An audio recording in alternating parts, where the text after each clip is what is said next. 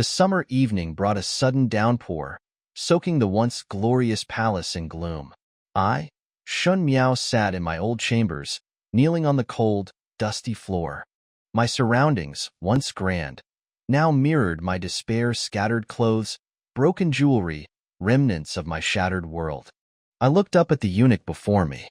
His tone was impatient as he handed me a white silk scarf, urging me to hurry. This was the end for me, the empress, reduced to kneeling like a criminal. I laughed bitterly at his arrogance and at the words he spoke. The past is gone. Those words summed up my life.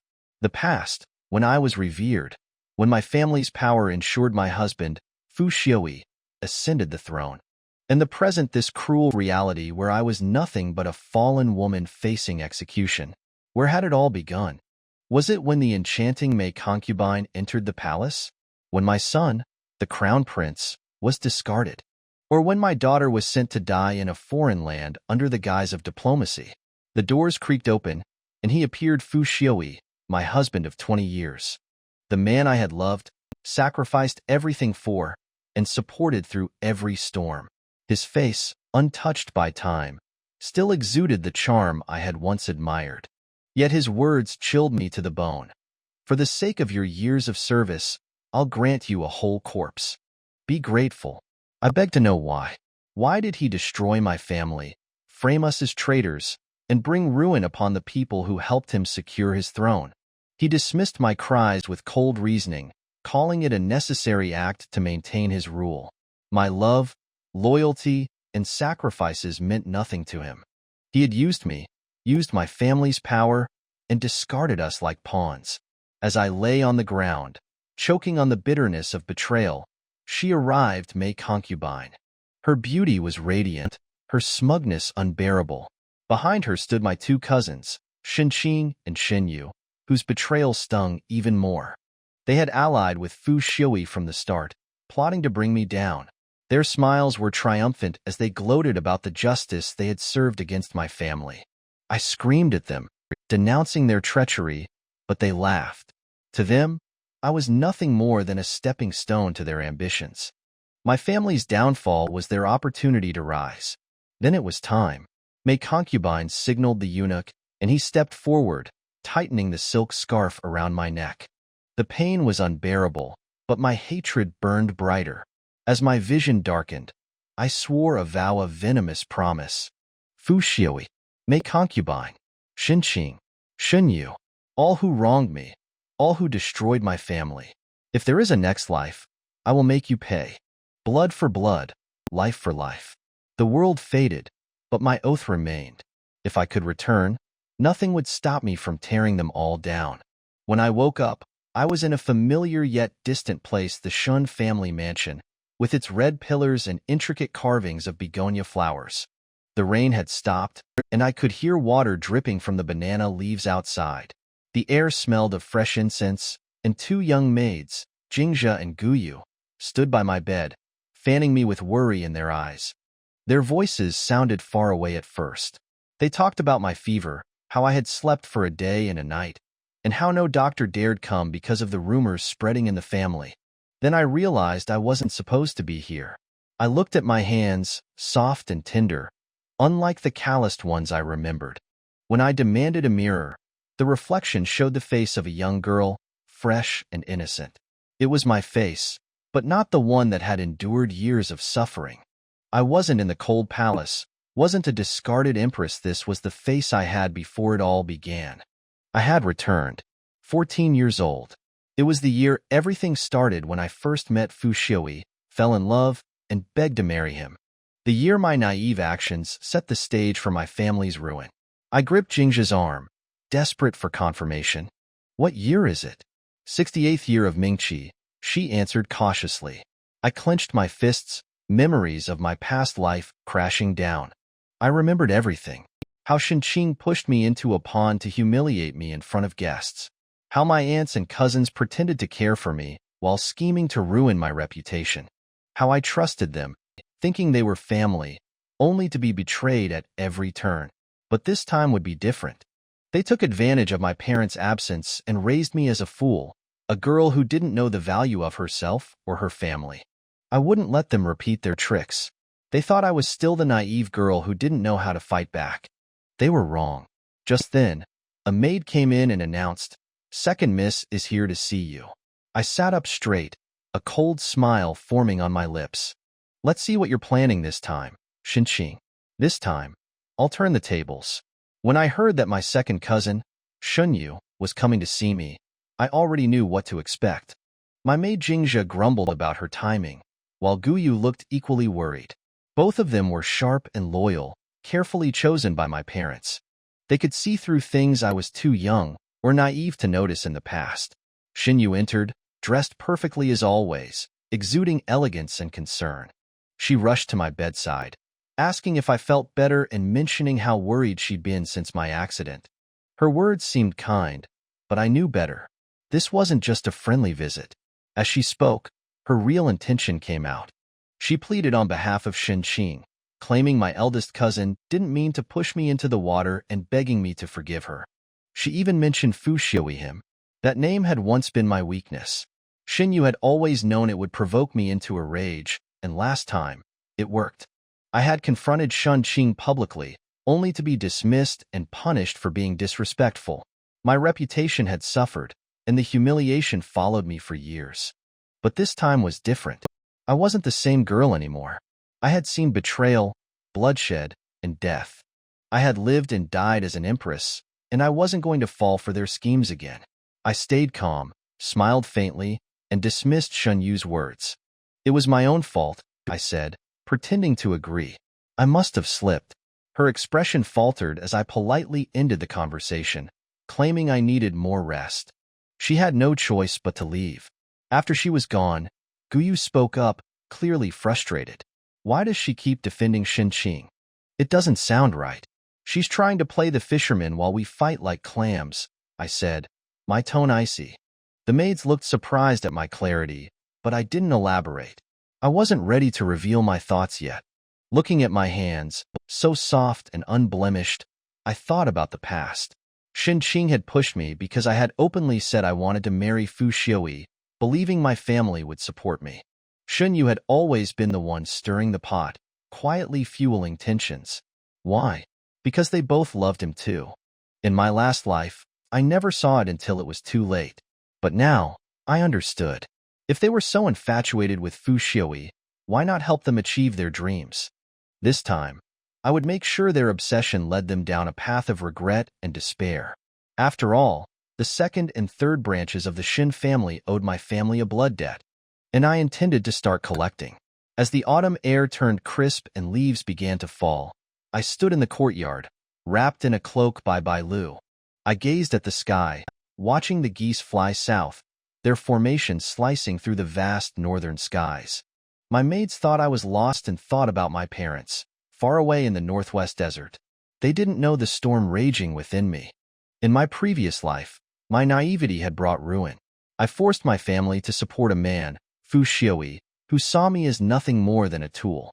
My reckless love dragged the Shen family into the chaos of political struggles, ending in betrayal and annihilation. This time, I knew better.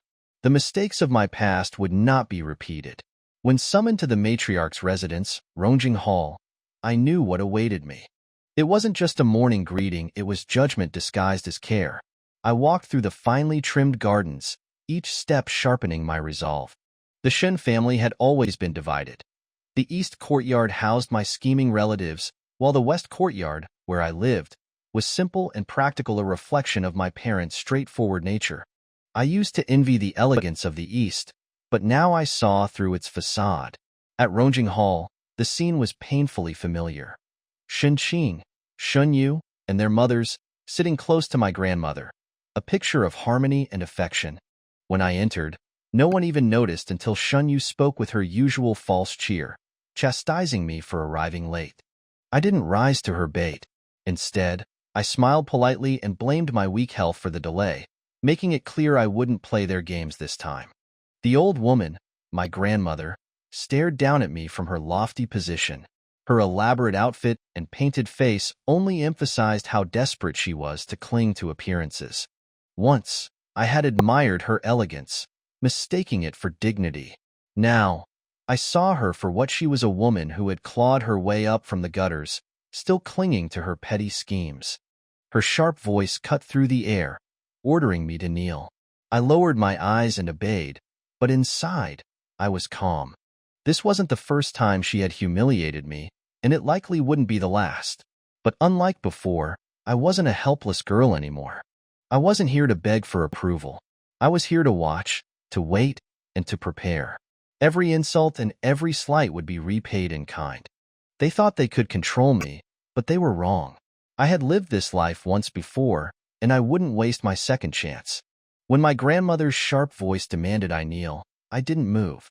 For the first time, I met her overbearing presence with calm resistance. The room fell silent, shocked at my defiance. I had always been the timid, obedient girl, raised under her strict hand, never questioning her authority. Yet here I stood, steady and unyielding. "Grandmother," I said evenly, "I don't know what I've done wrong." Xinyu, ever the perfect cousin, rushed to smooth things over, framing my actions as stubbornness and disrespect. Her carefully chosen words twisted the situation, but I didn't react. I knew this game too well now. Then the accusations came. Grandmother called me shameless, claiming I had embarrassed the family by spying on Prince Fu Xiui, the very man I once adored. Xinyu, as always, added her subtle knife, suggesting I apologize to him, wrapping poison in honeyed words. They didn't expect my response. "Second sister," I interrupted Xinyu firmly, "please be cautious with your words. We are a family of status, and such careless remarks could ruin my reputation." My tone was calm, but my gaze was sharp, challenging her to continue. The room grew tense. I turned to my eldest cousin, Shen Qing, the only one with me at the pond that day. "Elder sister, you were there when I fell. Did you see Prince Fu Xiui?" She nodded, unsure where I was going. "Then it's clear," I said. "I wasn't spying on him. How could I know he would come to our home unannounced? Did someone deliver a message to the inner courtyard? Or perhaps the prince himself sent a notice? If so, why wasn't the family informed?" My words hung heavy in the air. Grandmother and the aunts exchanged worried glances, their earlier arrogance fading. They knew exactly what I was implying. If a royal prince had sent word ahead and it was kept secret, it could be interpreted as plotting. A dangerous game in a court where suspicion ruled. I saw the panic flash in their eyes. They understood the risk they'd played this game too long not to. The accusations against me weren't just petty now. They could bring real consequences for the entire family. Inside, I smiled coldly. They had tried to use me as a scapegoat to ruin my reputation and cover their schemes. But this time, I wasn't the naive girl they thought they could control. They wanted to step on me to rise higher? Let them try. I would make sure every step they took would bring them closer to their own ruin. Xinxing looked at his mother with some confusion. Although he was unwilling to do so, he still kept his mouth shut. Although Xinyu didn't understand what was wrong with Shen Miao's words, she realized something when she saw Chen Ruqia's nervous look, and stood there obediently, not speaking again. Mrs. Shen frowned. Although she had followed General Shen for so many years, she did not understand the twists and turns in the officialdom. Her vision was limited to the sky in the four corners of the back house. She could hear the meaning in Shen Miao's words. Meaning? She felt as if Shen Miao had taken the wrong medicine today. She had offended Her Majesty as the head of the family by repeatedly contradicting her, and she was about to get angry. Xiaowu is right. Ren Wanyun smiled and interrupted the reprimand that old lady Shen was about to say. It was originally a misunderstanding. How could something in the front hall spread to the backyard? It was just an unfortunate coincidence. His Royal Highness Prince Ding is open-minded and would not take the children's play seriously. It was all a misunderstanding. Poor Xiaowu. He fell into the water and was frightened. He was really wronged. Old Madame Shen opened her mouth, somewhat dissatisfied with the second daughter-in-law's sudden interruption. However, Ren Wanyun's family was a well-known merchant family in Mingqi, and many of their expenses were usually subsidized by this second daughter-in-law. Although she was dissatisfied, she did not want to offend her. She snorted immediately, but did not continue. Chen Ruqiu also realized something and hurriedly followed Ren Wanyun's words. "That's right. Sister Yu, Sister Qing, please don't mention what you just said again in the future." Xiao Wu accidentally fell into the water, and His Highness Prince Ding happened to see him. That's it. There's no coincidence in the world. She looked at Shen Miao with a smile. Xiao Wu, the old lady feels sorry for you and is not really angry with you. Shen Miao looked at the woman in front of her. Shen Yu looks like Chen Rukiyu and has a similar temperament. Chen Rukiyu comes from a scholarly family. She has graceful and beautiful eyebrows. She usually walks and talks in a gentle manner. She is beautiful but not frivolous. Such a bookish woman seems to be easy to get along with, but who knows what will happen next. Later, when the Hun's envoys requested a marriage, there was only one princess of the right age in the palace, and that was Wan Yu. Chen Ruoqiu said that Shen Yu was getting older, and marriage was her final destination. So she voluntarily married the Xiongnu. But Shen Yu was not a princess, so Fu Shui canonized Shen Yu as Princess Yueru, so that the marriage could be legitimate. But in the end, it was her Wan Yu who got married. Wan Yu died on the way to get married, and Wan Yu's princess palace was given to Princess Yueru. Princess Yueru accepted everything from Wan Yu naturally. Her Wan Yu is not yet 16 years old. Shen Miao closed her eyes. If Chen Rukiyu did not contribute to this, I am afraid that Chen Rukiyu herself would not believe it. I'm afraid that Chen Rukiyu and Mrs. May have already reached an agreement, and what they want is to see her think she has hope, but her own hope is shattered. Chen Rukiyu's smile froze. The girl opposite looked at her, with a round face, round eyes, and round nose. This appearance, coupled with a timid expression, could easily give people the impression of being stupid. But now it is not the same. The timid look disappeared without a trace, replaced by a solemn expression. It was not a sudden nervous seriousness, but a seriousness from the heart, with a faint sense of distance. For a moment, Chen Ruoqiu suddenly felt that the person in front of him was not the stupid daughter of the eldest wife, but a master in a high position. The sharpness hidden around him made people tremble suddenly. The next second, the girl curved her eyes at her and said, I don't think third aunt now thinks that Xiao Wu is right. Chen Ruoqiu was stunned, looked at the obviously unhappy old lady in the high position, and reluctantly said, That being said, Xiao Wu fell into the pond, which was too careless. How did the maids around him take care of him? When the eldest brother and sister-in-law are not around, are they so arrogant? In my opinion, it is better to replace these maids.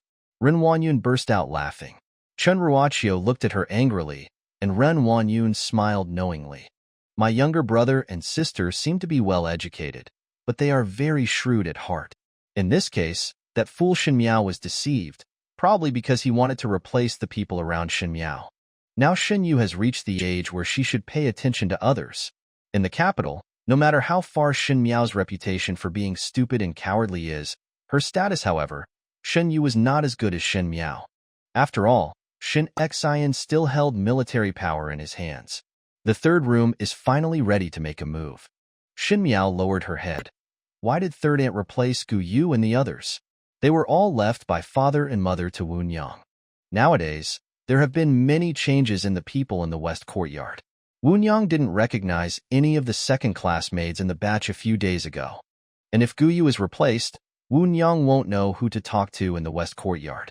Ren Wanyun's smile stopped abruptly. In the West Courtyard, Shen Xian and his wife were away from the capital all year round. Almost all the girls and servants in the courtyard had been replaced.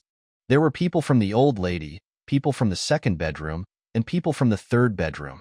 But because he is the head of the second room, there are naturally more people in the second room.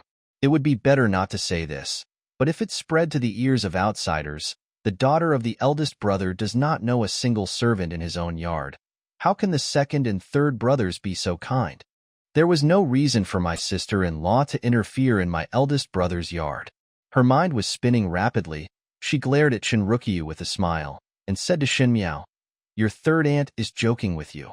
Gu Yu and the other girls are just careless. Our Shen family is kind-hearted and cannot do this.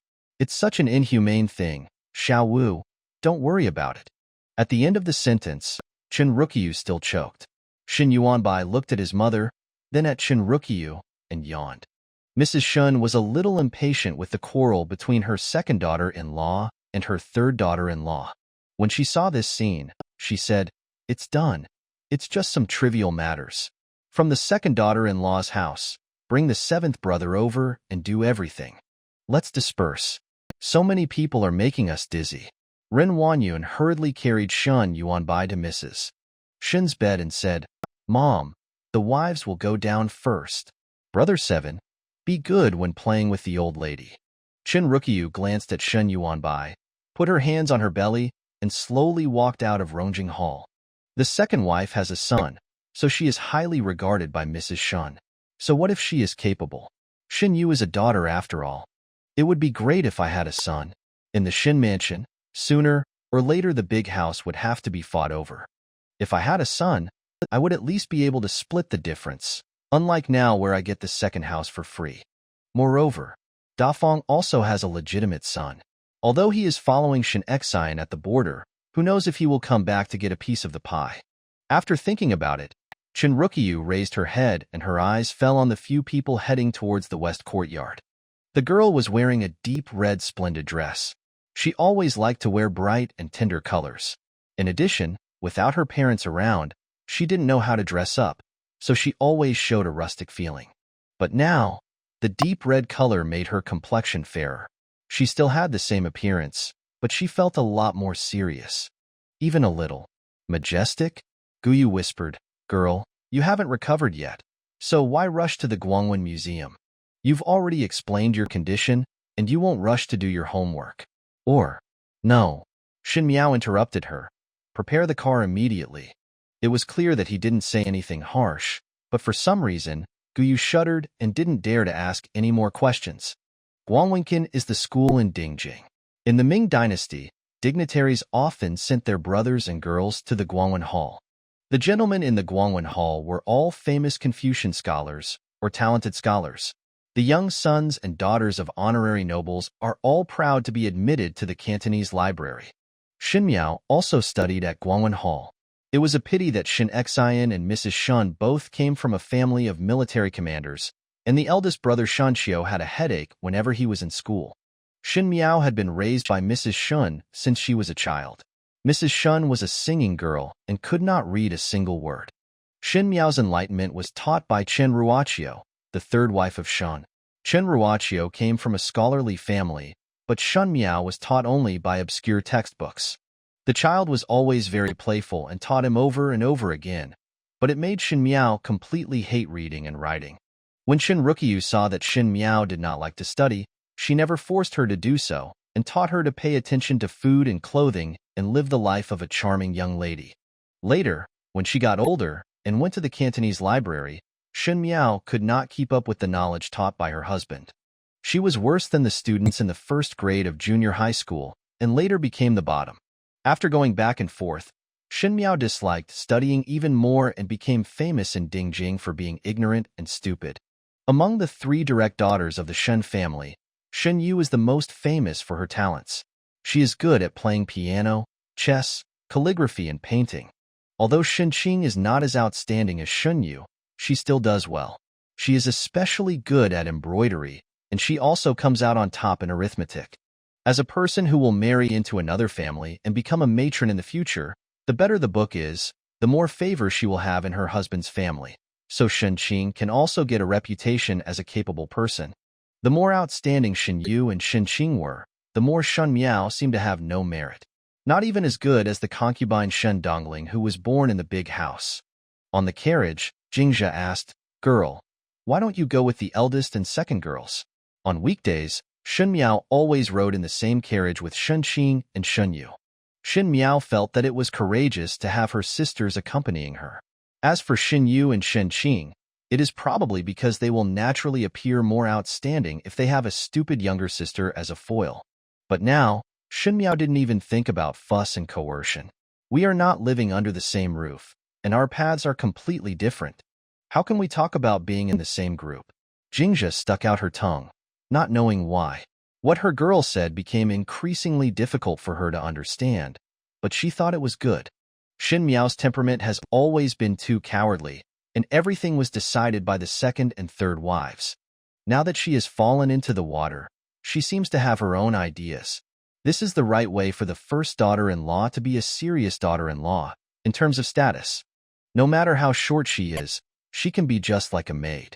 In another carriage, Shen Yu lifted the curtain and peeked behind and whispered, "Eldest sister, fifth sister is following behind. She is deliberately trying to get angry with me." Shen Qing snorted coldly. In front of Shen Yu, she never concealed her contempt for Shen Miao. Let her go. Anyway, it is not me who is embarrassed in the end, Shen Yu said worriedly, but she was already suffering from the cold, and what's more, His Highness Prince Ding's matter. Shen Yu? Shen Qing said, I don't know what you are thinking in your heart. Don't pretend to be a good person here. If you really care about her and feel sorry for her, go and sit in her carriage. Why bother talking to me here? Shen Yu bit her lip, lowered her head, and said no more. But he said that the carriage drove for half an hour and finally arrived at the Guangwen Museum. It's still early, and the teacher hasn't started class yet. Students from the second grade of junior high school came in droves and sat and talked in the classroom. As soon as Shen Yu and Shen Qing arrived, a girl immediately greeted them warmly. Among the women in Guangwen Hall, Shen Yu is the most talented. She is naturally beautiful, has a humble and gentle temperament, and is naturally sought after by everyone. Although Shen Qing is not as talented and knowledgeable as Shen Yu, she is capable and tactful, and the ladies in the circle of ladies also like her very much. A girl in pink clothes said, Mother Yu, why don't you see Shen Miao today? Normally Shen Miao would follow Shen Yu and Shen Qing like a maid, but it was a bit strange to see no one today. I'm afraid I'm too embarrassed to come here. The girl who said this was pretty, but her voice was a bit loud, with a mocking look on her face. I heard that His Highness Prince Ding fell into the water from a peak. It was due to the cold wind. It's not healed yet, and I still don't have the face to see anyone. Pelin, it's not like that. Shen Yu shook her head. You are just too protective of your sister, Pei Lang said. Such a stupid person is not like the girl from the Shen family, but you still protect her all the time. But she is really eye-opening. She looks timid and nuonuo on weekdays, but she is very brave when she meets His Highness Prince Ding. I don't know. I thought she was an uncultured girl from a small family. These words were a bit serious. Shen Qing heard the words and said with a smile, Fifth sister is just naughty for a moment. I think it's because General Shen and Mrs. Shen are not around to educate her, another girl with a ponytail said. If you neglect discipline, you naturally don't even know the etiquette, justice, and shame that the girl's family knows. What Kylin said is wrong, Shen Yu said softly. Although my eldest uncle and uncle are not in Dingjing, my fifth sister was raised by my grandmother. My mother and second aunt also taught me all the time, and they never neglect of discipline. The implication was that Shen Miao was born shameless. Sure enough, as soon as Shen Yu's words came out, Pei Lang said, It's really strange. We are brought up in the same family. Yunyang Qingyang, you and Shen Miao are really different. This is probably what the teacher said. Mud, you can't hold up the wall. She giggled as she spoke, and a circle of noble ladies gathered around her, all laughing. Even some young men couldn't help but look sideways. The next moment, someone was heard shouting, Look, Shen Miao is here. Everyone looked towards the door with the mood of watching a good show. Then he saw a girl slowly walking towards the door, wearing a crimson double-nested cloud goose outfit with crimson silk and a dark blue embroidered cloak. Such a color would be too mature for a woman, especially Shen Miao, who was so round and waxy that if she was not careful, she would look like a child who had stolen the clothes of her elders. Her steps were very slow, and the hem of her skirt didn't move at all. Although her steps were light, they were very weighty. She couldn't explain why, but she felt graceful and majestic for no reason. The chin was slightly raised, and the brows were calm. So the puppy-like eyes turned into a bottomless pool, with all the power contained in them, like a beast with its claws. Those noble ladies who hold high positions, or the decisive look of the father who is the master of the house. The school gradually became quiet. What was Shen Miao like? If you ask the students at Guangwen Hall, whether they are in National 1, National 2, or National 3, I am afraid they all know it. There is no other chapter. He is stupid, cowardly, but he still wants to appear chaste, quiet, and virtuous. His appearance is nothing special, his temperament is not outstanding, and he is not proficient in any of his talents or knowledge. He is also a nymphomaniac, and everyone in the capital knows that he is infatuated with King Ding. Therefore, If we say who is the most outstanding woman in Guangwen Hall, it is naturally Shen Yu. If we are talking about who is the most despicable woman, it is naturally Shen Miao. Both are daughters of the Shen family, but their images are completely different. However, everyone was still used to the maid like Shen Miao beside Shen Yu. One day, when Shen Miao didn't look like Shen Miao, everyone became a little unaccustomed to it. Pei Lang pushed Shen Yu. Mother Yu, could it be that your sister is ill and confused? Why does she seem like a different person today? Shen Yu looked at Shen Miao with some confusion in her heart. Just as she was about to speak, her friend Jiang Kaixian spoke up. Shen Miao, I heard that you fell into the water. What, are you feeling better now from the cold? It was really embarrassing to say this so openly. If Shen Miao was the usual person, she would definitely look at Shen Yu at a loss and ask Shen Yu to speak for her. But today, she just glanced at Jiang Kaixian lightly and said lightly, Okay, thank you for your concern. Jiang Kaixian was stunned, and everyone in the school was also stunned. Perhaps she did not expect that Shen Miao would be so lukewarm towards her. Jiang Kaixian felt that Shen Miao's attitude was very annoying and immediately said, Now that the cold is better, the first thing is not to apologize to His Highness King Ding, but to come here academy. Don't you think you're putting the cart before the horse? Shen Miao took a deep breath. None of the students around her, whether they were boys or girls, had the intention to speak for her. She originally had no friends. Watching Shen Miao make a fool of herself was probably the only pleasure these noble disciples had in the academy. Glancing at the people with different expressions, and then looking at the gloating in Shan Qing's eyes, Shen Miao was about to speak when she heard Shen Yu say, His Royal Highness Ding is open-minded and will not blame fifth sister for such trivial matters. My sister comes to the academy naturally because she is thirsty for knowledge, which is a good thing. What a good thing. The young man on the other side couldn't help laughing. He had been secretly in love with Shen Yu for a long time. He also looked down on Shen Miao very much. He felt that having a sister like Shen Miao was simply a tragedy for Shen Yu. He said, If you are thirsty for knowledge, Shen Yu, if you want to help this sister, you don't need to use such words. If you are thirsty for knowledge, someone who can't even read Mr. Guai's text, saying you are thirsty for knowledge is not that's ridiculous.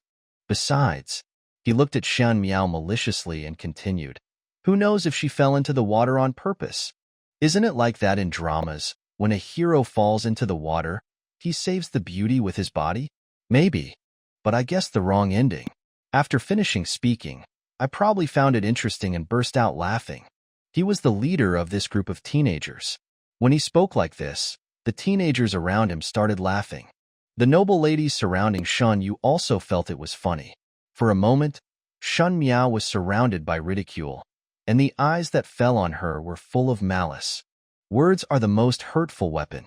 I don't know how many times this happened in my last life.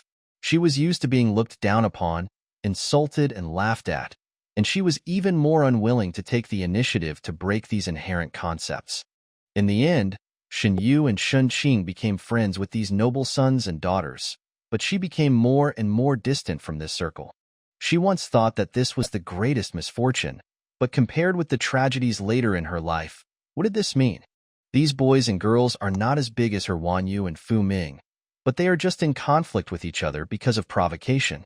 Should these really be her enemies? Of course not. These noble children are either rich or noble, and many of them belong to aristocratic families. And what happened to the aristocratic families in their previous lives? All of them were eradicated one by the late emperor and Fu Xiu-yi.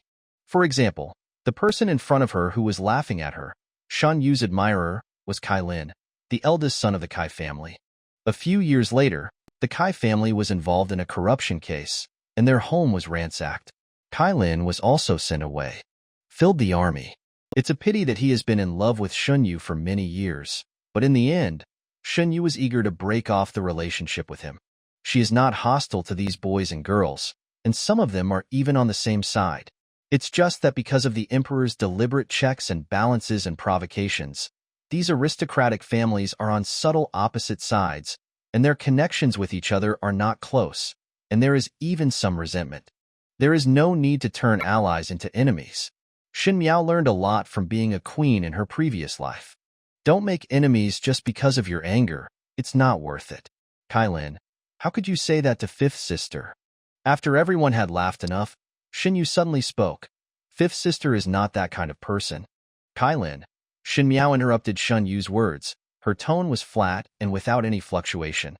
Who told you that I fell into the water because I admire His Highness Prince Ding? Saying it so boldly should make people feel contemptuous, but when Shen Miao said this, Shen Qing was calm and her tone was completely indifferent, which actually made everyone stunned. Kylin was the little bully here. Normally, Shen Miao did not dare to say anything when she saw him. When had she ever used such a questioning tone? And there was a hint of command like questioning in his tone unconsciously. Kylin didn't know why, but he didn't curse out loud, but said, "Isn't it? So that's how it is." Shen Miao muttered to herself, suddenly smiled slightly, and looked at Shen Yu and Shen Qing. Eldest sister, second sister, it's fine if others don't know. Don't you know either? Why don't you defend your sister? Shen Yu and Shen Qing were stunned at the same time, and suddenly remembered their mother's instructions before leaving, not to say the wrong thing about Shen Miao falling into the water. After all, Shen Qing was more concerned about the overall situation than Shen Yu, and immediately said, "Yes, don't talk nonsense. I was with the fifth sister at that time. I saw it with my own eyes." The fifth sister accidentally slipped into the water. At that time, His Highness Prince Ding arrived. This encounter has nothing to do with admiration. Shen Qing said so confidently that although everyone didn't believe it, they were not as serious as before. However, Shen Miao opened her mouth and said, "You can't speak nonsense unless you have seen it with your own eyes. Guangwen Hall not only teaches lessons, but also cultivates moral character. Moreover, the words of love are originally beautiful words. Why are they said so badly? I, Shen Miao, love someone with dignity. How can I think of His Majesty Prince Ding? You are wrong. In this world, it is difficult to change your impression all of a sudden. Besides, it was known to the whole world that she was obsessed with Fu Xiuyi. Now if she says she doesn't love him, no one will believe her. But no matter what, there are always clear boundaries to draw." Before he finished speaking, a voice of admiration was heard. What a dignified person to admire! A young man walked in from outside. He looked like he was in his early 20s. He was dressed in a green shirt. He had straight eyebrows and a slightly frail figure, but he looked like a magnanimous gentleman. He walked in and praised, "You are right. Admiration is dignified. It is not meant to cancel ridicule. Although Banqueting is about teaching lessons, morality also needs to be practiced diligently." All the students were silent. Shen Miao stared at the young man closely. Pei Lang, the scholar of Guangwen Hall, has both ability and political integrity. He is the only scholar in Guangwen Hall who can teach in the hall. Pei Xiaozai was gentle and patient, and was more respected among his students than other strict masters. Even for people like Shen Miao who often dropped the ends of their books, Pei Xiaozai never scolded him, but patiently explained them over and over again. If that's the case, this man is indeed a good gentleman. His character, talents, and knowledge were all outstanding, but unfortunately, Shen Miao also knew about his other identity. Fu Xiuyi was the most relied upon staff member. Later, after Fu Xiuyi ascended the throne, he was appointed as the national advisor. The national master Pei Lang is proud of the spring breeze. He is inferior to one person and superior to 10,000 people. As a national teacher, he has indeed done a good job. Shen Miao thought that Pei Lang was an intelligent and upright person, but when he deposed the crown prince in the end, he did not say anything. The personal relationship between Shen Miao and Pei Lang was not bad at all. It was Pei Lang who proposed Shen Miao to go to Qin as a hostage. Pei Lang said, "This is all for the sake of Ming Qi's country. If the Empress can solve your Majesty's urgent needs here, in the future, the country will be covered by the blessings of the Empress, and everyone in the world will be grateful to the Empress for her kindness." But in fact, when she returned to the palace 5 years later, there was a new Mrs. May in the harem, and Pei Lang's subordinates who used to respect her began to be wary of her. When deposing the crown prince, Shen Miao even knelt down and begged Pei Lang because Pei Lang was Fu Xiuyi's confidant. As long as Pei Lang spoke, Fu Xiuyi would definitely listen to his opinion. But Pei Lang helped her up and said to her, "My queen, there is nothing I can do about your Majesty's decision." "Pei Lang, are you just going to watch the prince be deposed like this? You know clearly that deposing the prince is not allowed." She asked angrily. This is the general trend, my dear. Accept your fate. Pei Lang sighed. Accept your fate. How can one accept his fate? Wouldn't it be too sad and hateful if we had to accept our fate again in this life? Shen Miao stared at the young man in front of her with a heavy gaze. He was upright. He refused to save anyone. He was gentle. But he was also ruthless. As a minister, everything is for the sake of the country, and Pei Lang is a loyal minister. But as long as he sides with Fu Xiuyi, he is destined to fight her to the death for the rest of his life. At this time, Fu Xiuyi should not have conquered Pei Xiucai yet. So, should he cut off their chances before that and draw Pei Xiucai to his side? Or simply, first strangle him in the cradle? Pei Xiucai put down the book in his hand and was sensitively aware of a gaze looking at him. He raised his head and met Shen Miao's eyes with unknown meaning. Shen Miao was sitting relatively far back. Even so, she still looked at herself stubbornly and uprightly. This feeling was a bit strange. Pei Xiucai felt that kind of gaze contained a kind of scrutiny and judgment, as if he was weighing the pros and cons and judging something. Extending it a little further, it is a kind of critical looking down. He made a move, wanting to see Shen Miao's expression clearly, and saw the girl picking up the pin on the table and lowering her head. Pei Lang smiled inwardly and shook his head. How could a little girl have such a condescending look? As for judgment and scrutiny, that was even more impossible. Shen Miao was the most stupid and cowardly person in the entire Guangwen Hall. He arranged his things and started today's lecture. The entire second-grade students were a little sleepy. Arithmetic classes are inherently boring. No matter how wonderful Pei Xiucai's teachings are, they are only for 14 or 15-year-old boys and girls.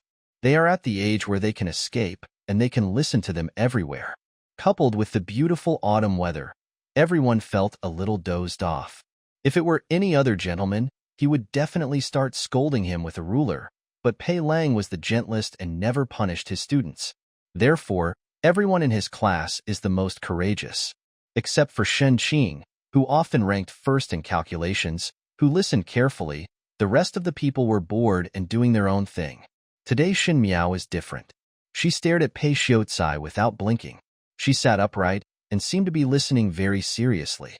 This is really unbelievable, because she usually hates studying the most, and she has no interest in arithmetic. It's a miracle that you're not asleep right now, and you're still listening to the class attentively?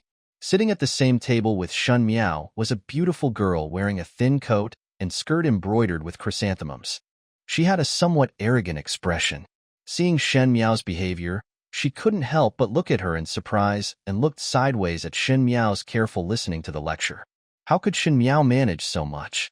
In her previous life, she had no interest in arithmetic, but after becoming a queen, everything was unstable at first, and she had to plan carefully to maintain her life in the harem. As a queen, she also had to reduce expenses. After doing it herself, she felt that the calculation was not so difficult.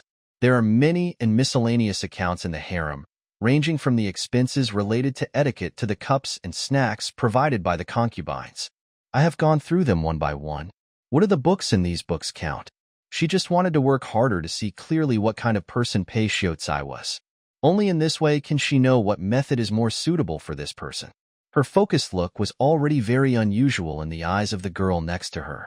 After the arithmetic class was over and Pei Xiucai left, Shen Miao withdrew her gaze. The girl next to her pushed her and said with surprise in her tone, "Shen Miao, are you possessed by evil spirits? Why do you say that?" Shen Miao asked. The girl in front of her is Feng Anning, the legitimate daughter of Guang Lushuan's family. The Feng family was once a noble court official in the capital, and Feng Anning was raised to be spoiled since she was a child. But in her previous life, Master Feng stood on the wrong side, and after the new emperor ascended the throne and was dismissed, the Feng family had to marry her to a distant cousin in order to protect their daughter. After that, the Feng family fell into decline, and Feng Anning did not have a good ending after getting married. That cousin was also a rotten thing inside. Within a year of Feng Anning's marriage, he had a mistress, had a son, and scolded her for being a burden left by the Feng family. Feng Anning was not a person who could tolerate grievances, so she immediately took the scissors and died together with the mistress. All the things in the past life now seem like passing clouds. Looking at the proud girl in front of him, how could he have imagined the future decline? Shen Miao now looked at the boys and girls in Guangwen Hall, as if she were looking at children as old as Fu Ming and Wan Yu, and it was difficult to feel angry. Except for duplicitous villains like Shan Qing and Shen Yu, most people are just spoiled children. And these boys and girls who have been pampered and raised will realize the cruelty of fate in just a dozen years. Seeing that she didn't speak, Feng and Ning was a little dissatisfied and said, "Are you ignoring me on purpose? Shen Miao, you are working so hard today. Maybe it is for the examination in 1 month. I heard from your sister. Do you want to take advantage of this opportunity? Check out the limelight so that others can see you. After all, he is a child." After listening to Pei Xiaotsai's words just now, he stopped talking about his admiration for King Ding. Verification? Shen Miao raised her eyebrows. The calibration of Guangwen Hall is held in October every year. The examination is a test for every student in the school. Especially outstanding students will be able to enter the talent show. The most important thing is that there will be many Confucian courtiers watching that day, and the prince will also be watching. If there are good students, they may be able to get an opportunity to enter the official career. In short, showing one's talents to others is always a show-off thing. Therefore, during the annual calibration, everyone tries their best to get a good name. In the second middle school, Shen Yu is the most talented and excels in the examination every year. Although Shen Qing is not as accomplished as Shen Yu in poetry, he is among the best in arithmetic, and he can always get a ranking in this category.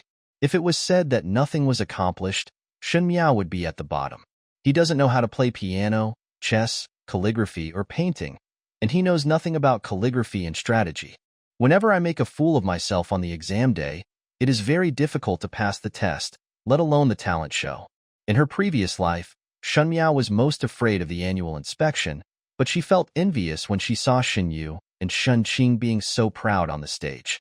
Looking back at it now, I just feel that it is all just jealousy among children. She has never seen any battles before, so she really doesn't take it seriously.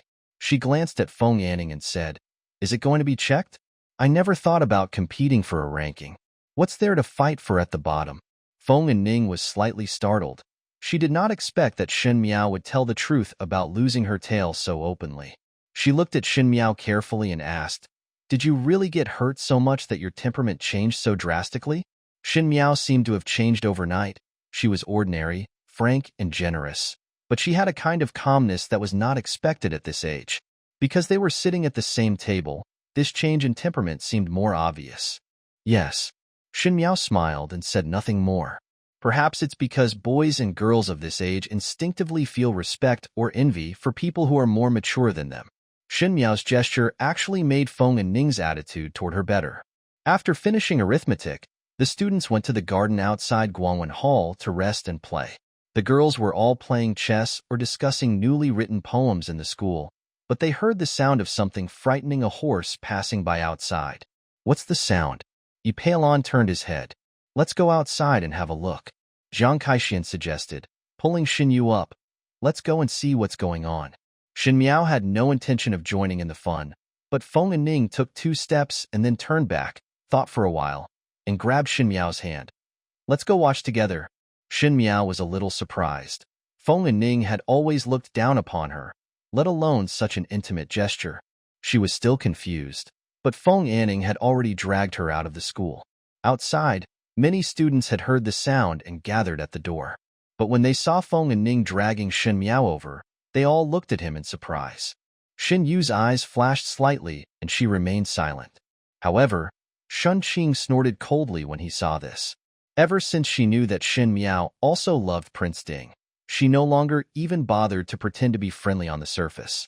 But that's not what's surprising. Kylin just squeezed out of the crowd and saw the people outside and shouted in surprise, "Thank you, Mr. Ho." "Thank you, Mr. Ho?" Shen Miao looked outside. Outside the red gate of Guangwen Hall stood a red horse, its coat shiny and smooth, a rare and precious horse. The horse kicked its front hooves with a little pride, and its elegant figure attracted everyone's attention. But after all, it is not as dazzling as the person on horseback. The young man sat upright on the horse, wearing a narrow black brocade with cloud patterns and a dark purple sable fur cloak. He lazily played with the whip in his right hand. The corners of his mouth were slightly raised, as if he was smiling, but his eyes were very cold. A girl in the crowd immediately blushed, and regardless of the location, she boldly folded her handkerchief into a silk flower and threw it into the boy's arms. Mingqi has always been an open-minded people, especially when it comes to the rules of young boys and girls. They are very tolerant. The silk flower fell into the boy's arms, and he took it in his hand, smiling. The girl who dropped the silk flower immediately stroked her chest, her face flushed, as if she had already gone crazy. The next moment, the boy's mischievous smile disappeared. The silk flowers fluttered to the ground, fell into a ball under the maroon horse's hooves. He lazily sat up straight. He was born with a strong aggressiveness, but because of his handsome face, his attraction was amplified to the fullest. It is an existence that people cannot take their eyes away from. What a cold and bad person. Pei Lang murmured. It's the young marquis of the Xie family. Shen Miao raised her eyebrows and thanked the young marquis and Jingxing. Today's hairpin family in Mingqi is more or less the result of their achievements in conquering the country with the late emperor since the founding of the People's Republic of China. After generations of people, some aristocratic families only have names but nothing inside. Some aristocratic families are becoming more prosperous and blooming with flowers. There are civil officials like the Feng family and military generals like the Shen family. If the Shen family has been honestly leading troops to fight for generations, they are recognized as honest people. Then the Xie family, with a large number of troops, is a scumbag inside and out. His Majesty is helpless against the Xie family. Maybe the Xie family always had some rebellious bones in their bones. They did all kinds of stupid things, such as ignoring the order from the capital thousands of miles away to retreat, and insisted on taking a different approach to pursue the victory. In the end, they even called it a general can accept military orders when he is away from home or not. But the Tian family could never do anything to the Xie family, because the Xie family was invincible. The Shen family and the Xie family were inherently antagonistic. Of course, there was intentional estrangement and instigation by the late emperor to check and balance each other to stabilize the court. The political views of Shen Xian and Mr. Xie were never at odds. Shen Xian couldn't stand Xie radical and cunning tactics and unorthodox tactics on the battlefield. Xie couldn't stand the fact that Shen Xian had to read military manuals when fighting. He was conservative and didn't know how to adapt. Apart from quarreling in the court, the two families had no contact with each other, and the late emperor was obviously happy to see what happened. After Xie wife passed away, Xie did not marry his stepwife. There was only one concubine, and the concubine gave birth to two sons. In other words, Xie Jingxing had two brothers who were born as concubines. Perhaps Xie felt sorry for his legitimate son's mother who died young and wanted to try his best to make up for him. He pampered Xie Jingxing since childhood and finally developed a lawless temper in Xie Jingxing. But even so, Xie Jingxing is still a wonderful person. Apart from his naughty and cold nature, he is also one of the best in talent, intelligence, appearance, and family background. Otherwise, there would not be so many girls who secretly admire him. It's just a pity, Shen Miao sighed in her heart, that such an outstanding young man ended up with a tragic ending of being pierced by thousands of arrows and skinned and dried. Perhaps the pity in her eyes was too obvious, and the young man suddenly looked over. His eyes as deep as stars flashed slightly, and he glanced at her with unknown meaning. Shen Miao lowered her head and looked shy. Xie Jingxing died at the age of 22. The late emperor wanted to punish the Xie family. The Mingqi royal family became more and more ignorant and incompetent as time went by. All day long, I am not thinking about working hard to develop national strength, but thinking about self-protection. The hairpin family is a threat. As Fu Xiui said, it was the Shen family's goal to be honest, and the Xie family's disobedience to orders was naturally a thorn in the side of the late emperor. When the Xiongnu invaded, the Xie family led the army to fight, and Xie led the army to fight. General Xie, who had been unbridled on the battlefield all his life, was finally annihilated. Xie Jingxing waited for his father to return in the capital, but in the end he waited for a coffin. Xie death was not the end. When he was buried, the people of Dingjing sent him off on their own, and the whole country wept and mourned. This was a taboo for the royal family. So not long after, the young Xie Jingxing was appointed to go to the war on behalf of his father. This was not the first time Xie Jingxing had been on the battlefield. Like the rest of the Xie family, his talent on the battlefield was enough to scare the enemy. However, knowing the strangeness of Xie Ding's death, this imperial edict from the royal family almost pushed Xie Jingxing to a dead end. Xie Jingxing still accepted the imperial edict and went to the battlefield, but was defeated. He was exposed to the enemy's target that day and was shot through the heart by thousands of arrows. Not only that, for some reason his body was taken away, and the Huns skinned him and dried him, and hung him on the city wall as a warning to others. The tragic ending was staged once again, and the whole country of Mingqi mourned. Both father and son died on the battlefield. The common people could only see the brutality of the Huns and the bravery of the generals, but could not see the undercurrent under this conspiracy. At that time, the late emperor was on his deathbed, and Fu Xiui took over the affairs of the court. He felt sorry for the Xie family's experience and posthumously named the Xie family and his son. The Xie family's father and son, who had received the title, were already dead, but thanks to the consolation of the imperial court, they benefited from the concubine and the two sons who were born as concubines. Shen Miao still remembered Shen Xian's heartbroken look when she learned that Xie Jingxing was dead. I thought that when the Shen and Xie families were in the same situation and the Xie family was unlucky, my father should not be sad no matter what. Thinking about it now, I'm afraid Shen Xian would have felt sad that the rabbit was dead and the fox was dead. The balance has been broken. When the Xie family fell, the Shen family followed.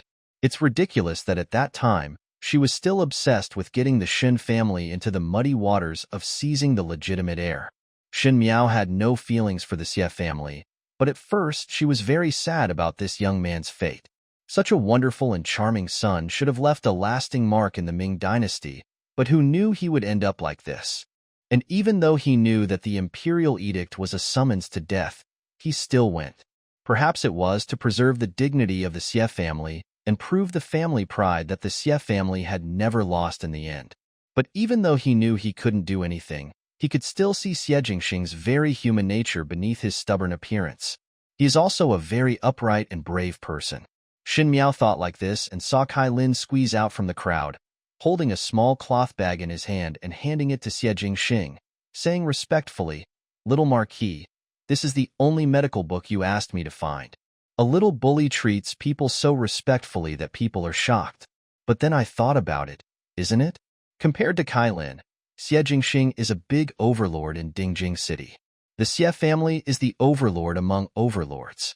Thinking about it this way, Kylin's attitude towards Xie Jingxing is understandable. Feng and Ning whispered to Shen Miao, "What do you think of Mr. Xie Xiaohou compared to His Highness Prince Ding?" Shen Miao choked. She was not used to Feng and Ning suddenly being so good to her. She said seriously, "Xie Xiaohou Yi is even better." How could it be better? In her opinion, how could a villain like Fu Xiui be compared with a young man like Xie Jingxing? When Wan Yu and Fu Ming were reading the official history of Mingqi, they read the section about the Xie family and secretly told her that they thought Xie Jingxing was a good man who stood up to heaven and earth, and it was a pity that he died. A young man who is praised even by his own children must be good. Feng Anning was a little surprised, and then said after a while, "It seems that you are really sad." Shen Miao was too lazy to explain to her. Then Xie Jingxing saw Xie Jingxing on the horse, took the baggage, and tied it to the saddle. He glanced at Kylin, said nothing, turned around and left with a dash of his whip. The horse stirred up billowing smoke and dust, but it still could not conceal the grace of the young man on the horse. Just like the rising sun in the sky, it is born with dazzling light. Kylin was a little disappointed, and the girls around him couldn't hide their disappointment. They probably thought that Xie Jingxing could stay longer. It is very strange that Xie Jingxing is the only aristocratic child who has a good reputation among girls, but the boys are not jealous of him because of it. Maybe it's because he has a completely different style of acting from others, which is really enviable. Shen Miao concealed the deep thought in her eyes. If the Xie family collapses, the Shen family will also face catastrophic disasters. Since the two families are at odds with each other, can they relax a bit? If the one from the Tian family wants to take action, he might have to consider whether he has the ability. Saving the Xie family, saving Xie Jingxing. As long as this is done, it will give the Shen family an extra bargaining chip. The Shen family was honest and kind, while the Xie family was arrogant and domineering. The royal family first dealt with the Xie family, so perhaps she could make a deal with the Xie family. Xie Jingxing rode all the way and finally stopped his horse in front of a tavern. He dismounted and walked straight into the innermost part of the tavern. In the side room, a handsome young man in white saw him and smiled. "Third brother. Take it." Xie Jingxing threw the bag in his hand over. "Don't look for me for this kind of thing in the future." If Gaoyang hadn't asked him to find a rare copy of the medical technique, he wouldn't have gone to find Kylin, and he wouldn't have been like a fool in Guangwen Hall for people to watch. Thinking of the silk flower, he patted his clothes with some disgust. Gaoyang knew that his junior fellow apprentice had always been a germaphobe. He smiled and joked, "With your personality, you should move around more. There are students of similar age to you. You should learn to be as lively and energetic as them." He paused, and a mischievous smile appeared on his face. "Maybe there are lovely girls. You are just the right age. Why are you alone all day long?" Xie Jingxing had already gotten used to his senior brother's serious appearance but boring inner character. He turned his head away with a little impatience, but his mind was thinking about the pair of eyes he had just seen. The eyes were as clear as those of a young animal, but they contained deep compassion and helplessness. He was startled by the look, and then the owner of the eyes lowered his head, as if he was shy. But who was Xie Jingxing? He followed his father to travel all over the country when he was young, fought in wars and killed people, and trained his eyes to be sharp. The girl probably wanted to pretend to be in love with him, but unfortunately, she didn't even know that her eyes were as heavy as a pool of stagnant water, without a single ripple. It's really interesting. Xin Miao left school, and when she returned to Shen Mansion, it was already a little late. Ultra-fast and stable novel update. This article is written by Starter Xin Yu, and Shen Qing still did not join her, and Shen Miao did not bother to argue with them. Mrs. Shen had already rested, so she went back to the west courtyard. When Feng walked to the west courtyard, he heard a warm voice. "The girl is back. I heard that the girl fell into the water and was very worried.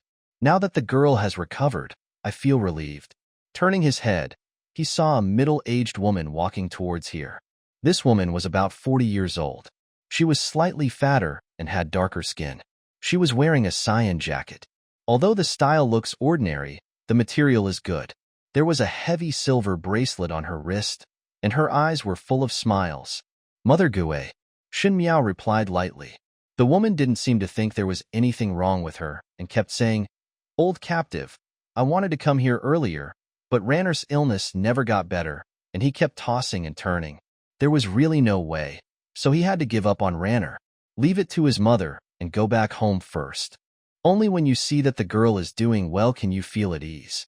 This was a clever thing to say, because Shen Miao was more important in her heart than her own grandson. If it were normal, Shen Miao would have been greatly moved after hearing these words, and then she would have said some comforting words and given some money to Aunt Gue so that she could go back and treat her grandson. But in the next life, when she looked at the woman in front of her, Shen Miao almost laughed at herself in her heart. How could she be so blind as to think that such a person was a loyal servant? Not long after Mrs. Shen gave birth to Shen Miao, Shen Xian went off to war with his orders. Shen Miao was still too young to travel, so Mrs. Shen had no choice but to reluctantly leave her in the Shen residence. Mrs. Shen hired a wet nurse for her, who is now Aunt Gue. Aunt Gue was born into a farmer's family in Zhuangzi. At first, Mrs. Shen also thought that she was diligent and honest. Later, when she saw how well Aunt Gue nursed Shen Miao, she even kept her at Shen Miao's side to be her upbringing nun. But in this world, people change. The west courtyard of Shen's residence was sparsely populated, and the two families in the east courtyard and Mrs. Shen were in charge. Aunt Gue initially took care of Shen Miao honestly, but later on, she saw the situation more clearly and defected to Mrs. Shen of the east courtyard without hesitation. Aunt Gue has a flattering personality. When she was determined to marry Fu Xiu-yi, Aunt Gue often fanned the flames. But the most hateful thing is that when Mrs. Shen brought her distant niece to join the Shen family, her elder brother Shinshio took advantage of her innocence. She insisted on asking the elder brother to take responsibility. In the end, she became her sister-in-law and took away her elder brother's niece. The backyard was in a mess. The niece who was insulted by Shinshio was the witness of Grandma Gue. Now that I think about it, it was really a lame drama. Disloyalty once, disloyalty 100 times. Besides, if someone like Aunt Gue has been unfaithful hundreds of times, she will naturally have to deal with it properly. It is better to kill a dog that runs away like this than to keep it. Aunt Gue waited for a long time, but did not hear Shen Miao's reward. The loving look on her face was a little stiff for a while. She couldn't help but look up at Shen Miao, but she saw Shen Miao looking at her indifferently, without any special emotion. Her heart skipped a beat, and for some reason, she felt guilty. The next moment, Shen Miao's reply was heard. "Oh, that's really hard work, Grandma." Guyu snorted softly and glanced at Aunt Gue mockingly. She had never looked down upon the flattering villain like Aunt Gue, who was domineering in the West Courtyard because she was a girl's nanny. However, my own girl was coaxed into submission by Aunt Gue in the past, but she believed many of Aunt Gue's slanderous words, which caused her to become alienated from the original servants in the West Courtyard. Fortunately, after the girl woke up after falling into the water, she seemed to have seen a lot of things clearly. Her current lukewarm attitude toward Aunt Gue really made Guyu feel relieved.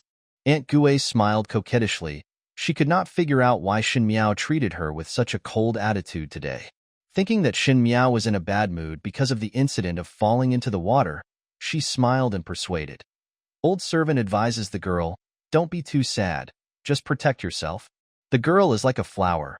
In the heart of His Highness Prince Ding, she will definitely like it one day." She always said pleasant words, and usually she could win Shen Miao's favor by saying the words that Shen Miao liked. But when these words came out today, Shen Miao's expression changed. "Auntie is talking like this. Do you want to stain my innocence?" Shen Miao said coldly. "Although my father and mother are not in the general's mansion now, I am also a legitimate daughter of the general's mansion and the mistress of the West Courtyard. To know that I have a clean reputation, isn't it because Grandma said this intentionally to get me into trouble?" Aunt Gue was stunned and said subconsciously, "How can a girl say that? This old captive is doing it for your own good. So it's my fault?" Shen Miao sneered.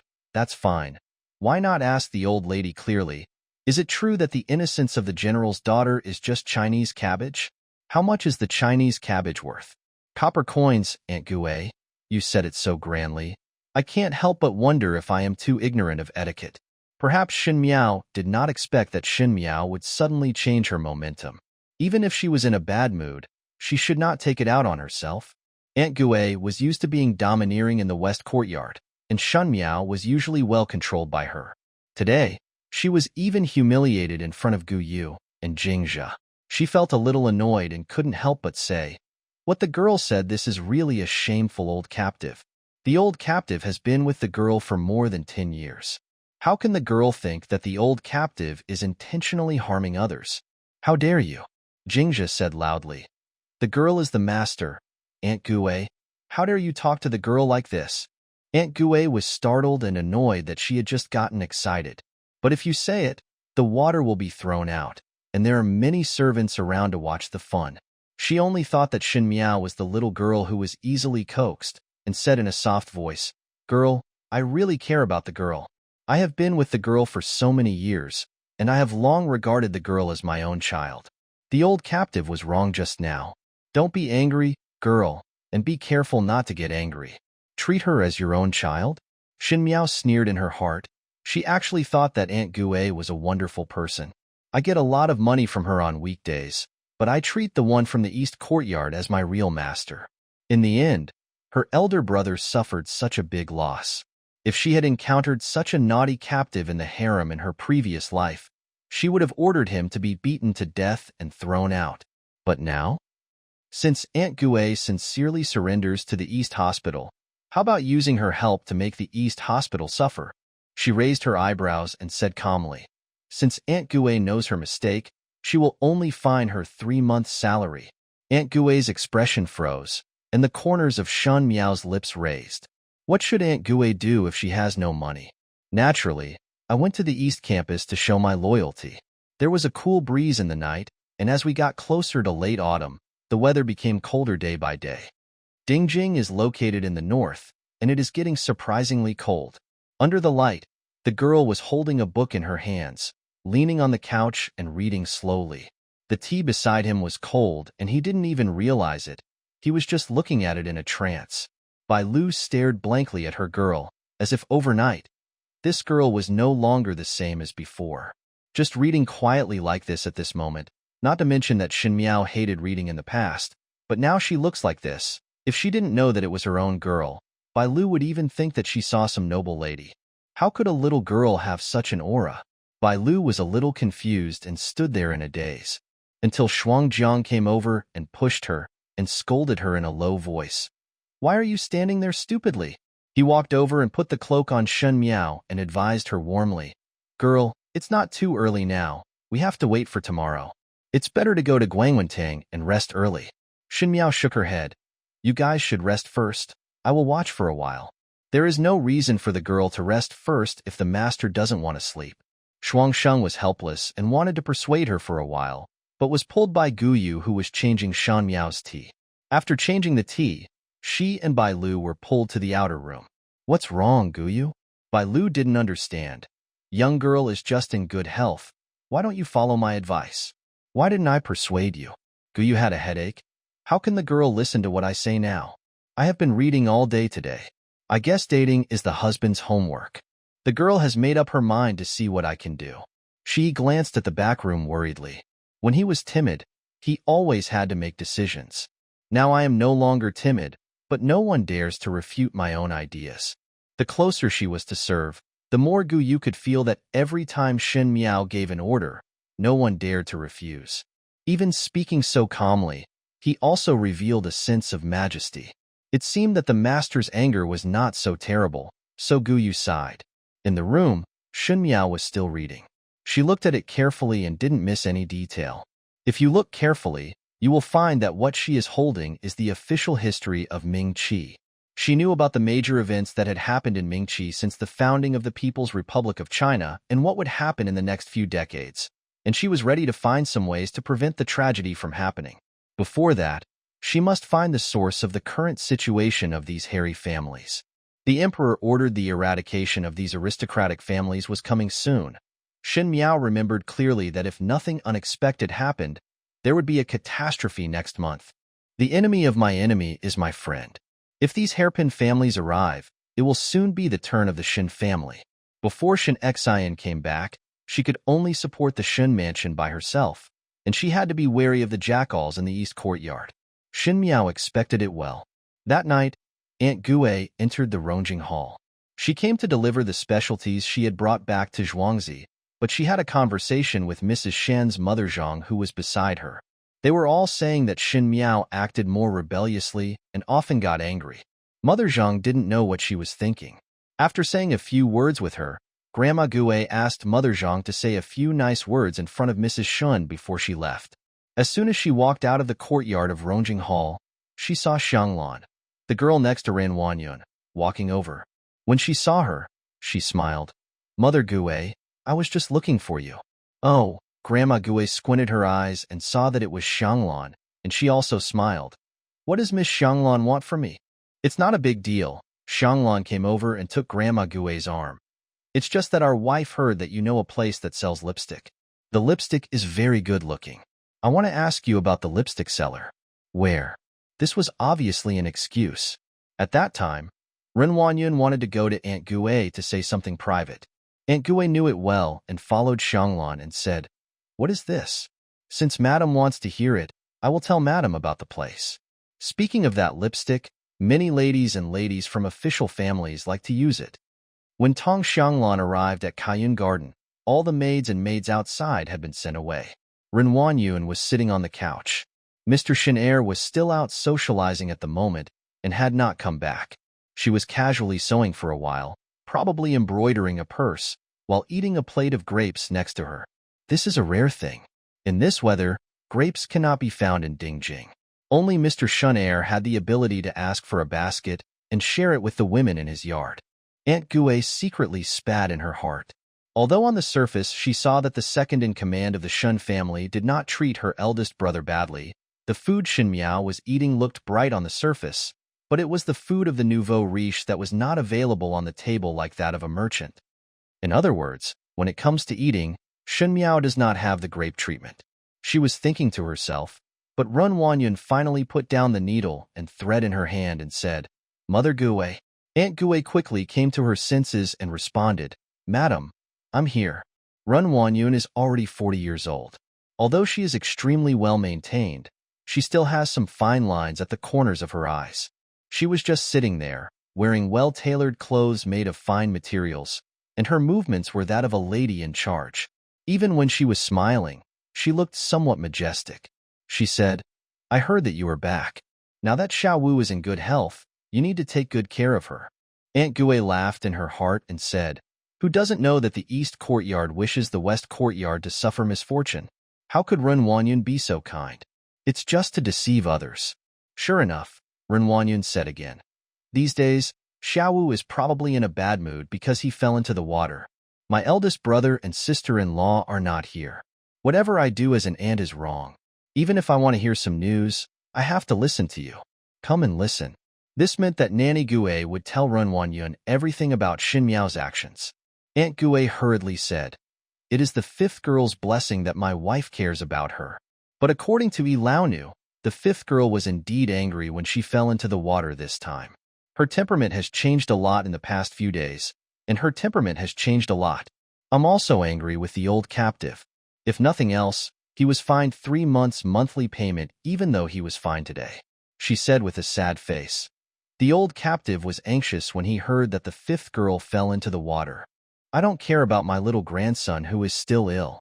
Who knows that the fifth girl scolded the old captive, and the old captive felt uncomfortable. Ren Wanyun was a little impatient to hear the implication of this old man's words, so she said, "Xiao Wu, it is because of his heart disease after all."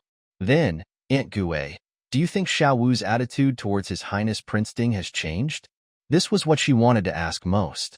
Aunt Gui rolled her eyes and said, "The fifth girl seems to want to draw a clear line with His Highness Prince Ding, and I won't let the old captive mention it today.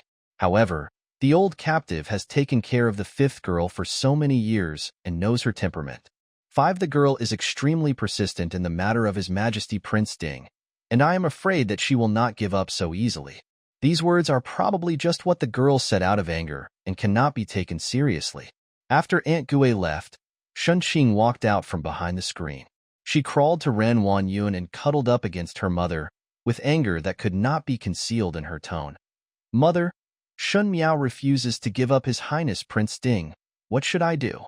Of the 3 rooms in the Shen family, the eldest room undoubtedly has the highest official position.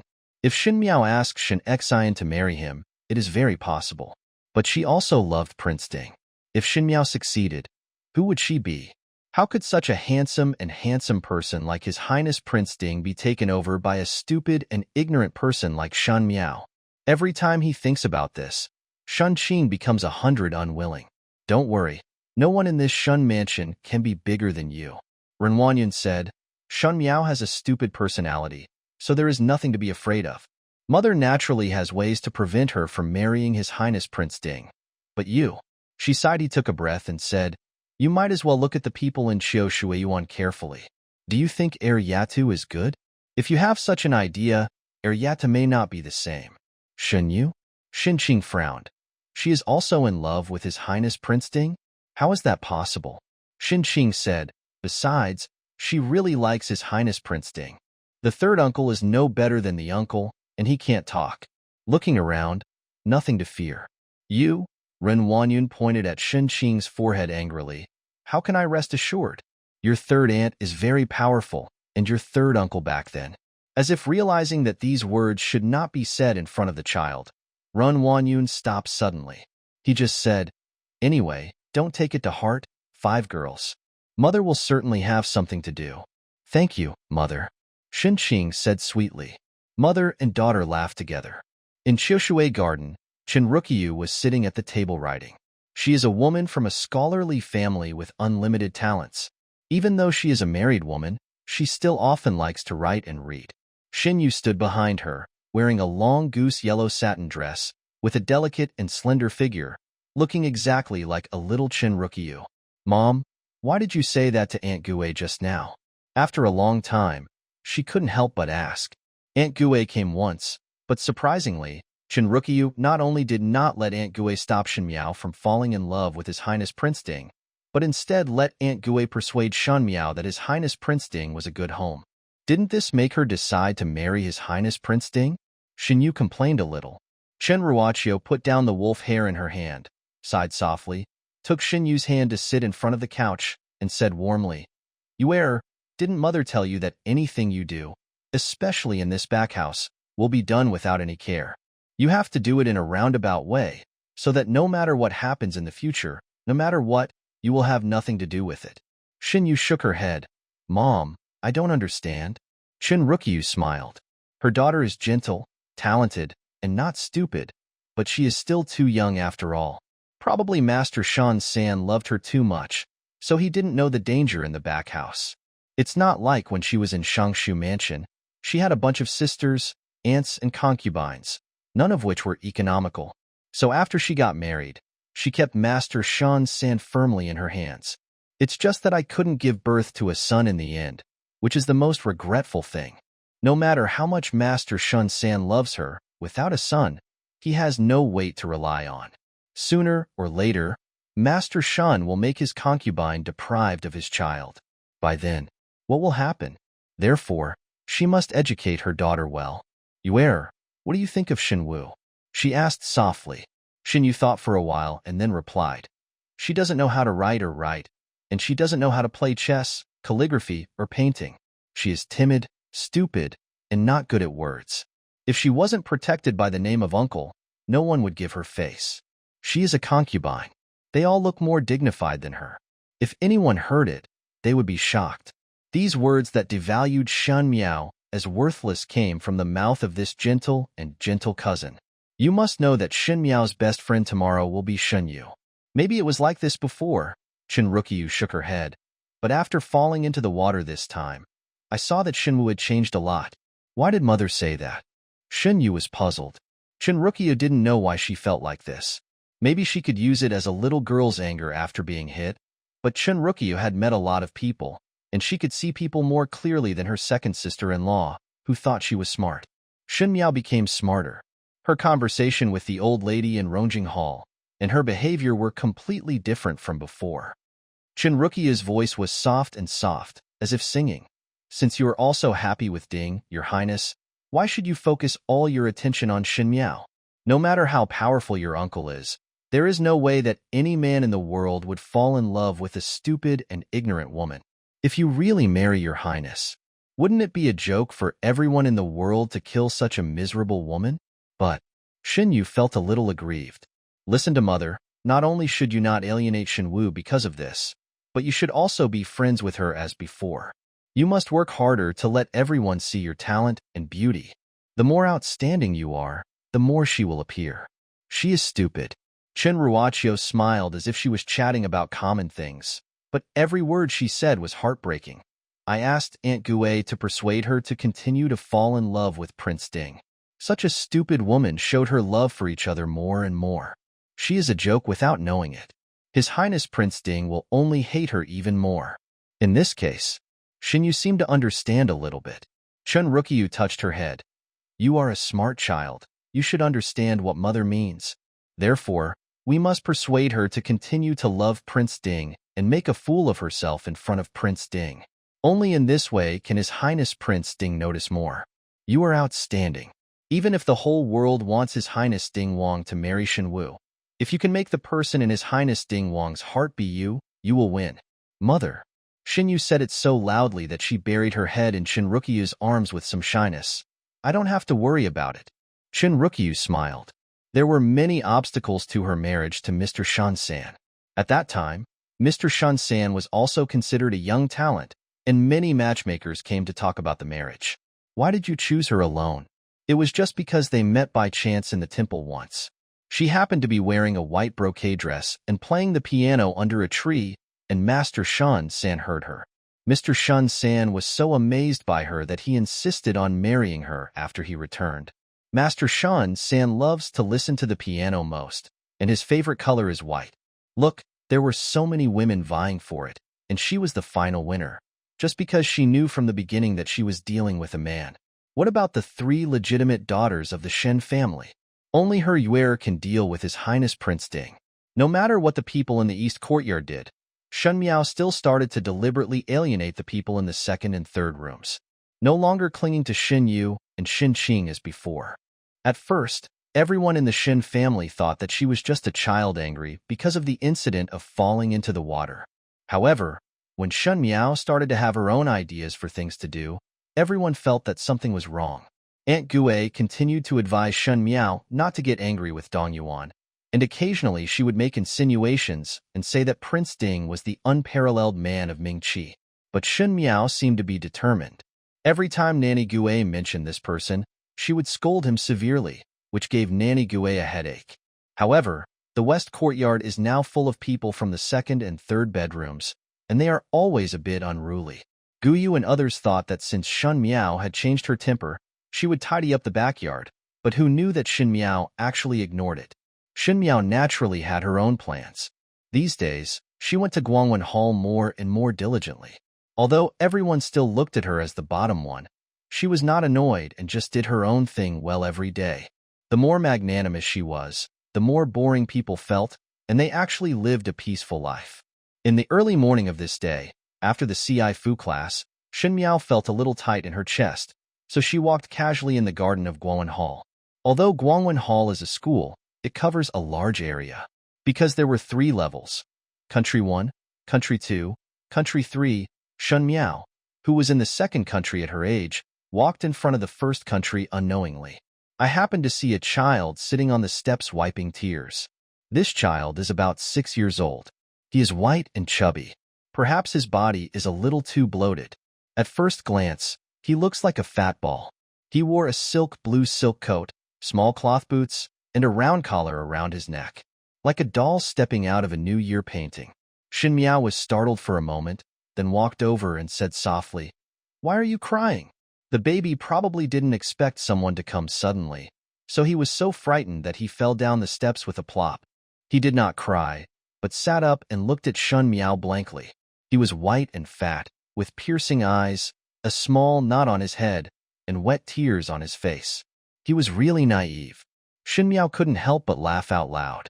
The child called sister in a milky voice. Shen Miao's heart was about to be begged by this child. She gave birth to Wanyu and Fu Ming in her previous life, but she was a hostage in Qin State until Wanyu and Fu Ming were 5 years old. After coming back, both children had learned to call themselves queen in a polite manner. Shen Miao herself did not know what her 2 children looked like before they were 5 years old. Although the child in front of her was year-old, she looked inexperienced in the world, which reminded her of Wanyu and Fu Ming. Shen Miao knelt down slightly and touched his head. "Why are you crying?" "The gentleman asked me a question and I couldn't answer it, so he slapped my palm." The child stretched out his hand, showing his red palm, and said aggrievedly, "I really hurt a lot." Shen Miao wanted to tease her, so she asked, "What questions are you going to test, sir?" "The teacher asked me to write the words 'the rabbit dies and the fox mourns,' but I can't say it silently." The child cried sadly.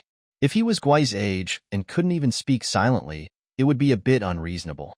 Leaving aside Shen Miao himself, Fu Ming had already begun to learn to deal with the political affairs of the DPRK in China when the child was as old as this child. Although he only pretended to be in contact, he could handle it to some extent. Although the royal youths are often precocious, the children who come to Guangwen Hall to study are also the children of nobles, and they should not be enlightened so late. The child felt that he had not complained enough and continued to groan. "If Dad finds out about it when I go back, he will definitely scold me severely. What's the point of living for me? It's better to kill me head-on." Shen Miao was startled by the sad tone of this child. She was angry and funny at the same time. Thinking about whose live baby this is, "I don't know where I learned this saying of singing a big show." She asked, "Which family are you from?" The child looked at Shen Miao. Shen Miao was only 14 years old now. In addition, she looked quite childish, so she did not look much older than the child. "But I don't know why, but there is an indescribable temperament about him, as if he has seen strong winds and waves, which can calm people's hearts. Even this child couldn't help but calm down after hearing this, and told his origins word for word. I am Su Minglang, the second young master of Uncle Pingnan's family in the capital. My father is Uncle Ping and Su Yu, and my eldest brother is the eldest son of Uncle Pingnan, Su Mingfeng. It turned out that the origin of his net worth was clearly explained like a bamboo tube pouring beans. Shen Miao was stunned. Su family? Ping Nambua? Whether in the previous life or in this life, the Su family and the Shen family have nothing to do with each other, because they have conflicting political views in the court. The Su family and the Xie family have a good relationship. Su Yu, the beau of Pingnan, and Xie Ding, the Marquis of Linen, are very good brothers. Su Mingfeng and Xie Jingxing have also been friends since childhood. How good is the relationship between these two people? After Su Mingfeng died, only Xie Jingxing dared to collect his body. Yes, Su Mingfeng is dead. In other words, the entire Su family was destroyed. The late emperor found evidence that the Su family was corrupt and secretly sold soldiers and horses. Once the soldiers and horses were involved, there was naturally no room for change. The imperial edict was sudden and swift, and even without going through trial, he led the army to raid his home and execute him on the spot. Under the blue sky and white sun, the blood of the entire Su family flowed from the east of Dingjing City to the west of Dingjing City. When Xie Jingxing learned the news, it was already too late, and no one in the Su family survived. However, no one who had been close to him in the past came forward. Xie Jingxing went to collect the body of the master of the Su family in person. After the death, Xie Ding asked the late emperor to apologize, saying that the Su family had also requested to be buried for the sake of Ming Qi's meritorious service. The late emperor agreed, and the Xie family took care of the Su family's funeral affairs. Shen Miao remembered clearly that when Shen Xian came back at the end of the year and found out about it, she was very sad. The Su family perished just 2 months later. The ignorant child in front of him also died under that cold imperial edict. Her expression suddenly became a little cold, and there was a faint stern look in her eyes. The child couldn't help but flinch. When Shen Miao looked at the child again, her tone was as gentle as before. Su Mingfeng? Is it the eldest son of the Su family who has made great achievements recently and is very good at managing military horses? Yes. The child replied with his head held high. Dad said that your majesty will definitely reward the eldest brother with a great honor this time. Shen Miao smiled. She bent down slightly, moved closer to the child, and said softly, "Didn't you say that your father would punish you if he knew that you couldn't answer the sir's question? I have a way to teach him not to punish you." "What is it?" The child blinked. "You have to promise me that I won't let him know that I told you." "Okay." The child thought for a while and nodded. The Su family is a powerful family that is in charge of military affairs and horses. Any high official who is in charge of weapons, food, grass, military horses, etc. always seems to be extraordinarily superior to others. This article is written by Starter. The Su family has a prominent position in the military and horses. Since the founding of Ming Qi, they have been in charge of everything. The same is true for Pingnanbo Su Yu. In his opinion, the Su family will surely continue to prosper for a long time. Perhaps loyal ministers will have such an idea that as long as they work loyally, the royal family will definitely not treat them unfairly.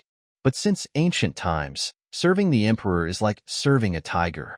Who can tell the truth about what is going on in this world? Su Yu was over 40, and he and his wife were quite affectionate. Although he had several concubines, all of them gave birth to daughters. There were only 2 legitimate sons, so he was always particularly strict in educating his sons. The eldest son, Su Mingfeng, had already entered the government at a young age. He was still in charge of the military horse department like Su Yu, and even did better than Su Yu in the past 6 months.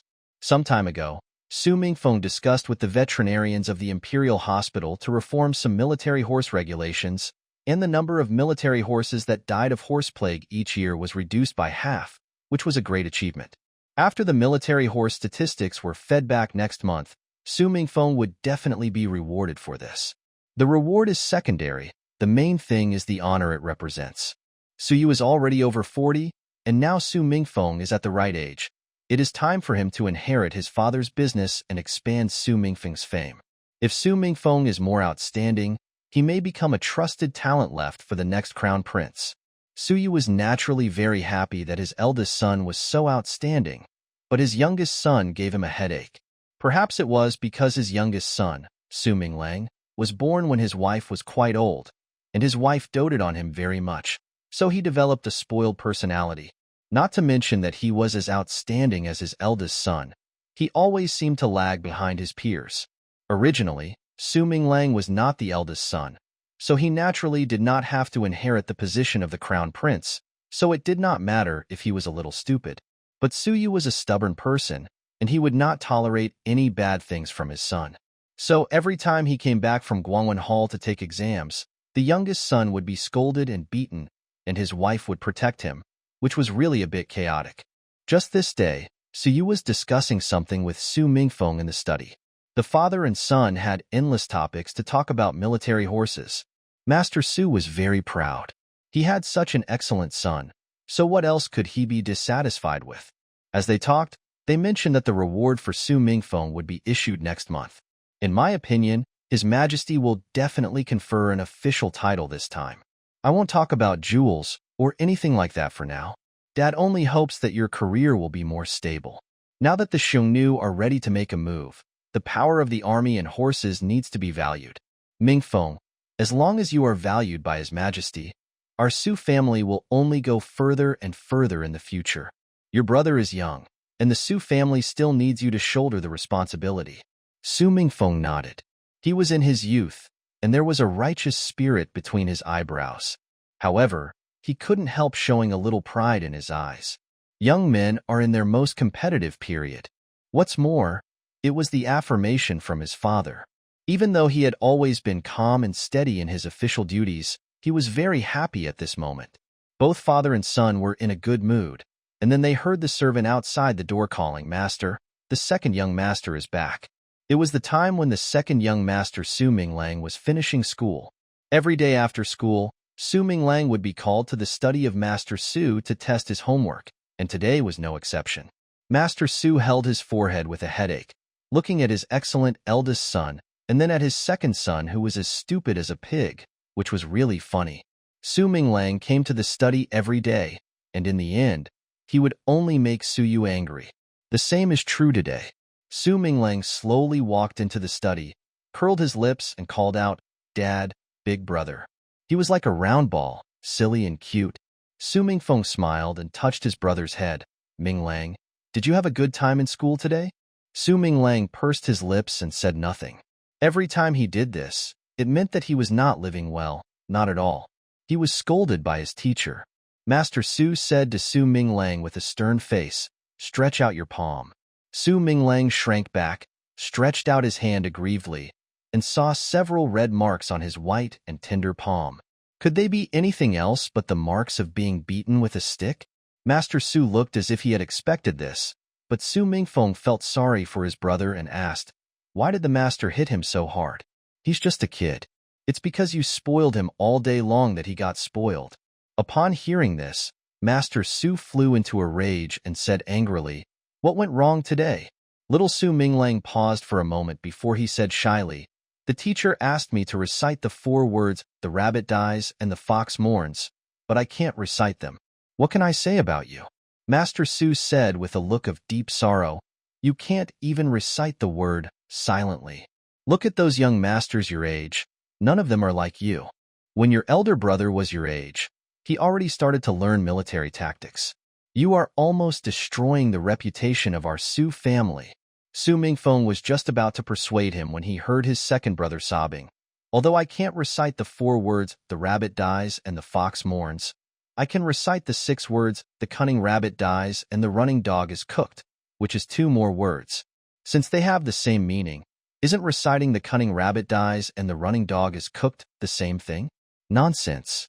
Master Su didn't know what to say. Su Mingfeng smiled and said, "Second brother, these 2 words don't mean the same thing? What does that mean?" Su Minglang asked, looking up at his little face. "The fox mourns the death of the rabbit means that the rabbit dies and the fox feels sad because he feels that he has the same fate as the rabbit. And the meaning of 'when the rabbit dies, the hunting dog is cooked' is that the rabbit dies. So the hunting dog used for hunting has no value and is also cooked. It means that once the tools are no longer useful and can no longer be used for profit, they can be discarded. When the rabbit dies, the running dog is cooked, and demolishing the bridge after crossing it are somewhat similar. Su Mingfeng is a good brother and patiently answered his brother's questions.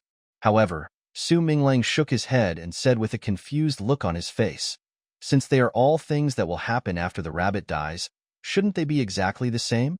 After all, the rabbit is dead." Su Mingfeng was about to explain, but his father suddenly paused and repeated softly, "The rabbit is dead?" "Yes." Su Minglang spread his palms, his chubby face still showing an innocent and stubborn expression. "After all, the rabbit is dead. Don't these words mean that as long as the rabbit dies, the fox and the dog will be unlucky? Since everyone will be unlucky, then these words mean the same thing. When the cunning rabbit dies, the running dog is cooked. This is a natural rule. The reason why a fable is called a fable is that it must have a great truth presented in life. The rabbit died. The fox was smarter than the dog and could see its own end. But who was the hound? What was the end of the dog that helped its owner catch the rabbit? Su Yu's expression gradually became gloomy. Something big happened in early October. Master Su Mingfeng, the eldest son of the Pingnan Earl family in Dingjing City, suddenly fell seriously ill and had to recuperate at home. Pingnan Earl was distressed about his son, so he and his wife took care of Master Su at home and put the matter of the military horse farm aside for the time being. His Majesty gave some things to express his condolences and asked the new person in charge to take over the matter. The people in Dingjing City all sighed and lamented over this. Young Master Su was a young talent who had made great achievements soon after entering the officialdom. He was about to rise to prominence and have a bright future, but he suddenly fell seriously ill. It was really a case of God being jealous of talents. If he had delayed for another 3 to 5 years, I'm afraid he would have no place in the court. The common people see it this way, but the colleagues in the court are not sure. A smart person said, "This is not an illness. This is clearly to avoid disaster." I originally thought that the Su family was like a raging fire cooking oil, and it was about to get burned. I didn't expect that. Now I can see the situation clearly and come to the bottom of the cauldron. When these things came to Shen Miao's ears, she was standing in the courtyard pruning the branches and leaves of begonia flowers. In the past few days at Guangwentang, everyone had new things to talk about because of Master Su's incident, but they didn't pay much attention to her coming. It was rare for her to have a few free days. "Girl likes these flowers and grass now," Guyu said with a smile. "This crabapple flower is growing really well." The crimson petals of the begonia flower showed some vivid colors in the chilly autumn day. When she was a queen, she learned to manage the vitality of the harem, helped Fu Xiui win over powerful officials, went to Qin to serve as a hostage, and battled wits with Mrs. Mei. Most of them at that time. We were all living in intrigues and palace battles. How could we be in the mood to relax and spend time like we are now? "Do you know why the crabapple flowers bloom so beautifully?" she asked. Although Guyu didn't understand why his girl asked such a question, he still smiled and replied, "These are the seeds that the steward brought back from outside. I heard that they are very valuable seeds. My wife also praised them. It is this kind of begonia that blooms in autumn. Very good to watch." Shen Miao shook her head gently. "Where is this reason? Just like the gloomy and cold place in the palace, even the outside of the cold palace is full of flowers, but it's just because there are bones under those flower branches. The most beautiful things in the world have the coldest reasons. The Su family already understands this truth. What will they do?" She smiled. In Ping Namwa's house, young Master Su's courtyard was under tight guard, and no one except his personal servants and relatives could enter. All that could be smelled was the strong smell of medicine, and Master Su closed the door and refused to see outsiders. As a good friend of Prince Su, Lord Xie would naturally visit him. The Xie family's carriage stopped outside the Su mansion, and the servant was struggling to move the herbs down from above. The herbs were packed in boxes, which was enough to show how much Master Xie cared about his friend. In the study, Su Mingfeng was dressed in blue cloth. Although he looked a little thin, his expression was still as energetic as ever. How could he show any signs of being seriously ill? Opposite him, the young man in brocade clothes frowned and asked loudly, avoid disaster? That's right. Su Mingfeng looked at his friend and sighed. Now you can see that the Su family is getting better and better. The Su family has been going on for several generations. As far as the military horses are concerned, they really shouldn't be promoted any further. But His Majesty not only did not suppress them, but he supported the Su family even more. You have also made contributions, Xie Jingxing reminded. Because of the merit, my father and I are quite proud, but we forget the danger hidden behind it. If this merit is any greater, it will be a disaster. You understand what I said, but the Su family was originally in the middle of it, so it is inevitable that they are blinded by the leaves. Now that everything is clear, we have to stop at the brink of danger. It is really dangerous. That's fine. Xie Jingxing nodded. But now you have to stay at home for a few years in vain. I just hope that the Su family is safe and sound. Su Mingfeng said, let's not talk about me. How about you? The Su family and the Xie family will prosper and suffer together. The Su family has decided to stop before it is too late. And your Xie family? She didn't say anything else. Xie Jingxing raised his eyebrows. If I don't enter the government, what can he do to me? The Xie family only has one linen marquis, and he always has to take into account the public opinion of the world. Xie Jingxing was different from Su Mingfeng. Su Yu sent his son into the officialdom early for the sake of the Su family. But Xie Jingxing did not enter the officialdom and only held a sinecure. He accompanied Xie Ding on several expeditions, and he was still listed as his biological son. Even if the royal family wanted to suppress the Xie family, they would not suppress a family that did not have a son to take over. You are so far-sighted. Su Mingfeng couldn't help laughing. I'm not trying to guard against him, Xie Jingxing said lazily. He was indeed not trying to guard against the royal family, but was just trying to go against his father. However, he frowned and suddenly changed the subject. How come you suddenly figured it out? I reminded you several times before, but you ignored me. Su Mingfeng lowered his head in shame. I was just fighting for a moment, and I was so proud that I didn't think so much. This time, it's all thanks to my second brother. Your second brother? Xie Jingxing was originally leaning lazily on the chair, but he sat up straight after hearing that, with a strange look in his eyes. That glutinous rice dumpling? It is no surprise that Su Minglang is just a stupid fool, so how can he remind the Su family of these things? Could it be that Su Minglang took the wrong medicine? Su Mingfeng explained the whole story and finally said, if it wasn't for my second brother's accidental behavior, it might have caused a disaster. Bumped into it by accident? Xie Jingxing whispered to himself. At this moment, a childish voice was heard. Brother, mother asked me to bring you some snacks. Su Minglang walked in with his short legs, carrying a plate of flower-shaped pastries. He was round and fat like a glutinous rice ball, with a lot of pastry crumbs on the corners of his mouth. It was obvious that he had eaten a lot of them on the way over. Because of his unintentional reminders, the Su family changed their strategy these days, and even Master Su, who was most dissatisfied with him, felt that his son will be of great use, intelligent and agile, and wise but foolish. Madame Su even made delicious food for him in various ways, but in just a few days, Su Minglang gained a lot of weight. Seeing Xie Jingxing still there, he couldn't help but lower his voice a few degrees. He didn't know why, but he was always a little afraid of his brother's handsome friend. Su Minglang put the snacks on the table, said, Brother, I'm leaving, turned around and was about to run, but someone grabbed him by the collar.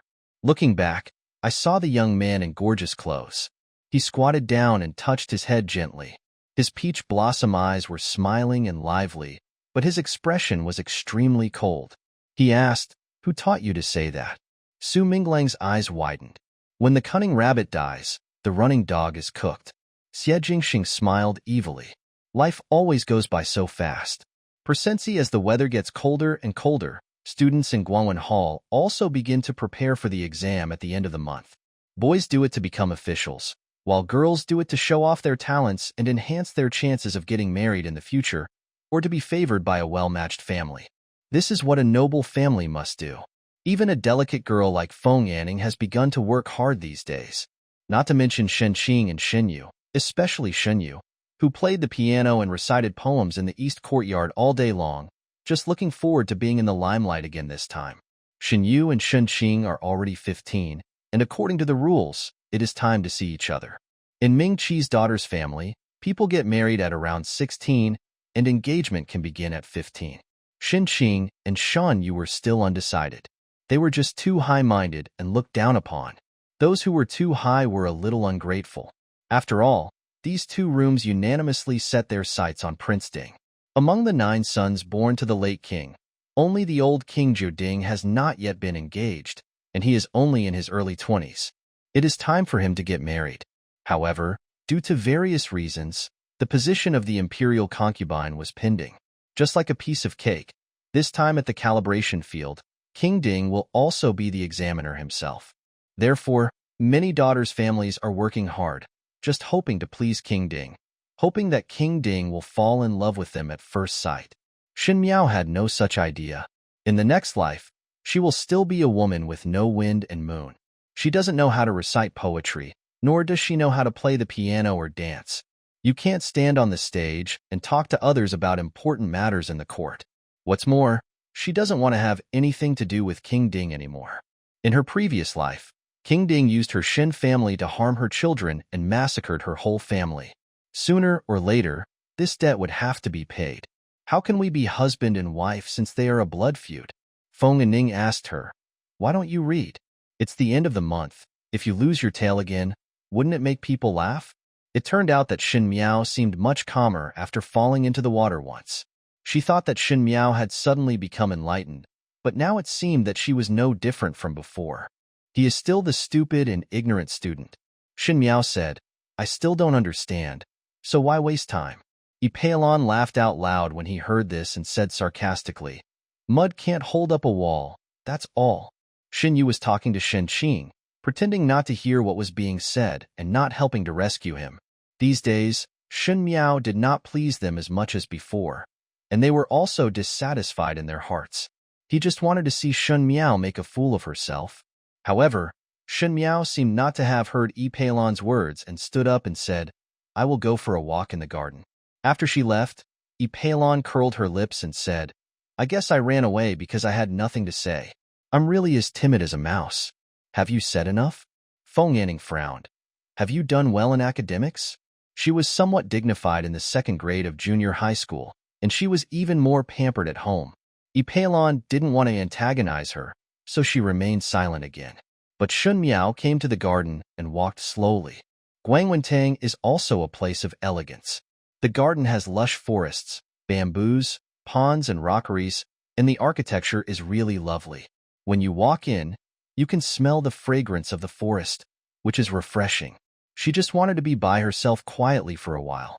After all, the 2nd class was a young and energetic child, and she was even a mother in her previous life. When she was a queen, she spent most of her day in a daze except for greetings from various concubines.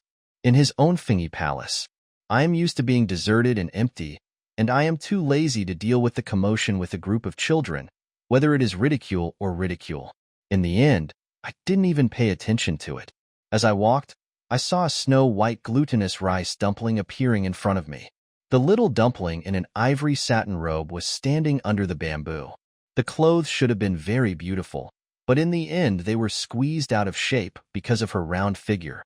There is still a knot on his head, which looks a bit funny and ridiculous. "Su Minglang," she said softly.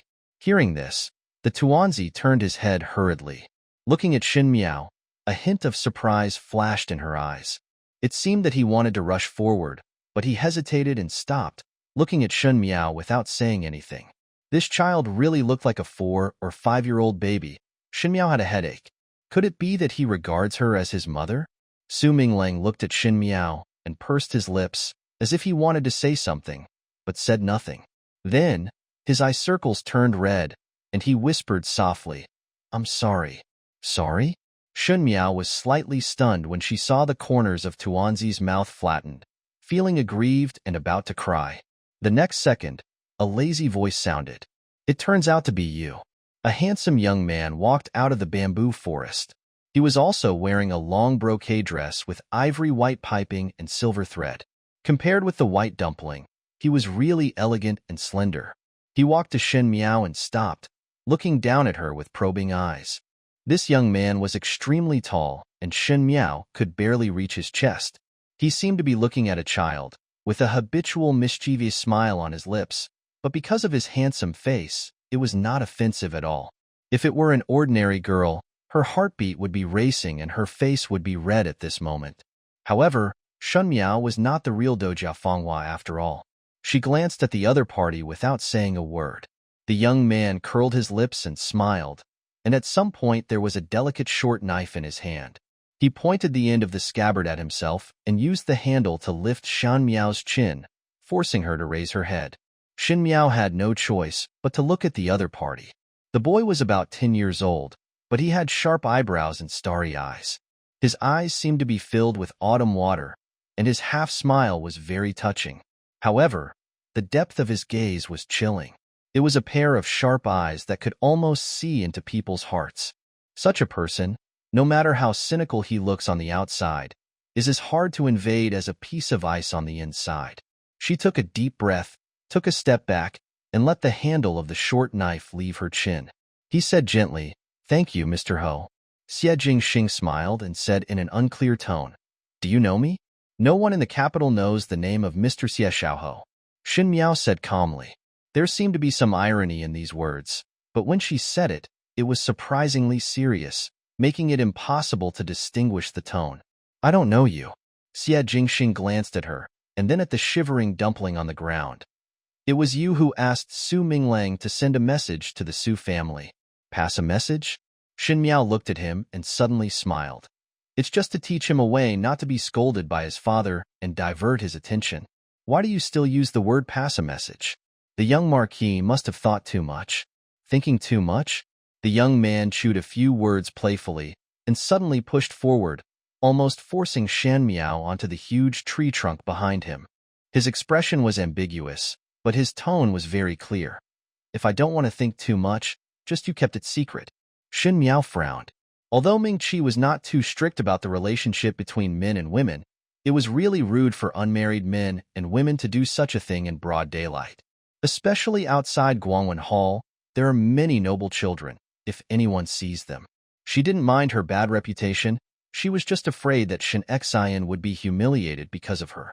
In her previous life, the Shen family fell because of her, so she clearly saw her parents' good intentions. In the next life, she would protect the family. How could she allow others to say anything bad about the Shen family? What's more, it started because of her. Thinking of this, Shen Miao became a little impatient and said, "Xie Xiaoho, what exactly do you want to do by raising an army to investigate?" Xie Jingxing stared at the girl in front of him. He has always had a very keen intuition about everything, and the undercurrent of some things can be seen just from the surface. These are all acquired through more than 10 years of life, including killing people on the battlefield, the treacherous battles under the surface of Dingjing, and the evil plot in the back house. His seemingly arrogant growth was not entirely due to luck. There were so many children of noble families in Ming Qi, and there were never fewer of them who passed away due to various reasons every year. He never takes anything lightly. Su Mingfeng would not associate Su Minglang's words with anything else, and Master Su also thought it was his son's unintentional reminder. In his opinion, it was not the case. The timing was so clever, and there were too few real coincidences in the world. Many apparent coincidences are man-made. He could conclude that someone was instigating Su Minglang to say these words, but he didn't know what the exact purpose was. He planned to meet this person. However, when he actually met this person, he was surprised. Xie Jingxing originally thought that the man who could say such meaningful words and was from Guangwen Hall must be the son of a powerful official in the imperial court, or a young man who was about to enter the officialdom. Perhaps he was trying to win over the Su family, or perhaps he was playing hard to get. However, when he saw this man, he almost thought that it was Su Minglang who was deliberately doing something bad. It was not until the girl called Su Minglang that he was sure that it was him. The girl in front of him was not tall, barely reaching his chest. Her face was not attractive, at most she was cute. She looked only about 11 or 12 years old, with a double bun, a round face, round eyes, and small lips. She stood there alone, like a lost deer in the jungle. But she stood straight and dignified, speaking slowly and leisurely, as if she was a royal concubine trained in the palace. Could it be that she wanted to be the queen? If Xie Jingxing hadn't seen it with his own eyes, he would have almost choked on his own saliva. Looking up, down, left and right, she is just a yellow-haired girl. Until I spoke a few words to her. She looked childish, but her tone was calm. She didn't show any panic on her face, but rather some impatience. This was the first time for young Lord Xie. Other women would have blushed when they saw him approaching like this, but she looked dull and boring. Probably because he was too young and didn't understand anything yet. But why do you know what to say to the Su family? He placed one hand on the tree trunk behind Shen Miao. From the outside, it seemed that he was almost encircling Shen Miao's entire body in his arms. Xie Jingxing lowered his head and leaned very close to Shen Miao. You're not afraid of me. Little Marquis is not a man-eating monster. There is nothing to be afraid of. Shen Miao said calmly. If there is nothing else, I will go back to the school first. After saying that, she was about to leave. Stop. Xie Jingxing raised his hand, and Shen Miao's hair ran across his palm, itching like ants crawling across it. He retracted his hand, took a few steps back and leaned against the tree, holding his hands on his chest, returning to his cynical look. Remind the Su family, what is your purpose? His words were as sharp as his eyes, never concealing their sharpness, direct impulsiveness, but containing infinite, profound meaning. Shen Miao sighed slightly in her heart. Xie Jingxing was smarter than she thought. Su Minglang found this place with just one sentence. After finding this place, he could also ask about the purpose. In the previous life, he was thought to have a lot of ideas in his mind, but now it seems that he is also a person with a clear mind. How to hide your true intentions when dealing with smart people. Unfortunately, she never wanted to hide. Nothing else, just self-protection. After saying this, she bowed slightly to Xie Jingxing, and without caring about anything else, she turned around and left. 6 words, Xie Jingxing would understand. Behind her, the young man raised the corners of his lips and played with the dagger in his hand. Su Minglang, what's her name? The Linen Marquis's mansion in Dingjing City is truly magnificent. The deceased Marquis's wife was the late Emperor's favorite princess Yuching. After becoming the Emperor's consort, the Marquis's military power should have been taken back. Unable to resist Princess Yuching's coquetry, the late Emperor actually let it go. This is enough to show the status of Princess Yuching in the late Emperor's heart. Princess Yuching was born with a beautiful face and a gentle temperament. She married into the Linen Marquis's mansion and was naturally loved by him. Unfortunately, the Linen Marquis still took a concubine, who is now Fong. If Princess Yuching was a born lady from a noble family, good at dancing with long sleeves, then Fong was a real beautiful girl from a small family. Originally, Fong's father had done favors to Marquis Linen, but later Fong's family fell into poverty. Fong's father threatened Linen Marquis with favors, and finally made him marry Fong as a concubine. A concubine is different from an ordinary concubine, and cannot be killed at will. In addition, Fong was indeed humble and did not behave in a jealous way, so Linen Marquis did not take it to heart. Perhaps the sons of noble families were used to having 3 wives and 4 concubines, and it was rare for someone like Linen Marquis to have only 1 concubine. Linen Marquis did not think it was wrong. Unfortunately, men and women look at things in completely different ways, especially when it comes to concubines. Marquis Linen thinks that taking a concubine is not a big deal, and concubines are just playthings. The person he loves the most is still Princess Yuching, but Princess Yuching is different. Princess Yuching grew up in the love of the late Emperor, and after marrying into the Marquis's mansion, she lived a life of luxury. Her husband had only her as his legal wife, and she was used to such a life. Who knew that a concubine would suddenly come? Princess Yuching was about to give birth to Xie Jingxing at that time, and she was hit by this incident before she was out of confinement. Fong came to pay respects to Princess Yuching every day, and her clothes were all very formal. It was fine if she didn't come, but when she came, Princess Yuching felt extremely annoyed. If Princess Yuching was an ordinary princess, she could find a way to secretly trip Fong up, and it would not be impossible to get rid of Fong.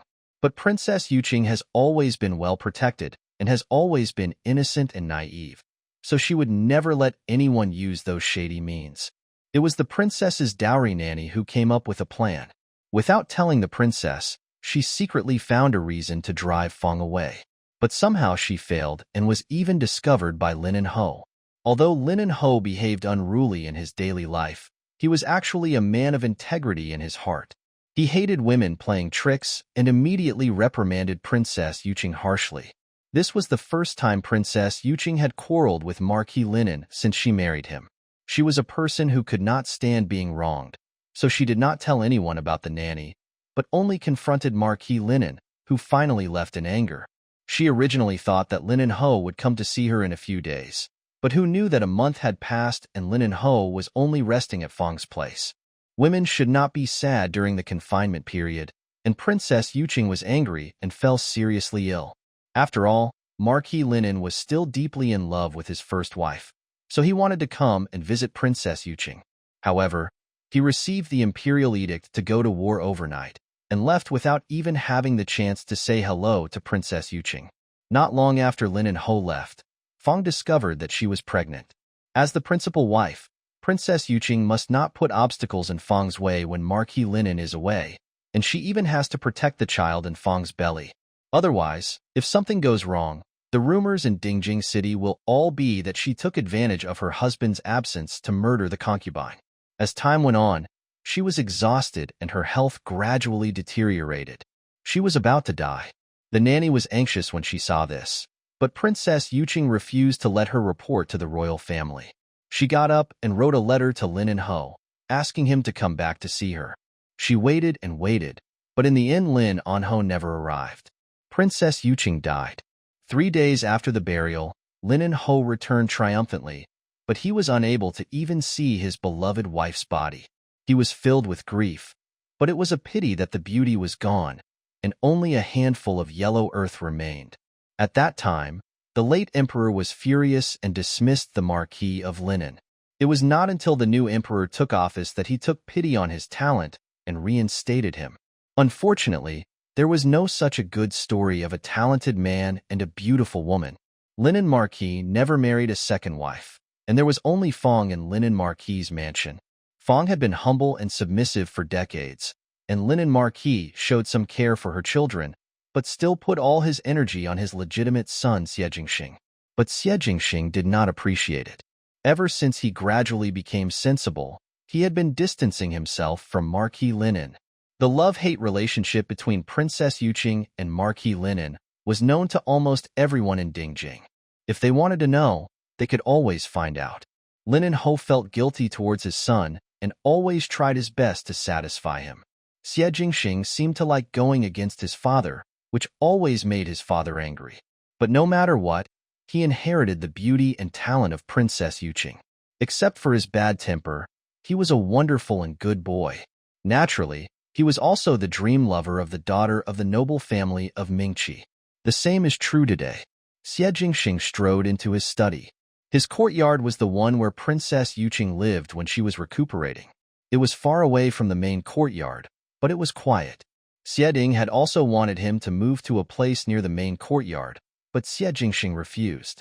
The reason was, he really didn't want to see certain people. His attitude towards the Marquis mansion has always been so cold. The waiter next to me opened the door and walked in, bringing a snow-white ceramic bowl with flowers on it, and said, "Aunt Fong made the crystal lotus seed porridge. She said it took several hours to cook it, so the master can warm up." He didn't like his subordinates to call him young master or prince, and only called him master, as if this way he would be able to distance himself from the home mansion. Xie Jingxing glanced at the bowl. The porridge was cooked beautifully, and the soup was bright and viscous. It seemed that it had been simmering for a long time, and it exuded a fragrant fragrance that made people lick their fingers. He said coldly, "It's down." The boy said yes as usual and withdrew. As soon as he exited, a person appeared behind the door. He lowered his head slightly and said in a low voice, "Master, we have found out clearly. The third girl of the eldest daughter's house in the general's residence is Shen Xian's legitimate daughter, Shen Miao." Shen Xian? Xie Jingxing frowned. Shen Xian and Xie Ding have had political disagreements for many years, and the Shen mansion and the Linen Marquis mansion also dislike each other. Moreover, the mutual checks and balances between military power really involve a lot of interests. The Marquis of Linen and the Su family are also good friends. The Shen family's reminder to the Su family may be to remind the Xie family. But when people who are originally on opposite sides suddenly come to remind me, what does it mean? Besides, Shen Miao was a little girl. So what did she know? It was the Shen family who deliberately asked her to remind them that Shen Xian was far away in the northwest now. Could it be that he had 2 bedrooms and 3 bedrooms? Shen Gui and Shen Wan are also very ambitious people. Now that the court is in trouble again, they may want to fish in troubled waters again. The Shen and Xie families are clearly divided. The Shen family's girl suddenly showed her kindness, and she clearly had bad intentions. He raised his eyebrows, and his tone was as cold iron. Continue to investigate. No matter what kind of turmoil or undercurrent arises in Dingjing City, things always look peaceful on the outside. The annual chrysanthemum banquet is coming soon. Since the inspection of Guangwen Hall happens to be held not long ago from the chrysanthemum banquet, it will be held together this year. Different from previous years, in this way, the verification has become a grand banquet in the presence of a large audience, in the honorable family. Early in the morning, Mrs. Shen sent her eldest girl Xier to the west courtyard, saying that she had hired a tailor to bring clothes for the chrysanthemum banquet, and asked Shen Miao to pick them out. Shen Miao nodded in agreement. In the past, Shen Miao would go to the school dressed casually, because she was just a low-tailed girl, and wearing conspicuous clothes would only attract people's ridicule. Now that the school is together with the chrysanthemum banquet, it doesn't make sense not to make clothes. At the chrysanthemum banquet, all the courtiers and wives were present, most of whom came to see their daughter-in-law. Therefore, anyone who has a daughter will dress up to attend the ceremony, hoping to look more and more beautiful. Although Mrs. Shen couldn't stand the big house, she still had to do it to save her face. Besides, Mrs. Shen always only cares about her own interests. If Shen Miao can be exchanged for a helpful marriage, it would not be a bad idea to sell her. Bai Lu looked a little happy, and while accompanying Shen Miao to the Rongjing Hall, she said, I didn't expect that the chrysanthemum banquet will arrive so soon. Isn't the girl's favorite chrysanthemum banquet? Then you can enjoy the flowers. Shen Miao liked the chrysanthemum feast, but it was not for the purpose of admiring the flowers. At such banquets, she was always the one who was left alone. Although Shen Yu and Shen Qing were there to add fuel to the fire, her own temperament was also dull. She was often not dressed appropriately, and would only laugh at others behind their backs, not aware of it. She loved the chrysanthemum banquet just because of Fu Xiuyi. Fu Xiuyi was also present at the chrysanthemum banquet a year ago. That day she was ridiculed and isolated again. The chrysanthemum garden was full of colorful flowers, and everyone was looking for the reddest and most beautiful one. When she walked to the corner, she saw a pot of white chrysanthemums in the distance. Things like white chrysanthemums are probably used for funerals, so they are inherently unpleasant. Besides, the blooming of this chrysanthemum is really miserable. The petals were a little withered, and I don't know whether they were beaten by the rain or blown by the wind. A solitary branch bloomed in the corner, and no one paid attention to it. Shen Miao felt that she and the chrysanthemum were exactly the same. A lonely person, a pitiful little person that no one can see. Just when I was sighing in my heart, I saw a man in rich clothes walking in front of the chrysanthemum. He stretched out his hand to pick up the flower branch and caressed the petals with his hand. People around him asked him, Ninth brother, these flowers are so miserable. What's so good about them? The man in rich clothes smiled. I pity it for being so fragile and helpless. It's pitiful. It was this sentence, I pity it for being weak and helpless, that made Shen Miao have a good impression of the man. When the man turned around, he was even more fascinated by his handsome appearance. Later, Shen Miao learned from the mouths of the female relatives that over there was His Majesty's 9th Prince Ding Wang Fu Xiuyi. Maybe it was always unreasonable to fall in love with someone when you were young.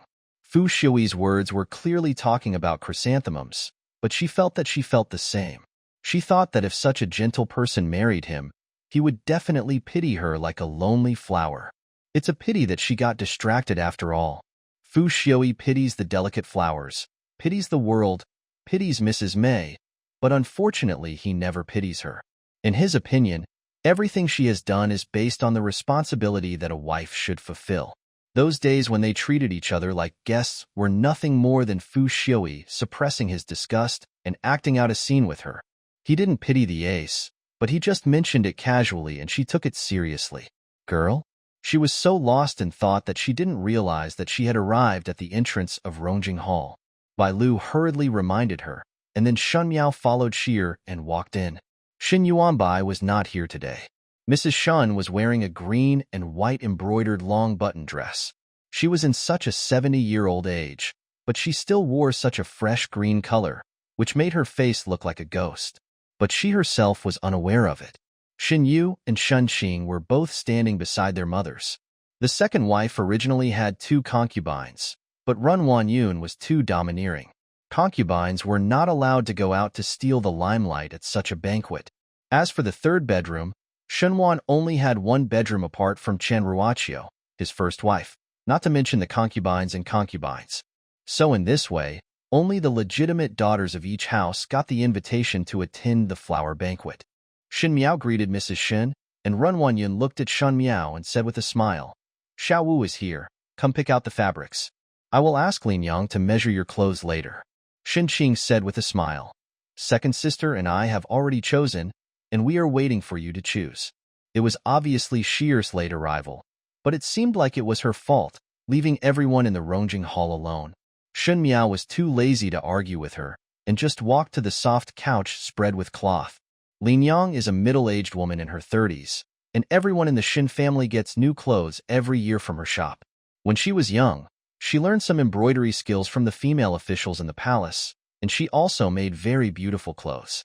There were 5 or 6 pieces of cloth spread out in front of them.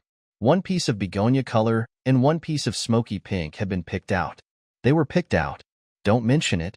It must belong to Shen Qing and Shen Yu. The scenes from the past life are vivid in my mind. On the day of the chrysanthemum banquet, Shen Qing wore a begonia-colored flower-strewn skirt, looking warm and generous and even more charming than flowers. And Shen Yu is wearing a bright pink embroidered white pear satin lily thin coat skirt, which is even more delicate and pure. And she was wearing a bright yellow dress, with a golden necklace and jewelry given by Mrs. Shen, and she looked like a joke that she didn't even realize. The bright yellow fabric was chosen at the instigation of my aunt and sister. Shen Yu smiled and said, Fifth sister has fair skin, so why not choose those bright yellow clothes? Besides, she can also look lively and cute, which is really a good match. Shen Qing also nodded repeatedly. Yes, looking at the remaining materials, it seems that the bright yellow color is more suitable for the fifth sister. Chen Ruqiu had a smile on her lips, but said nothing. There was a hint of sarcasm in Ran Wanyun's eyes. Shen Miao did not know how to choose clothes. Mrs.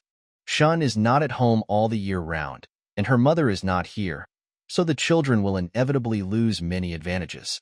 The other people in Shen's house all have their own agendas, so how can they sincerely teach the little girl how to match?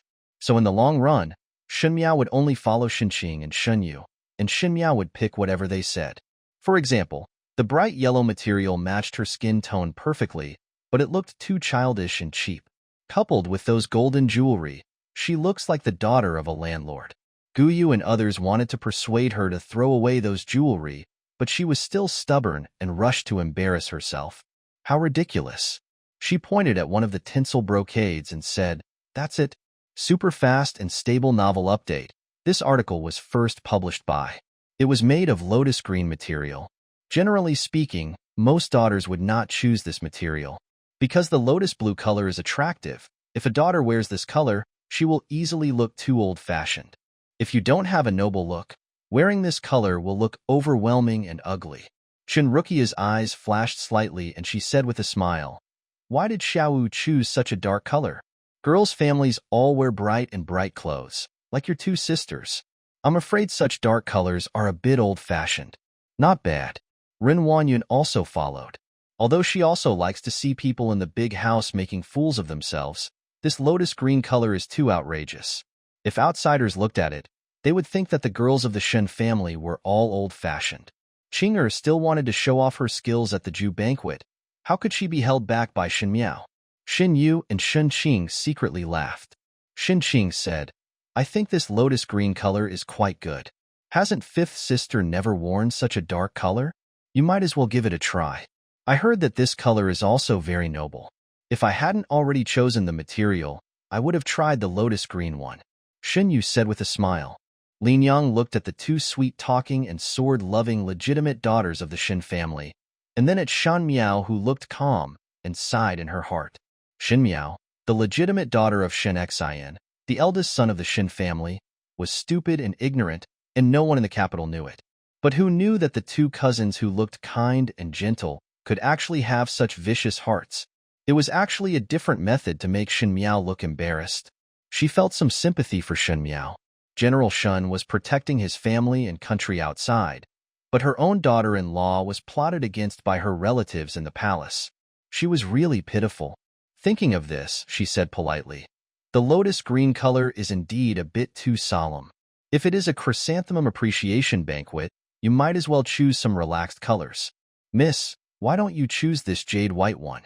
Shen Miao glanced at Lin Yang. She was a rare, honest person. She had reminded herself like this in her previous life, but at that time, Shen Miao believed in her two cousins and aunt and did not listen to her words at all. Hearing this, he also politely thanked. "No need. I like this lotus green material." Her answer made Shen Qing and Shen Yu, who had just frowned, heave a sigh of relief. Shen Yu smiled and said, "Fifth sister really has good taste, so I'll trouble Madame Li to tailor the clothes for us." Lin Yang sighed slightly in her heart, but she couldn't say anything else. Then he followed the instructions and took measurements for several ladies. From the beginning to the end, Mrs. Shen was reclining on the couch and sleeping with her eyes closed, as if she didn't hear everything in front of her.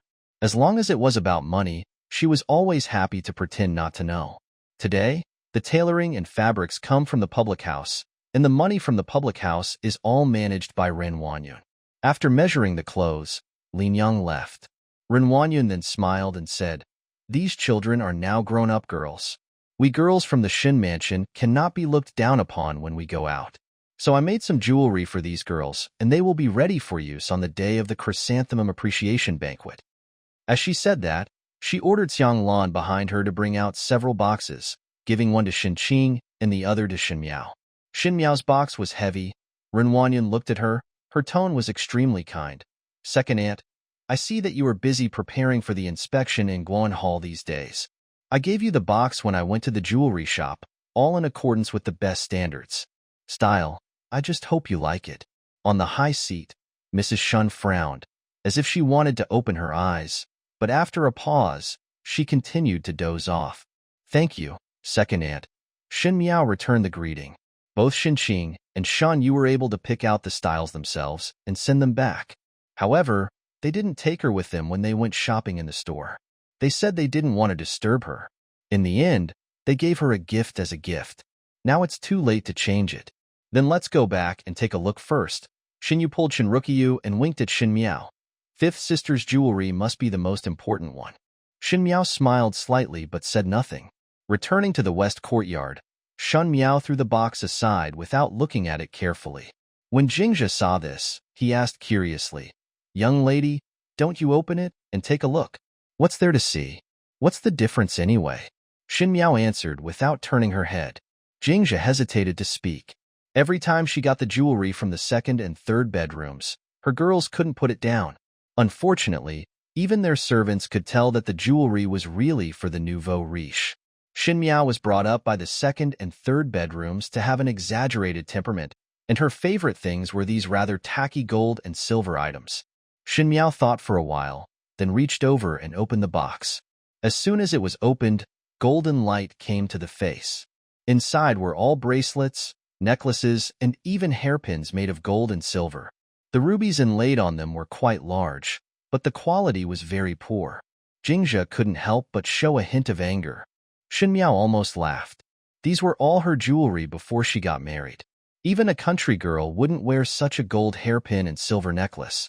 Whenever she wears brightly colored clothes and dazzling gold jewelry, she looks like a moving box. In front of the gentle and graceful Shen Yu and the generous and bright Shen Qing, she really looked like a foot-washing maid.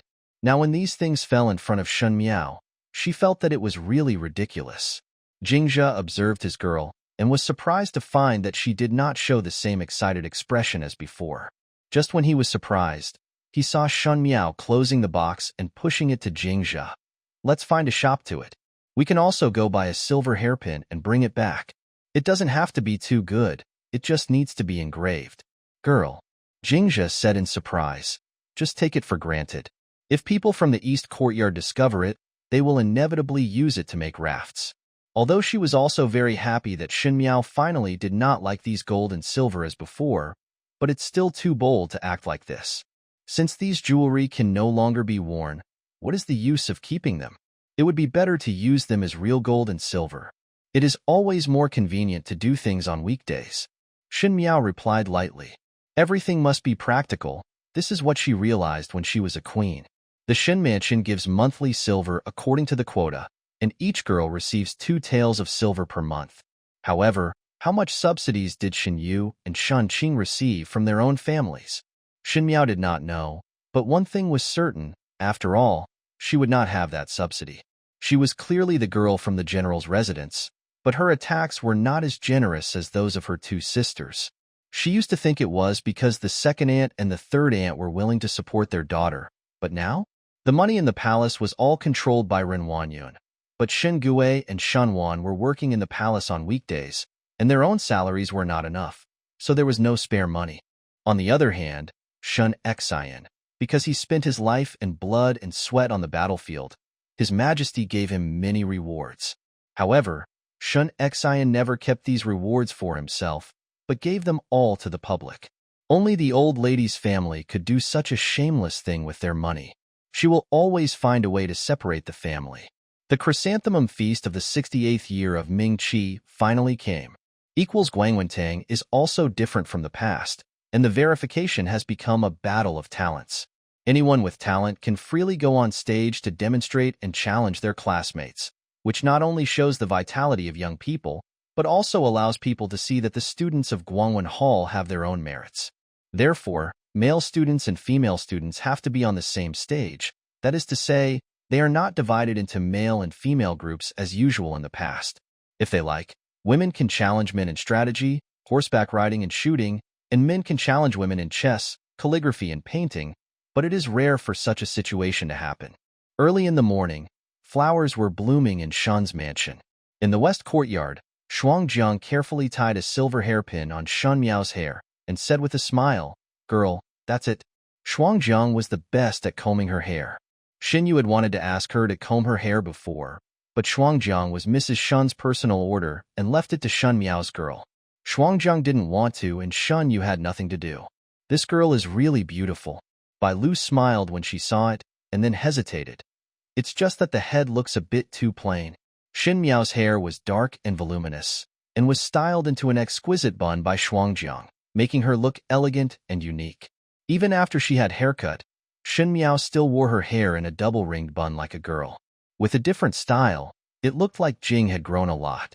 That round and lovely face seemed to have become more delicate and graceful, and finally had a girlish look. There was just a single silver hairpin stuck in his head, which looked quite pitiful. Guyu couldn't help showing anger on his face. The Shen family has a great business, but Shen Miao does not have any jewelry that she can get rid of today. The whole family of Shen's family was supported by Shen Xian, but they did such a cruel thing. However, Shen Miao could not say anything. Why? Because they all gave Shen Miao jewelry, but it was just gaudy gold jewelry, and if she wore it, she would definitely be laughed at. Shen Miao only glanced at Guyu and guessed what Guyu was thinking, and couldn't help but shake her head and laugh. Although gold is good, it is not meant to be worn on the body. Guyu was afraid that Shen Miao would be sad, so he quickly changed the subject and said, "But that Lin Yang is really good at her craftsmanship, and the girl's body is really beautiful." I don't know if it was because she felt pity for Shen Miao in her heart, but the clothes Lin Yang gave her were surprisingly exquisitely embroidered. It seems that to take care of her small appearance, the lotus green color will inevitably look dull, so she embroidered large begonia flowers on the hem of the skirt, which are lifelike, blooming, and gorgeous, and are really beautiful. And Shen Miao actually wore it well, and did not look uncomfortable at all. Shuangjiang and Bai Lu looked at each other, each seeing the surprise in the other's eyes. Now Shen Miao was able to suppress such a heavy color, and she didn't know why. Let's go. Shen Miao stood up. We can't wait too long. As soon as she left the yard, she saw many crab apples in the garden. She stopped, pinched a small one, and put it into her bun. It was like the icing on the cake. The girl is so pretty, Gu Yu admired. Aunt Gue had just come out of the small kitchen and prepared some snacks for Shen Miao on the carriage. When she came out with a basket, she could not help but be surprised when she saw Shen Miao. It could be said that she had watched Shen Miao grow up, but today she felt that Shen Miao was strangely tight. Her temperament is calm and steady, and paired with her noble lotus green color, it is not an exaggeration to say that she is a princess. She almost stopped holding the basket in her hands and just stood there stupidly, until Bai Lu said with a smile, "What is Aunt Gue looking at?" Aunt Gue was stunned, and was about to say a few nice words as usual, when she suddenly thought that today was the chrysanthemum banquet, and Shen Miao was so outstanding. Wouldn't it mean that Shen Yu and Shen Qing were suppressed? She swallowed the compliments that had reached her lips and turned around with a worried look. "Girl, the color of this dress is really too heavy. The girl is so young. Why should she wear such a color and cover herself up in vain? He looks so good. How about going back to get the peach-colored jacket with embroidered magpies? It looks pink and tender. I remember that the second lady gave it to me a lot. If this continues, no one will say anything about it. The girl is so simple." Gu Yu curled his lips. The peach-colored jacket embroidered with magpies was a gift from Ran Wanyun. The color was tacky, and with her head and face covered with gold and silver jewelry, she looked like a young lady from a country rich man's family. If she wanted the chrysanthemum feast today, Shen Miao, everyone will laugh at you. Aunt Gue was clearly not well-intentioned. She was about to reprimand Shen Miao when she heard Shen Miao speak softly. "Now in Ming Qi, the country is peaceful and the people are living and working in peace and contentment, but your majesty advocates frugality. The way of the world is that extravagance and waste are inferior. Simplicity, what's wrong with that?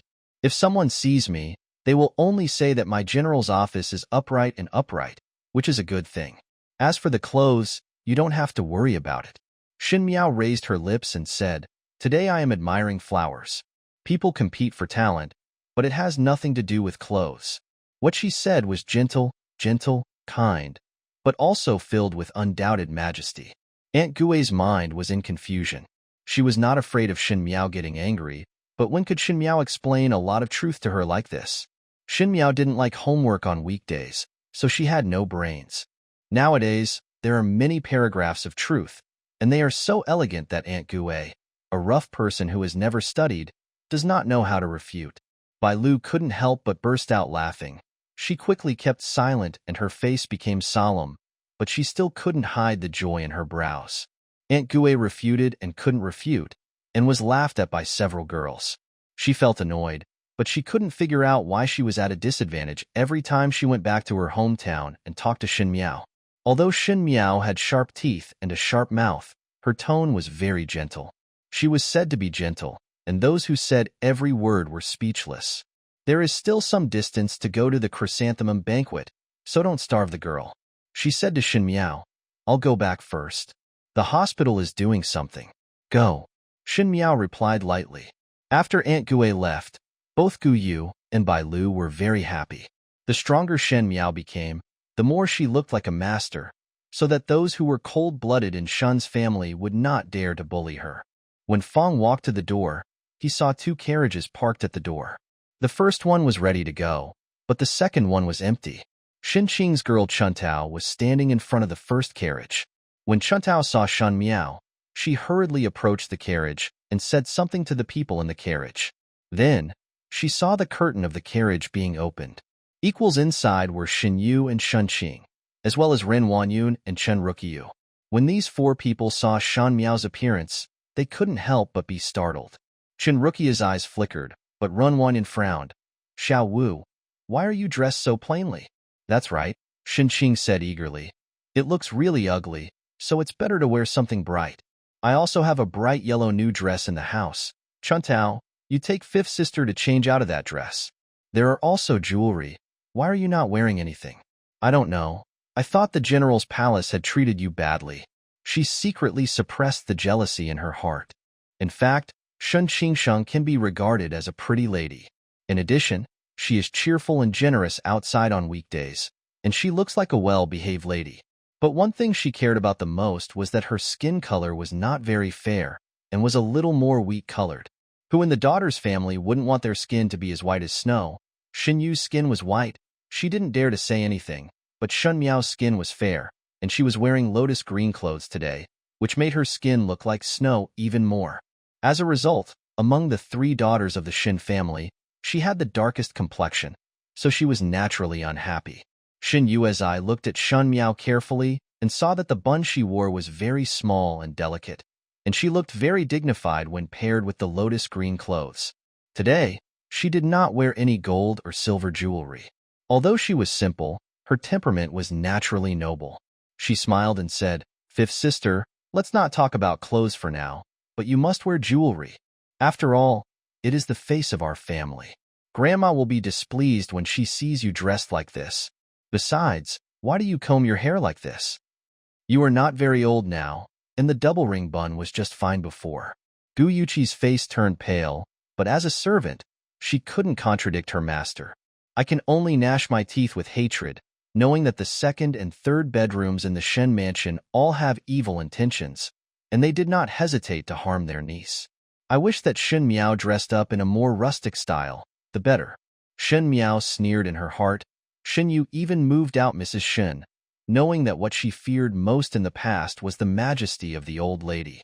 As for combing her hair, Shen Yu is only a little over a year older than herself, so there is no way she can be said to be young. She styled her fairy bun herself, and her pink gauze dress was as light as a fairy. If she wanted to be a stunningly talented woman, why should she dress it herself? After they finished speaking, they saw that Shen Miao did not say a word, but just looked at them with a smile, not knowing what she was thinking. Finally, Shen Qing felt a little uncomfortable with that look, and scolded the maid standing by the carriage. "Chuntao, why are you still standing there? Why don't you take the 5th sister to change clothes quickly?" "No need." Shen Miao interrupted her and put on a sad expression on her face. "There is a reason why I dress like this today. I also like the jewelry that my second aunt gave me. It was not intentional. Not worn." Several people looked at each other, not knowing what Shen Miao meant. Guyu and Jingjia also looked at each other and looked at Shen Miao with some confusion. "My father is far away in the northwest now, leading the soldiers in a bloody battle. The Huns have not retreated, and the soldiers are wearing cold armor. I am in the capital, but I am well-clothed and well-fed, leisurely, admiring flowers and reciting poems. I am really ashamed." Shen Miao lowered her head slightly. His voice also became softer. "Last night, a bodhisattva came into my dream and asked me to pray sincerely. So I made up my mind to wear plain clothes and light colors. I will not wear colorful clothes or jewelry until my father returns in triumph." No one expected that Shen Miao would suddenly say such words. She could not even speak timid words clearly, let alone be so articulate. Both Shen Yu and Shen Qing were shocked and speechless, while Chen Ruqiu stroked her forehead thoughtfully. Ren Wanyun, on the other hand, looked a little embarrassed. After Shen Miao said these words, she alone prayed devoutly for her father. So who did the Shun family members count? But she definitely wouldn't let her Qinger dress so plainly to the chrysanthemum banquet. Ren Wanyun gritted her teeth and advised lovingly, "Even so, you are also a young girl. Why do you have to worry so much? Just relax during the chrysanthemum banquet." However, Shen Miao suddenly bowed to Ren Wanyun and said, "I beg the second aunt to fulfill Shen Miao's filial piety." She was standing at the entrance of Shun Mansion, and there were many passers-by coming and going. After Shen Miao bowed like this, the people passing by couldn't help but cast curious glances.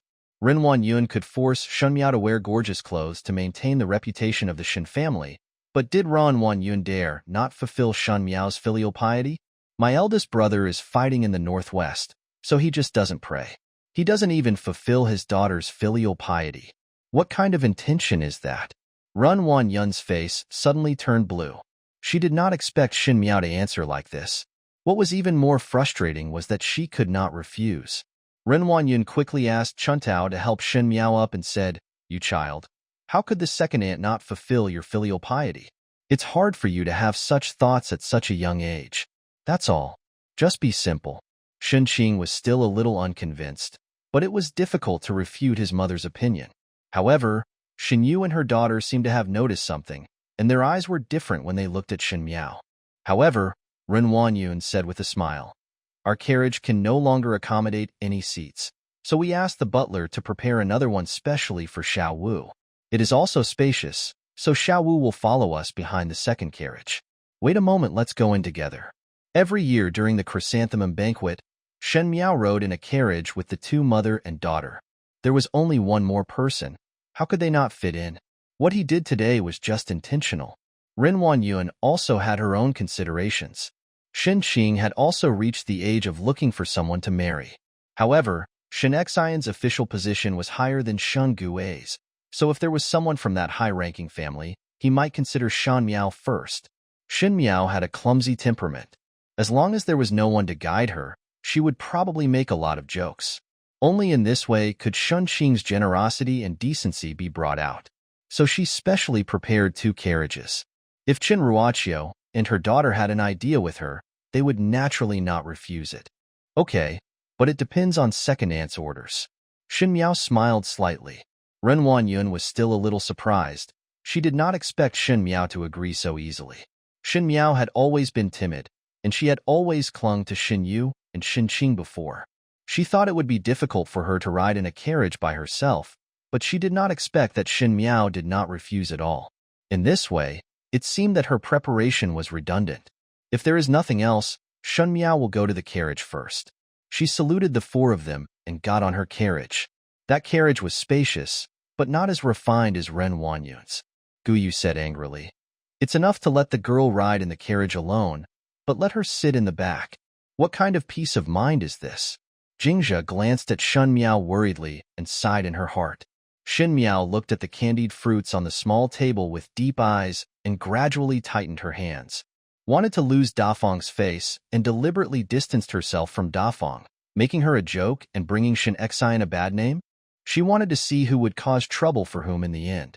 The chrysanthemum banquet was held in Yinbei Hall, not far from Prince Gong's residence. This was a hall established by the founding emperor of the Ming Qi dynasty. The residence here was originally an exquisite garden manicured by the previous dynasty, covering an area of several thousand acres, and with a grand building. As for exquisite, if it were not too far away from the city, the emperor and empress would even want to transform it into a corner of the palace. However, this place is surrounded by mountains and rivers. Although it is far away, it is a good place to enjoy the scenery. Especially in October every year, chrysanthemums of all colors bloom. Because there are dedicated personnel to plant the precious chrysanthemum seeds. Once they bloom, it will feel like you are in a fairyland. And the verification here is very elegant. It takes about an hour for Yin Beitang to catch the carriage in Shun Mansion, so some snacks and food will be prepared in the carriage to avoid hunger. Guyu opened the basket given by Aunt Gui and asked Shen Miao, "Girl, why don't you eat something? The journey is long and eating will give you strength." Shen Miao looked at the things in the basket. Iced sheep cheese, onion rolls, spicy oil legs. At first glance, they look exciting, the color is bright, and the smell is fragrant. It's a pity that the taste of these things is too strong, such as iced cheese and spicy fried legs, which are more likely to stain your mouth. If you are not careful, you will stain your clothes. Aunt Gui really prepared these foods carefully. The fights among the women in the harem were probably overt and covert stumbling blocks, but when Shen Miao was in the harem of the Ming Qi, she was faced with a fight for favor between the concubines, and her rank would only be higher. These little tricks are totally unacceptable. She shook her head, asked Guyu to close the box, and asked Jingzhe. "No need, Jingzhe has it here." Jingzhe carefully took out a small cloth bag from behind. The cloth bag was filled with small and exquisite cakes. Shen Miao could not trust the kitchen of Shen Mansion, so Jingzhe bribed the purchasing manager and asked her to bring some cakes from outside. The person in charge thought that Jingzhe was greedy and didn't do anything. He was just a little surprised that Jingzhe, a maid, was willing to buy Guangfuzi's snacks. Guangfuzi is one of the best snack shops in Dingjing City, and even the concubines in the palace love to eat it. Shen Miao was not very interested in Guangfu Zhai's dim sum in her previous life, but Wanyu liked it so much that she felt unhappy if she did not eat it for a day. At the moment, The pastry was only the size of Shen Miao's finger and was made into the shape of a flower. It was pitiful and cute. Shen Miao divided some for Guyu and Jingxia to eat too. The two girls did not dare to eat it at first, but later saw that Shen Miao insisted and could not refuse, so they cautiously took it, and after taking a bite, he was pleasantly surprised and said, "Girl, this snack is really delicious." Shen Miao smiled slightly. In fact, no matter how delicious the snacks were, they were just cute and exquisitely made. And her daughter's family always liked good-looking things. When Wan Yu first got married, she even spent a lot of money to buy a pastry maker from Guangfuzi, hoping that Wan Yu could still eat her favorite pastries in the bitter cold land of the Xiongnu. Who knew? Who knew that Wan Yu passed away halfway, and she didn't even see her body? Shen Miao closed her eyes. Wan Yu's marriage was instigated by Mrs. Mei. Chun Rukyu's family colluded, but it was Fu Xiaoyi who gave the order. None of these people can escape in this life. These people who killed Wan Yu. She wants them to pay back 1,000 times. Gu Yu was eating snacks with gusto. When he looked up, he saw Shen Miao next to her with cold eyes, as if she was a noble lady who was in a high position and killing decisively. For a moment, Gu Yu seemed to see the shadow of Shen Xian. Shen Xian was a man who had killed people and seen blood on the battlefield. When he got angry, there was ferocity in his bones. The look in Shen Miao's eyes at this moment was exactly the same as Shen Xian's. She almost choked on the snack, tried hard to swallow it, and asked carefully, "What's wrong with you, girl?" "Nothing." Shen Miao lowered her eyes, just thinking about something. Fu Xiaoyi will also be present at today's chrysanthemum banquet and inspection. Not only Fu Xiaoyi, but also several of Fu Xiaoyi's brothers. Nowadays, the 9 princes each have their own merits, so naturally they are also divided into camps. But Fu Xiaoyi acted the most harmless and was friendly with the prince's faction. Who knew that in the end, the crown prince would be deposed and Fu Xiaoyi would be appointed as the crown prince. She has no intention of helping the prince. These people in the Ming Qi royal family are the most ruthless. They look at these hairpin families who have brought down the country for their ancestors, but they just look at an old dog.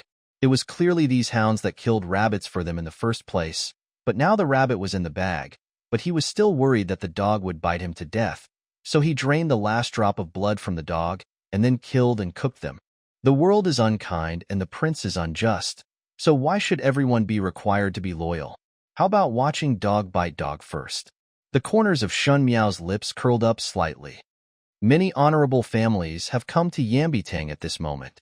Although today's examination did not distinguish between men and women, the banquet hall still divided the guests into men's and women's seats.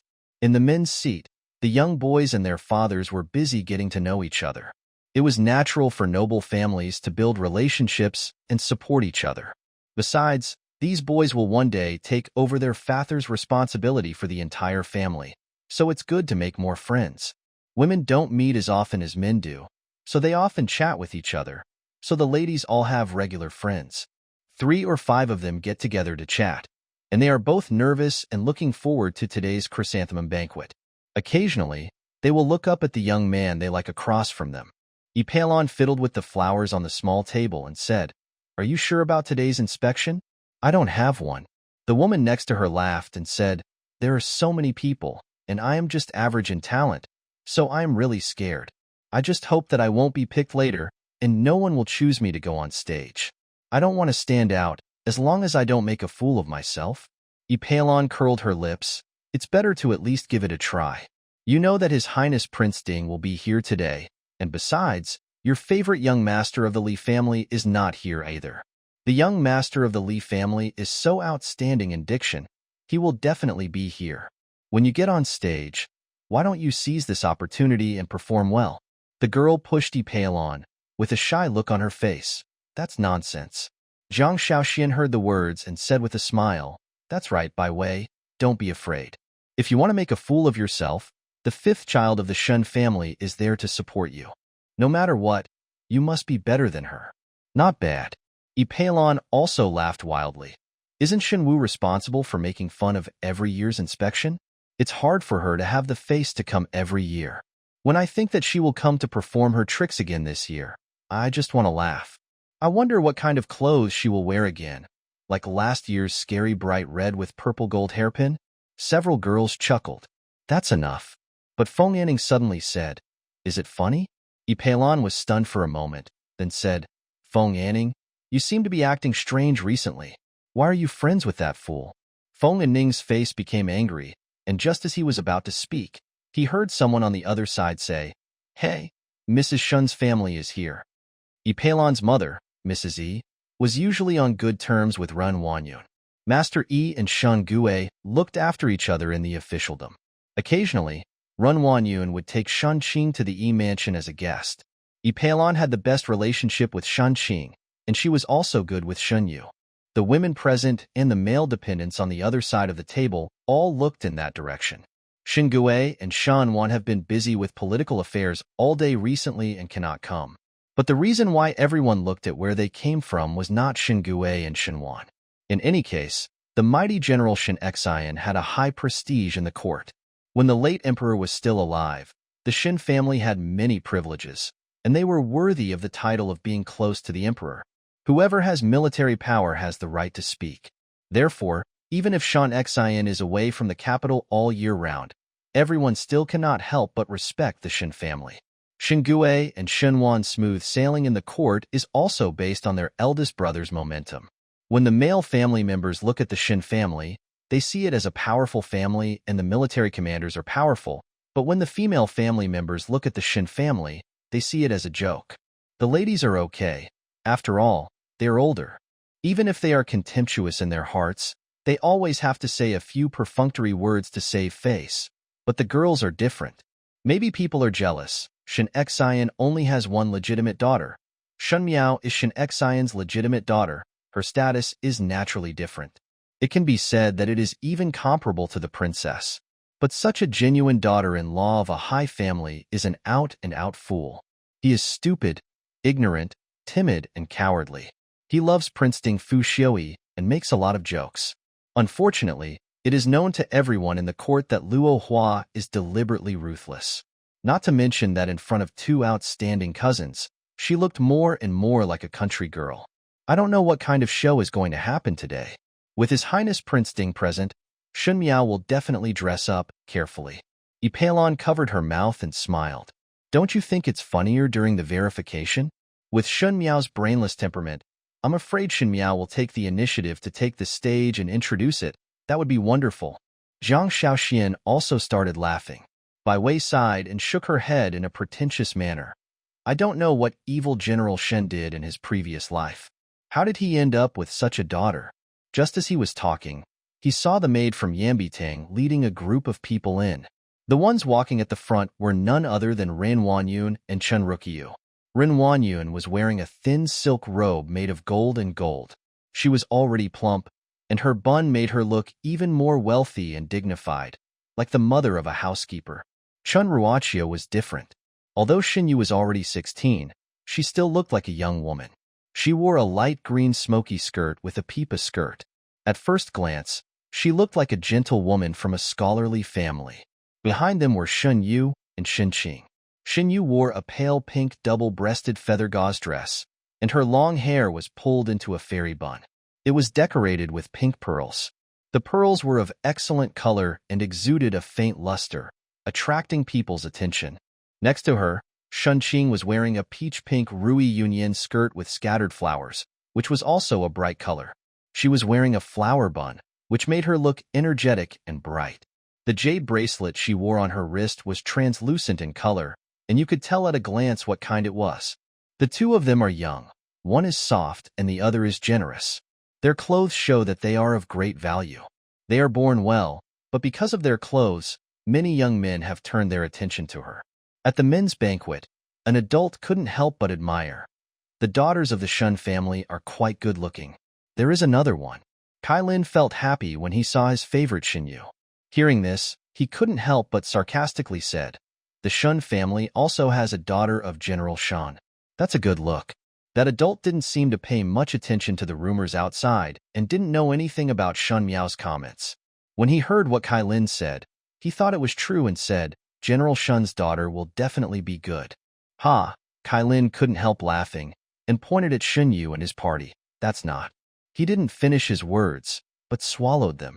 Then I saw someone walking behind Xing and Chen Yu. She was not walking with Xing and Chen Yu. She was alone behind. She should have looked a little frustrated and timid, but for some reason, she didn't look like that at all. Humble. Black gold cloud embroidered shirt, crescent phoenix tail skirt. The skirt is embroidered with large begonia flowers in outline and strokes, as if they are blooming at her feet. As the girl moves around, flowers bloom and sway in various ways. The girl probably felt cold. She was wearing a lotus-colored cloud silk cloak, which instantly suppressed the flowery pattern, giving her a more majestic look. As she got closer, everyone could see her face clearly. It was a girl of 14 or 15 years old, wearing a simple bun with a plain silver hairpin inserted diagonally. At the end of the silver hairpin, a small begonia bloomed, instantly dotting the dark color. It has a bright touch and looks quite attractive when paired together. Her skin was already fair, and the lotus green skirt made it look even more creamy. Her eyes were clear and bright as some kind of baby animal, and there was a slight smile at the corner of her lips, but it didn't seem like she was smiling. Her nose was small with a fleshy nose tip, and her mouth was rosy. She looked quite cute, but when people saw her, they would not think she was a little girl. Some people are born beautiful but lack temperament, while others are not beautiful but have charming temperament. This girl's appearance can be considered pretty and lovely, and it would be an exaggeration to say that she is stunningly beautiful, but her temperament makes people unable to help but indulge in it. That kind of majesty, dignity, and noble grace from the bottom of her heart make people dare not have any rash thoughts. And the way she walked, with her chin slightly lifted, her skirt not moving at all, and her hands folded in just the right position, not stiff nor casual, as if she had done this movement 1,000 times before, with such precision that there was not a single flaw. This noble temperament and majesty born from the heart enveloped her, making her look like she was not a girl of 14 or 15 years old, but a woman who had been tempered and held a high position. In front of her were Shen Yu, Shen Qing, Ren Wanyun, and Chen Rukiyu, who had unknowingly become the girl's foils, as if they were the 4 maids she carried with her. And the one walking at the end was clearly their master. "Who is that?" Pei Lang murmured. Even as a woman, she couldn't help but lose consciousness when she saw this girl. How could she have such magnanimity at such an age? "Is this a guest of the Shen family?" Bai Wei asked. "It seems like someone I have never seen before." There was also silence at the men's table. The men looked at each other differently from the women. Everyone present here is from the officialdom. Naturally, they can see the difference in this girl at a glance. It is not the appearance, but the demeanor, the kind of calmness after the storm and the waves. Faced with everything in front of her, her attitude is noble, but her disdain was felt from the inside out. It's like a leopard running into a herd of sheep, that feeling of being out of place. "Is this General Shen's daughter?" The adult who was talking to Kylin before was a little excited. "She is really good looking. So kind. She's better than her." "Shen Miao?"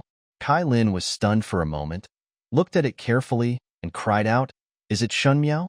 One stone stirred up thousands of waves, and the whole crowd was silent for a moment, followed by an instant uproar. "Shen Miao?" Feng and Ning couldn't help but be startled.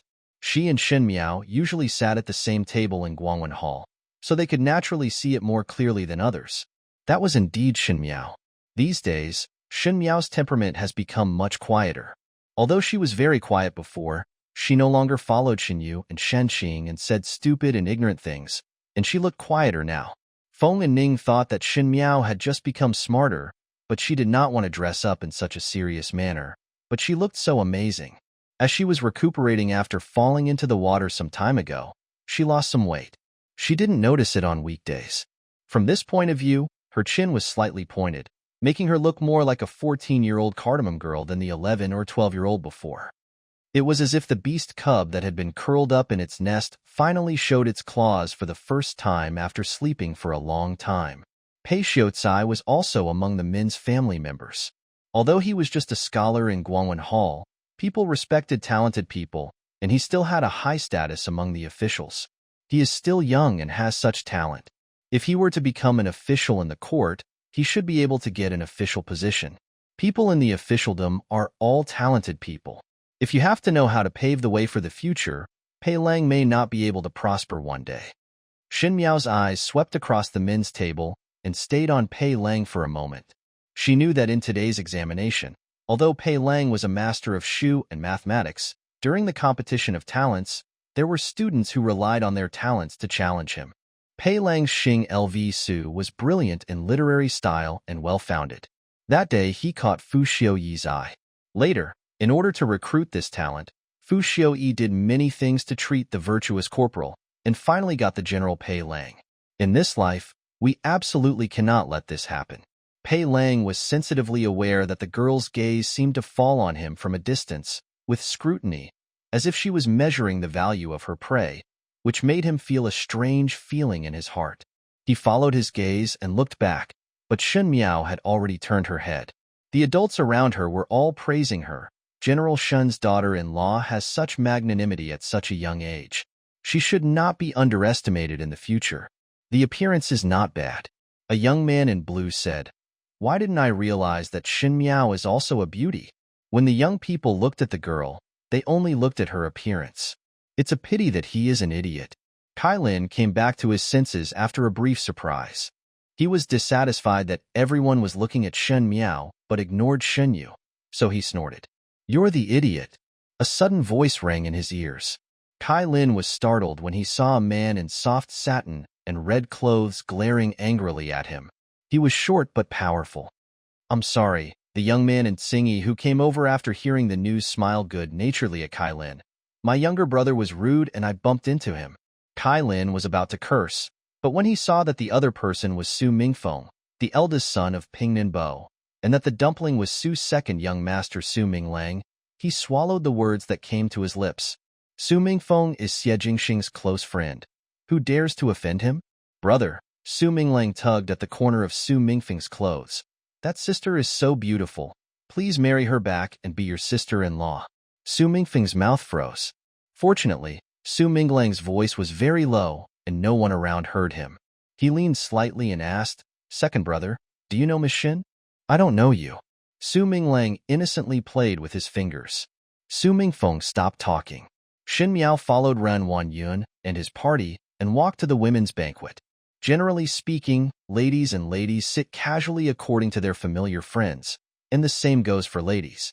But Shen Miao was usually in the Shen mansion except Guangwentang. Needless to say, Shen Yu and Shen Qing, no one in Guangwentang was willing to be friends with her. She was not annoyed or afraid and just found a seat to sit down. She was not afraid of the isolation of these girls. On the contrary, she enjoyed the quiet feeling. The girls were a little jealous looking at Shen Miao's different attire today. They wanted to see her make a fool of themselves and deliberately ignored her. However, they saw that Shen Miao was sitting alone and did not look miserable. There are chessboards and leaf cards on the table to keep the girls from getting bored. She thought for a while, then took out the chess pieces from the chess basket and started playing chess on her own. She doesn't know how to play piano, chess, calligraphy, or painting. In the past, I was disgusted by the deliberate teachings of the second and third parties. But after I married Fu Xiuyi, I had no time to learn. So when she returned from Qin in her previous life, she felt inferior to Mrs. Mei who was good at singing and dancing and had long sleeves. No wonder Fu Xiuyi turned a blind eye to her as a queen. However, one does not have to be someone who knows chess to play chess. Although she does not know how to play chess, she has studied a lot of military tactics for Fu Xiuyi during her years in Qin. She can't play chess, but she can use soldiers. This is war chess. The daughters of the Xuangue family watched from a distance and saw that Shen Miao was calm and composed. Her indifferent and condescending demeanor clearly separated her from everyone else, as if she was on top and others were below. The fifth young lady looks like she has changed a lot now, Mrs. E and Ren Wanyun said with a smile. It seems that she has become a big girl. It was hard for her to say that Shen Miao actually compared Shen Yu and Shen Qing, so she had to remind Ren Wanyun tactfully. How could Ren Wanyun not know? She was good at observing words and expressions. Along the way just now, everyone's eyes were not looking at her, nor at Shen Yu and Shen Qing. They were clearly looking at Shen Miao who fell last. She gritted her teeth in her heart. It seemed that Shen Miao had spent a lot of money this time. Knowing that King Ding would also come to check, She tried every means to attract King Ding's attention and compete with her Qing'e. She raised the tea bowl and looked at the men's table opposite with a smile. Isn't that right? I'm not too young now. The old lady loves Xiao Wu and said that the uncle is not here. She asked me to look at you specially before going out this time. There is no suitable person. Chen Ruqiu, who was sitting next to her, looked at each other. Shen Yu and Shen Qing were both older than Shen Miao, but they wanted to see each other for Shen Miao first. Naturally, it would not be because of Mrs. Shen's kindness. Mrs. Shen hated Dafeng's family so much. How could she let Shen Miao get better? Chen Ruqiu's eyes fell on Shen Qing, who was talking to Pei Lang. Ren Wanyun seemed to be eager to settle Shen Miao's marriage before Shen Xian came back. Why? Because Shen Qing also loved Prince Ding? Want to eliminate this biggest threat for Shen Qing? Just as he was thinking about it, he heard another commotion coming from the men's table, and Mrs. Zhang's wife said, Prince Yu is here. Shen Miao, who was holding the zizi, made a movement, and Baizi immediately placed the zizi on the plate. She raised her eyes and looked at the men's table. Her eyes were completely calm. If she hadn't been so infatuated with Fu Xiuyi and decided to marry him, she would have become a withered skeleton in Prince Yu's palace. Then a middle-aged man approached from afar. He did not sit with the officials and young men, but sat far away in a special seat. The man was about 40 years old, with a dark, thin, and ferocious face. He was wearing a long rosin-colored brocade robe. The clothes were extremely luxurious, but unfortunately he only had one leg. This is the current emperor's younger brother, Prince Yu. Prince Yu was the emperor's brother from the same mother. Since then, Prince Yu's temperament has changed drastically. He has become cruel and violent, and has a bad temper. He has a house full of concubines. Outsiders don't know the inside story, but the royal family knows it clearly. Prince Yu has some dirty habits, and countless women have been killed by him. Prince Yu and Princess Yu died 7 years ago, which was also very strange. However, the emperor and the queen mother protected Prince Yu, so the princess and her family had no choice but to swallow this bitter news. Recently, news suddenly came out from Prince Yu's palace that Prince Yu intends to have a concubine. For a time, everyone in Dingjing City was speculating. Prince Yu has a high status and is favored by the emperor and the queen mother, so when choosing a princess, he must be well matched. Those from wealthy families who truly love their daughters are naturally unwilling to let their daughters go into such wolf dens. There are also those who only regard their daughters as bargaining chips, but are eager to exchange their daughters for glory and wealth, even if it means sacrificing a life. Look at the previous family of Prince Yu and Princess Yu. Although they lost a daughter, weren't they becoming more and more prosperous under the emperor's compensatory care? Shen Miao's eyes crossed over to Prince Yu, and then to Ren Wanyun at the women's banquet. Sure enough, Ren Wanyun's face lit up, and she said to Mrs. Yi on the side, Your Majesty really treats His Royal Highness Prince Yu very well. They were all people who were fumbling around in the back house. Madame Yi almost immediately thought of Ren Wanyun's idea. Although she despised Ren Wanyun for being too awesome, her master and Shen Gui were on the same page, so he also wanted to help Ren Wanyun. So he smiled and said, Yes, even though I am a little older, I can still love others. Chen Ruqiu lowered her head to the side and slowly ate snacks, with a strange smile on her lips. Painful? No one would want their daughter to marry a crippled widower. Even if he loved others and was powerful, he would still be pushing his daughter into a pit of fire. Thinking of this, she turned her head and looked at Shen Miao. Shen Miao patiently clung to the chess pieces and followed the chess game step by step, as if she didn't have any thoughts on other people. Chen Ruqiu suddenly felt unsure. Shen Miao seemed to be a different person when she woke up after falling into the water. Could it be that this was Shen Xian's flesh and blood finally awakening? Shen Xian's family all have violent tempers. If Shen Miao learns of Ren Wanyun's plan, will she accept it obediently? Just as she was thinking about it, she saw that Shen Miao seemed to have noticed her gaze and raised her head to look at her. That look was completely indifferent. It was the golden autumn of October and instantly made Chen Ruqiu's heart freeze to ice. Shen Miao lowered her head and looked at the chess game she was playing.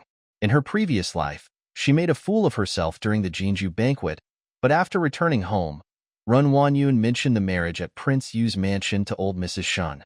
Ren Wanyun said, Xiao Wu is acting like this now.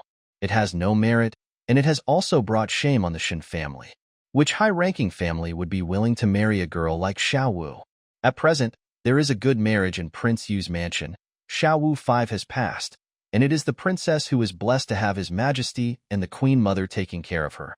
Although she has bad legs and is a little older, our Xiao Wu has nothing special about her, so it is not a loss. Xiao Wu. The words sounded grand, but in fact they were extremely vicious. She only learned of these words later after she spent a lot of money to bribe the girl from Rongjing Hall. Mrs. Shen hated the eldest son deep down in her heart. Shen Xian was the daughter of her original wife. When Mr. Shen was still alive, she was very close to Shen Xian, which made her step-sibling Mrs. Shen jealous.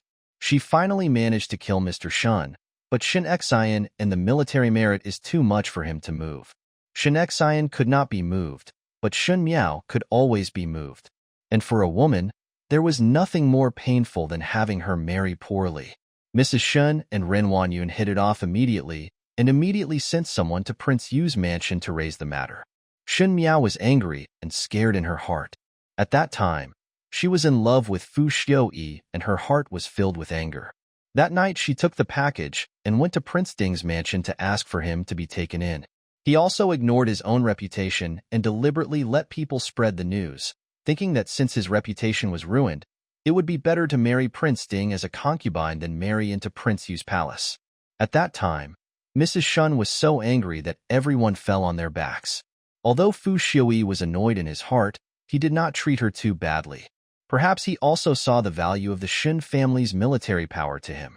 Although he was not very warm to Shen Miao, he did not refute. Later, when Shen Xian returned to Beijing at the end of the year, what greeted him was the fact that Mandang Capital's daughter had decided to marry him. He was shocked and angry, but Shen Miao did not hesitate to go on a hunger strike to protest. In the end, Shen Xian had no choice but to work hard in the military and finally win the title of Princess Ding for her. But no one thought that that was the beginning of the real nightmare. Shen Miao closed her eyes. All the mistakes in her previous life seemed to have started from today, and today was destined to be the turning point in her life. Those who owe her should start preparing to repay their debts now. Hey, what's the point of being alone? A voice suddenly rang in her ears, and Feng Yanning walked up to her at some point, with a bit of awkwardness on her face, and sat down opposite her. Why don't you play a game of chess with me? But can you play chess? Feng Yanning lowered his head to look at the chessboard. He didn't mean to say anything casually, but now he became interested. After looking at it carefully for a while, he couldn't see the reason, so he asked, "What kind of move is this? I've never seen it before." Never seen it. This is not playing chess, Shen Miao smiled. This is fighting. What? You can't see it now, Shen Miao said lightly. This kind of chess can only be seen when the piece is swallowed at the end. It was like a net, solid and tightly covered, and no one could escape. No. Feng Yanning shuddered. What are you talking about? It's so weird. She looked at the men's table, her eyes suddenly lit up, and she glanced at Shen Miao narrowly. Look, His Highness Prince Ding has arrived. At the men's banquet, Prince Ding Fu Xiuyi was wearing a pine blue robe embroidered with gold, green boots, and a jade crown, which looked very beautiful. He is naturally handsome and has a rather cold demeanor, but he behaves kindly and does not seem to have the airs of a superior prince. After 10 years of companionship and heartfelt support, all they got in exchange was a piece of white silk and a family full of blood debt. Even a pair of children died because of this. No matter how kind this person looks on the outside, he is cruel on the inside. No matter how fair he looks on the outside, he is actually very cruel. In her previous life, this person gave her a complete corpse, but in this life, she wants this person to die without a complete corpse. Fu Xiuyi, I'm back. At the male banquet, besides Prince Ding, there were only 2 other princes, Prince Zhou Fuxiuan and Prince Jing Fuxiushuan. The prince was not in good health and would not attend such an occasion. Prince Zhou and Prince Jing were born to concubine Su Xian. Both of them were outstanding in talent. Prince Zhou was more arrogant and outgoing, while Prince Jing was restrained but scheming. The 2 of them were also eyeing the throne. Everyone knew that the prince was weak and that the emperor would appoint a new prince one day. Concubine Su Xian was already deeply favored by the emperor. In comparison, Prince Ding's mother, concubine Dong Shu, was much more low-key. If Prince Ding had not been quite outstanding, I'm afraid he would not even be able to hold the position of the 4 concubines. In the previous life, King Zhou and King Jing were involved in the fight for the heir, but they relaxed their vigilance towards King Ding. Once Fu Xiui became friends with the prince, he walked with the prince all the time and personally searched for precious medicinal materials for the prince. The queen was very fond of Fu Xiui. Therefore, everyone else thought that King Ding was just a follower of the prince. Secondly, Fu Xiui was usually aloof and disdainful of participating in court affairs. In addition, concubine Dong Shu was cautious. She chanted sutras and practiced Buddhism all day long. Without the support of her natal family, it was expected that King Ding would not be able to make any trouble. But in fact, the one who finally sat on the throne was Fu Xiui, who they thought could not make any trouble. Shen Miao picked up the leaf tiles on the side and played with them. Just like this leaf tile, Fu Xiuyi's cards had been very bad since he was born. Everyone thought he was out from the beginning, but they didn't know that he had never been. I thought about using the cards in my hand. Seeing that she was silent and did not see her love for Fu Xiui, Feng Yanning was a little surprised. Don't you like him? Shen Miao raised her head and glanced at her. Feng Ning was startled. The sharpness in that look made her feel cold in her heart, and she almost had the urge to kneel down. She didn't know where her feeling came from, but she instinctively knew that what she just said made Shen Miao unhappy. She paused and said, "Actually, I don't like him very much. How could there be such a perfect person in the world? It doesn't look real." This time, Shen Miao took a rare look at Feng Ning seriously. She didn't expect that this arrogant young lady could see this. There are so many people who are obsessed with Fu Xiuyi's appearance. I am afraid that as long as Fu Xiuyi is willing, all the girls in the audience will fall in love with him. Why, there is still a maverick, she said slowly. It seems that you have a sweetheart. What are you talking about? Feng Yanning's little face suddenly turned red. Don't make false accusations against good people. Shen Miao stopped talking to her. She had no intention of asking about the little girl's worries. Of course she has her own things to do. After coming and going, the posts for the chrysanthemum banquet have almost been collected, and everyone should have arrived. It was a high platform tainted with the aura of a true dragon. There are chess pieces on both sides, and there are soldiers in uniforms with red scarves tied on their heads, beating drums loudly. The sound of drums rumbled throughout the sky, and the musicians also strummed the long zither. It was a song called the Song of the Magi, which means that the royal family is thirsty for talents. Today's test is to select talents for the Ming-Qi dynasty and select the true ones. The country's generals and talents. The music and drum beats were vivid and pleasing to the ears, with a unique excitement and magnificence that made people feel excited. Most of the people present were young men, who were full of passion and almost became obsessed with the music. They just wanted to show all their talents to everyone, to have a good future in Ming-Qi, and to leave a strong mark in the history of the Ming-Qi royal family. Even the girls couldn't help showing their excitement. Although they couldn't serve as officials in the imperial court like boys, their fathers and brothers were pillars of the country. Their families were well established, and they were honored by the royal family's favor, and their hearts were filled with gratitude. While the entire audience was shrouded in excitement and piety over the emperor's grace, there was only one person whose eyes were cold, and he did not show the slightest bit of emotion. Shen Miao's eyes fell on the person playing the piano at the center. This was what the Ming-Qi royal family loved most. It aroused the young men's desire to serve the country and used them to do things for the decadent royal family.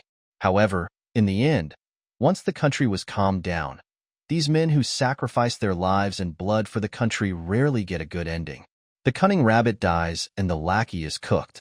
Every time a new emperor takes office, the old ones will be eradicated, especially those ministers who have gone through the dark period of seizing the heir and have seen the dirty transactions and bloodshed of the royal family.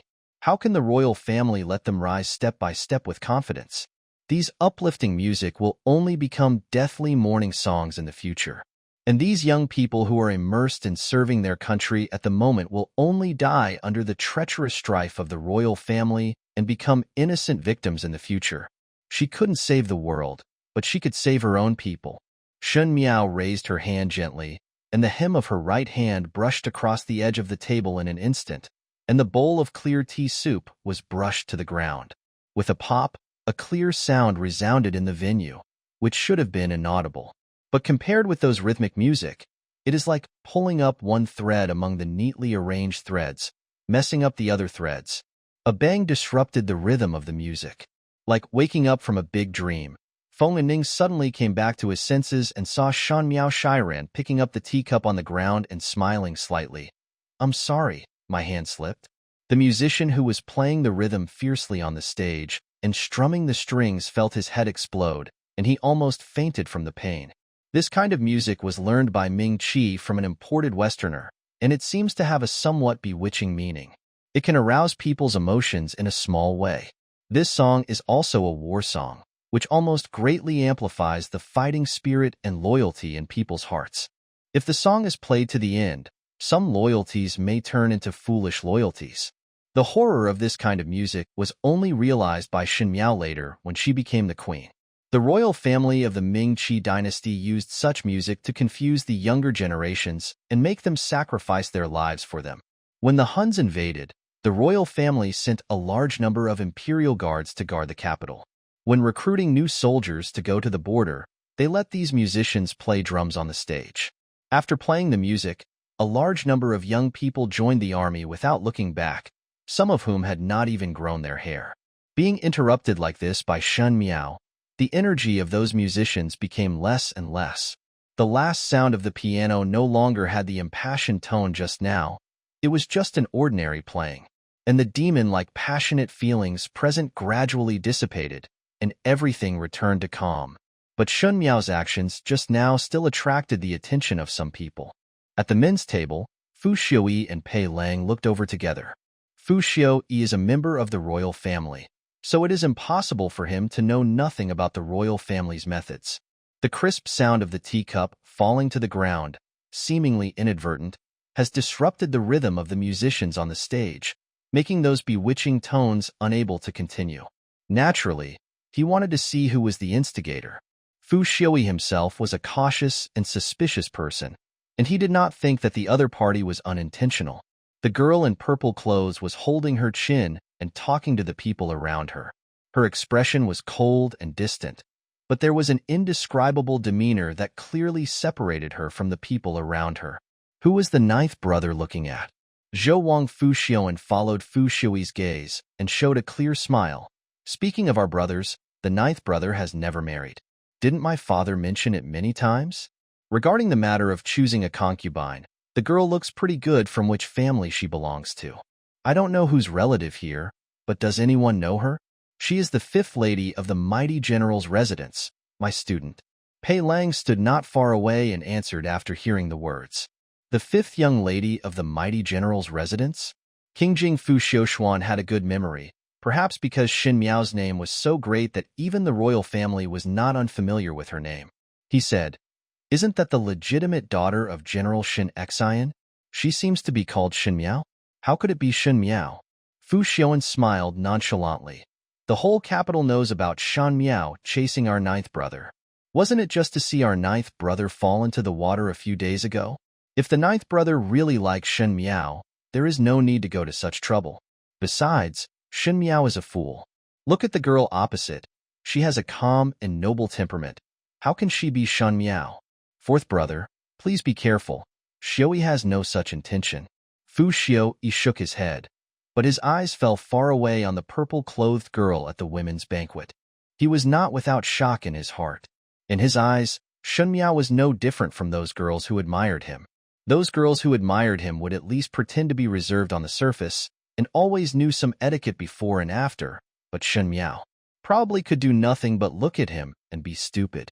Naturally, he would not fall for a joke idiot from Quanding capital. If it were not for Shen Xian's sake, he would definitely show his disgust clearly. And the Shen Miao in his memory always liked to wear bright red and green clothes, loved gold jewelry, and applied rouge and gouache on her face fiercely, just like a clown singing on a stage or a stage in the countryside. And the girl in purple clothes across from her had skin as smooth as cream, graceful eyebrows, and a noble air that clearly distinguished her from the women around her. How could she be Shen Miao? He was not the only one confused, but also Pei Lang. As the teacher who had taught Shen Miao for 2 years, Pei Lang undoubtedly knew Shen Miao much better than Fu Xiuyi. A person's appearance can be changed and his clothes can be adjusted, but his overall temperament is different. Pei Lang was a scholar, and scholars valued temperament more than others. Shen Miao seemed to have changed overnight. How could such a thing happen? He didn't think about the teacup thing just now, although he also felt that the music was wrong. In his heart, how could a little girl hear the problem? What's more, Shen Miao has never been an expert in piano skills. Everyone was thinking about their own things, but the musicians on the stage had already finished their performance. The verification was about to begin. This year's examination is different from previous years. There is no distinction between men and women, only between civil and military. Although Guangwen Hall requires students to be both civil and military, and to teach both civil and military subjects, the rules have been the same for hundreds of years. Very few women choose the military subject, and among the civil subjects, policy essays, and classics are basically covered by men. This is because these 3 subjects are actually ways for the court to select talents. As an adult once said, the Jingxing subjects are often generals and ministers, all of whom are extremely famous. The martial arts category requires tests on horseback archery, foot archery, lance weight bearing, etc. But after all, it is not a real martial arts exam. So there is no need for military training and exercises or specific arenas. Most women were tested on the 4 literary categories of poetry, lyrics, and songs. This was a tacit tradition.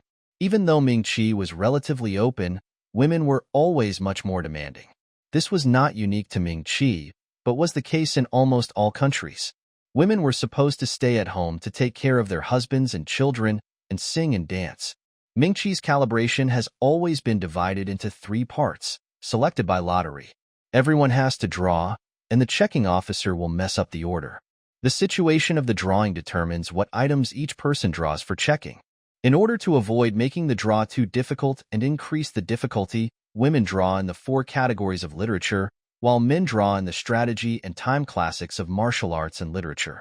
Because this was an unavoidable item, Shen Miao would be embarrassed in this item every year, just because she couldn't do any of the 4 items of poetry, lyrics, and songs. And selection is the second stage. You can choose a category that you are good at and show it on stage yourself. For example, Shen Yu often chooses to play the piano, and Shen Qing chooses arithmetic. As for the last thing, it is a choice. This choice is not a choice, but a challenge. Someone can come up to the stage and choose any student to be an opponent and compete on a certain item. Such scenes often occur in evenly matched situations.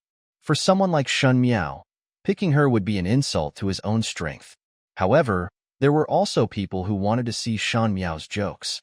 In the past, Shen Miao was deliberately chosen to come on stage to compare a certain item. There is no need to doubt the outcome. No matter which one it is, Shen Miao was completely defeated. Therefore, for Shen Miao, the annual calibration was a nightmare, and was treated as a joke and ridiculed by everyone every year. There are countless days like this, and it's the same this year. The chief examiner on the stage spoke in a serious manner as usual, while the other 2 took out 2 small wooden barrels from the back, and the barrels contained signature papers. These stamps have verification items written on them, and they are drawn by the students themselves. Both men and women had to smoke. One person walked to the men's banquet and handed the items to the male students one by one.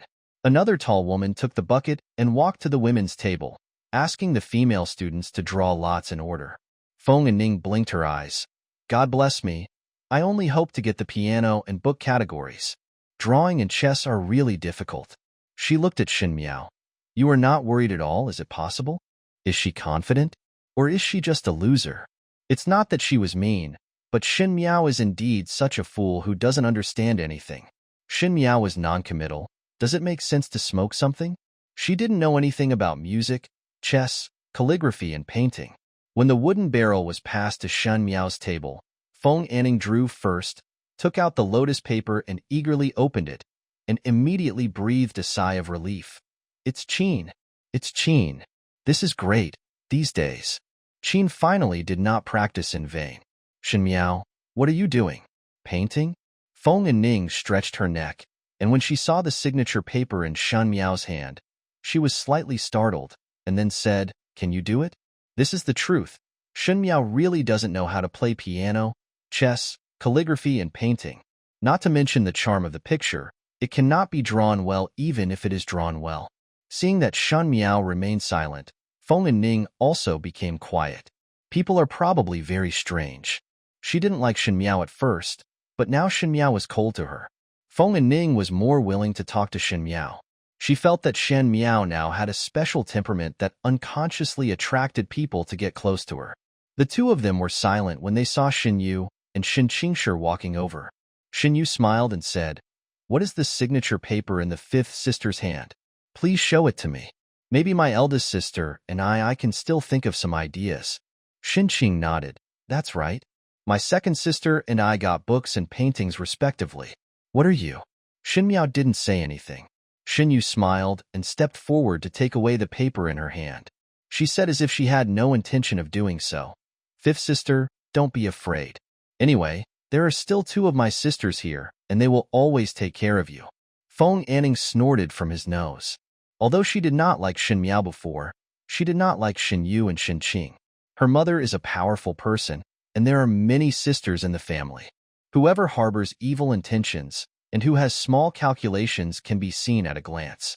What are the differences between Shen Yu and Shen Qing and the concubines in their houses who want to compete for favor and love? They just wanted to use Shen Miao's stupidity to set off themselves. Sure enough, as soon as Shen Yu said these words, Pei Lang over there heard it and sneered. "Shen Yu, why are you telling her this? Even if you come up with the best ideas, I'm afraid she won't be able to cope with it." "That's right. Let Shen Miao prepare carefully by herself." Zhang Xiaoxian also smiled. The ladies around heard their blatant taunts and pretended not to hear them. They still looked serious on the surface, but the corners of their mouths turned up. Without him, Shen Miao would be a joke on the calibration field every year. When being laughed at became a habit, everything would be the same. Even such mocking behavior should not appear on the noble family.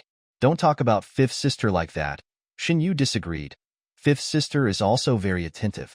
She opened the paper and said oops and looked at Shen Miao in surprise. "It's a painting, fifth sister. You and I got one item." Feng and Ning looked at Shen Yu incomprehensibly, but they just got the same item. What's the surprise? But Shen Miao knew it well. Shen Yu probably felt that her stupidity could bring out her outstanding appearance. What's more, Fu Xiaoyi was present today. Thinking of Fu Xiaoyi, her eyes darkened. "What are the fifth sisters planning to draw?" Shen Qing asked curiously. "Would you like the second sister to give you a few pointers?" These words were full of goodwill and vividly interpreted the image of an elder sister who loves and protects her younger sisters. When others saw it, they just thought it would be said that Shen Qing loves his cousin very much. "Excuse me, you too," Shen Miao said coldly. "But since it is a test, it is better to abide by the rules. If the second sister wants to help me, wouldn't it be cheating? The two cheaters will be expelled from the test field together. Second sister wants to do this for me?" After her lukewarm words came out, Shen Yu's expression changed. Yes, such behavior can be regarded as fraud, but in the past, everyone would only say that she was friendly and kind, and would not pay much attention to it. But after Shen Miao pointed it out specifically, everyone's eyes changed when they looked at Shen Yu. On the calibration field, one more person means one more opponent, and everyone wants to dominate. Just because Shen Yu made friends with everyone in Guangwen Hall, it didn't mean that there were no people who were jealous of her. The girls present were all her rivals. Shen Yu took first place on the women's side every year in the examination, so there must be resentment. If we can catch her and make her go away and not participate in the test, wouldn't she lose a strong enemy? Suddenly, the female students who were originally on the side of Shen Yu looked over eagerly, including Pei Lang, who was good with Shen Yu. A group of people. Shen Yu shuddered, and she naturally knew the stakes. Turning around, he saw Shen Miao looking at her with a half-smile, her eyes full of ridicule. If she just backs down, it will appear that her good intentions just now are all fake. If this goes with the trend, there is no guarantee that these students will not use excuses to prevent her from participating in the competition. It was wrong anyway. Shen Yu suppressed the resentment in her heart, glanced at Shen Miao, and said with a forced smile, "Since the fifth sister has said so, I don't dare to act kindly anymore, that's all.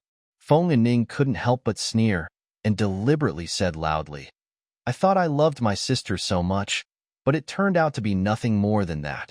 I just let it go if I was frightened like this. How about sincere help? For a moment, those girls looked at Shunyu with quite meaningful eyes. Chen Rukyu also heard the commotion here, and she was a little panicked. After all, Shunyu was still young and didn't know how to deal with the situation in front of her. At the same time, I felt a little cold in my heart. Xin Miao could stir up other people's emotions with just a few words and make people follow her words. What a powerful mouth. But she couldn't interfere. It was all the children's family matters. As a mother, if she interfered, she would be inferior. Both Ren Wanyun and Shen Qing were somewhat gloating over their misfortune, knowing that Shan Yu was too outstanding and would overshadow Shen Qing's brilliance. If Shen Yu fails to do well, only Shen Qing can support the Shen family.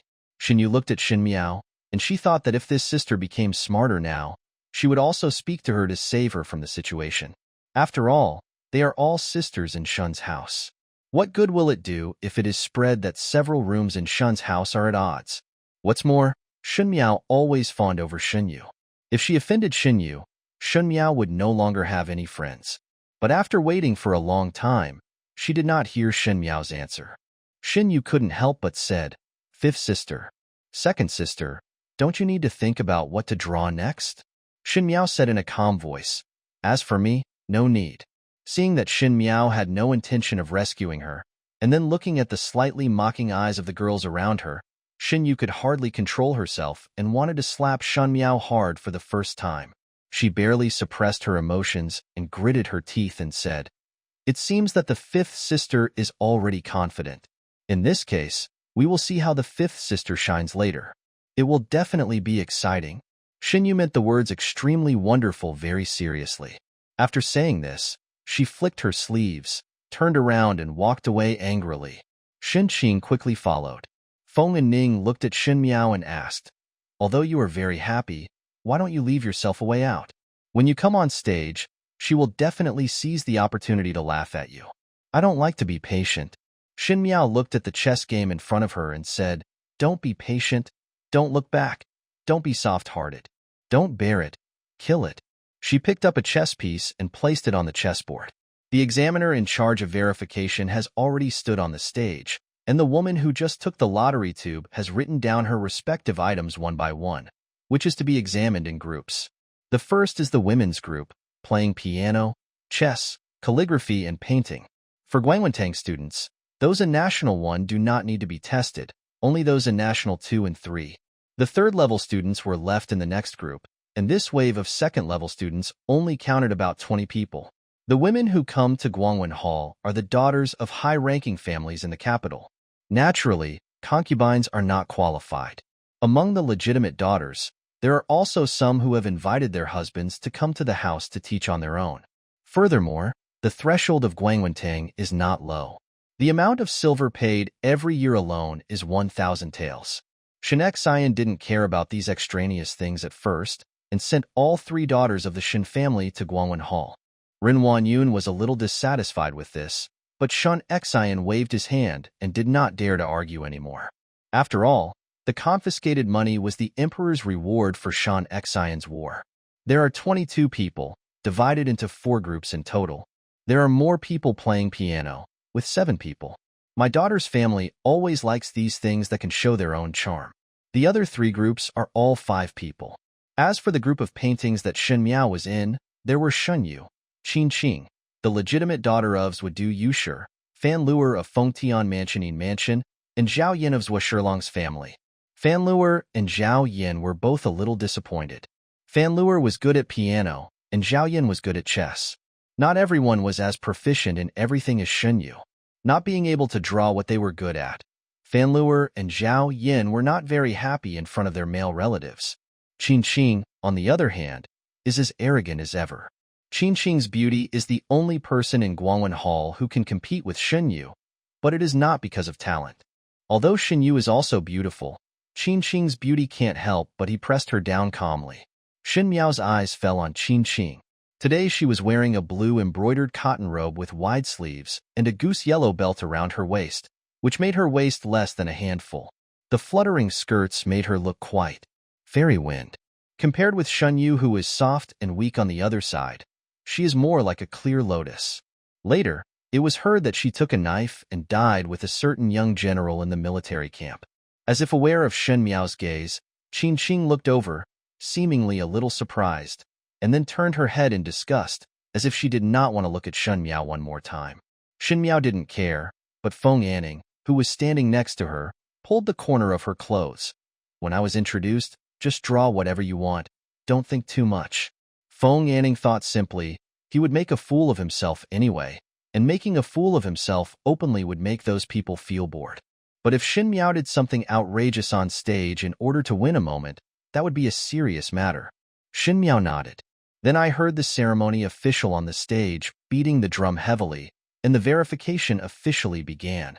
The first thing to compare is Qin. It was Feng Anning's good luck. The female students who got the Qin today all had mediocre skills. But the few who are the best at playing the piano happened to not be awarded this category. Feng Anning got an advantage for nothing. And Feng Anning's hard work on piano skills in recent days was finally not in vain. When she was sitting upright, she still looked like a lady. In addition, she was good-looking, and the sound of the piano was faint. Compared with the previous mediocre piano skills, it was like a gust of breeze blowing people's faces. There was a young man in a blue shirt at the men's banquet and said, "I'll go around the beam for 3 days." Kylin, who was standing at the side, heard this and kicked the young man unhappily, saying, "What's that?" "That's because he didn't see Yuer's piano playing. If Yuer played a piece, even the 9 heavens fairies couldn't match her. You have no vision." Kylin always defended his sweetheart, but when Su Minglang heard his words, he curled his lips in disdain, as if he wanted to say something. But when he saw the warning look from his eldest brother, he held back. The Qin category was quickly finished, and the examiners on the field began to discuss and judge with each other. After the Qin group was finished, it was chess. The chess process was much simpler. 5 people played against each other in pairs, and the points were based on the chess moves and style. The winner of this category was Pei Lang. After the chess is passed, it is book. Xinqing and Bai Wei and Jiang Shaoxian happened to be in the same group. These 3 people are good friends on weekdays, but at the calibration field, the atmosphere is quite tense. This time the book is composed of poems with today's chrysanthemum as the title. I wrote it down, firstly to see the calligraphy, and secondly to see the talent. Xinqing's best skills were not poetry but chess and arithmetic. Unfortunately, arithmetic was in the men's group and she didn't get the chess game. But until the final results come out, no one knows which one will come out on top. At the end, it was Shen Miao's group's turn. Shen Yu glanced at Shen Miao, probably out of resentment that Shen Miao had made a fool of herself, but Shen Miao could no longer maintain her appearance as a kind and good sister. She smiled and said to Shen Miao, "On the stage later, the 5th sister must be defeated by the elder sister. She looks so confident that I am a little scared." These words happened to be heard by Fan Luer, who was standing next to her, and she couldn't help but sneered. "Shen Yu, what are you talking about? What's the point of being confident? Could it be that Shen Miao has some backup plan?" "When you said that, I was looking forward to it." Zhao Yin gloated. "I remember last year when Shen Miao played the harp, she broke all the strings of the bamboo fragrant harp. She must have inherited the skills of General Shen. Be brave. Don't break your pen when you draw this year." She touched Shen Miao's cheek and said, "Such a fair and tender face. You won't be painted into a painted face later." Shen Miao remained motionless and looked at her with cold eyes. Under that extremely cold look, Zhao Yan's smile gradually froze. Fan Luer also sensed the unkindness in Shen Miao's expression. She suddenly felt an inexplicable fear in her heart and involuntarily pulled Zhao Yan's hand back. Qin Qing seemed a little impatient and glanced at Shen Miao. "Why are you arguing? If you want to argue, go to the stage and let everyone see your face." When she said this, although Zhao Yan and others were dissatisfied, they stopped talking. At the men's table, Kylin looked at Shen Yu's figure excitedly, but the glutinous rice dumpling pulled Su Mingfeng. "That beautiful sister is here too, brother. Look at it." Su Mingfeng was a little dumbfounded as she didn't know why her brother was so persistent towards Shen Miao. He is already in the 3rd year of junior high school. This time he went out for the first time after lying about being seriously ill. He still looked very weak, so he could not participate in the exam. He also knew Shen Miao's name. After all, the entire Dingjing city knew that the mighty general was roaming the battlefield, but he gave birth to an idiot daughter. She will definitely win. Su Minglang clenched his fists and said. Su Mingfeng was non-committal in her heart, only thinking that today, Shen Yu would definitely come out on top again. Before going on stage, Shen Yu couldn't help but tease Shen Miao. Fifth sister, please don't show mercy later. Sister is waiting for you. Definitely. Shen Miao replied. There will be no mercy. The examiner in charge of the exam is Zhong Ziki, a cabinet scholar. He is a young old man with white hair, but he is usually extremely serious and upright, and just opened the scroll in his hand and began to read out today's test questions. As for the painting aspect, it actually changes every year. But this year the exam and chrysanthemum banquet happened to be together, so the questions were much simpler. For example, the title of book is Chrysanthemum, and the title of painting is Chrysanthema. There are 5 long tables on the stage, and there are pins, inks, paper, and inkstones on the tables. When you walk to the tables in order, the drummer will beat the drum heavily and the verification will begin. Everyone craned their necks to look up. These 5 people can be regarded as 5 very unique people. Shen Yu is a well-known talented woman. Qin Qing is beautiful and arrogant. Fan Luer and Zhao Yan are sisters who have a good relationship, and Shen Miao is naturally the stupid and ignorant idiot. Most of the male family members looked at Shen Yu and Qin Qing, but most of the female family members looked at Shen Miao. Bai Wei covered her mouth and said, Shen Miao seems to be well-behaved today. She has not made any strange movements. It seems to be that way. Including this time, Shen Miao has passed the verification 4 times in total. The first time she drew a chess piece, she randomly played a few pieces and was defeated. The second time she drew a book, she knocked over the ink plate and soiled her clothes. The third time she drew a qin, and the strings of the fine bamboo fragrant qin were plucked. Rather than saying that everyone came to see Shen Miao come on stage, it would be better to see her make a fool of herself in front of everyone. But today there is something different. The high platform is vast, and the girl is sitting at the table. Her movements in holding the pin are very correct, as if she has received rigorous training, as if she can't find any faults. In the golden autumn of October, rustling cold wind passed through the hall, lifting the broken hair on her forehead, and she lowered her head slightly, only seeing her small oval-shaped face, and her drooping eyelashes creating a beautiful arc. It's actually somewhat beautiful. The lotus green cloak rustled fiercely. She sat upright, but wrote gracefully and eloquently, as if she didn't care. However, her determined demeanor was like the begonia in her black hair, in a restrained way.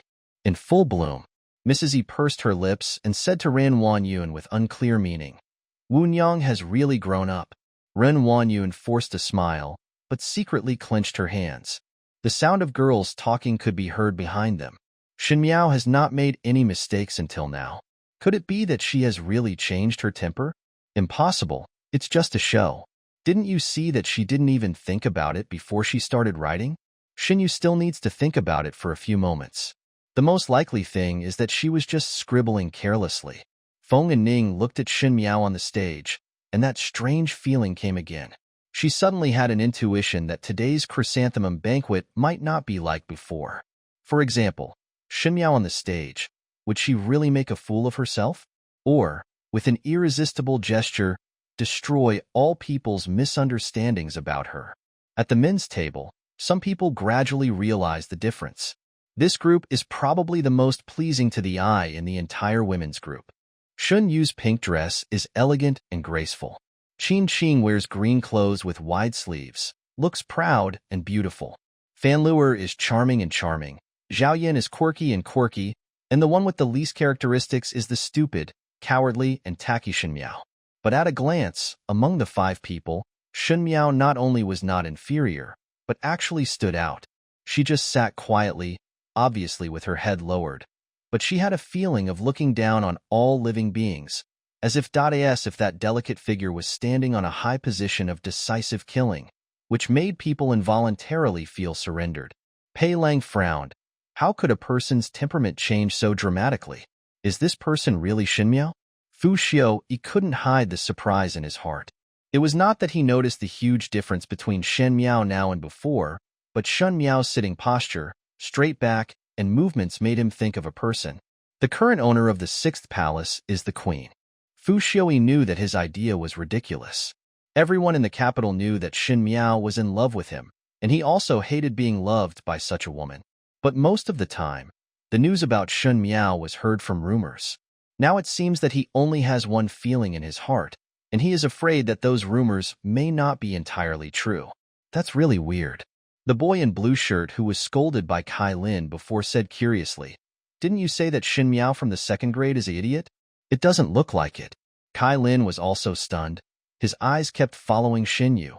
But Shen Miao seemed to have a magical power that could make people notice her involuntarily.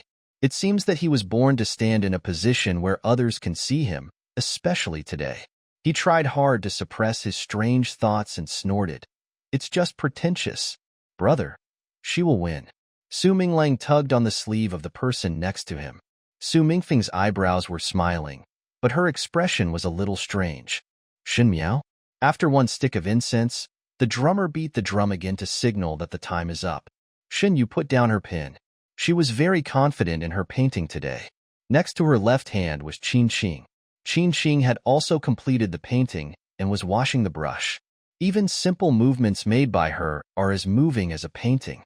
But no matter how charming you are, beauty never matters in the verification field. She turned her head to look at Shen Miao again, thinking that Shen Miao always failed to achieve anything.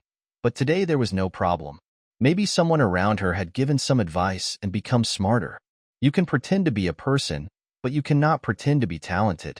At this moment, you should be in a hurry and unfinished.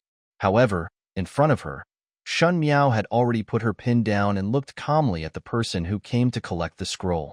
Shen Yu's smile froze. "Okay, let's go down. After everyone's scrolls have been collected, there will be a review and evaluation of the 2nd grade girls, which also takes time." "Fifth sister, what exactly did you draw?" After Shen Yu got off the stage, she couldn't wait to ask Shen Miao tentatively. She didn't know why, but Shen Miao made her very uneasy. "You will know later." Shen Miao smiled slightly, as if there was something more meaningful in her smile. She turned around and walked to a place where no one could see her.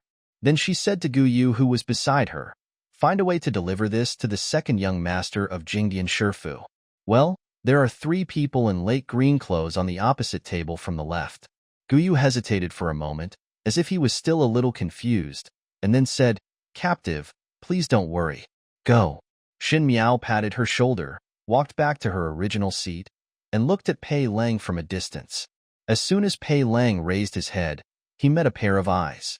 From a distance, he could see the scrutiny contained in them. "I'm sorry, Pei Lang."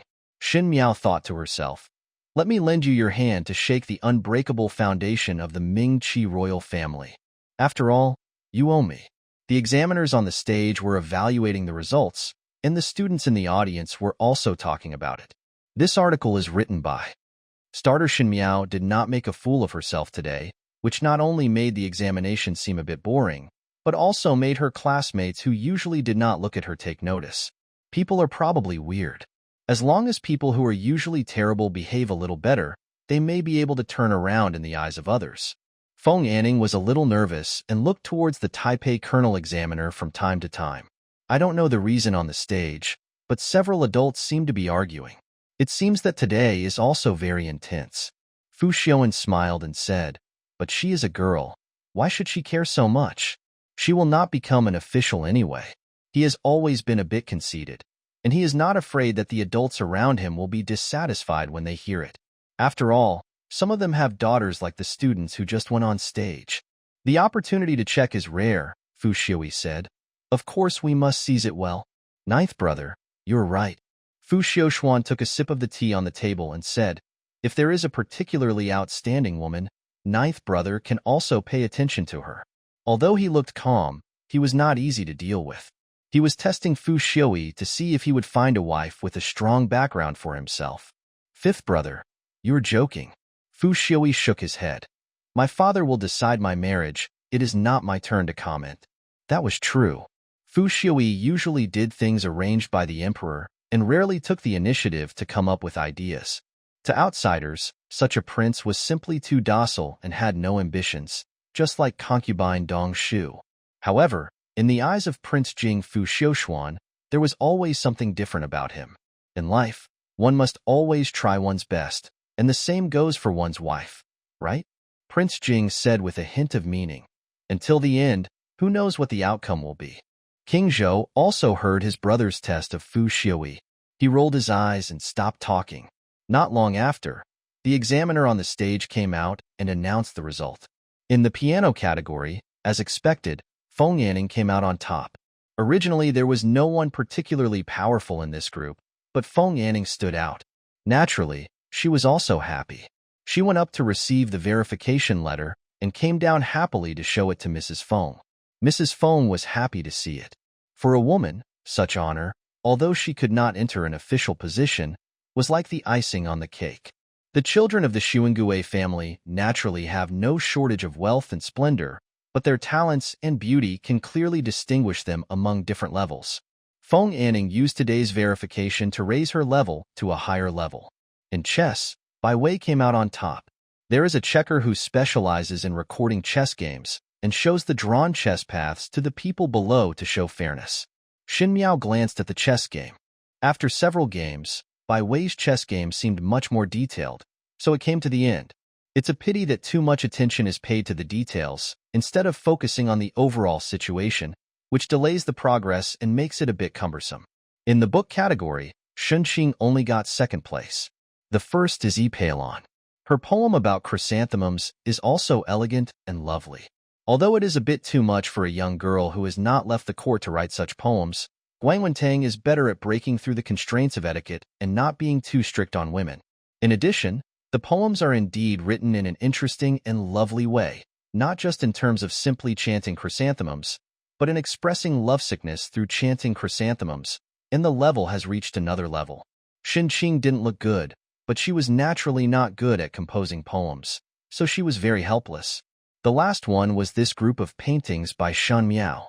The examiners on the stage had different expressions. I guess it was this group that had the biggest argument just now. The female relatives all speculated that it was difficult to decide between Shun Yu and Qin Qing because they had their own merits. After all, the two were often compared in Guangwen Hall.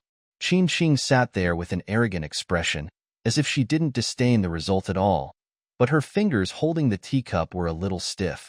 In comparison, Shen Yu seemed much calmer. She sat next to Chen Rukiyu, her eyes a little coquettish and shy, and Chen Rukiyu looked at her tenderly.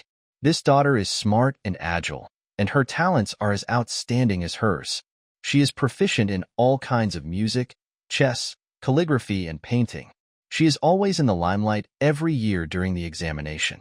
Seeing how happy she looks, she should be a sure winner today. Shun Yu is naturally confident. She has strong writing skills and interesting ideas. She has even thought of the idea.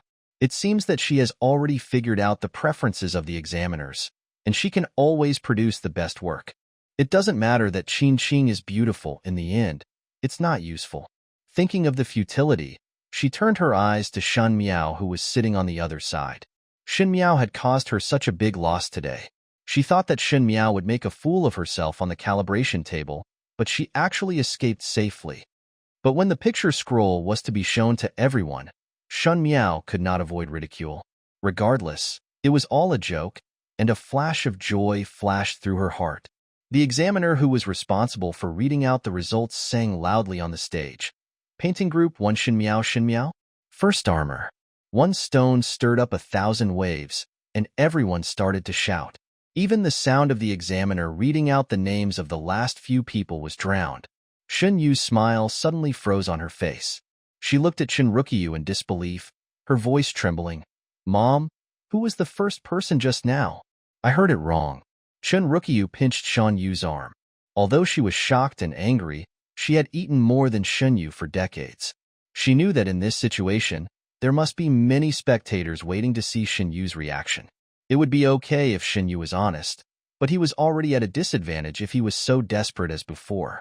Although Xinqing and Ren Wanyun were gloating that Shen Yu had been disgraced for the first time, they were also shocked when they heard that the person was Shen Miao. thinking that the examiner got Shen Yu and Shun Miao's names wrong.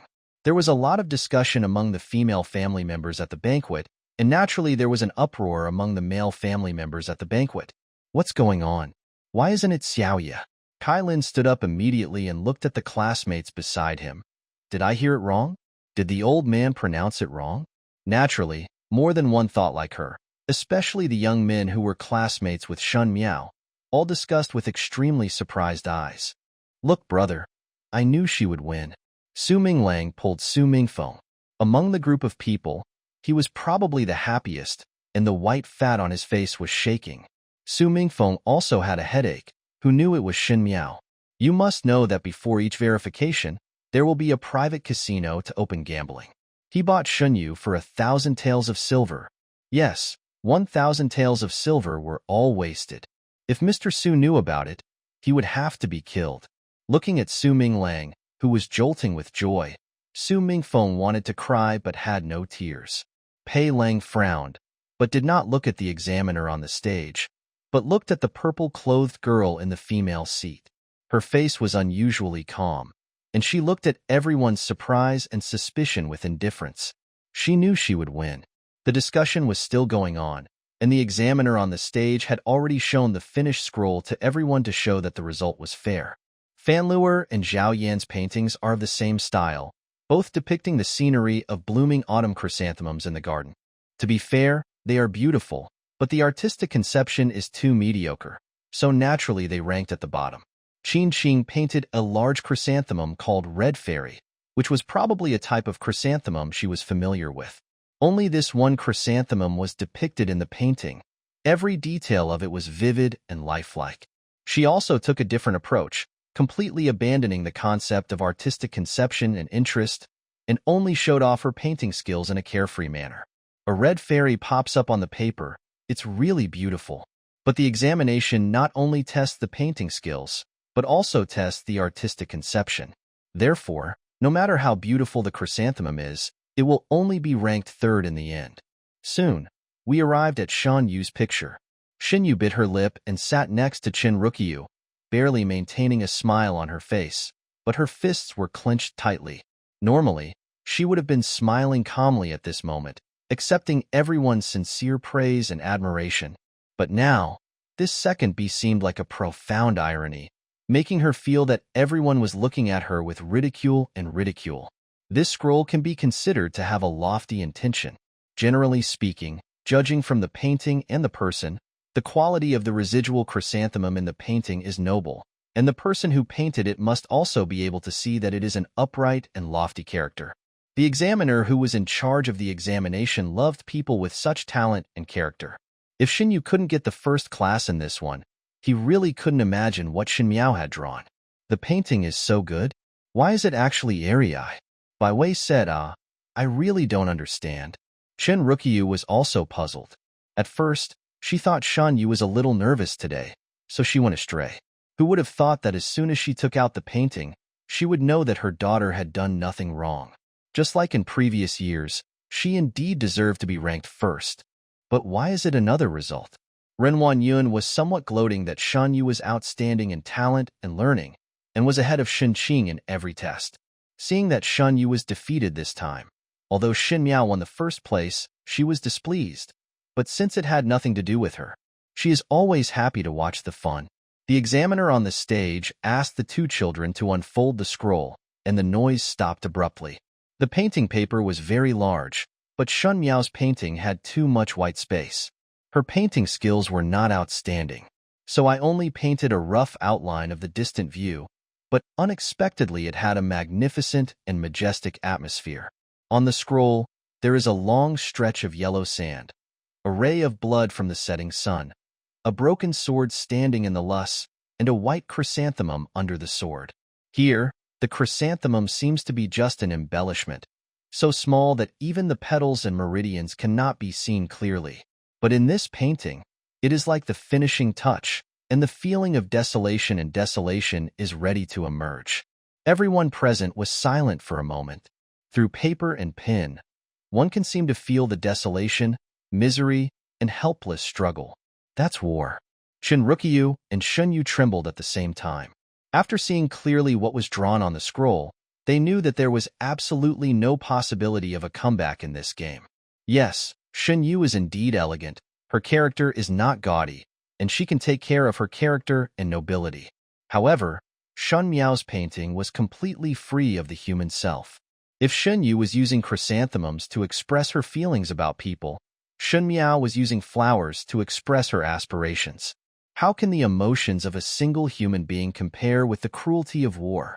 No wonder those examiners were arguing endlessly and were reluctant to come to a conclusion. I'm afraid I didn't expect that such a majestic painting was actually created by the idiot Shen Miao. The examiner in charge of the examination, the cabinet scholar Zhong Ziki, said, "Student Shen Miao, please come up and tell me why you made this scroll." Every student who gets first grade must tell his thoughts about what made him the first in the class. However, the reason why Shen Miao was asked to explain the painting today was naturally because everyone did not believe that she could create this painting, fearing that they had heard the idea from somewhere. Xie Jingxing smiled and whispered to Pei Lang on the side. The secret is about to be revealed now. But isn't this really what she painted? Pei Lang was a little confused. We all saw it just now. She painted it one by one herself. The painting skills are not outstanding. What is the meaning of the painting? Who knows if there is someone to give guidance? Xie Jingxing looked disdainfully at Shen Miao, who was walking towards the stage. I have lived with her for so many years, and I still don't know what she can do. Now that Master Zhong asked her to tell her the reason for the painting, she probably couldn't tell her, for fear of losing her face again. Pei Lang also laughed when she heard this. Let me tell you, there is no such thing as a talented woman so quickly. I'm afraid it's just to attract that guy. She glanced ambiguously towards King Ding in the men's banquet. I asked an expert to give me some advice, and Shen Miao has put all her efforts into it for him. Xie Jingxing's face stiffened, and he suppressed the unhappiness in his heart and said, "Let's take a look." On the stage, Shen Miao looked at the unfolded scroll quietly. She slowly stretched out her hand and touched the scroll under everyone's surprised eyes. The reason I made this scroll is because I heard from my father that every year on the battlefield, many heroes died wrapped in horsehide and buried in the yellow sand. The journey was too long, so they could only be buried on the battlefield. At that time, there were no chrysanthemums in the northwest desert and the northern grasslands. Chrysanthemums bloom in the warm south and in the prosperous Dingjing, where people live in peace and prosperity and have no worries about food and clothing, but at the cost of the lives of soldiers on the border. The discussions gradually died down, and everyone's eyes were focused on the girl in purple. Her eyes were calm, and she told the story like a storyteller. My father once said that the soldiers who died in the war could not even have a bunch of white chrysanthemums after their sacrifice. There were no flowers blooming on the battlefield, and the soldiers did not even experience complete mourning.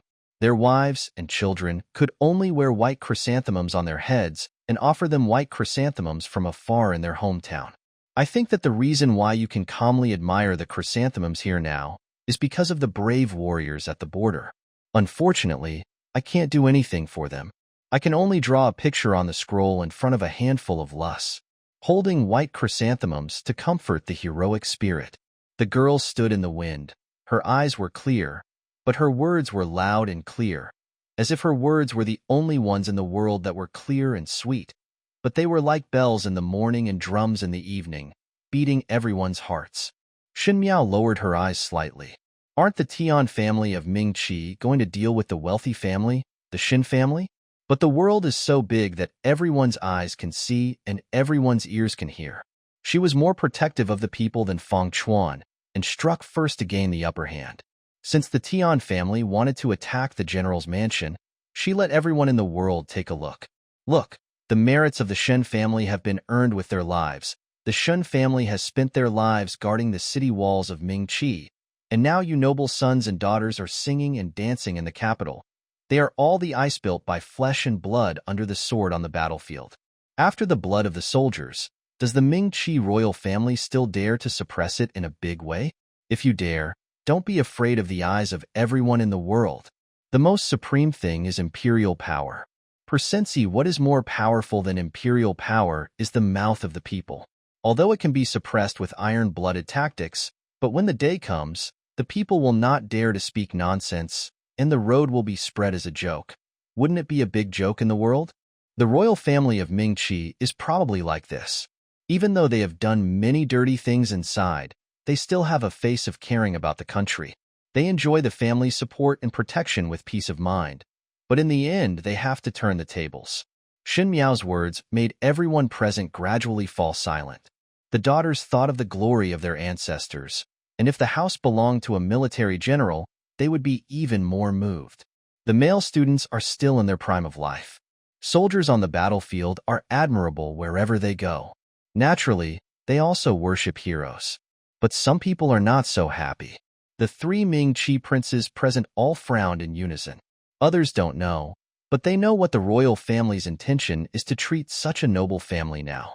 The Shen family tree is so troublesome that sooner or later, the emperor will eradicate it under other pretexts. However, the Shen family has had a good reputation among the people for so many years, and it will not be possible to overthrow it overnight. Now Shen Miao's words seemed to be mourning the soldiers, but in fact they were praising their merits and putting the soldiers in a position of great attention. Anything wrong with the royal family was unjust in terms of morality. Did she do it on purpose? Everyone looked up and saw that after the girl finished speaking, she fell silent. The robe was a little loose, making a rustling sound in the cold wind, and made her figure even more delicate. It was probably a misunderstanding.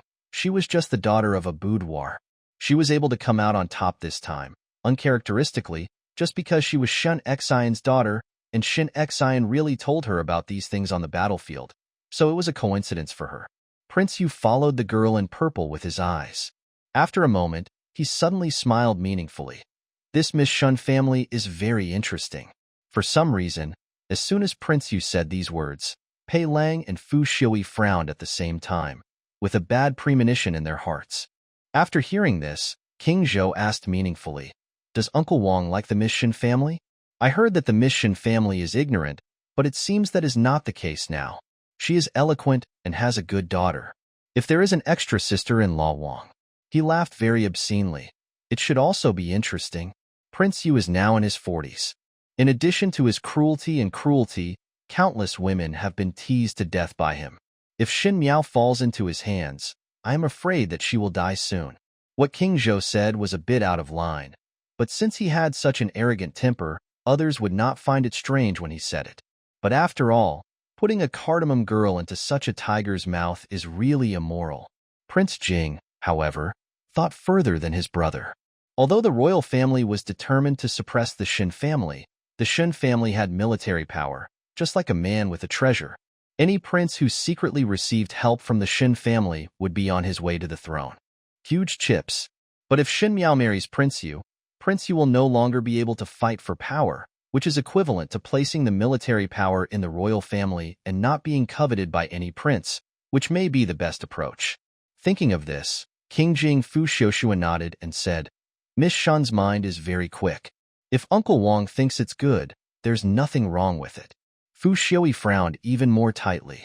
Everything that King Jing could consider, he naturally also considered.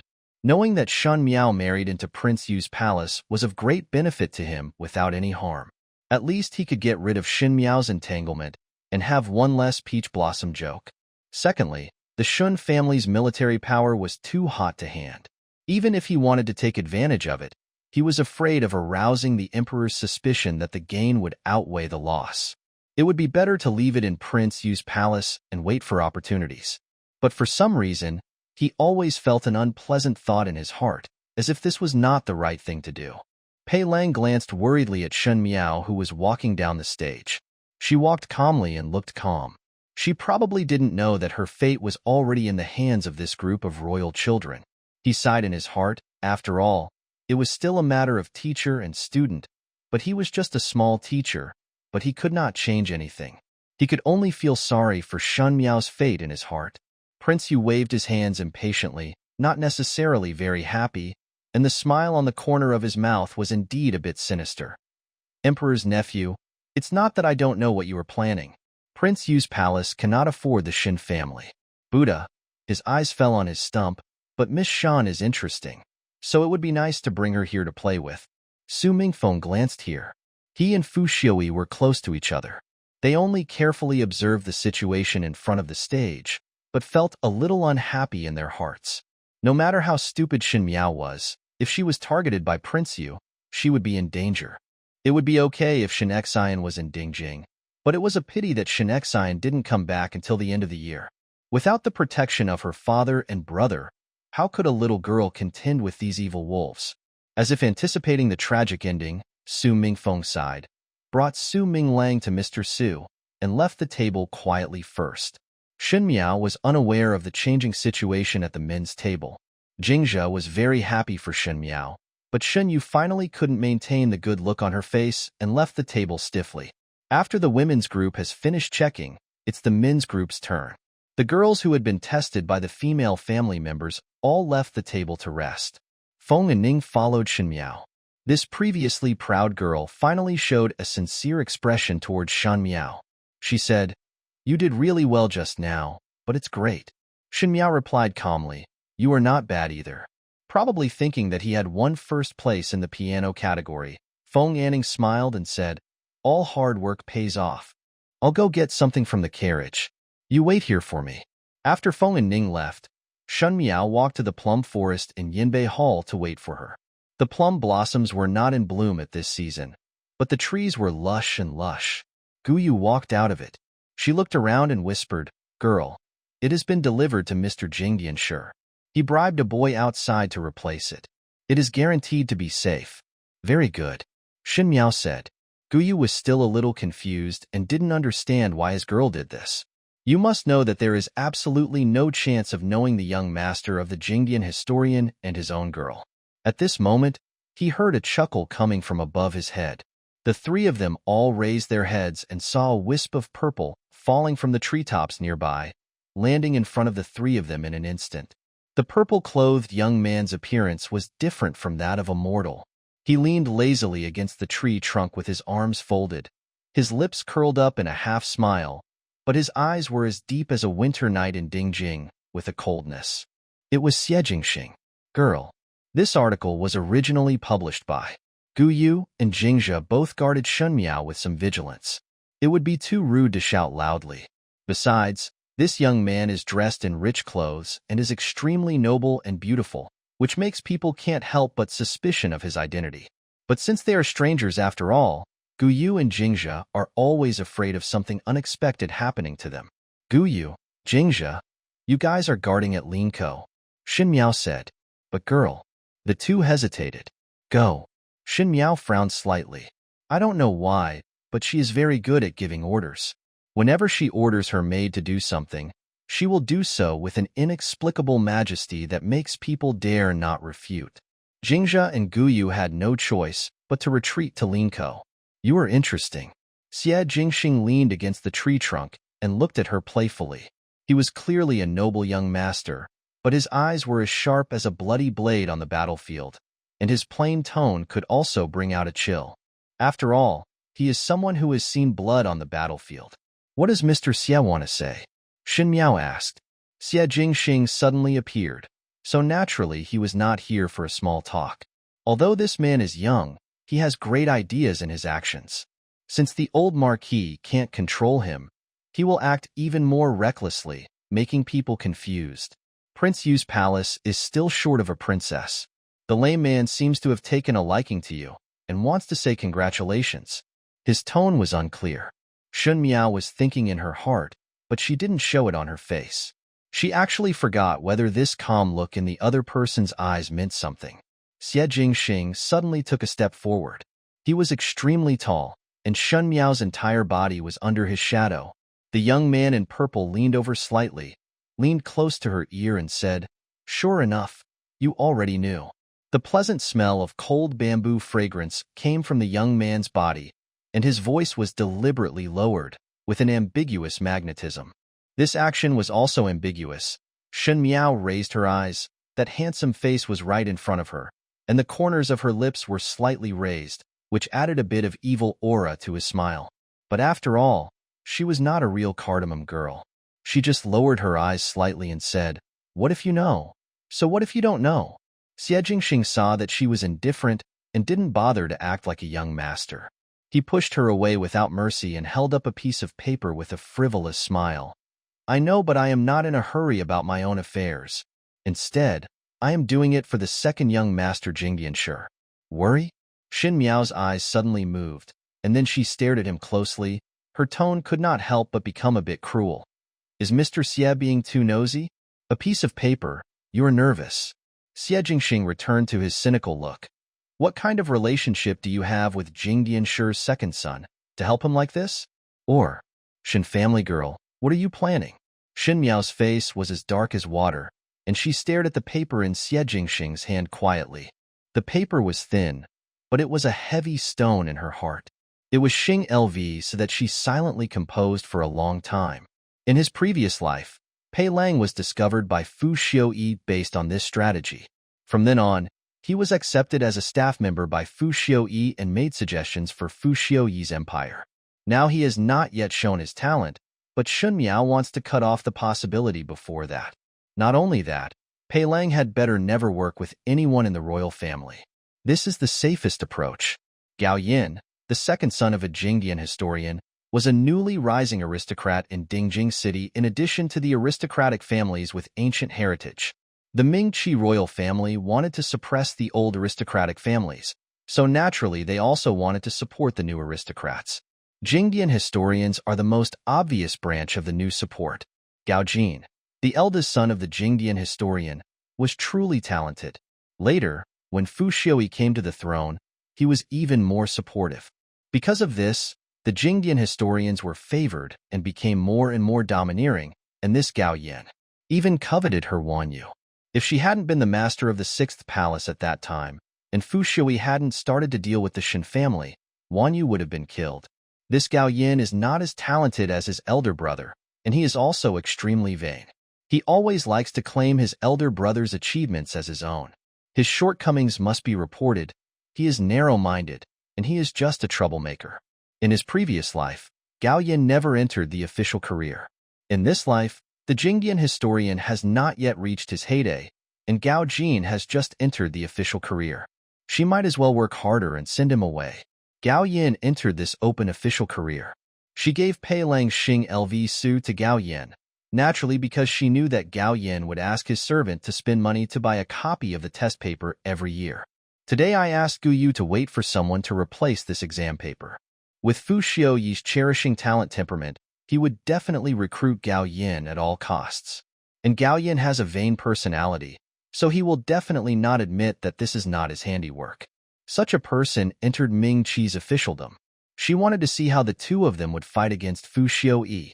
Her eyes were bright and clear, as if thousands of words were gathered in her clear eyes like a cub.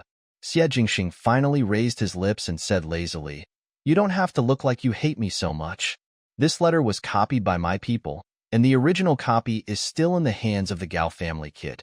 Shen Miao was slightly startled, never expecting that such a result would occur. She looked at Xie Jingxing, was silent for a moment, and asked, "Young master is generous." "It's not that I'm generous, it's just that I have a certain reputation since I was born." Xie Jingxing's eyes were slightly cold. "I don't like to meddle in other people's business." Shen Miao was about to speak when she heard Xie Jingxing's voice again. "Now you can tell me why you wrote to Jingdianshi?" Shen Miao sighed in her heart. Although she had the intention to tie the Shen family and the Xie family into the same boat, now was not the time. The discord between Shan Xie's cheeks has been going on for a long time and cannot be solved overnight. It was thought that he was planning something slowly, but who would have thought that now he would hook up with Xie Jingxing for no reason, and all his well-laid plans would be ruined. She doesn't trust anyone. She has her own way to go. Xie Jingxing and the Xie family are just a chess piece in the great cause of the world. No one who plays chess will explain the reasons to the chess pieces. I thought that you were helping him like this unless you had an affair with him and were helping your lover to gain limelight. Her eyesight is not bad. He looked at Shen Miao. Her eyebrows were obviously very beautiful, but they were as harsh as the wind and frost in the northwest desert.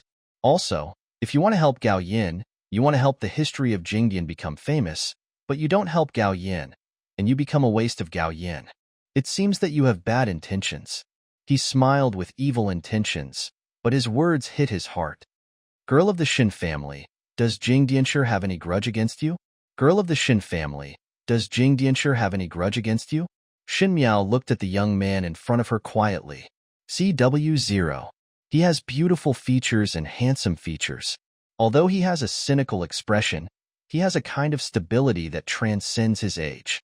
It's not what his appearance shows, but it's as if following him gives him a sense of security that even if the sky falls, he will be there to hold him up. Even in her previous life, whether in Qin or in the harem, she had never seen such a clear-cut person. In just one sentence, you can get to the heart of everything. Such a talented and beautiful person died young. I am really jealous of the talented person. Regret flashed in her eyes, and when she spoke again, it was in a calm tone. Yes, your game is a roundabout one. Xie Jingxing looked at him with scrutiny. You have gone all the way around just to send Gao Yin into an official career. Could it be that you want to disrupt the Ming-Chi officialdom? Even though Shen Miao had lived 2 lives, she couldn't help but feel a little shocked in her heart. If Xie Jingxing's performance before was just too smart for her, and he could get it done with just 1 click, now he seemed a bit scary. Ordinary people look at 1 step at a time, while smart people look at 10 steps at a time. Xie Jingxing's seemingly ordinary question seems to see him thousands of miles away. Such an unabashed straightforwardness made her a little confused as to how to answer. After a moment, she answered, What does this have to do with the young Marquis? I don't care about the Ming-Chi officialdom, but the Marquis of Linen can't move. There was a warning in his tone. If you take your idea to the Marquis of Linen, don't blame me for being rude. Shen Miao glanced at him. Xie Jingxing seemed to have always disliked Linen Marquis and loved to confront his father. Now it seems that he is not completely disgusted with Linen Marquis, but he still holds Linen Marquis in his heart. Otherwise, in the last life, in order to preserve the reputation of Linen Hofu, he would not have ended up with thousands of arrows piercing his heart. And it was understandable that Xie Jingxing suspected that she would attack the Xie family. The Shen family and the Xie family didn't see eye to eye, and what she did now was always incomprehensible. From the perspective of others, it was indeed possible that the Shen family would cause a stumbling block for the Xie family. You can rest assured, Mr. Xie. She spoke calmly, as if she was talking about the weather today as normal. If the water in Xie Chen's wells does not interfere with the river, there will naturally be no trouble. What Mr. Xie is worried about will not happen. Life has only lasted for a few decades, and things have changed. The Xie family now regards the Shen family as their enemies, but little does they know that one day they will be in the same boat and share the same hatred. Are you trying to show your favor to me? Xie Jingxing raised his eyebrows. Yes, Shen Miao said calmly. Xie Jingxing looked at the girl in front of him. From his birth till now, he had seen countless women. When he was young, those women wanted to get close to his father, and later those women began to get close to him. Among these women, there were beautiful women who were as charming as flowers, as beautiful as the most beautiful women in the country, some who were good at using swords, and some who were good at using strategies. Xie Jingxing had seen thousands of smart people, but none of them surprised him as much as the person in front of him. Perhaps it was the intuition of someone who had experienced sword fighting on the battlefield. Xie Jingxing could smell the scent of blood from this girl. It was like a pool of stagnant water, but there was a huge beast lurking under the water. Now it seemed calm on the surface, but it was just waiting for an opportunity to move. When it breaks through the sky one day, it will surely be a bloody storm. Although this seemed a little ridiculous, how much trouble could a girl in the boudoir cause? But Xie Jingxing never underestimated his intuition. The girl was covered in a lotus-green brocade cloak. Her pretty face was covered with frost, and she felt as if she had stepped out of the 9-foot palace in this lush plum forest. Noble, lonely, decisive, and bottomless. There are indeed smart people in the Shen family. His words were quite sarcastic, but he still said sternly, In that case, just go ahead and do it. Today is just a good show. Don't let me down. He stood up straight. Body, turn around and leave. Thank you, Lord Marquis. Shen Miao stopped him. Is there anything else? He stood still and asked without looking back. The 2 concubine brothers of the Xie family will also come on stage for verification today. Shen Miao said lightly. Is Mr. Xie letting you go like this? The 2 concubines of the Xie family, Xie Changwu and Xie Changchao, both sons of the Ant Fong, are now in the 2nd rank of the country. In fact, Xie Jingxing is also a student of the 3rd grade of Guangwen Hall, but he naturally behaves casually and unrestrainedly, and Guangwen Hall can't restrain him, so he lets it go. Otherwise, Xie Jingxing should check it out with his 2 junior brothers of the 2nd grade today. In his previous life, of course Xie Jingxing did not participate in the verification, but his 2 concubine brothers stole the spotlight. To be fair, Xie Changwu and Xie Changqiao were both very capable and among the best in the martial arts category. Because of this, he gained the emperor's attention and was later deliberately promoted by Fu Xiu-yi, who followed Fu Xiu-yi to do things. Shen Miao always felt that Lin and Ho and his son were both smart people. How could they end up like that in their previous life? Although the royal family finally provided a pension, it was Fong, mother and son who received the cover. In fact, if you think about it carefully, there are many doubts. For example, in the previous life's collapse of the Shen family, the 2nd and 3rd families played a part in it. It seems that the Xie family may also have internal problems.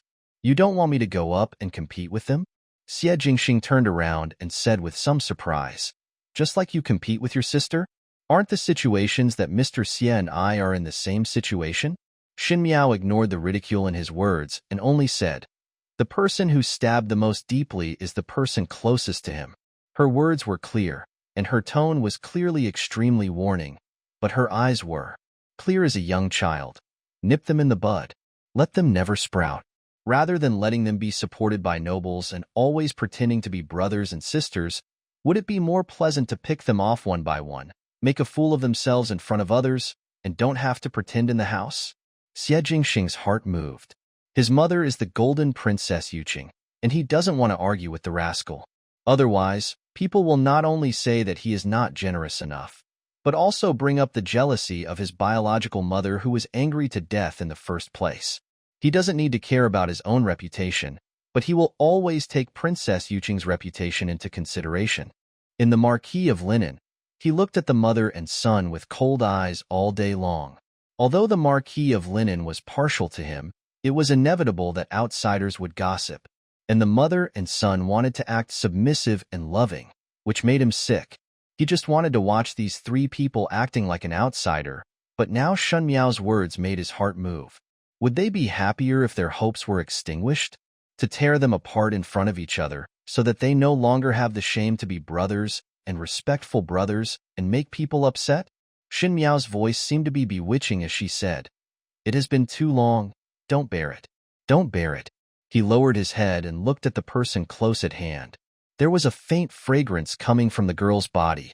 Just like her, she looked pure but was actually indifferent. It was clear that she was proposing with a purpose, but it was impossible to refuse. He raised his lips and smiled, swept the wind from his sleeve, and the begonia flower on his black hair fell into his palm. The next second, the place where the begonia flower was turned into a small jade begonia. He held the flower with a smile but not a smile, and said in an ambiguous tone, "You are interesting. This flower is for you.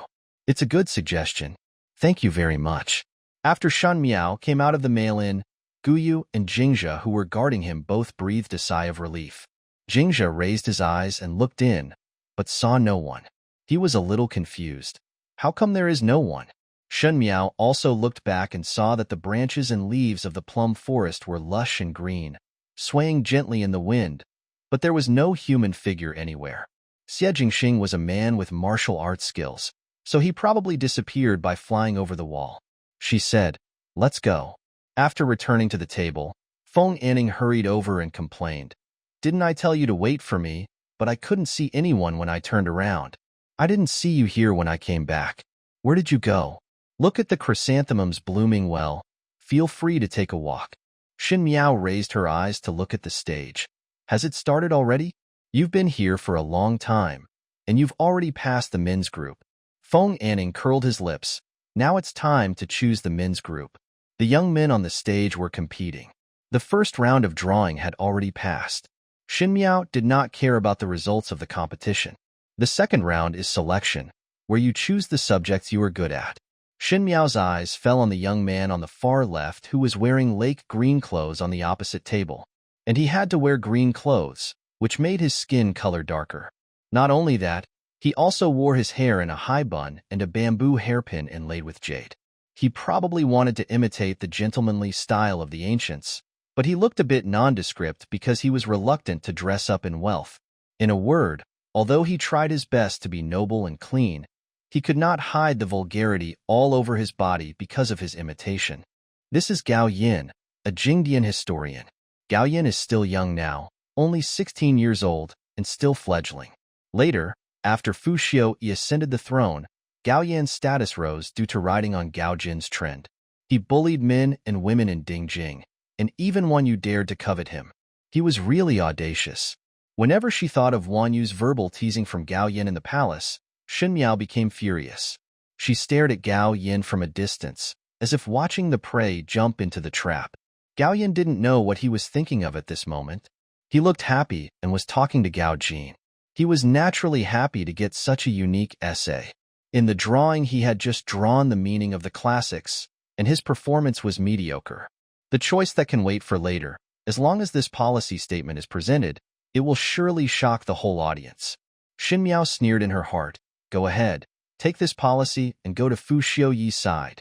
Entering the official career before Gao Jin was promoted, I believe that with Gao Yan's methods, he will be able to personally wipe out the entire history of Jingdian. This was her great gift to Jingdian Shi. As for Pei Lang, she glanced at the man in green shirt sitting not far from Fu Xiuyi. From now on in this life, you should slowly start to repay the debts you owed in the past. Shen Miao, after the men's group, it is the women's group's turn to choose. Will you choose? No. Shen Miao replied. In the examination, drawing is something that every student must draw. Choose is based on your own wishes. If you don't want to choose, you don't have to choose. So rather than saying that selection is a part of verification, it is better to say that it is the easiest part to use your strengths. If you have something you are best at, you can naturally show it in the selection link. Therefore, people are more enthusiastic about selecting than drawing, because what choice represents is something that is extremely certain. But if it was like Shen Miao who didn't have much merit, she would simply not participate in the election because if she did, she would just make a fool of herself. Why?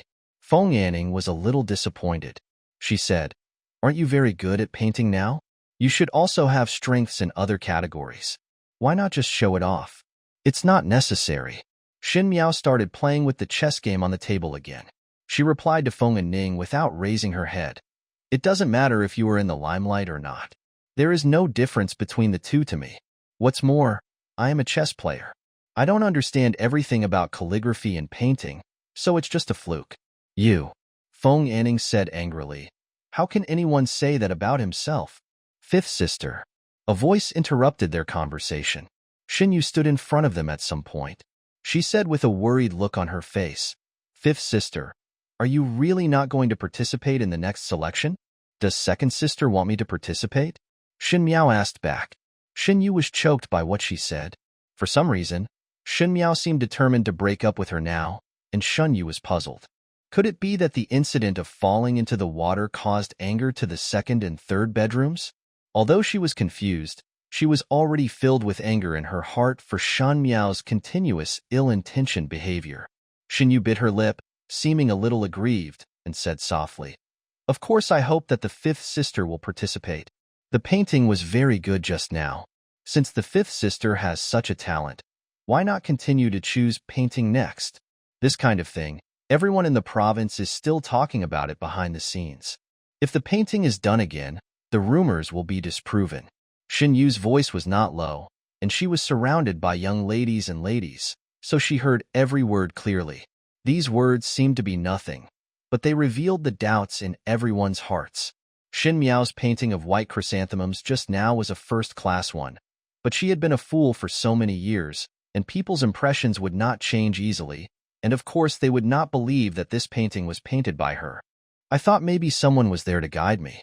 Shen Yu also had this thought in her heart, so she thought that as long as Shen Miao painted another painting in the second round, how could she draw something good without the guidance of others? She would definitely make a fool of herself. Feng Yanning heard the secret and immediately sneered back. It's easy for Miss Shen to say that painting should also pay attention to the composition. Even if Miss Shen paints by herself, it is impossible to paint two pictures in succession. Miao is just a student, but not a master of calligraphy and painting. Didn't I ask this because I saw that fifth sister has made great progress now? Xinyu smiled softly. I can paint such a good painting just now, so what's wrong with painting another one? Xin Miao did not raise her head from the beginning to the end. She only picked up a chess piece and placed it on the chessboard Zhongxin and said, "Not interested. I'll worry about it." Xinyu did not expect that Shen Miao would dare to give such a lukewarm answer in front of so many people, and she looked a little embarrassed for a moment. Perhaps the most infuriating thing in the world is that a trap has been laid, but the other party refuses to pick it up. Shen Miao refused to accept her provocation even in the face of everyone's suspicion, which made Xinyu even more certain that the meaning of the painting was not what Shen Miao thought. The thought of making Shen Miao look bad became more deeply rooted in her heart. She paused and suddenly continued to laugh. Since fifth sister insists, then I can't say anything else. She turned around and returned to her seat. At the men's banquet, Kylin had been secretly looking at Xinyu, but he saw Xinyu suddenly looking over from a distance and smiling gently at him. Kylin was startled, then a little excited. But Xinyu lowered her head again, seeming a little sad. He suddenly became nervous. On the stage, the selection of the men's group continued. The meaning of the classics and the customs of time are quite satisfactory, so naturally there are many people who want to pick them. As long as you have an excellent memory or a thorough study, generally speaking, it is easy to excel. In contrast, there are almost very few people who choose the policy and theory field. Policies are comments made in response to current affairs in the world, and they are very practical. This item is also the closest to court affairs. All the people present are young students. Except for some closed disciples who have begun to accept the teachings of the family, most people are still ignorant about court affairs, let alone come up with any good strategies. Suggested. Therefore, policymaking is the most difficult field, but if you really excel, you will only have half a foot in the official career. Xin Miao looked at the chess game in front of her. Pei Lang's Xing LV Su was created in the third round of selection. When it comes to choosing, men can choose women, women can choose men, and students can naturally choose their husbands. One of the male students chose Mr. Pei Lang. Pei Lang was also talented, but after just a few steps on the stage, he had already written a policy statement in a blink of an eye, eloquent and eloquent, citing scriptures without being exaggerated, and he always touched on the key points. Really stunning. At that time, several princes paid attention to him, but Pei Lang was also a wonderful person. He only wanted to be a mathematician in Guangwen Hall and didn't think much about anything else. He was resolute. If not for Fu Shui's courtesy to Corporal Xian several times, and even Shen Miao's advice to him, Pei Lang might not have become an official anymore. The chess game is crisscrossed, just like the previous life. She flicked her sleeves, and the whole chess game was disrupted. Xin Miao dropped a word and started the game again. How about starting with her? Gao Yin adjusted his sleeves, straightened his bun, and asked the boy next to him, "How do you look, master?" The young master is suave, handsome, and unrestrained. The young man also opened his mouth to express his admiration. Gao Yin curled his lips proudly and was about to get up and walk to the stage. When Gao Jin saw this, he grabbed him and asked, "What are you doing?" "Choose," Gao Yin said. Gao Jin frowned. He knew his brother's abilities very well. It would be fine if he had no ability, but he loved to show off. Now that the Jingdianqi mansion was thriving, it was absolutely impossible for anything to go wrong at this time. Gao Jin asked, "What can you do?" Gao Yin felt uncomfortable hearing these words. He and Gao Jin were brothers from the same mother, but when people mentioned the Gao family, the first person they praised was Gao Jin. Gao Jin was handsome, but he was rough and dark. Gao Jin was able to do things for his father at a young age, but every time he wanted to talk to his father about court affairs, his father shook his head impatiently. As brothers, there was nothing wrong with them, but they were alienated because of the eyes of outsiders. Gao Yin was already sensitive and inferior under the light of his brother, and now hearing Gao Jin's words, he was even more angry. He was a little hesitant that the manuscript was too well written and too glorious. Now he had no hesitation at all. He said in a bad tone, "Brother, although I am not as smart as you, I am not a complete fool. You don't have to stop me. After all, I can't steal your limelight." Gao Jin heard the hidden meaning in Gao Yan's words and paused for a moment. Before he could speak, Gao Yin pushed him aside and walked onto the stage leisurely. He shouted from a distance, "I choose policy theory." Policy discussion? It's not like no one in Guangwen Hall knew Gao Yin, so naturally they all looked over. It's strange to say, Gao Yin himself has no talent, but he is still pretty good in Guangwen Hall. It's just that every time he does his homework and May scripts, others write for him.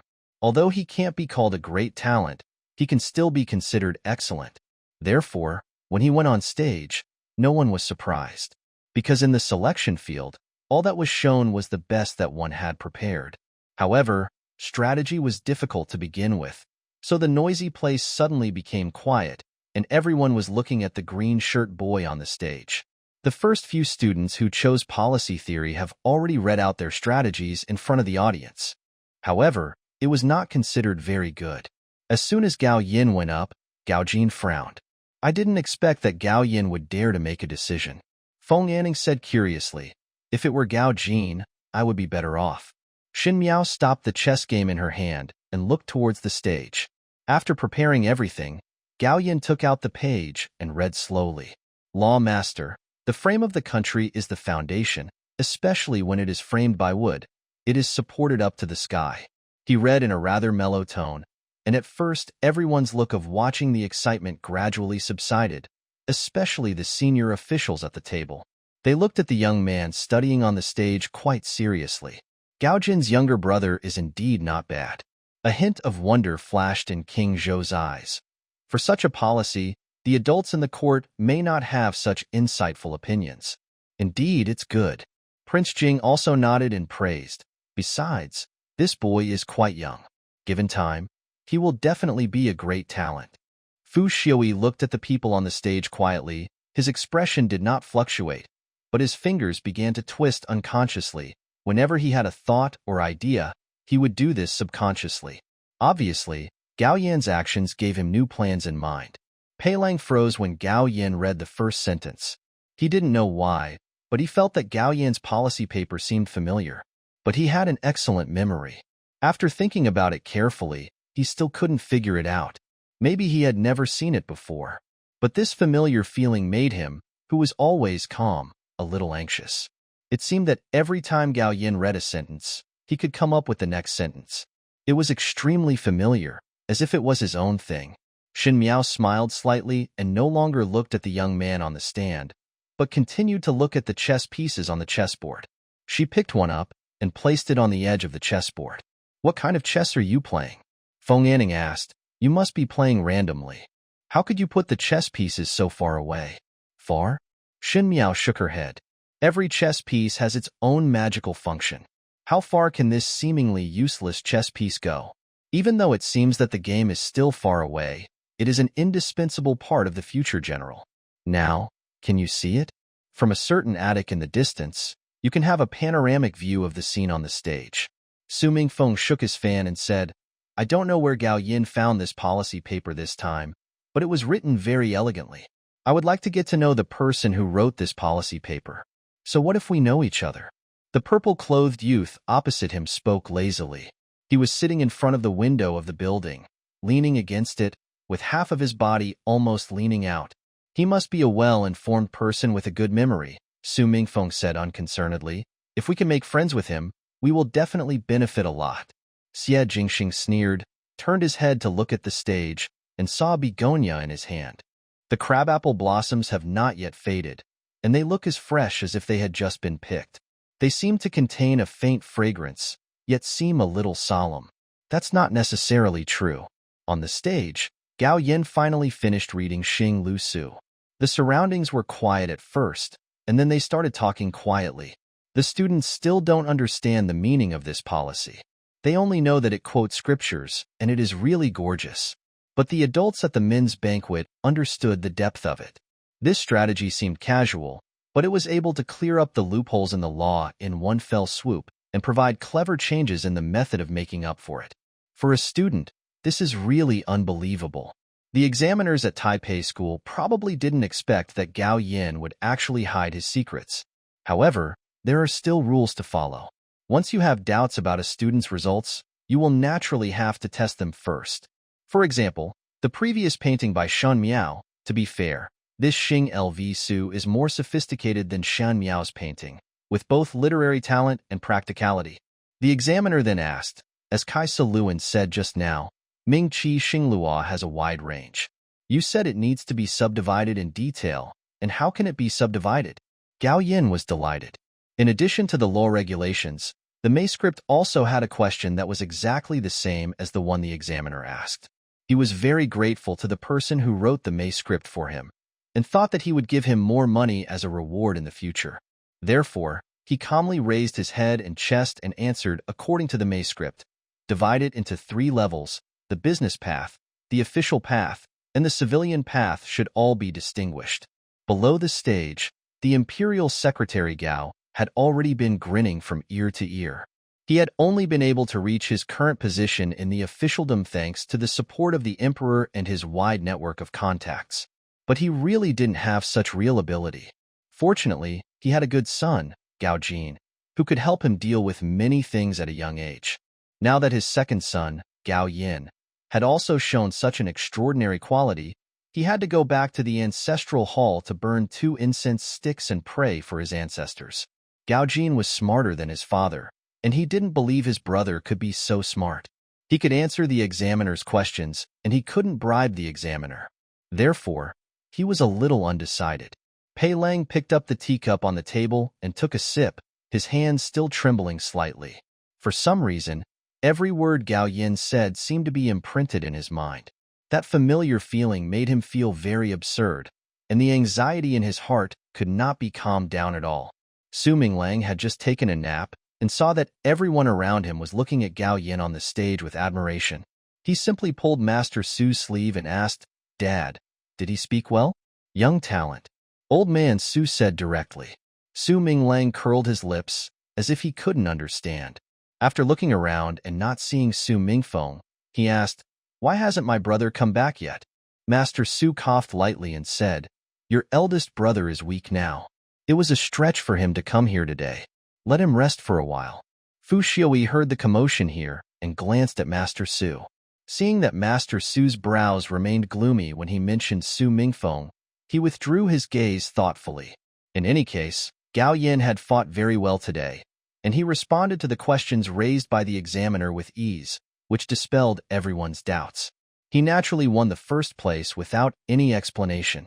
The ranking was secondary, but in the future, when people mentioned the Beijing Dianshi, in addition to Gao Jin, they would also know that he had a young and talented second son. Gao Yin walked off the stage triumphantly. This round of selection ended, and the selection of the women's group began. Feng Anning did not go on stage. She was already outstanding in the piano category. She had already won the piano category in the draw just now. Since the others were not outstanding, there was no need to go on stage. Shen Qing chose chess. She was good at calculations, and chess also required calculations, so she was somewhat good at it. As expected, Shen Yu chose Qin. Shen Yu has always liked these things that can make her appear to be otherworldly, because Chen Rukyu was originally a good player at playing the piano. Not only could she play the piano, but she could also compose some tunes and write lyrics at will. Shen Yu has learned this skill very well. She is able to achieve the top grade every year. So every year here, everyone is appreciating her piano skills. In the women's group, once Shen Yu is here, the others probably won't humiliate themselves by choosing the Qin category. Shen Qing naturally worked hard and got a first in the chess field. When the circle turned to Qin, the discussion started again. Shen Yu came on stage, burned incense, and bathed his hands. She was naturally delicate and graceful, and her appearance in pink clothes was really moving. And with a slight smile on her lips, she really looked like a little fairy. She played Ing the Moon. Ing the Moon is an extremely difficult piece of music. It is about a wanderer in a distant place, missing his homeland and relatives. The first part is gentle and melancholy, then it becomes intense and melancholy, and in the end it is sad. The ups and downs are a test of piano skills and are also emotionally touching. In the last life, Shen Yu also got the limelight from this song, and she was in the limelight for a while. In comparison, she was even more miserable. Now that I think about it, it seems that every time Shen Yu gained a good reputation, it was because of Shen Miao's embarrassment. Shen Yu has already started. As soon as she plucked the strings seemed to have spirituality. They spread infinitely softly in her hands, and the music was ethereal and filled with charm and fell into the ears of everyone present.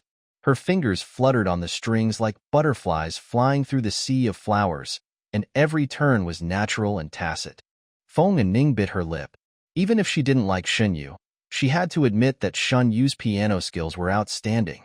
In comparison, the song she won first grade just now seemed very clumsy. It was a song that missed relatives and homeland, but it made Shen Miao's fists gradually clenched. Even if you come back to life again, people who have died cannot be resurrected. Wan Yu and Fu Ming will not appear again. Shen Yu's song is like a death knell of revenge and resentment. To human ears, instead of being comforting, it sounds like blood feud. Kylin ran outside the banquet. He tried hard to get closer to the high platform so that he could have a panoramic view of every expression of his sweetheart. He was intoxicated by the beautiful sound of the piano, but was suddenly interrupted by the sound of someone talking. The second girl is really unlucky. She has never been in second place, but someone like the fifth girl used tricks to steal the first place. The person who spoke was a slender girl, and Kylin recognized her as Shen Yu's personal maid. Bookish, I couldn't help but look over there. Isn't that right? Besides, the fifth girl didn't even choose. She is simply deliberately going against the second girl. Another girl said, Hey, it's a pity that our second girl is kind-hearted, but secretly she is very angry with the fifth girl. Isn't it because the fifth girl dares to do this to the second girl because of the elder? The second girl is really pitiful. She has been preparing for so long. So good, but the fruit was snatched away by others. It would be great if someone could take it out on the second girl's behalf. For example, let the fifth girl come on stage during the pick? What nonsense are you talking about? Xu Xiang interrupted her. Everyone knows that the fifth girl is not good at piano, chess, calligraphy, and painting. If you choose the fifth girl, you are not lowering your own status. I think the women's team is impossible. If it is the men's team, if you pick her, you are venting your anger on the fifth girl. The conversation gradually became quieter. Kylin's eyes moved. He looked at Shen Yu in the stands and had an idea in his mind. Shen Yu just finished playing, and everyone was fascinated by it. A woman with outstanding piano skills would attract people wherever she goes, especially if the woman is pretty. At least in the men's banquet opposite, leaving aside the fact that the children from the first grade are too young. There are quite a few young men from the second and third grade who are looking towards this side. Although in Guangwen Hall, Qingqing is better in terms of appearance, but Qingqing's temperament is arrogant and cannot be compared to Shen Yu's gentleness and pleasantness. You sister, you play really well. Feng Yanning said reluctantly, I don't know where I hired the piano player. I'll ask my mother to find a famous piano player for me tomorrow. These are the times when I am most competitive when I am young. For example, when Shen Miao was just established as queen, she was very relaxed about everything, but she was very careful about Fu Xiuyi. As long as Fu Xiuyi showed kindness to other women, she would become extremely worried. And the harem is full of right and wrong, with people stumbling upon others in private and stabbing people in the back. She has a temperament that she wants to get back immediately after suffering a loss, and she has offended many people because of it. Now, this temperament has not changed at all, but there is no need to hurt herself. Speaking of which, the second young lady of the Shen family is rare in both talent and beauty. Everyone loves beauty, and King Zhou was also amazed by Shen Yu. He just said, What a pity. What a pity, others may not understand, but it is impossible for the princes to understand. Shen Yuexing is charming and charming, with unlimited talents. If such a charming and charming person is always by your side, it may be a great thing in the world. It is a pity that she did not crawl out from Mrs. Shen's belly. It is a pity that she is not the eldest son of the Shen family. My daughter is a third-bedroom girl. However, Shen Xian, who had a lot of troops in his hands, gave birth to an idiot like Shen Miao. Even today it looks a little different, but the impression can't be changed overnight. They believe that Shen Miao's decency today was just because of someone's guidance behind her back, and she was still the fool who knew nothing in her heart. After Gao Yin stepped down, Pei Lang's mood gradually calmed down. This was the first time in his life that he encountered such a situation. Although he was puzzled, he tried his best to feel relieved. She held the chess piece and turned her head in thought. She was too far away to see her eyes clearly, but she could imagine the scrutiny and depth in those eyes, just like when Shen Miao looked at him. How could such a person be an idiot? But people do not change overnight. So could it be that Shen Miao's previous stupidity was just an act, and why? Even as smart as he is, he can't figure out what's going on. The selection of the women's group ended with Shen Yu's Yongyue. Shen Yu naturally got the first prize, but today, instead of being happy about this first prize, she felt a little embarrassed. She glanced at Shen Miao. Shen Miao was obsessed with the chess game and did not look at her at all. Shen Yu knew that Shen Miao was not good at chess, calligraphy, and painting, so naturally he couldn't understand the chess game. Now that he was looking at it seriously, he was just deliberately trying to make her look bad. Chen Rukyu noticed her expression and reminded her in a low voice. Yunyang, you have lost your composure. Chen Rukyu requires her daughter to remain calm no matter what happens. Whether you are really calm or pretending, you should always let people see your calm side. Once a woman is calm, her temperament is superior. Being in a hurry is not the demeanor that a wealthy family should have. To be fair, Chen Rukyu's way of teaching her children is indeed good, and she herself does a good job. Unfortunately, Shen Yu is a little younger after all, and has never experienced failure, and she doesn't know how to tolerate it. After hearing Chen Rukyu's reminder, Shen Yu put away the anger on her face. The maid next to her, Shu Xiang, handed her tea. Girl, take a sip of tea to moisten your throat. Shen Yu took the tea and looked at Shu Xiang. Shu Xiang smiled at her.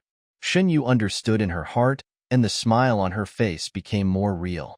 She said, "It's getting a bit hot. I'm very interested in the pick later." Shen Qing was in a better mood because he had just won the first place in the chess competition. He smiled and said, "This year, there is no distinction between male and female groups, nor between the second and third national level. The competition will definitely be more intense. After all, the pick is the most anticipated of the three events. Because drawing does not necessarily draw the best, selection is to choose the best. So pick will always happen to the two best people. The pick in the women's group is not very intense, because girls always have to be friendly and show that they do not care about the results and act indifferent. But it is different for men. Young boys like to use comparison to determine the winner. At this age, the desire to win is the strongest, so the pick every year is the most intense. This year, the challenge is open to all students, regardless of gender or grade. As long as you want to challenge someone, you can compete with them. However, even though it is said that there are probably no males and females challenging each other, as expected, no one challenged the literary category this year, so the highlight naturally fell on the martial arts category. This almost eliminated the possibility of women participating. Although there were daughters of military commanders who knew martial arts, women were far inferior to men in strength, so it was impossible for them to succeed. However, Kylin was the first to stand up and walk onto the stage from the men's section. The examiner asked him what he was challenging, and he pointed to the shooting stick and said, "Shooting." Everyone understood. Kylin, the little bully, was completely ignorant of literature, but he was also good at martial arts. He was the best at archery, so he could always win the first place in the archery competition. He also won the first place in the archery competition in last year's test. Who is he going to challenge today? Looking at the whole field, there is no one who is better than him in step shooting. Kylin raised his neck and suddenly reached out and pointed at the women's banquet. Everyone was shocked when they saw that he was referring to the female family members instead of the male family members. When they saw clearly who he was referring to, they opened their mouths in surprise and even stopped talking. He also said loudly once, "I want to challenge her, Shun Miao."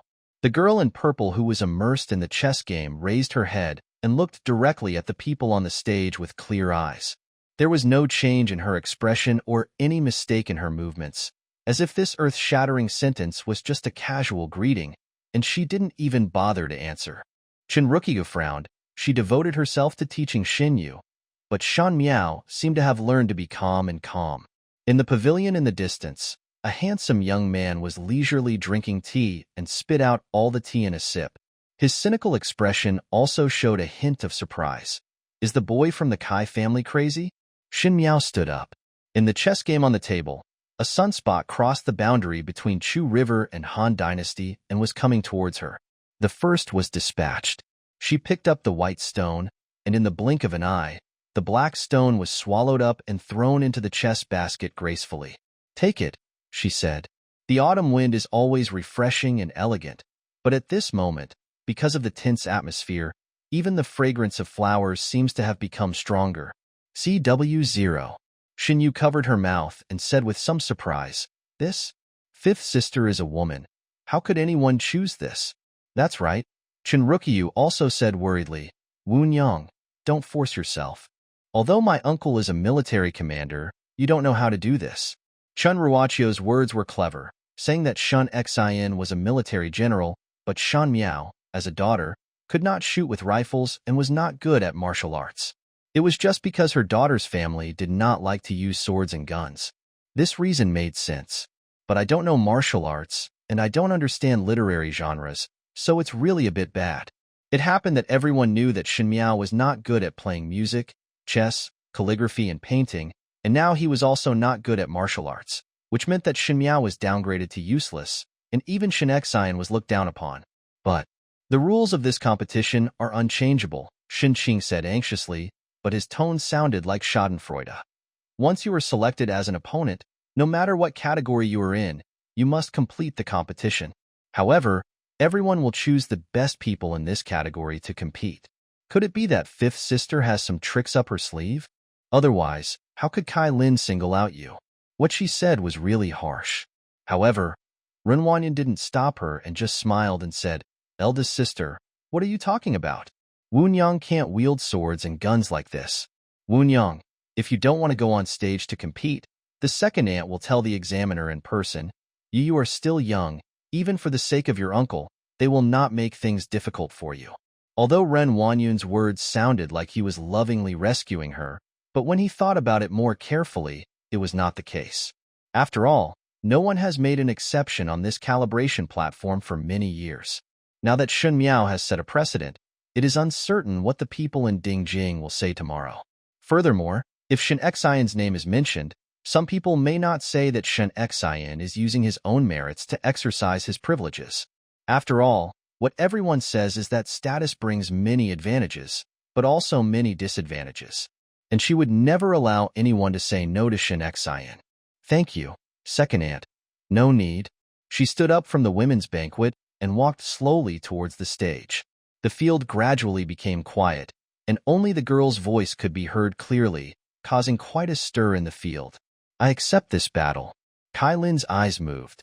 He did this just to vent his anger on Shun Yu. In martial arts, it is the first time for a man to choose a woman to compete. But he was used to being a rascal, and it was just a matter of going back and being taught a lesson by his parents. But Kylin was happy from the bottom of his heart when he thought of being able to vent his anger on Shen Yu. He thought, well, if Shen Miao did not dare to accept this competition, he would mock Shen Miao severely. But he never expected that Shen Miao would actually fight. Not only that, she also welcomed him so openly and calmly. As he watched the man dressed in purple slowly walking towards the stage, Kylin felt a strange feeling arise in his heart. It was as if she had no fear at all. But how is this possible? He knew better than anyone whether Shen Miao was good at step shooting. People who have never practiced martial arts will naturally know nothing about it. Shen Miao might not know how to hold a bow. No one would not panic when faced with something that they were not good at or had never even tried before. Could she actually pretend to be so good? Kylin was deep in thought when he suddenly noticed a gaze looking at him. He turned his head and met the eyes of Shun Yu at the women's banquet. Shen Yu looked at him, looked shy again, and lowered her head. Kylin's heart trembled when he saw it. Every young man has a dream in his heart of a hero saving a beautiful woman. Now in Kylin's eyes, he was the heroic man who stood up for the beauty, and as for Shun Miao, he was the vicious and ugly villain. No matter whether she faced him or not today, he would definitely make Shen Miao lose face and make her miserable in front of everyone. We want her to never dare to act rampant in front of Shun Yu again. Generally speaking, when it comes to picking, the challenger sets the rules, and the challenger can do whatever he says, and the person being challenged can only accept the points. Because no one knows how it will develop next, this round of the year is always the most eye-catching. Shen Miao walked to the stage. The examiner of the starring role was also a little embarrassed. After all, Shen Miao was a delicate little girl. It was reasonable for this woman to choose the literary category with the man, but it was the martial arts category. I am afraid that Kylin deliberately wanted her to make a fool of herself. Today's show was very good. King Zhou held his hands and seemed to be very interested. I'm afraid the reputation of the Shen family will plummet again. King Jing shook his head and sighed. General Shen gained a good reputation on the battlefield, but my daughter is not living up to expectations. He thought not only was he not living up to expectations, but he was also really stupid. It was clear today that it was wrong whether she faced him or not. If she acted like this now, it would make people laugh even more next time. Kylin curled his lips proudly. I came up with an interesting rule this year. It's really boring to compete in step shooting every year. For this year's step shooting challenge, I will shoot against you. You will hold the grass fruit against the how about I shoot you with an arrow on your head, and then you shoot me with an arrow on your head? As soon as these words came out, the whole place was in an uproar. The inspector was also shocked. This was going to kill someone. After all, Shen Miao was Shen Xian's daughter. If something really happened, who could afford it when Shen Xian comes back at the end of the year to pursue her?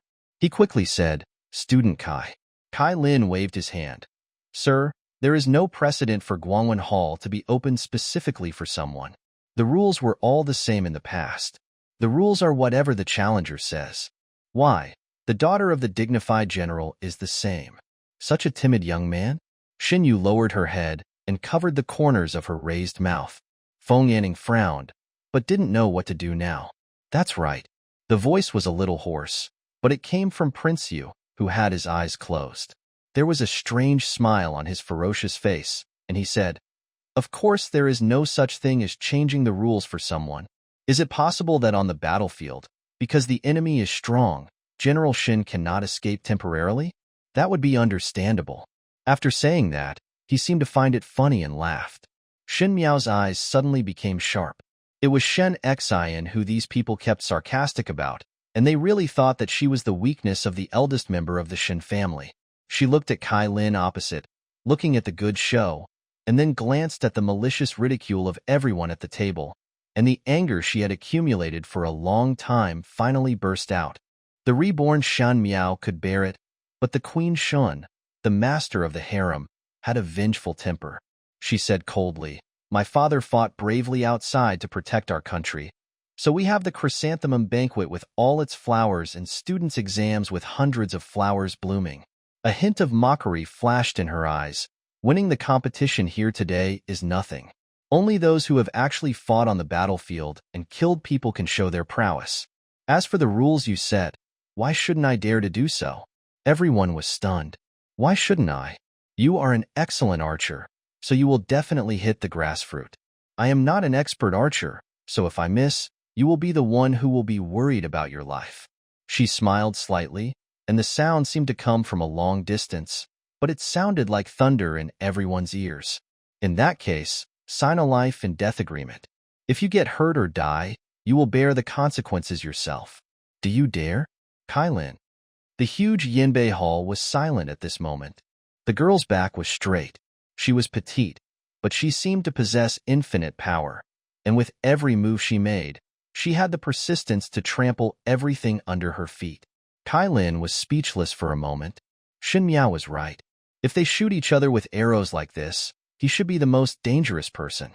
Just because Shen Miao didn't know much about archery and her shot missed slightly, maybe the arrow pierced his head. But Kylin didn't think so much.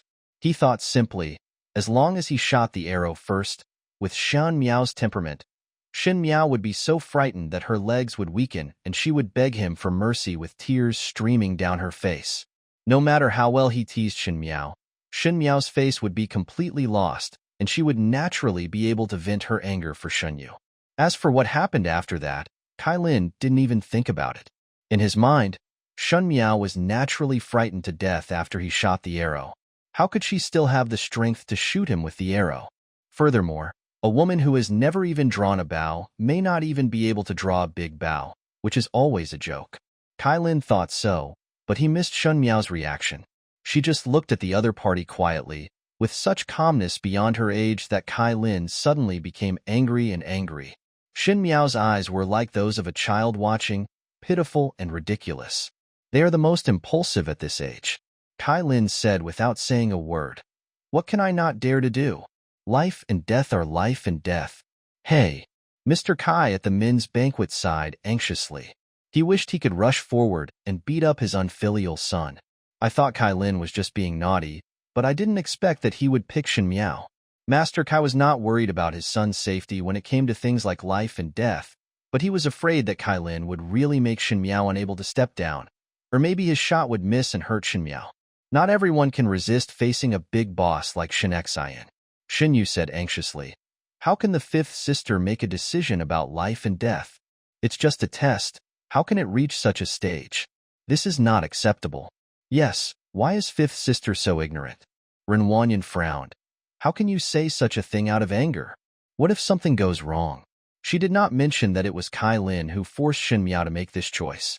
She just attributed everything to Shen Miao's angry behavior. Chen Rukyu shook her head and sighed softly. I'm just a little more competitive after all. They were concerned about Shen Miao and worried about Shen Miao in a nonchalant manner. Naturally, there were also some male relatives at the table who were interested in this. This Miss Shen family is really brave and foolhardy. King Zhou pointed out. She even signed a life and death certificate. Doesn't she know that if something goes wrong, Shen Jingxing can't speak out about it? Probably to protect the reputation of the Shen family. Fu Xiui looked at Shen Miao on the stage and said, after all, no one wants to hear bad words about their own family. It's a pity that even this can't change the facts. King Jing shook his head. It's too impulsive. No wonder she is ignorant and stupid.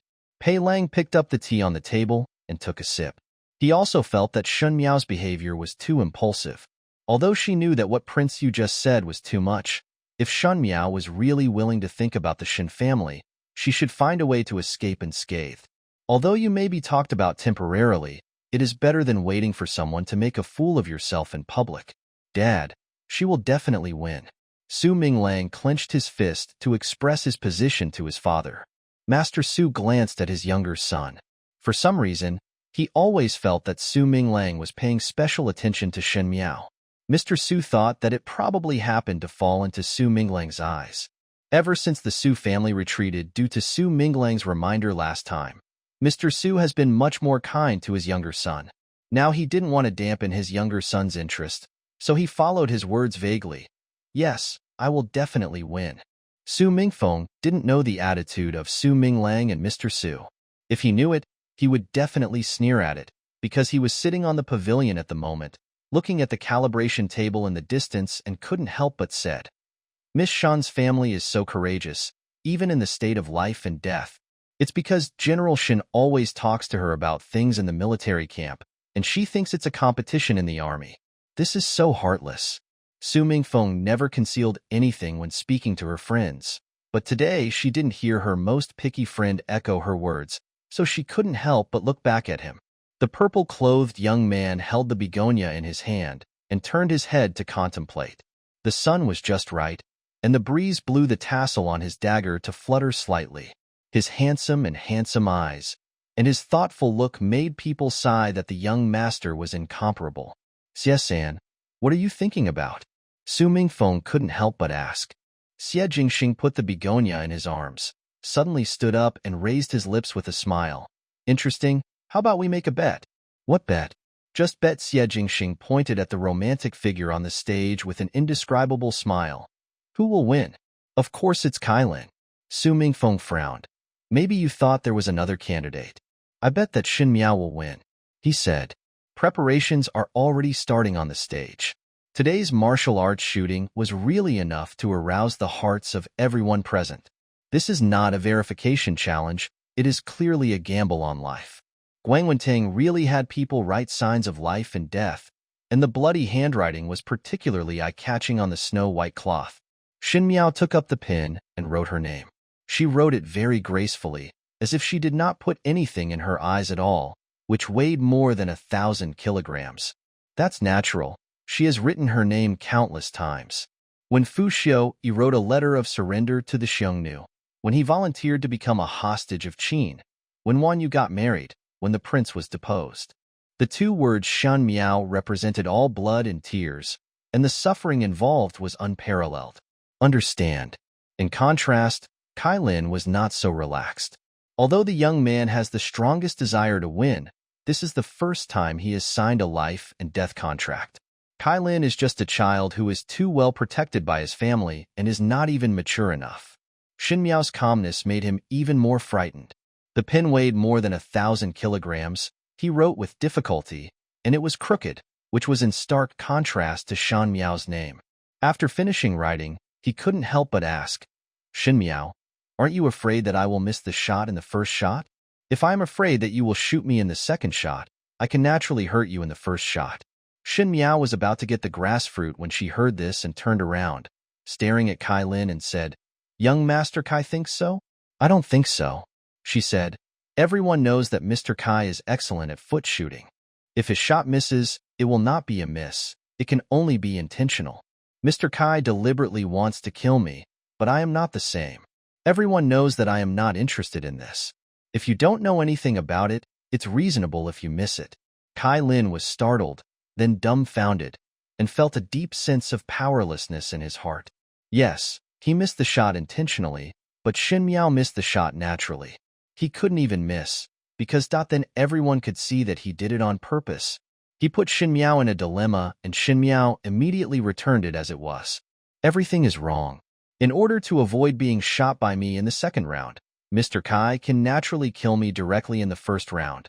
The situation of life and death has been established. If you kill me, it is just the result of the competition. Apart from the saliva of the people in the world, you don't have to bear any responsibility. A share of responsibility. I'm right here. Do you dare to kill me? I'm right here. Do you dare to kill me?"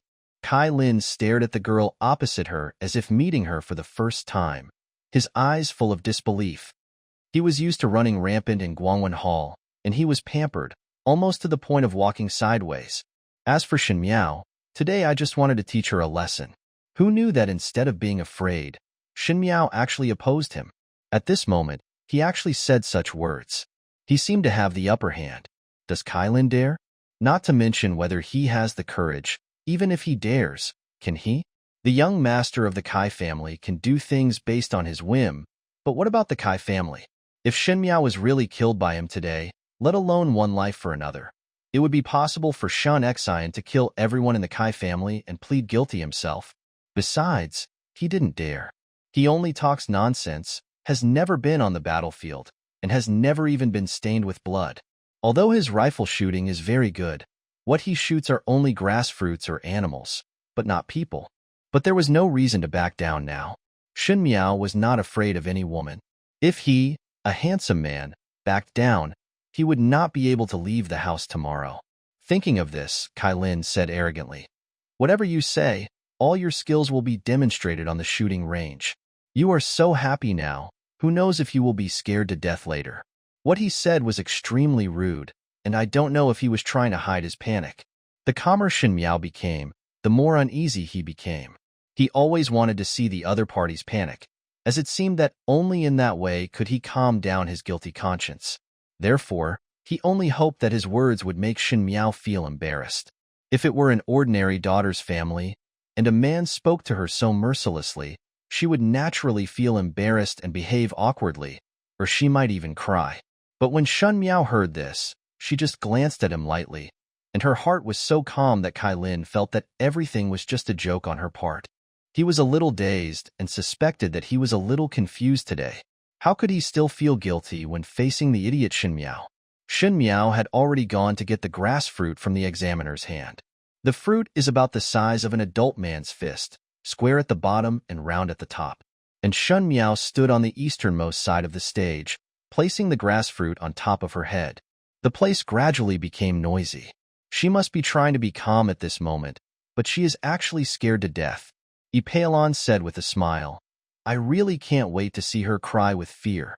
Since the Ming-Chi examination, no woman has ever been challenged by a man with martial arts. Zhang Shaoxian raised her little finger and tilted her head and said, "This is Shen Miao's first time." Just thinking about it, she made a fool of herself in public. Horrible. Ouch, what are you doing, fifth sister? standing up there? What if the shot misses the mark with the young master of the Kai family? Renwanyun said. She felt a little embarrassed in her heart. If something happened to Shen Miao, no matter how well Shen Xian treated the Shen family, he would definitely not be able to spare her. What is the second sister-in-law worried about? Chinrukia wrote lightly. Anyway, it's just a play among children. The young master of the Kai family is not a child who doesn't understand anything. As long as Wunyang surrenders and says a few words to beg for mercy. Naturally, I won't embarrass her. I just hope Wunyang won't compete for a moment. She described such a life and death event as playing among children. After all, Renwanyun is the one in charge of the family, and if anything happens, Renwanyun will be responsible for it. However, her words touched Renwanyun's heart. It was all Shen Miao who wanted to gain some momentum. If Shen Miao had begged for mercy properly and said a few soft words to Kylin, she would naturally not be in this situation. Relax, Chinrukyu said. I think Mr. Kai just wants to scare the fifth sister. In such a test field, everyone is competing for style. It is impossible to stop now. Mom, don't worry, Shunqing also said to Renwanyun. Kylin's step shooting is very good, and he will never miss the target no matter what. Shunqing was still thinking about Shen Miao blocking her dream of becoming a prince's concubine, and now she wished that Shen Miao would lose her face. I wonder what Shen Miao would do if Kylin really missed the shot. It wouldn't be bad to ruin her face, Shunqing thought. Shen Yu was not as far ahead as Shunqing thought. She just wanted to watch Shen Miao kneel down and beg for mercy, as if she could regain her self-esteem in that way. She glanced at Kylin from a distance, but Kylin did not look at her. Kylin held a long bow in his hand and faced Shen Miao, who was 3 feet away, with cold sweat on his forehead. Shen Miao stood quietly. The wind blew the corners of her broad cloak and robe, and her hunting purple clothes were fluttering. Her eyebrows were clear, but that majestic demeanor, as if she had experienced the calmness after the strong wind and waves, gave her whole person a sense of peace. A layer of dazzling brilliance. Kylin slowly drew his bow, he thought. As long as Shen Miao begs for mercy, as long as she sheds a tear and says something begging for mercy, he can take the opportunity to humiliate her, and there is no need to face such a dilemma.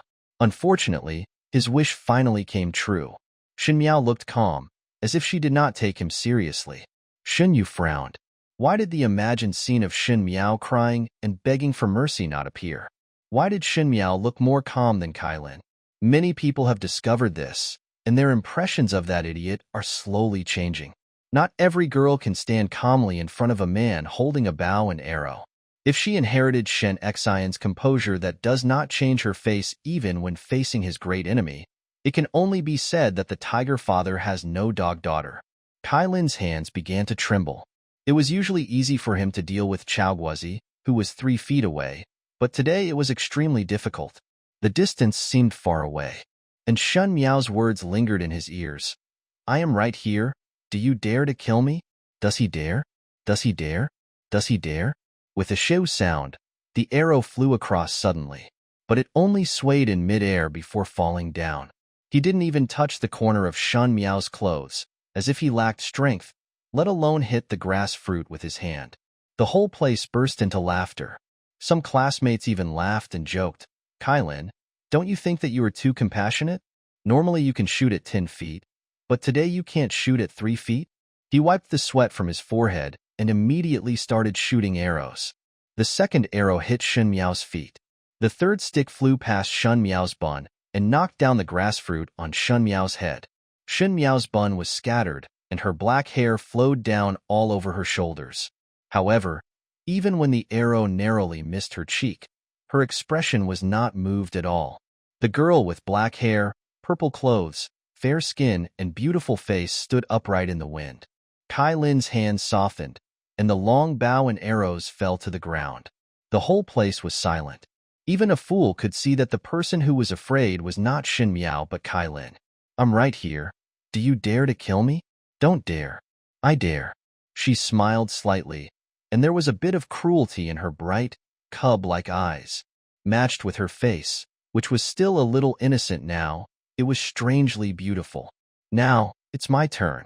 It's my turn, Shen Miao said to the 3 lightly, but with an inexplicable chill. Lu Wen's novel it was as if the sound came from the 9 heavens and fell dully in front of Kylin.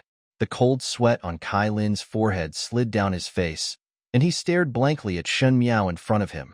Shen Miao took a few steps forward, bent down and picked up the long bow on the ground.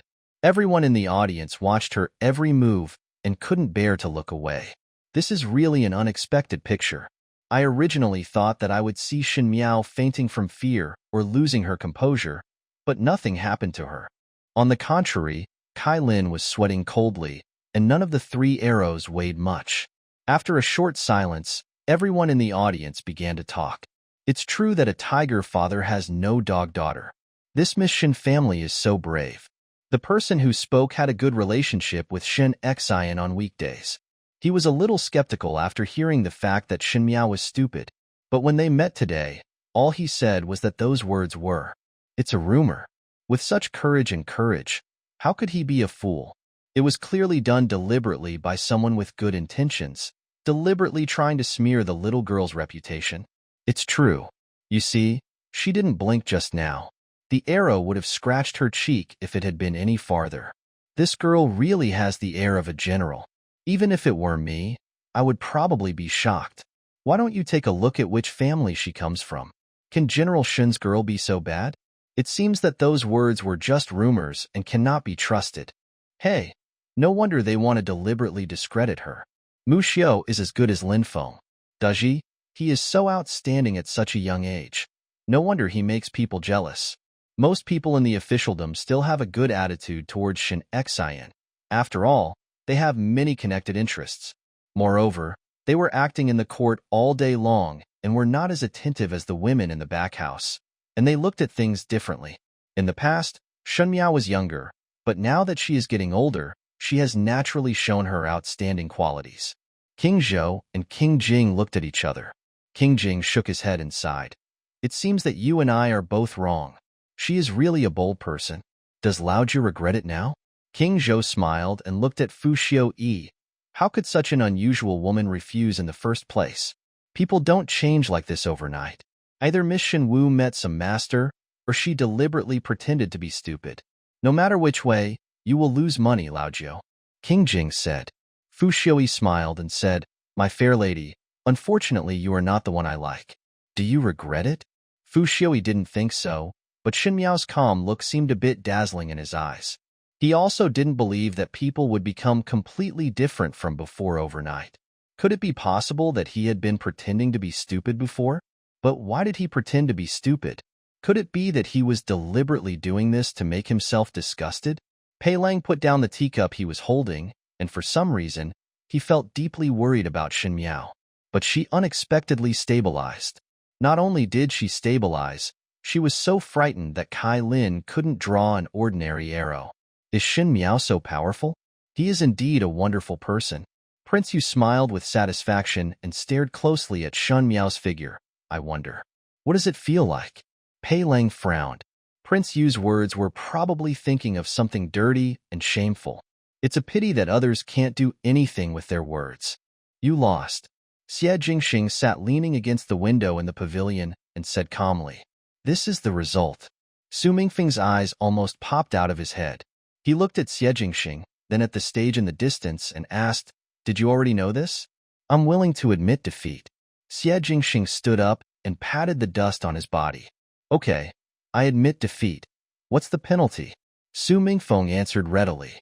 After punishing you for this competition, how about celebrating and drinking for me, my daughter Hong, who has been buried for 20 years? You are really evil-hearted. Su Mingfeng scolded, then realized something and asked doubtfully, But why are you celebrating? Is there anything worth being happy about? Not now, but there will be soon. Xie Jingxing raised his eyebrows. It's something to be happy about. On the stage, Shen Miao handed the grass fruit to Kylin. Kylin's hand that took the fruit was trembling a little, and he asked, Shen Miao, have you ever learned foot shooting? No. Shen Miao looked at him with a smile. Today is the first time I touched a bow, but since I can shoot 3 arrows at a single step, I don't understand one and the next one. I will eventually learn it. Kylin shuddered and looked at Shen Miao in disbelief. Are you talking nonsense? Shen Miao acted calmly and calmly just now, as if she often did this kind of thing with others. He was lucky enough to think that Shen Miao must be an expert. After all, Shen Xian was a mighty general, and it was possible to teach his daughter archery in person. But now Shen Miao actually said that today was the first time she touched a bow? How dare she? He said. You don't know anything? How can you shoot from a single step? This grass fruit is obviously not going to hit. Am I going to die in vain? Young Master Kai is too ridiculous, Shen Miao said calmly. Her voice was neither high nor low, and she could be heard by everyone in the audience. Everyone looked at the purple-clothed girl with lowered eyebrows and eyes, but she had an aggressive aura.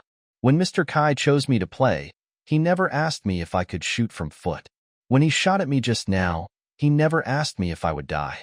Why did he ask me if I could shoot from foot? No, can it be done? These words made Kylin speechless.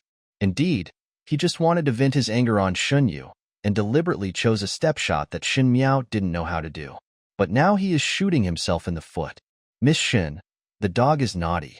I will apologize to you for him. Don't worry about it. But you really don't know how to shoot now. This will inevitably lead to accidents, and it will be difficult to hold you accountable.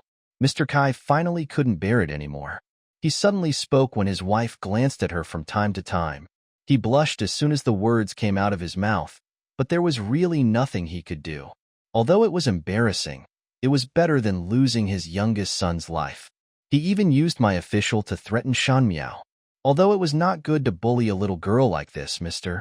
Kai also complained about Shen Miao's lack of flexibility, and his tone could not help but be a little dignified. But how could Shen Miao be fooled by an official? She had dealt with the Huns, the royal family of Qin, and the emperors of Ming-Chi. The ministers really didn't take her seriously. So everyone watched helplessly as Shen Miao raised her chin slightly. Master Kai was already standing under the stage, so from a distance, he looked like a minister crawling at Shen Miao's feet. And Shen Miao's words made everyone stunned. She said, Master Kai, I just blocked my own life. Now it is Kylin's turn to gamble. The status of life and death has been established, and it is clearly written in black and white. Even if I shot him to death today, there would be no trace of righteousness. Relationship, willing to admit defeat.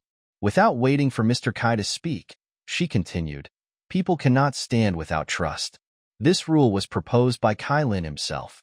Now that he has gone back on his words, is it possible that Mr. Kai also behaves like this in the officialdom? Once the momentum is not right, he can immediately change the rules? No one can stand without faith. This rule was proposed by Kylin himself. Now he has gone back on his words. Could it be that Mr. Kai has the same style in the officialdom? Once the momentum is not right, he can immediately change the rules? Kylin said before, there is no precedent in Banqueting specifically for someone. The rules are whatever the challenger says. Why? The daughter of a dignified general is also such a timid little junior. His words were still ringing in her ears, and now Shen Miao returned the original object, hitting Master Kai with a crisp sound on his face, which made Kylin speechless. You set the rules, and now you don't do it. With a red mouth and white teeth, you can do whatever you want? Are all the adults in Ming-Chi like this? She spoke sharply and escalated the matter without mercy. Mr. Kai suddenly broke out in a cold sweat. There are so many colleagues in the officialdom. Among those present today are his relatives, and naturally there are also his strong enemies. If Shen Miao's words fall into the ears of those who are interested, who knows what kind of article they will make? What's more, there are royal people here.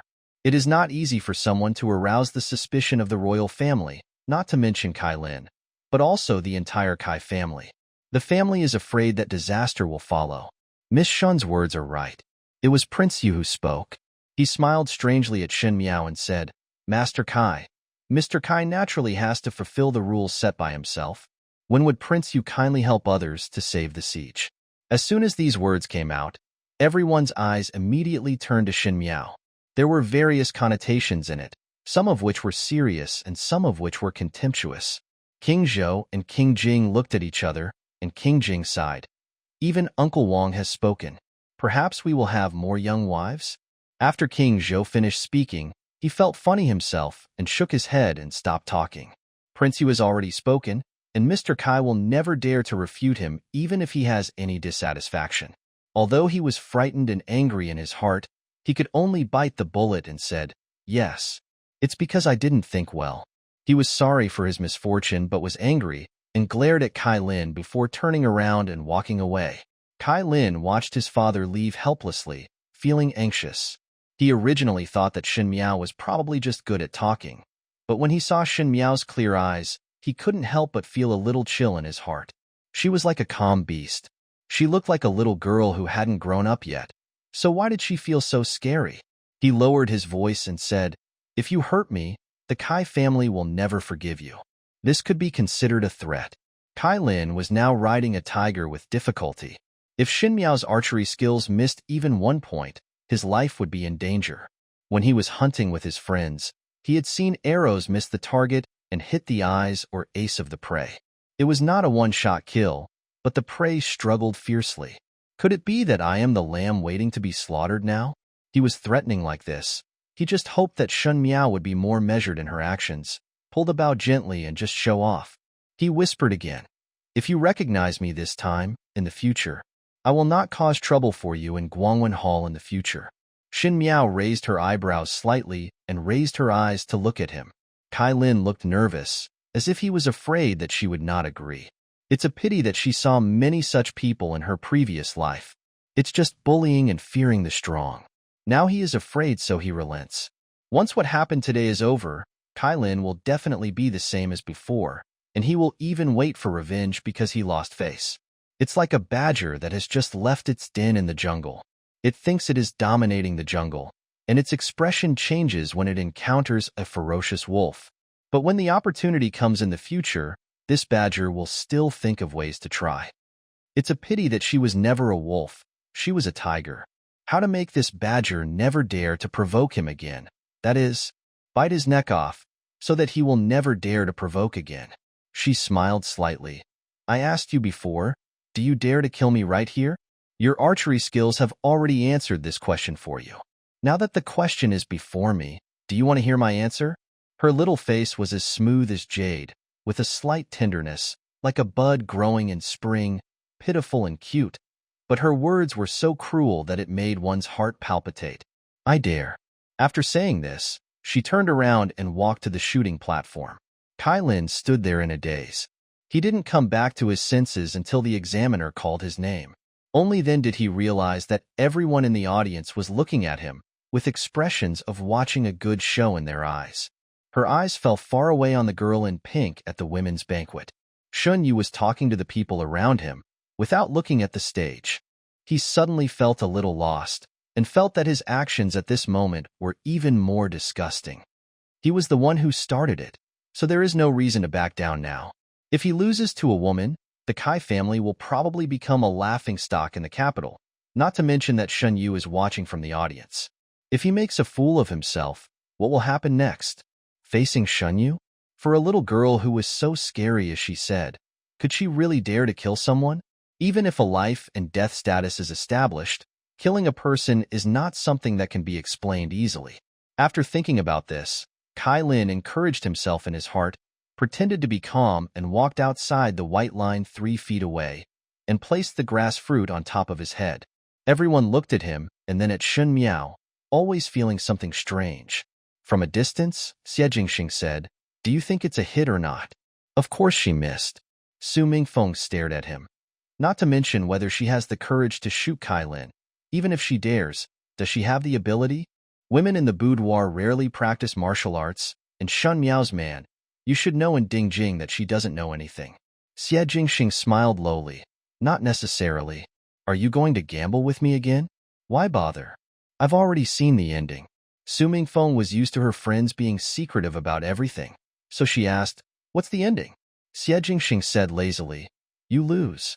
Shen Yu looked at Shen Miao on the stage, her heart tightening for no reason. She asked Chen Rukiyu in a low voice, "Mom, will she shoot Mr. Kai?" Of course not. Chen Rukiyu couldn't help but sigh in her heart when she saw that her daughter was also a little dazed by Shen Miao today. "I think I am a bit younger after all, and I still can't calm down," she said. "It's so easy to hit the target anywhere. I heard your uncle said that it takes strength to draw the bow." When did your fifth sister draw a bow and shoot arrows in the house on weekdays? I'm afraid it would be difficult to pull the bow. It's already a lot of effort to open it. So don't think too much, are you? The fifth sister, just joking? Is Shen Miao really joking? Of course not. She raised her hand, knocked the arrow, and drew the bow, all in one movement, as smoothly as if she had practiced it thousands of times. There is no coquettishness that cannot hold my hand, nor is there any hesitation about what to do. Her movements were so regular that there was no doubt that she was a skilled archer. The next moment, the arrow from the string ran towards Kylin with murderous intent. The whole place fell silent, and in the extreme silence, the arrows falling on the ground made a crisp sound. And the arrow is still a little red.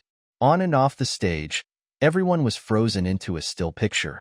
Lewin novels the person who broke this scene was Kylin. He reached out and touched his left cheek. The area scratched by the arrow just now showed a little red blood. Everyone was stunned. Shen Miao actually dared to shoot. She didn't stop the arrow in the middle, nor did she shoot deliberately. She was neither close nor far away from Chaoguozi, but she happened to brush against Kylin's passed by the cheek. Kylin shouted loudly, "Shen Miao, what are you doing?" Before he could finish his words, the second arrow had already swept towards him with strong wind and grazed his right cheek impartially. Kylin suddenly felt a burning sensation on his right cheek. It hurt, and when I reached out to touch it, I was surprised to find a trace of blood. He was almost going crazy. Staring at Shen Miao in disbelief, Master Kai also wanted to stop him, but Prince Yu was still sitting in front, and he did not dare to move. Ren Wanyun stood up immediately. Is the fifth sister crazy? How dare she really hurt the young master of the Kai family? The 5 girls in your family are really powerful, Mrs. Yi said, pretending to be surprised. How can ordinary women have such courage? If you hurt the young master of the Kai family, it will be bad for the 2 masters to have more friendships in the court in the future. Colleagues? But these words touched the hearts of Ren Wanyun and Chen Rukiyu. They had thought that Shen Miao would make a fool of themselves, but who knew that Shen Miao not only did not make a fool of herself, but also hurt Kylin. If the Kai family criticized the Shen family for this, and the Kai family took the path of civil servants and offended the Kai family, how could the 2 brothers Shen Gue and Shan Wan live in peace? When she thought of this, Ren Wanyun became extremely anxious and wished she could immediately pressure Shen Miao to apologize to the Kai family. She was about to shout loudly to stop Shen Miao's behavior, but Chen Rukiyu held her hand down. "Sister, what are you doing?" Ren Wanyun said, displeased. "Watching the 5th sister get into trouble? When I ask later, who can bear this responsibility?" Chen Ruachio was about to bow down to this second sister-in-law. She was born more noble than Ren Wanyun, and she claimed to be from a family of scholars. She disdained such worldly actions and naturally looked down on Ren Wanyun's idea that she was not worthy of being in a refined place. She said, "Second sister-in-law has a good idea, but I just heard that even Prince Yu has spoken. Otherwise, why do you think Mr. Kai has not spoken until now and just watched his son get hurt? Even if the second sister-in-law speaks, can she make the decision here? It is better to wait and see. If they ask, just treat it as a child's play. Can't we just watch?" Ren Wanyun knew that Shin Ruachio was right, but she still couldn't help but worry. What if 5th sister doesn't control her severity and causes a disaster? The life and death agreement is one thing, but the rumors in the capital are another. What are you afraid of? Didn't you see what 5th sister did just now? Shinrukyu said with a smile. She can obviously draw a bow. She just deliberately embarrassed the Kai family boy. This was intentional revenge. But she should also know you must be careful, otherwise it will not just be a scratch on the cheek. Shinrukyu sighed. After all, people are offended. In this case, let it be. If 5th sister is really cruel, I'm afraid she will do it again in the future. Bear a reputation of being cruel and vicious. Their sister-in-law's words fell on the ears of the 2 sisters Shenxing and Shunyu word for word. They were still young and did not understand official affairs, so they only heard the last sentence. Shinyu looked at Shun Miao, who was wearing long clothes and wide sleeves on the stage. Today she was so calm and collected and so showy, which was really annoying. She thought, it would be great if Shun Miao really shot Kylin to death, then Shun Miao would be carrying a life on her back. Who would dare to marry or approach such a vicious person in the future? The bruises like this now are just severe, not vicious. The more he thought about it, the more something bright flashed in Shan Yu's eyes. The safety of Kylin, who was so dedicated to embarrassing Shen Miao for her, had long been forgotten by her, and she even hoped that Kylin would use his own life to fulfill Shen Miao's notoriety. Although the people in the audience were talking a lot, they didn't dare to speak out because of Prince Yu's face. Even the Kai family and his wife were so anxious at the moment that they could only watch their son stand on the stage and become a target. Shen Miao, what do you want? The 2 arrows scratched his cheek, and his whole face was in burning pain. Besides being angry towards Shen Miao, Kylin also had a trace of fear. He suddenly realized that there was nothing that Shen Miao was afraid of. She was clearly a madman. She would dare to do anything.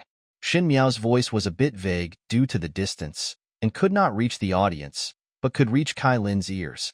Her voice was light and airy, as if coming from across the clouds, making people afraid to look up. She said, I'll teach you a lesson. Shen Miao suddenly raised her voice. There is one last one. Everyone in the audience stared closely at the arrow. Kylin's legs were going weak, so he pinched himself hard to prevent them from going weak. Because he saw that Shen Miao's arrow was aimed at his head, he was very scared. It was a fear of losing his life to the Shen family. This fear came fiercely, seizing all his attention at the moment. He wanted to escape from this verification platform, but Shen Miao's arrow was pointed at him, as if he could chase him to the ends of the earth. Miss Shen is too pushy. Although the adults at the men's table admired Shen Miao's calmness and composure, they were also disappointed with her performance at this moment. You must know that it is not a good thing for a woman to be too strong. She is biting Kylin now, which is nothing more than revenge for Kylin's provocation to her just now. However, Kylin did not cause any harm to her. Shen Miao had scratched Kylin's face now. Although boys were not more delicate than boys, it would be okay to leave a scar, but leaving it on the face was not good looking after all. She looks like General Shen's daughter. Someone also applauded Shen Miao. If she only knows how to be bullied and does not fight back, General Shen will be very angry when he finds out. But look, she is aiming the arrow at Kylin's head. She is planning to take Kylin's life. It is too cruel. Kylin's legs were trembling all the time, and he looked at the purple-clothed girl in the distance as if she was looking at an evil ghost. She has a gentle and beautiful appearance, and her eyes are clear and even a little innocent. But there was really no hesitation in the movement of that hand. Shen Miao said softly, the third one. As soon as his hand was loosened, the arrow from the string shot out in an instant, and the fierce killing intent was directed at Kylin's forehead. He was so frightened that Kylin knelt down with a plop and screamed, Help! Linner! Mrs. Kai and Mr. Kai both exclaimed. Everyone in the audience stood up and craned their necks to look at the situation on the stage. Kylin collapsed to the ground, and the round grass fruit on the ground was penetrated by black arrows and was completely penetrated. She retracted her bow, bent down to pick up the grass fruits on the ground, glanced at Kylin, and suddenly said with a smile, You lost. She was already a bit young, but today she looked too calm from beginning to end, but her age was overlooked. Now Ying smiled slightly, suddenly becoming a little innocent. Everyone looked at her carefully, but they felt that the original dullness was not stupidity. This little girl actually had bright eyes and zirconium teeth, which was quite graceful and gorgeous. Kylin couldn't say a word. There was still blood on his face that had not been wiped clean from the scratch. Tears fell down, blurring the blood, and his whole face was red and embarrassed. And at this moment, he didn't care about face anymore. He just looked at Shen Miao, his eyes full of fear. Shen Miao raised her eyebrows, as if she finally knew that she was afraid. Just be afraid and kill the chickens to scare the monkeys. In the future, the snakes, insects, rats, and ants around her should be more at ease. The servants hurriedly helped Kylin, whose legs were weak with fear, to get off the stage. The inspector who was responsible for the inspection walked up to Shen Miao and was pierced by arrows. He asked in surprise, Miss Shen, have you ever practiced rifle shooting before? Not only must your aim be accurate, but your hand must not be loose when pulling the bow. Shen Miao, a delicate little girl, pulled the arrow so skillfully, not to mention that everyone could see the last arrow clearly. Kylin was so frightened that he fell down, but Shen Miao was able to hit the grass fruit even though Kylin moved. That's not surprising. Have you ever gotten used to it? Shen Miao tilted her head slightly and fell into deep thought. That was the first year she won a Qin as a hostage. Both the princess and the prince of the Qin royal family loved to humiliate her. It seemed to be a very interesting thing to watch her, the queen, being humiliated. However, she couldn't get angry yet, because at that time Qin is lending troops to Ming Qi. Those princesses and princes invented a new way of playing, just like the rules set by Kylin on the inspection field today. Let's find someone else to do the job. When she was at the target, the Qin royal family deliberately shot her hair, torn her clothes, and even occasionally accidentally shot her arms and neck. And she could only grit her teeth and endure it. At that time, every night, she was in her room, carefully setting up a target and practicing diligently. She regarded those targets as people who had hurt her. She practiced seriously and shot hard, and finally she was able to hit the target with perfect accuracy. But in the daytime, when it was her turn to shoot an arrow, she would still deliberately miss the target or be unable to draw the bow. She had no choice but to bow her head under the eaves. She had to return to Mingqi alive before she could see Wanyu and Fu Ming. This grueling way of life lasted for a whole year. When Kylin mentioned it again today, it suddenly brought her back to those humiliating days. In this life, she had no control over others, so she naturally killed and shot whenever she wanted. If she didn't live a restrained life, she would give him back to anyone who messed with her. If the Kai family dares to speak to Shen Xian, they will be so scared that they shut up. This is what she should do. She smiled slightly. I have seen my brother practicing diligently in the courtyard. I have seen him a lot. I followed the Gord's example, but I didn't expect that he would be wrong today. The Kai family and his wife in the audience were so angry that they fell off their feet. My son used to be a step shooter, but today not only did he not hit a single shot, but he also made a fool of himself in public. Shen Miao said that she was just following the example of a gourd, and the first time she drew the bow, she hit the grass fruit. What kind of stupidity is this? Ba bang bang. The clear sound of applause rang out. Everyone turned around and saw Prince Yu clapping his hands. It's really good. Shen Miao glanced at him but said nothing. The inspector said loudly, Is there anyone else who wants to challenge me? Shen Miao naturally won this round, and others could naturally come forward to skip Shen Miao's frame. If there is no one to challenge, Shen Miao will definitely be the first one. After hearing this, Shun Yu's face suddenly turned ugly. In the first verification, she was completely overshadowed by Shen Miao. She looked at Fu Xiui, who was talking to King Zhou Jing from a distance, holding her hands tightly and then letting go. In his heart, he scolded the useless Kylin. But the next moment, someone on the field was heard shouting, I want to challenge Shen Miao. A young man stood up at the men's table. This man was only 16 or 17 years old, and he was of a decent quality. Unfortunately, his eyes revealed a sophistication and shrewdness that could not be concealed. Even though his tone was modest, there was a sense of pretentiousness. After just one glance, Shen Miao knew who this person was. She felt a little funny in her heart. This was none other than the second young master Xie Changwu, the concubine of Linen Ho Xie's family and Xie Jingxing's concubine. This person has no other abilities, but he is extremely tactful. He is the best at showing off in officialdom, and he is a proficient in flattery. Later, the Xie family collapsed. The two concubines and the Fong family were very nourished by the new emperor's support for the Xie family. Xie Changwu and his younger brother Xie Changqiao even entered the court as officials. She disliked the two brothers very much at that time because the two brothers, the concubines of the Xie family, were on Mrs. Mei's side, were on good terms with Fu Sheng, and even often helped Fu Sheng suppress Fu Ming. The reason why Shen Miao reminded Xie Jingxing to find an opportunity to eradicate her concubine was because she was brooding over what happened in her previous life. These two people can't be kept, because keeping them will be hatred. Now that her revenge has not come here, this person has taken the initiative to send her to her door. But for what? She glanced at Mr. Kai's position. Mr. Kai had a serious face, and Xie Changqiao seemed to comfort him. By the way, recently the two Xie brothers are not planning to find a job under the court minister Kai, so they have been taking the initiative to make friends with Kylin. Unfortunately, Kylin always wanted to make friends with Xie Jingxing and ignored the two brothers. But wasn't now a good opportunity? You must know that at the end of this year in her previous life, when she succeeded in forcing Fu Xiuyi to marry, both Xie Changwu and Xie Changqiao were under Master Kai. Then, 2 years later, the Kai family was involved in the corruption case, and their family was confiscated and exterminated. Many things are changing, but many things remain the same. It seems that the process has changed, but the ending has not changed. The two Xie brothers want to use this method to please the Kai family, but they want her to lose face. Shen Miao was about to reply when she heard a voice suddenly appear from the side.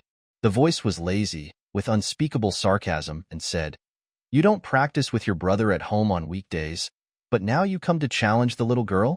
Xie Changwu, the more you live, the more you go back." Xie Jingxing appeared on the stage. He hugged his chest and looked at the two concubine brothers who were suddenly stunned in the audience and smiled. "How about I challenge you too? Let me discipline your brother. Don't be a coward. It's embarrassing to fight with a woman outside." He glanced at Shen Miao again and said, "Go down." Shen Miao stared at him motionless. This article is written by Starter. She had reminded Xie Jingxing and was naturally prepared for Xie Jingxing to come on stage, but she did not expect this situation, and she felt a little confused about whether to laugh or cry. It was as if Xie Jingxing came to her rescue specially, but this was not the case. Xie Changwu did not expect Xie Jingxing to rush out suddenly.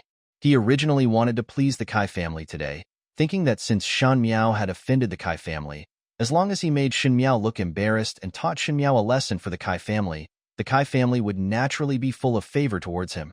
Although it seemed that Shen Miao's step shot was good, there was a huge disparity in strength between women and men.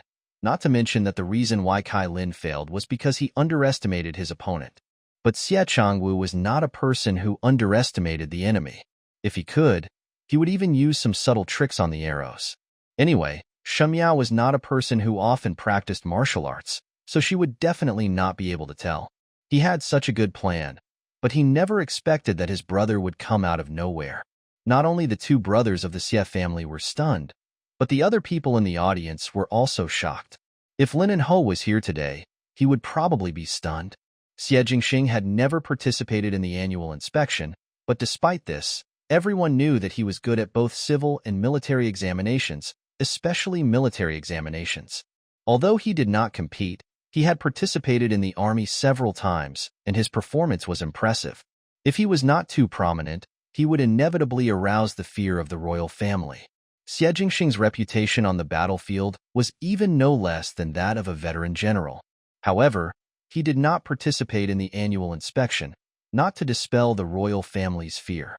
It was simply because he was a careless person, as if he had some rebellious bones, or he was deliberately going against his father.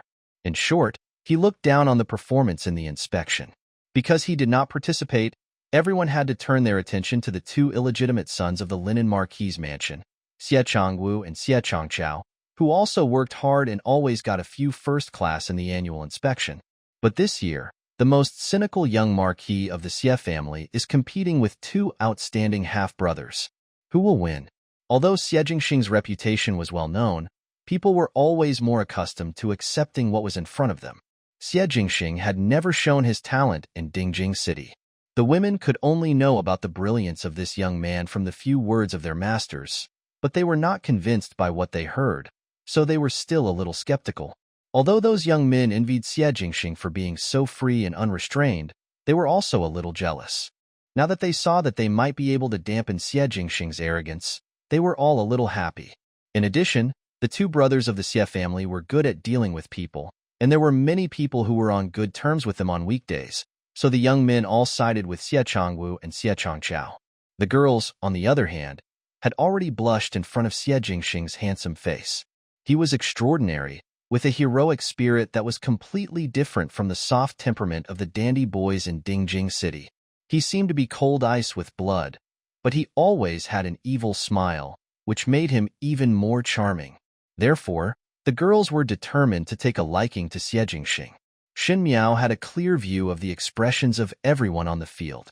These people probably felt that Xie Jingxing's challenge to his two younger brothers was just a whim. The noble master must have lost his temper. But Shen Miao smiled slightly. Xie Jingxing was not an easy person to deal with. Since he had already stepped onto the stage in the verification field, there was no chance that his two concubine brothers could escape unscathed. The difference between Xie Jingxing and her is that although she acts arrogantly on the surface, she still has a plan and knows that she has to follow it slowly to achieve her goal. But Xie Jingxing, probably because he had the marquee of linen behind him, was fearless. But behind him, is there only one linen marquee? While she was thinking, it was Xie Changwu who was in the audience and said, "Brother, this? I'm afraid it's not good. What's wrong?" Xie Jingxing glanced at Shen Miao, then at Xie Changwu, and suddenly smiled. He said, "Or do you think Shen Miao is more challenging than me?" With a coax sound, everyone laughed.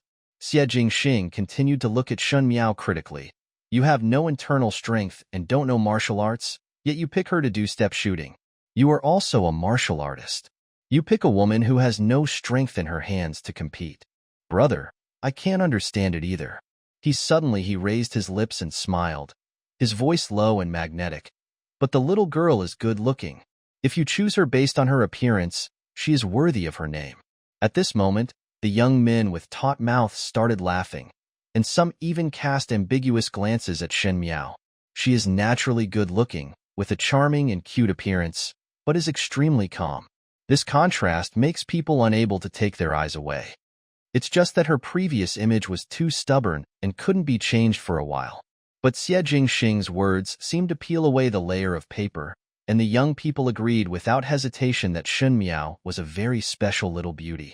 The girls were not happy. Xie Jingxing's words were clearly praising Shen Miao's appearance. Shen Yu and Shen Qing both changed their expressions.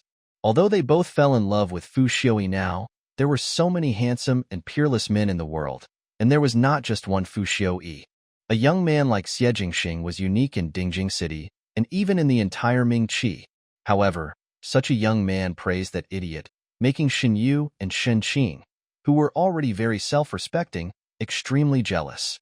Pei Lang frowned and muttered, "You must be blind, Mr. Xie. How could you think Shen Miao is good-looking?" She must have been deceived by Shen Miao in some way. Bai Wei bit her lip and stared at the young man on the stage. Shen Miao is really shameless. She used to pester Prince Ding, and now she pesters Mr. Xie Xiaohou again. Shen Miao did not know that they were talking like this, but even if she knew, she would just laugh it off. Because she knew that the purpose of Xie Jingxing's words was neither to tease her nor to rescue her, but to force the two Xie brothers to play in a way that they could not refuse. To be fair, the two brothers of the Xie family naturally do not want to face off against Xie Jingxing. Let's not talk about the outcome. However, Xie Ding has always loved his legitimate son. If the concubine and his legitimate son challenge each other on the verification platform, what will Xie Ding think? He will only think about whether they are brothers or not. And Xie Ding, who is biased, will definitely be dissatisfied with the two brothers. Therefore, Xie Changwu and Xie Changqiao would definitely find a way to refuse, but Xie Jingxing was also a clever man, so he would not force him, but just provoke them. Yes, it was too strange that Xie Changwu was not willing to challenge Xie Jingxing, but wanted to challenge Shen Miao, who was powerless. His selfishness was almost clearly displayed in front of everyone. In order to dispel everyone's idea and prove that he did not want to climb up to the Kai family, Xie Changwu had no choice but to go on stage himself and compete with Xie Jingxing. This was a helpless move, but after he agreed, his plan to use Shen Miao to gain access to the Kai family came to nothing. That is, he lost. He stood up bravely. Since the elder brother has spoken, there is no reason for the younger brother to disobey. Xie Jingxing would never give him a chance to complain about himself. On the battlefield, whoever he let lose would definitely lose ruthlessly. One person is not enough. He raised his eyebrows. Third brother, come together. Third brother, let's come together. Following Xie Jingxing's words, Xie Changqiao in the audience was also stunned. When he saw Xie Jingxing suddenly appearing before, he thought that Xie Jingxing was specially trying to save Shen Miao from the siege. Anyway, this brother's actions could not be deduced from ordinary people's perspective. But now Xie Jingxing's words made him stunned. The only person who came to the stage to challenge was Xie Changwu. So what did he have to do with it? But now that Xie Ding was not there, Xie Changqiao could only look at Xie Changwu and asked in a low voice, "Second brother, what's going on?" Xie Changwu was usually more shrewd than Xie Changqiao. Hearing Xie Jingxing's words, he immediately became angry. Xie Jingxing wanted to challenge him, but he said that he alone was not enough, and Xie Changqiao had to be added. What did this mean? It was nothing more than humiliating the two brothers. Xie Jingxing naturally said that neither of the two brothers could be his opponent together. It was too arrogant. Xie Changwu, who was angered by Xie Jingxing's words, had already lost his usual calmness. His expression became less friendly, and there seemed to be some anger in his tone. When the eldest brother said this, he was full of confidence and didn't take the younger brothers seriously at all. On the stage, Xie Jingxing played with the straw fruit he had taken from the examiner. He narrowed his beautiful eyes and said lazily, "Yes, I really didn't take you seriously. You two have been practicing martial arts since you were young, but you have never sparred with me. I've heard that you are very outstanding. How about letting your brother broaden his horizons today?" He continued. Everyone in the audience seemed to have heard the discord between the Xie brothers. You know, the things that happened in the Marquis of Linen Mansion were probably spread throughout Mingqi. People had always speculated about the relationship between these brothers, and Xie Jingxing had always maintained an indifferent attitude towards the Marquis of Linen Mansion, and even disdained to talk to his two half-brothers. This indifference seemed to have not caused any waves. Today was the first time that Xie Jingxing humiliated his two half-brothers in front of a large crowd. The crowd off the field began to discuss. Some of them wanted to watch the fun, while others were curious about the outcome. Shen Miao looked at the handsome young man with a casual posture. Xie Jingxing was really a bit strange. He seems willful and indulgent, but there seems to be a clear thread that has been guiding him. Now the two Xie brothers have been led by his nose all the time, and they are not even aware of it. I'm afraid that after today's written examination, the two Xie brothers will not have any face or dignity left. When Xie Changwu heard this, he suddenly sneered and said word by word, "It's just a discussion. Why not?" He looked at Xie Jingxing, with all kinds of strange emotions tumbling in his shrewd eyes, and he said, "Since my brother wants to do this, the third brother can come together. I'm afraid that my elder brother would never say that he was a bully to his younger brothers." He said it so confidently, that is to say, if Xie Jingxing loses to their brothers, it will be something Xie Jingxing started first and has nothing to do with the two of them. Xie Jingxing will even make a joke. Xie Changqiao was still a little hesitant, but after seeing the look Xie Changwu gave him, he immediately came to his senses and said, "My brothers will definitely accompany me." The most novel thing about the selection round of verification is that no matter what category, no matter how many people there are, or even whether they are men or women, they are free. Therefore, Xie Jingxing's request did not violate anything. Xie Jingxing raised his lips and smiled, and his evil smile attracted the attention of many girls. He said jokingly, "Would you like to make a life and death gesture too?"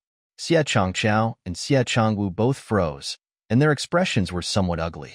However, Xie Jingxing said lazily, "It's just a joke. There is no need to fight to the death between brothers." The corners of Shen Miao's lips also raised slightly. Xie Jingxing's words were really vicious. Now that the two Xie brothers had already taken the stage, she had nothing to do here. So they straightened their skirts and stepped down on their own. When they arrived at the women's banquet, Shen Yu and Shen Qing did not come forward to talk to each other, but Feng Yanning quickly ran over. She said, "Your shooting skills are so good. Do you want a daughter to inherit her father's legacy?" Shen Miao's heart was slightly disturbed. Now the royal family was eyeing the Shen family, let alone her. Even her eldest brother was in an extremely dangerous situation. Back then, her eldest brother was ruined by a woman. Now that the Shen family has not fallen apart, she will use her own methods to protect the Shen family, just like she did on stage. She will not hesitate to anyone who dares not to give the Shen family face. Return it 100-fold. But, among the three people on the stage, who do you think will win? Feng Yanning suddenly changed the subject and said nonchalantly, "Although the young Marquis of the Xie family is famous, we have never seen it with our own eyes. Maybe it is because of the rumors. It's unbelievable. Then Xie Changwu and Xie Changqiao both won the first grade last year, so it's only Xie Xiaohou who suffers. Will Xie Jingxing suffer a loss?" Shen Miao laughed in her heart and just shook her head slightly. And Xie Changwu on the stage also said, "It's really hard for the two of us to judge you, so let's pick a horse." At this time, Shen Miao really laughed. Xie Jingxing raised his eyebrows, carbine? Okay. The inspection official quickly found 3 horses. The high platform was already extremely wide. If it was controlled well, it could almost accommodate the horses galloping on it at will. 3 flower guns were also thrown into the hands of the 3 people. Then Xie Changwu and Xie Changchao know how to use 2 guns. Feng Anning exclaimed. The 2 brothers Xie Chaoxiang and Xie Changwu cooperated tacitly and were able to merge the 2 carbines into one, and then merge them into one. Using this method, they were able to produce the same carbine every year. Because of this, Xie Changwu chose this because he hoped to crush Xie Jingxing severely. But in fact, Shun Miao lowered her eyes. Others did not know, but she knew. Among the memorials of the Ming Qi royal family, there is a memorial that professionally records the Xie family's formations on the battlefield. Xie Jingxing is not simple, because he can form a formation by himself. A spiritual snake formation, a flower spear, a horse, and a person are just 3 things, but they can still defeat the enemy. This kind of formation is only suitable for the opponent's generals to fight, and Xie Jingxing has never lost before. How can the 2 Xie brothers compete with the generals of a country? I'm afraid I'm going to make a fool of myself today. The drummer hammered the drum hard, and when the drum beat sounded, the written test began. Xie Changwu and Xie Changchao looked at each other, and the 2 horses ran side by side. They had gone through rigorous training, and the steps of the horses were almost exactly the same. Being 2 people is really scary. The purple-clothed youth lazily raised his hand, and the black horse under him suddenly raised its hooves and galloped in the opposite direction.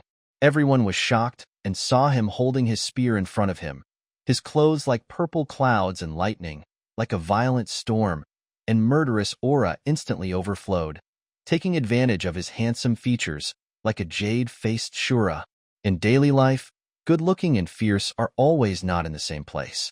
Precisely as those old people said, fancy and beautiful moves are definitely not powerful, and truly powerful moves must be very fierce. However, Xie Jingxing was different. He was born handsome and romantic, but when he was crawling on the horse's back with a spear in front of him, he was like a heroic god of war. The iron-blooded temperament that came from the experience of the battlefield made it impossible for people to take their eyes off him. Strength and beauty, handsomeness and cruelty, he was like a beautiful wolf, with a nobleness and courage that made people's hearts palpitate. The purple clothes were like flowing clouds and lightning, and the horse under him was galloping and flying. Under him, the people in the audience seemed to be excited by the sound of horse hooves. He had a strange temperament that could make people fly. Xie Changchao and Xie Changwu followed the purple-clothed youth closely, and they also separated, intending to surround Xie Jingxing from the left and right, trying to annihilate him. This was really a shameless move. It was clearly 2 against 1. Everyone on the field exclaimed in amazement, and Fu Xiui said, Xie Jingxing is indeed a good seedling of the Xie family. How can it be as mysterious as you say? King Zhou smiled and said, he is so naughty that even Xieding can't handle him. I'm afraid he is also a devil. Fu Xiui smiled but said nothing. Although Xie Jingxing looked naughty, he was definitely not a pushover. In the face of absolute strength, the conspiracy track was helpless. The reason why Xie Jingxing put such a cynical attitude on the surface was because he had nothing to fear. And what made him fearless? I'm afraid it was confidence. Unlike the arrogance of King Zhou and the cautiousness of King Jing, Fu Xiui always looked at the whole picture when evaluating a person. Therefore, there are all kinds of people among his staff, including talented people, seemingly insignificant high-ranking officials whose families have fallen on hard times, and some heinous criminals.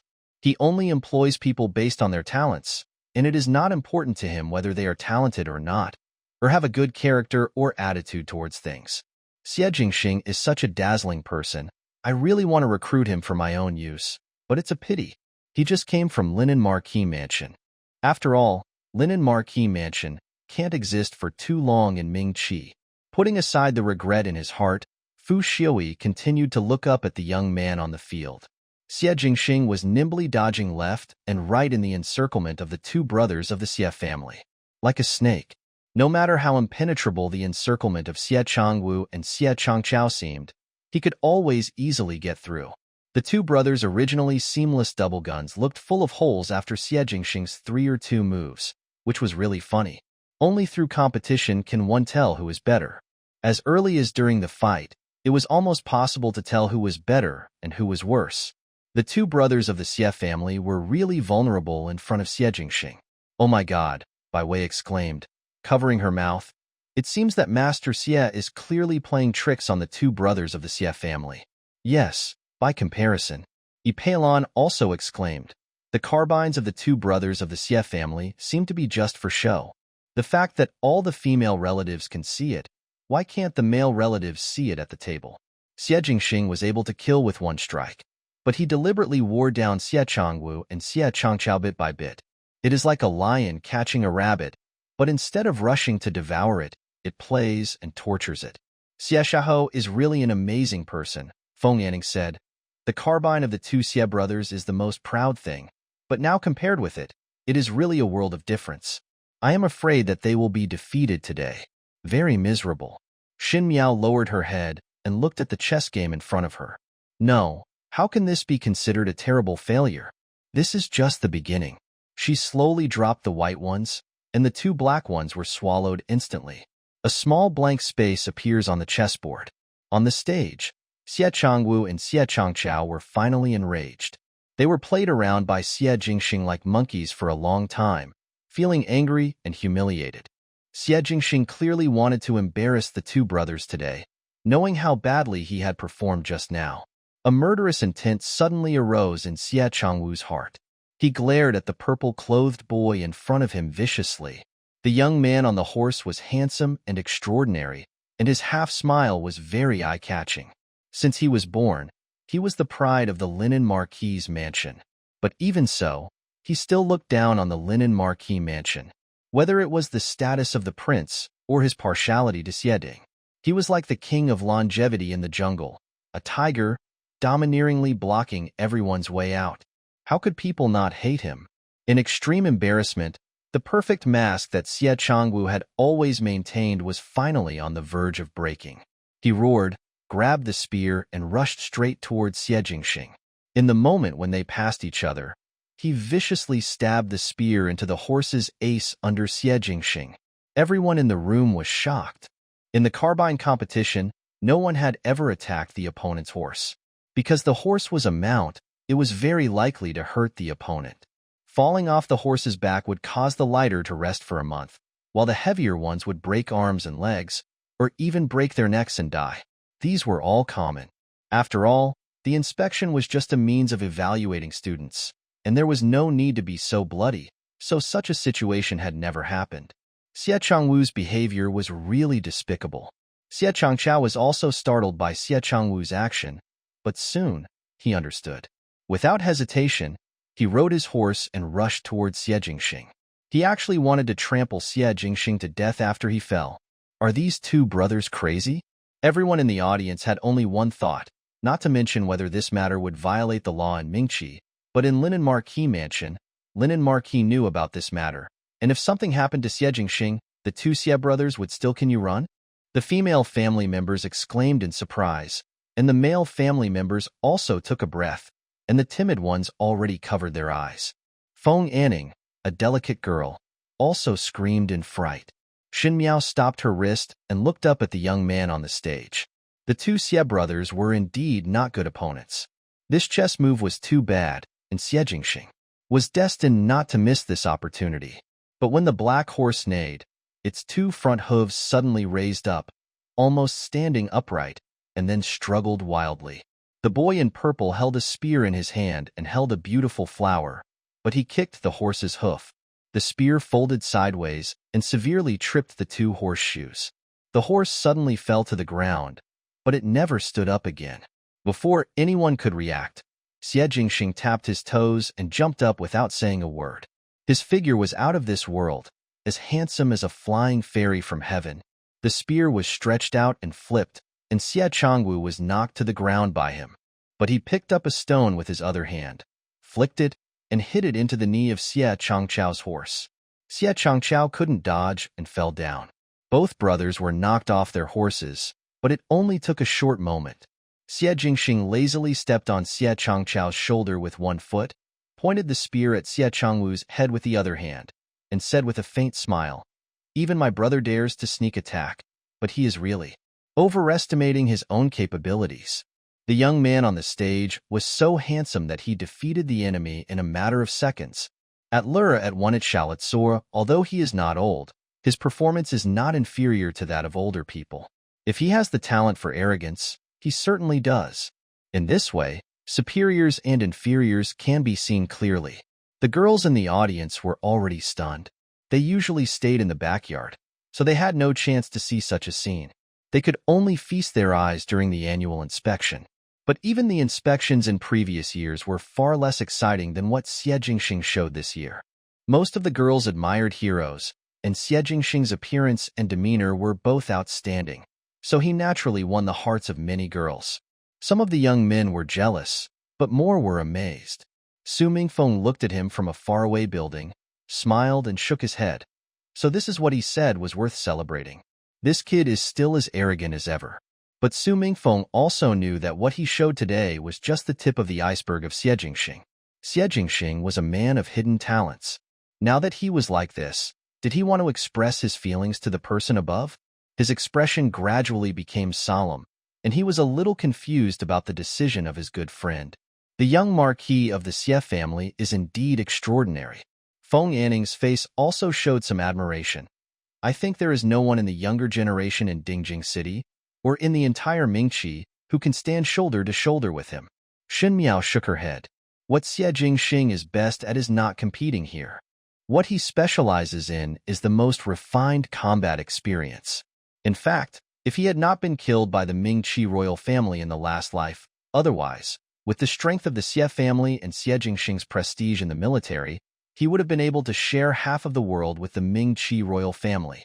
It's just that the Xie family's defeat is still a bit of a mystery. Shen Miao sighed in her heart. In her previous life, she was focused on helping Fu Xiu-yi, but she didn't know much about the Xie family's affairs. Now, she was a little at a loss. Xie Changqiao and Xie Changwu were so angry at Xie Jingxing's words that they almost vomited blood. Xie Jingxing's movements looked light and graceful, but in fact, only the two of them knew how serious the injury was. But the people around them had no sympathy for the Xie brothers at all, just because Xie Changwu and Xie Changqiao had just used the despicable method of sneak attack. On the calibration field, the most important thing is fairness and justice. The behavior of the two Xie brothers not only made the audience look down upon, but also the calibration officer on the stage.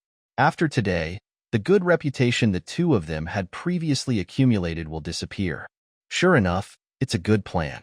Shen Miao looked at the young man in purple clothes standing with his arms crossed and said softly, Xie Jingxing was leading the two Xie brothers by the nose today. So the two Xie brothers lost their usual sense of control and resorted to despicable means to harm others. It's time to wake up now, but it's too late. Playing tricks in front of everyone. The difference between the legitimate concubines of the Linen Marquis mansion is clear today. Xie Jingxing lazily said to the two of them, the winner has been decided. Who else wants to challenge? The whole audience was silent. Everyone had seen how Xie Jingxing dealt with Xie Changwu and Xie Changqiao. He almost knocked them down with one shot, and they were both outstanding. For a moment, no one spoke. Xie Jingxing threw the carbine in his hand casually and said, since there is no one, goodbye. After that, he fluttered his sleeves and there was no one. Naturally, there were exclamations again. Pei Lang sighed in his heart. The Mingqi royal family looked smart, but their vision of people was short-sighted. This young man was very secretive, and his behavior on the stage just now must have been intentional. Although he didn't know what it was for, if it wasn't to establish his authority, then there was some connection with the royal family. He glanced at King Zhou and King Jing lightly. If the royal family faced Xie Jingxing, they would be in a very embarrassing situation in the future. Because that's a lion. Just like Shen Miao just now. Although the examiner was helpless that Xie Jingxing left on his own, he still read out his first grade as usual. The servants of the two Xie brothers hurriedly helped the two of them down. They were too embarrassed to even say hello, so they left the show in a carriage dejectedly. The next few challenges, with Xie Jingxing Zhuyu in front, seemed to be very boring, and they were not even half as exciting as before. As a result, everyone was yawning. Shen Yu and Shen Qing looked up at Shen Miao from time to time. Today, Apart from Shen Miao, Xinqing and Shan Yu were all covered up in the Shen family. In Xinqing's heart, because of Fu Xiuyi's relationship, she had already hated Shen Miao to the point of gritting her teeth. She only felt that Shen Miao had robbed what belonged to her. As for Shen Yu, she was obsessed with the fact that Shen Miao was inferior to her and felt extremely unwilling to do so. Shen Miao was not sure about the two of them's thoughts, or she didn't bother to care about them even if she knew about them. She asked Guyu to come to her side and whispered a few words to her. When Guyu heard the words, he looked solemn and quickly withdrew quietly. At the same time, Prince Yu at the male family table also waved, and a guard appeared next to him. After respectfully listening to Prince Yu's order, the guard quickly disappeared from the table like a shadow. In the distant pavilion, Xie Jingxing finally reappeared next to Su Mingfeng. Su Mingfeng slapped her hands a few times and looked at him sideways. "Why? Are you very popular in Dingjing today?" "Little things," Xie Jingxing said nonchalantly. "Are you ready to deal with your two younger brothers?" Su Mingfeng asked. "It's not like your style to attack suddenly. Get guidance from others." Xie Jingxing raised his eyebrows. "For some things, the sooner the better. If you stay too long, I can't wait any longer." Su Mingfeng frowned. He felt that Xie Jingxing clearly meant something in his words, but he wisely didn't ask any more questions. Even though he had been friends with this boy for many years, he never explored his mysterious background. His gaze suddenly stayed below for a moment, and he said, "However, the girl you saved just now seems to be in some trouble." Xie Jingxing glanced over and saw a guard handing something like a post to Ren Wanyun, the second wife of the Shen family, at the female family banquet, but he glanced at the purple-clothed girl vaguely. Ren Wanyun held the post, feeling a little excited, and said, "His Royal Highness is acting like this, which really frightens the wife of the minister. Fifth sister, why don't you come over and thank the prince for the invitation?" Shen Miao's eyes narrowed, and then she stared at Ren Wanyun closely, with a sneer on her lips. "Do you really want to do the same thing again?" Facing the gloating looks of Shen Yu and Shen Qing, she lazily stretched her waist, and there was suddenly a dark glow in her clear eyes. "Okay," she raised her lips, "I will definitely thank him properly." A hint of interest flashed in Xie Jingxing's eyes. There's something good to watch. On the carriage back to Shen Mansion, Shen Miao was still riding alone in a carriage. Guyu and Jingzhe around her were both worried about her. The notoriety of Prince Yu was well known to everyone in Mingqi, but he posted a message to Shen Miao, not to mention that it was inappropriate for Shen Miao to go to a girl's house. Anyone with a discerning eye could see what Prince Yu had planned. If Shen Xian were here, he would definitely refuse with all his life. But now that Shen Xian is not around, the two sisters-in-law of the Shen family are harboring evil intentions. In the past, Shen Miao just had to urinate, but now Shen Miao was old enough to think about marriage, and naturally the idea came to her head. Jingzhe endured it again and again, but finally couldn't help but said, "Girl, what about Prince Yu? What are you going to do today? Why don't you have someone write to the master? If the master knows about this, he will definitely come back." Yes, Guyu was also worried. That person came with bad intentions, and now in the backyard. And the girl has been in the limelight today. I'm afraid there will be a lot of trouble in the house. She sighed. Shen Miao was too young to see anything at first, but Guyu and Jingzhe, the two maids specially chosen by Mrs. Shen Miao, could see clearly. The second and third bedrooms were clearly jealous of the eldest family's statement, and that was why they would overtly and covertly stumble Shen Miao. With the narrow-mindedness of these two families, Shen Miao was in the limelight today, and she was afraid that she would become a thorn in their side again. "I'm not afraid of anything else, but if Prince Yu is involved, if he has any crooked ideas, I'm afraid Shen Miao will have a hard time dealing with it. After all, the people in the big room have been replaced by the other two rooms," Shen Miao said calmly. "Whatever he is afraid of, and what his plans are depends on whether he has the ability." She was calm and composed, but the words she spat out seemed to have a touch of majesty and a hint of cruelty that was not easy to detect. Guyu and Jingzhe looked at each other. Not sure what was going on, the panic just now dissipated a little, and they gradually calmed down. When she returned to Shen Mansion, Shen Miao only said that she was tired today and needed to rest, and said that she would go back to the west courtyard first. Ren Wanyun and Qin Roqiu smiled and said something to Shen Miao and told her to have a good rest. Perhaps because they knew that being favored by Prince Yu and Shen Miao would not be a favor. The smiles of the two of them could not conceal their gloating. Ren Wanyun even touched Shen Miao's head and said affectionately, "Seeing that the fifth sister has reached such an old age, she is very beautiful. It won't be long before she gets married." "Yes," Chen Rukiyu also echoed meaningfully. "A girl like our Xiaowu can only be matched by someone with a noble status. Ordinary people will never be able to marry our Xiaowu." A trace of joy flashed across Shun Yu's face, and Shun Qing couldn't wait to speak. "Of course, the fifth sister will definitely get a very noble husband." After saying that, he covered his mouth and started to chuckle, while looking at Shun Miao with a clear look. But even under her suggestive gaze, Shun Miao's expression did not waver at all. Shin Qing's smile froze. The calmer Shin Miao became, the angrier she became. Everyone was well aware of the post given by Prince Yu today, which was to look at Shin Miao. But Shin Miao didn't show any emotion now. Maybe she didn't know how powerful it was. A sneer flashed in her eyes. She really was an idiot. "Aunt and elder sister have already said this," Shun Miao said calmly. "In terms of age, the eldest sister and the second elder sister are slightly older than me. Naturally, it is not my turn to be the first to find a husband." Several people's faces paused, and Ren Wanyun said with a smile, "You kid, your uncle is not in the capital all the time. The aunts also feel sorry for you.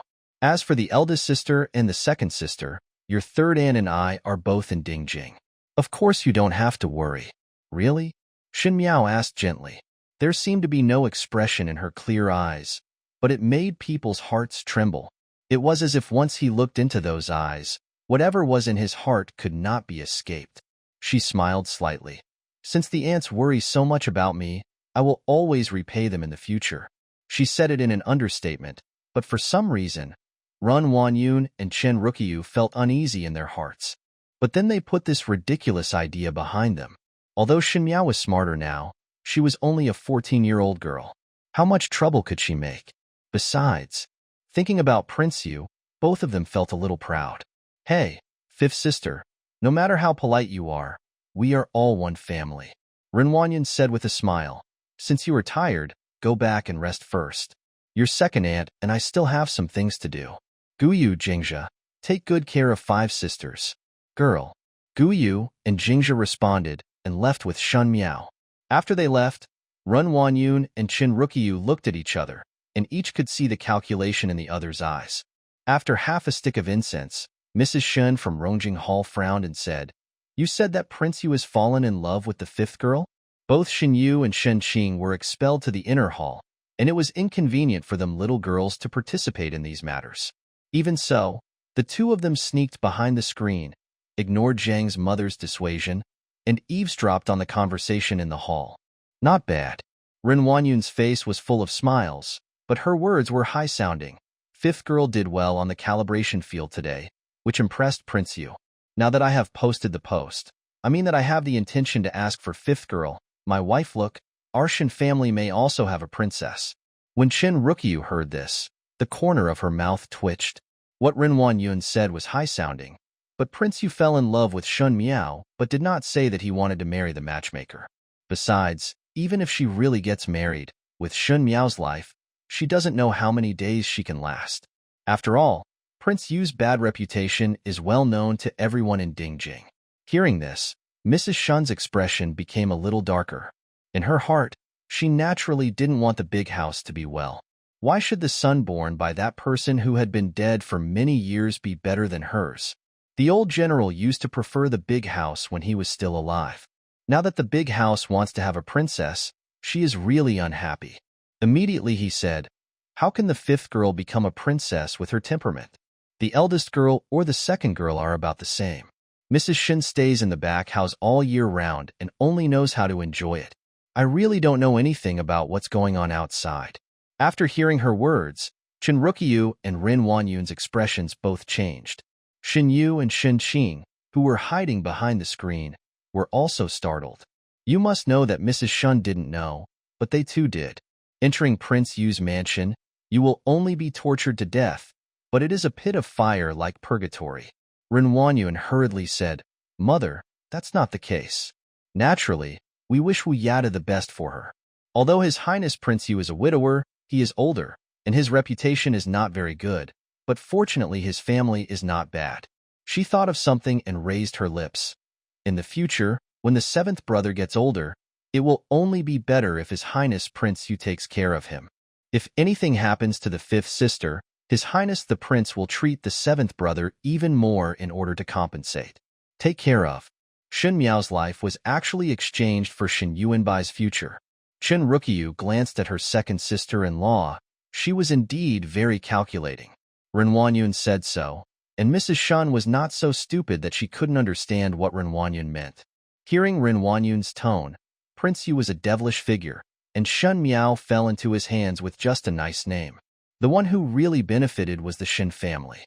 As for Shen Yuanbai, he was indeed Mrs. Shen's darling. The idea of using Shen Miao to pave the way for Shen Yuanbai was very much in line with Mrs. Shen's wishes. In that case, both of you are right. Then it sounds like Prince Yu is indeed the fifth girl's beloved. Mrs. Shen was extremely shameless, and speaking such words in such an upright manner made Chen Ruqiu flash a trace of contempt in her eyes. Mom thinks it's good too, Ren Wanyun, who is also good at telling lies, immediately said. My wife is choosing Xiaowu's husband's family, so of course she can't choose someone with a low status. The prince's mansion, that's really a high-level job. Mrs. Shen nodded when she heard this, then thought of something and said, Can the prince's mansion send someone to talk about it? Ren Wanyun's face trembled. Even though she was not a fuel-efficient person, she did not expect that this old woman was so impatient and could not wait to decide on Shen Miao's marriage. Of course, the sooner the marriage is done, the better, otherwise it will be terrible when Shen Xian comes back. But even if the dust has settled, Shen Xian may not allow Shen Miao to marry into the prince's mansion. Therefore, some unusual methods must be used. Fortunately, it seems that the people in the prince's palace have no intention of marrying the matchmaker. That's Prince Yu's favorite method, but it does have some tricks. Naturally, it would be unknown. Mom, it's too early now, Ren Wanyun said with a smile. Xiaowu is still young, so don't worry. People will inevitably say this if you decide like this. Let the two of them get along first, and wait until they are happy. Wu himself is also willing. Let's propose marriage again. In this case, no one will say that we forced Xiaowu. Even if Shen Miao was a fool, it would be impossible for her to be in love with Prince Yu. In this case, it would be nothing more than covering up those ugly wishes with beautiful words. What will happen in the middle is unknown. Chen Ruoqiu smiled quietly but did not speak. Although she also wanted to see Shen Miao suffer misfortune, she was cautious by nature. Let's leave the matter of getting ahead like this to Ren Wanyun. If Shen Xian really pursues the case in the future, she will not be traced anyway. Sitting on a mountain and watching tigers fight is what Chen Ruqiu is best at. Behind the screen, Shen Yu and Shen Qing both felt a little scared. They did not expect that in these few words, Shen Miao's lifelong events would be determined. To the daughter's family, a husband meant happiness for the rest of her life, but Shen Miao was doomed to be unhappy.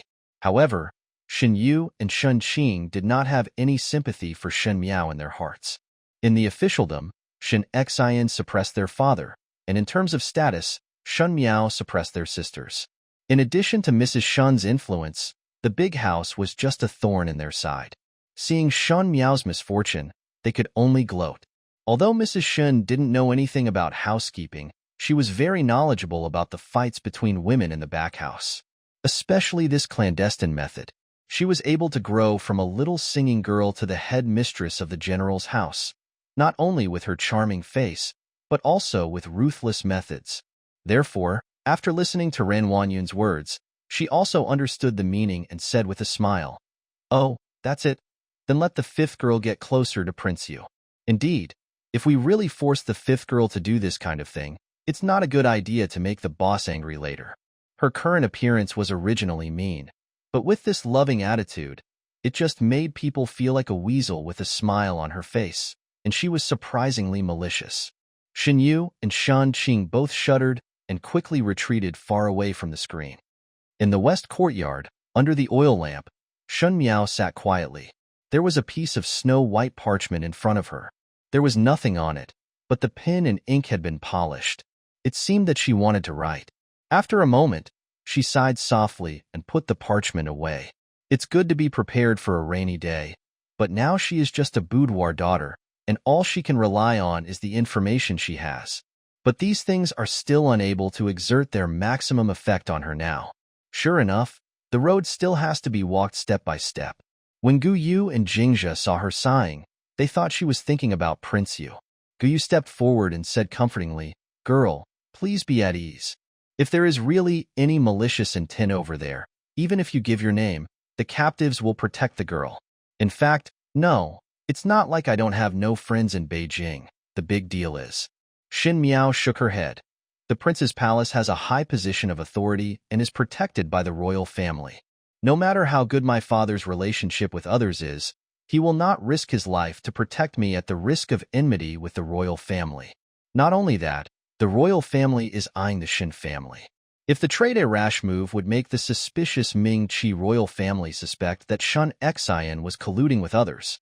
After all, it is not a good thing for any emperor to have his ministers get too close.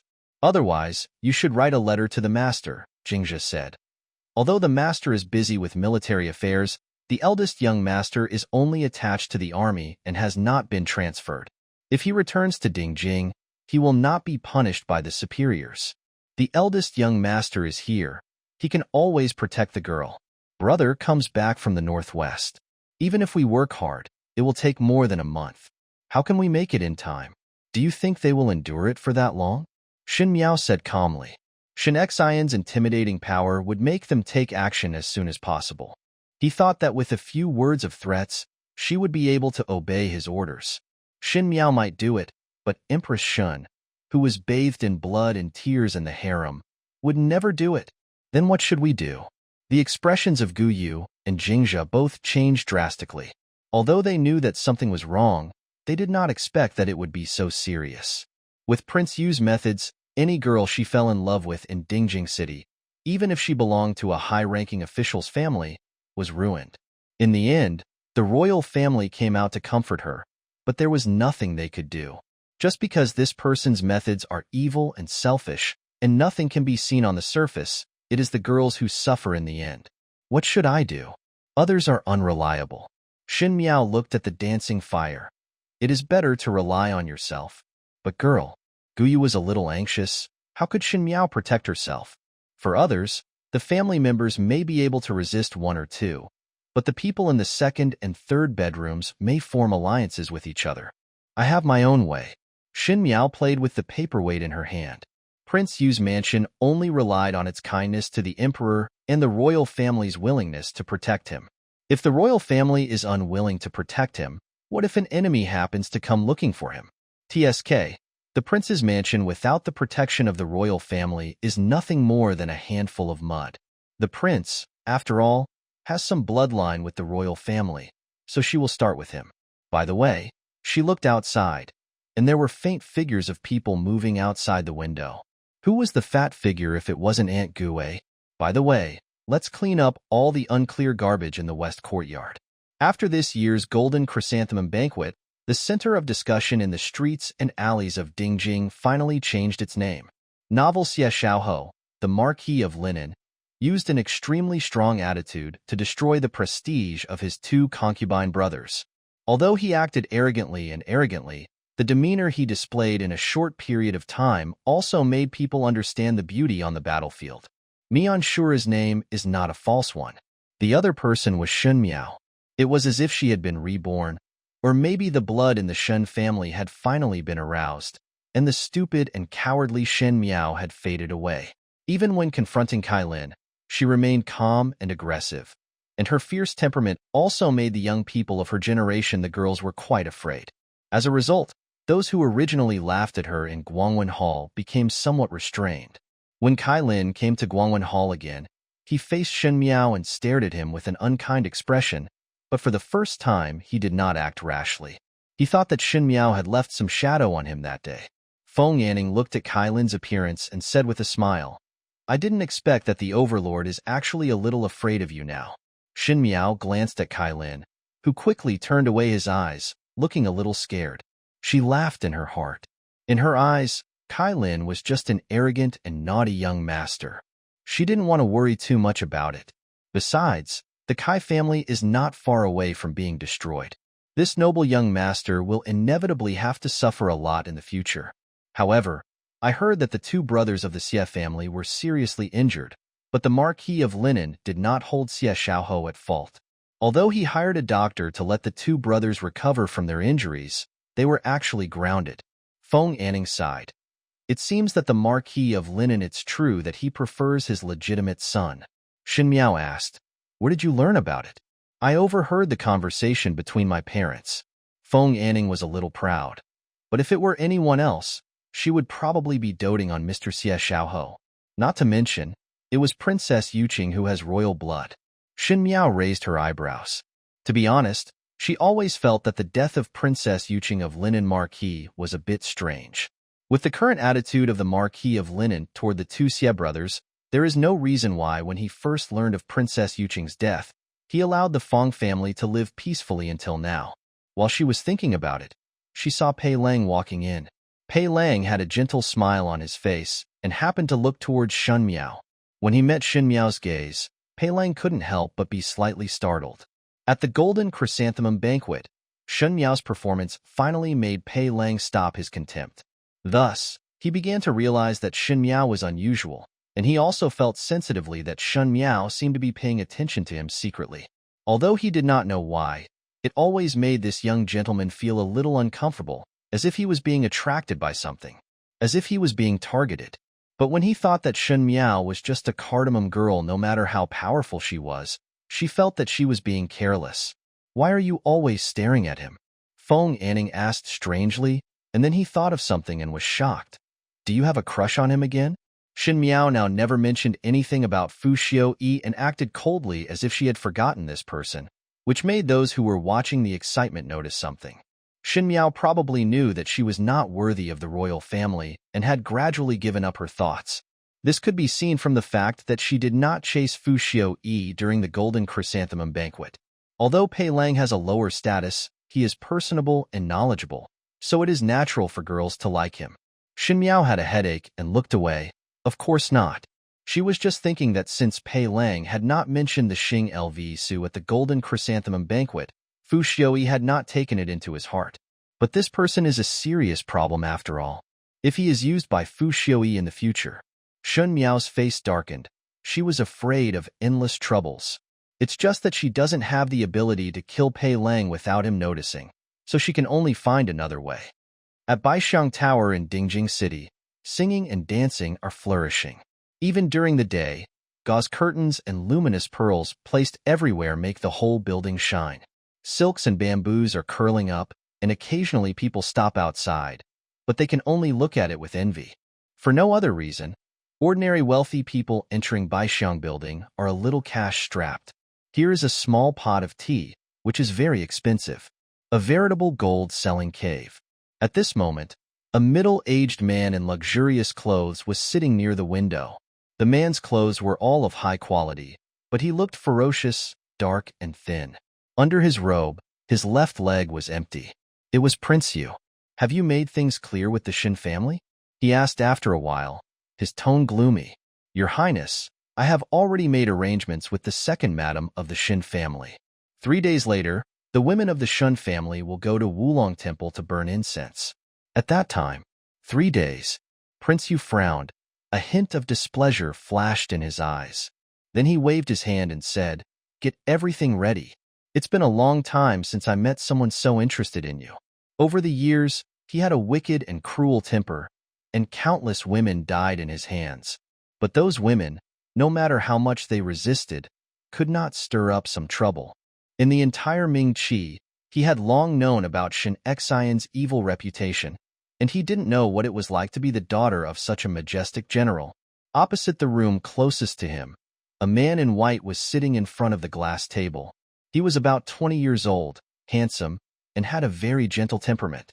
He listened for a while, and then said to the person in front of him as if he was watching a good show, "It seems that the girl you saved is in trouble again." Opposite him, the purple-clothed boy sat lazily and said casually, "The Shen family tree attracts wind, and this is Shen Xian's fault. Now it's just a test. One day, no one in the Shen family can be saved." The man in white paused and suddenly looked at the young man seriously. Xie-san, why did you do that before? Injuring your younger brother during the inspection? Could it be that your plan has to start in advance? The person sitting opposite him was none other than Xie Jingxing. He raised his lips and smiled. What if it's in advance? What if it's not in advance? If you had taken action in advance, would they have known about it? The man in white asked hesitantly. Gao Yang, you don't understand one thing. Now here, I have the final say. Xie Jingxing said calmly. The longer you delay, the more disadvantageous it will be to oppose me. If the mountain doesn't come, I will go to the mountain. He said the last sentence. At this time, his eyes became darker, and he no longer looked like a young man of 17 or 18 years old. The man named Gao Yang was stunned for a moment, and then he smiled bitterly. That's all. I just came here to look at you. But in fact, I really don't have the confidence to stop you. He changed the subject. But in 3 days, why don't we go to Wulong Temple to investigate some things? Or maybe we can let you save the beauty again. He smiled rather narrowly. Gao Yang, your taste is as bad as ever. Xie Jingxing raised his eyebrows. That girl from the Shen family is not someone to be trifled with. After school, Shen Yu walked up to Shen Miao and said with a smile, Missy invited me and my eldest sister to the house today, so I won't go back with you. Fifth sister, please go back first. Pei Lang and Shen Yu naturally got close to each other. It was commonplace for them to leave messages for them, but ignore Shen Miao. Hearing this, Shen Miao did not have much reaction and just responded. In the past few days, the Shen family's attitude toward Shen Miao was extremely warm, and they must have been planning something else. Shen Miao was too lazy to argue with them. The top priority now was naturally not these trivial matters. On the way back to the carriage, we had to pass through one of the busiest streets in Dingjing City. Guyu said, in front is Osmanthus Square. Don't you girl like the shortbread the best? I will go and buy some. Go. Shen Miao smiled. After Guyu got out of the car, Jingzhe opened the carriage curtain and looked out. He said hey when he passed by a place. Shen Miao followed her gaze and saw that there was a shop next to the Ho-Hot Fong where the carriage was parked. There were many people surrounding it, and they seemed to be arguing about something. The shop boy seemed a little impatient and said in a loud voice that even Shen Miao could hear clearly. I said 10 taels of silver, sell it or not. It's just a sword. Master, don't embarrass us people. It seems that the business failed to be concluded with the shopkeeper. Jingzhe said. Shen Miao also saw that those who do business in the shop will naturally lower the price. Obviously, this is an unacceptable price for those who come to things, but they are unwilling to leave, so that's why we were so deadlocked. There is nothing to see. Seeing Shen Miao look away, Jingzhe lowered the carriage curtain again. After a while, Guyu came back with 2 big paper bags in his arms. Jingzhe opened the curtain to let her in. The moment she opened the curtain, Shen Miao's eyes fell on the outside of the carriage. She saw the person who was arguing with the pawnbroker turned around and walked out of the crowd. He was holding a sword in his hand, probably because he failed to complete the deal after all, and his expression looked a little dejected. After Guyu got on the carriage, he was about to close the carriage curtain, but was stopped by Shen Miao. She stared at the man holding the sword carefully. He was a young man. He looked ordinary in clothes, and his appearance was even more ordinary. Seeing their own girl staring closely at this strange man, both Guyu and Jingzhe were a little confused. Shen Miao frowned. How could this person be so familiar? The young man shook his head, sighed, looked deeply at the sword in his arms, gritted his teeth, turned around and walked towards the shop, as if he had finally made up his mind to complete the business that he was not very satisfied with. Guyu. The moment he turned around, Shen Miao suddenly shouted, Go down, stop him, and tell him that I want his sword. Girl. Jingzhe and Guyu looked at her in surprise, really wondering why Shen Miao acted like this. Quick. Shen Miao said coldly. Seeing her serious expression, Guyu didn't dare to ask any more questions and immediately jumped out of the car and walked towards the young man in civilian clothes. As soon as the young man in civilian clothes took a step forward, he heard someone say from behind, Young master, stay here. He turned around and saw a woman dressed like a maid smiling at him and saying, Master, are you going to the sword in your hand? The young man was startled, but then he didn't hide it and said, Not bad. The woman continued, It just so happens that my girl wants the sword in your hand. Master, are you willing to make this deal?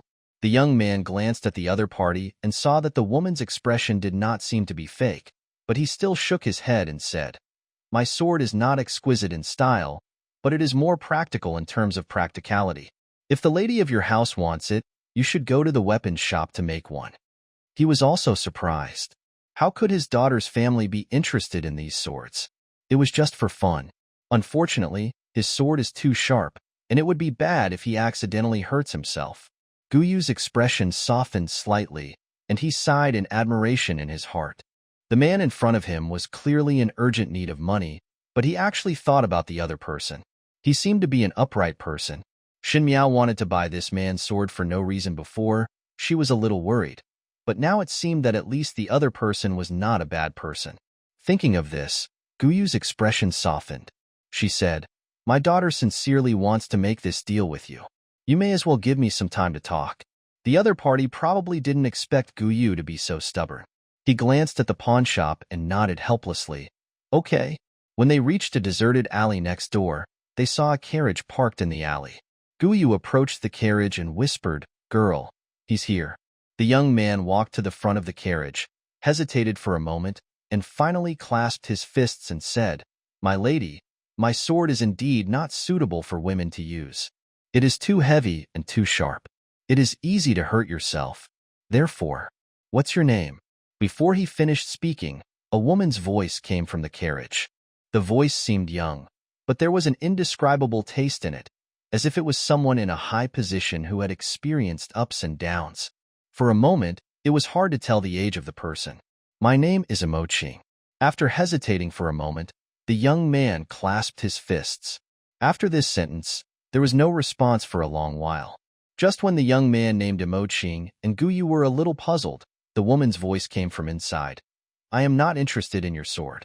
Broken iron has no meaning to me. Hearing this, Yuching's face showed a trace of anger. He said, Miss, are you kidding me?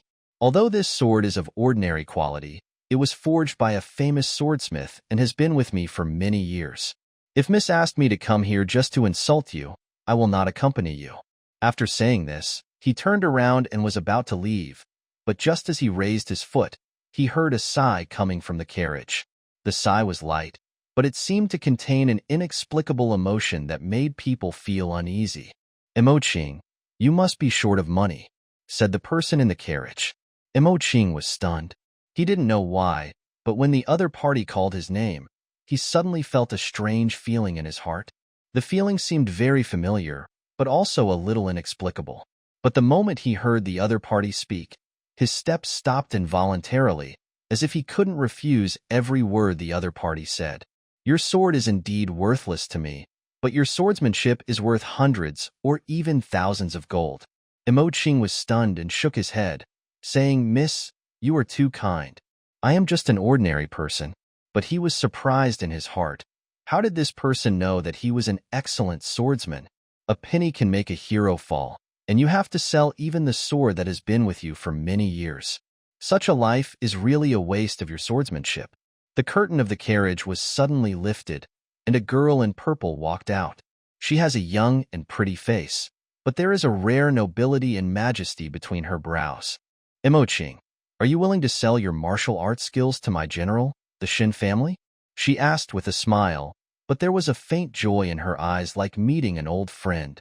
Yuching, the commander of the bodyguards in his previous life, was really fine.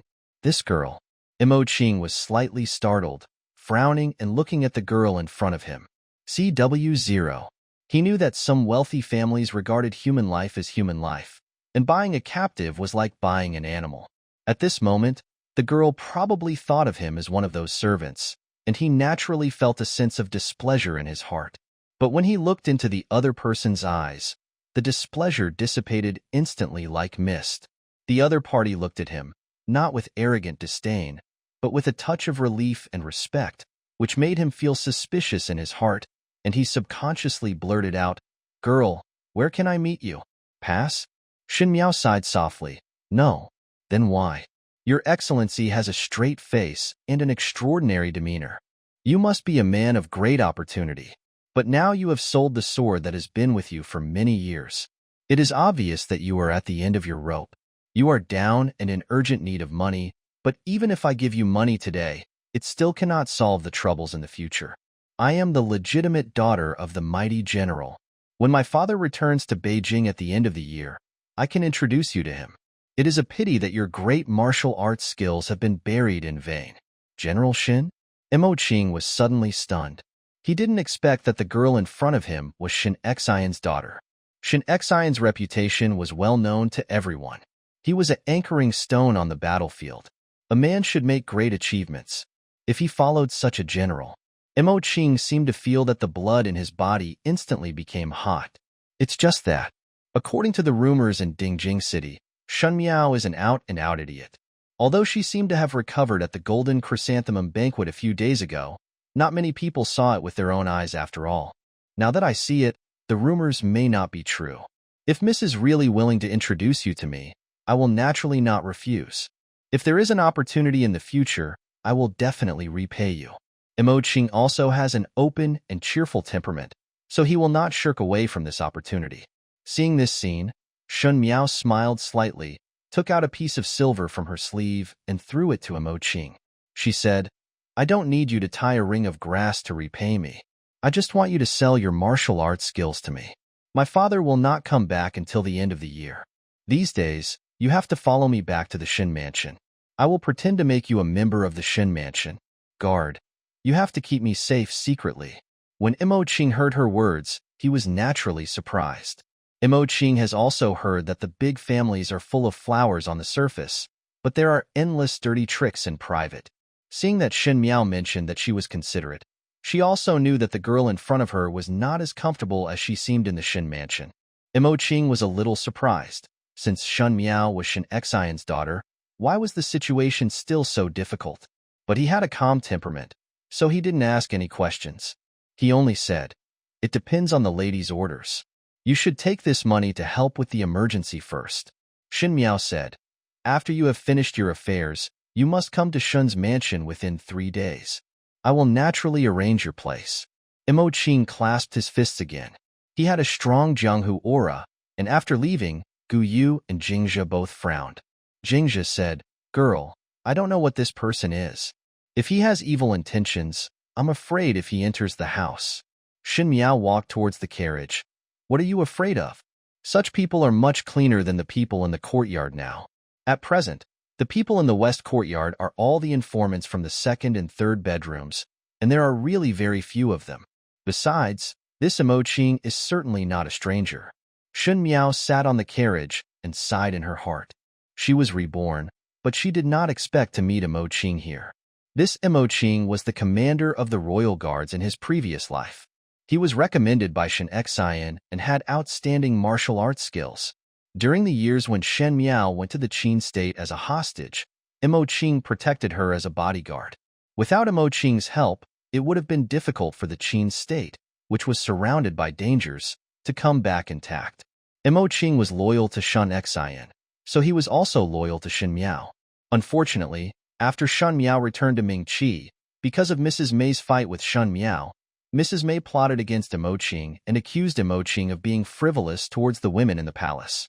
Fu Xiui had long wanted to eliminate Shen Xian's people, but Shen Miao tried every means to stop him, but to no avail, and could only watch Yuching die under unwarranted charges. Seeing Yuching again now, she didn't know that Yuching was still in such a difficult situation.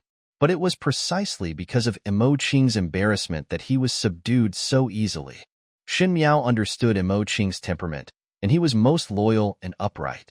She originally wanted to use other methods for her trip to Wulong Temple 3 days later, but with Yuching, it was much more convenient. When they returned to Shen Mansion, Shen Miao was the only one in the mansion because Shen Yu and Shen Qing were visiting Yi Mansion. As soon as they arrived in the west courtyard, Aunt Gue came forward and said with a flattering smile, The girl is back. I asked the kitchen to make some sugar soup. Girl, would you like to use some? Okay, Shen Miao said. Seeing Shen Miao, who had been treating her coldly these days, suddenly became friendly, Aunt Gue felt happy and said hurriedly, Old captive, go bring it here. When Aunt Gue brought the sugar soup, Shen Miao had already rested in the room for a while. Aunt Gue carefully placed the sugar soup on the table and said with a smile, "Girl, everything you need to prepare for Wulong Temple in 3 days is ready, but what else do you need?"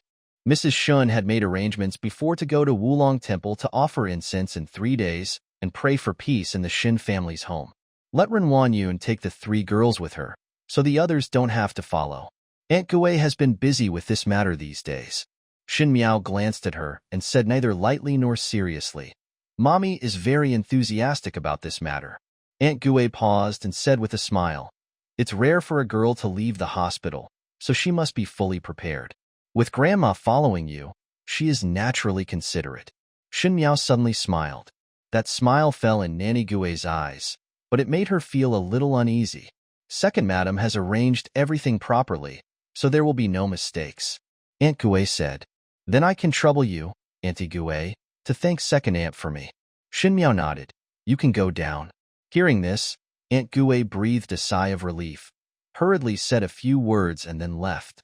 For some reason, Shen Miao became very strange now, as if she felt an invisible pressure when staying with her. Her arrogance was somewhat extinguished, but when she walked out of the door, she straightened her waist, glanced disdainfully at the room, and whispered in a voice that only she could hear, "After 3 days, let's see how dare you still be arrogant in front of me." In the room, Shen Miao held the bowl of sugar soup in her hand, walked to the window, raised her hand, and poured half the bowl of sugar soup under the bougainvillea soil in front of the window. "Girl, are you really going to Wulong Temple?" Bai Lu asked hesitantly. "Go," Shen Miao replied. It was at this time in her previous life that she overheard the conversation of the girls in Rongjingtang and learned that Mrs. Shun intended to marry her to Prince Yu. The night before going to Wulong Temple, she fled to Prince Ding's mansion for the sake of love. Although that decision was also wrong, another disaster was avoided by a strange combination of circumstances. Now, she neither runs away nor hides, and follows him to Wulong Temple. Anyone who wants to see her good show will be turned into the worst show. Earlier than Shin Miao expected, Yuching came to the gatehouse of Shun Mansion as a guard on the next day. Novelty Shin Miao had previously asked Shuangsheng to stuff money into the concierge, thinking that he was Shuangsheng's distant cousin. Because the guards were divided into different ranks, Yuching wanted to be the outermost guard, so he stayed without any fuss. The time soon came to 3 days later. 3 days later, early in the morning, Renwan Yun took care of everything and asked the girl beside her, Xianglan, to give Shin Miao some instructions. Before setting off, everyone also went to Rongjing Hall. Mrs. Shun said something with a serious look, probably asking everyone to behave themselves. She did not go to Wulong Temple to burn incense on weekdays, just because Wulong Temple seemed more remote. Although it was also famous, the incense was not as good as that in the nearby city. Of exuberance. But I don't know why. This time I have to give up the near and seek the far away. Shen Qing seemed extremely cheerful and said with a clear face that he would definitely bow to the Buddha together with Mrs. Shun and Shun Yuanbai. Mrs. Shin took advantage of what she said, and her attitude towards Shen Qing became much softer. Before leaving this time, I also brought some personal guards with me to protect the safety of the Shin family girl along the way. Shin Miao stood in front of the carriage, but did not move. When Renwan Yun saw this, she frowned and asked, "Why don't Fifth Sister leave?" "I just feel that the bodyguards are a little weak. To prevent accidents, Second Aunt may wish to send more bodyguards to follow," Shin Miao said. Renwan Yun frowned. She did not expect that Shen Miao would raise this question at this time. "But today everything has been taken care of," Renwan Yun said with a smile. "Fifth Sister, we have a lot of people. We can't take away all the guards of the Shin Mansion. Too many people will make it more inconvenient. So that's it." However, Shen Miao persisted in shaking her head. When Shin Yu and Shin Qing saw this, Shin Yu didn't say anything. Shin Qing was unhappy and said, "Our Shen Mansion is not a royal family. How much pomp does the fifth sister want? My uncle has never been so picky when he goes out." She took out Shin Xian again and said. As soon as she finished speaking, Shen Miao looked at her. That fleeting glance made Shen Qing suddenly feel cold all over his body. "Add 2 more. Shen Miao pointed far away at the 2 guards beside the concierge. "Just them." Seeing that Shen Miao did not bring more people, but only 2 more people, Renwan Yun felt relieved. She did not want to waste too much time on this matter. The two of them could not affect the overall situation, and they had a look of embarrassment on their faces. Renwanyan said, "Fifth sister, you are really that's all. Whatever you say, it's up to you whether the second aunt won't obey you." She ordered. Xianglan beside her, "Go and call those two servants over and come with us out of the city." "Thank you, second aunt." A smile appeared on Shen Miao's lips. Seeing that Renwanyan finally followed Shen Miao's idea, Shen Yu just looked at Shen Miao strangely, but Shen Qing stamped her foot fiercely, glared at Shen Miao, turned around and left. After getting on the carriage, Shen Qing deliberately did not speak to Shen Miao. Although Shen Yu spoke to Shen Miao, there was a hint of probing in her words. Shen Miao was too lazy to deal with her, and her words were perfunctory. Renwanyan, on the other hand, was in high spirits along the way, talking to Shen Miao about their childhood and looking extremely close to each other. If it were normal, Shen Miao would probably be full of admiration for her kind-looking second aunt. But now when she looked at this woman, every move she made was full of pretentiousness and ugliness. She was used to seeing all kinds of favors in the harem. It's really not enough. Starting from the morning, it was not until evening that we finally arrived at our destination, Yangjing Peak. Wulong Temple is located halfway up the mountainside of Yangjing Peak. The mountains are high and the valleys are deep. If you go here in spring, you will be surrounded by birds singing and flowers fragrant.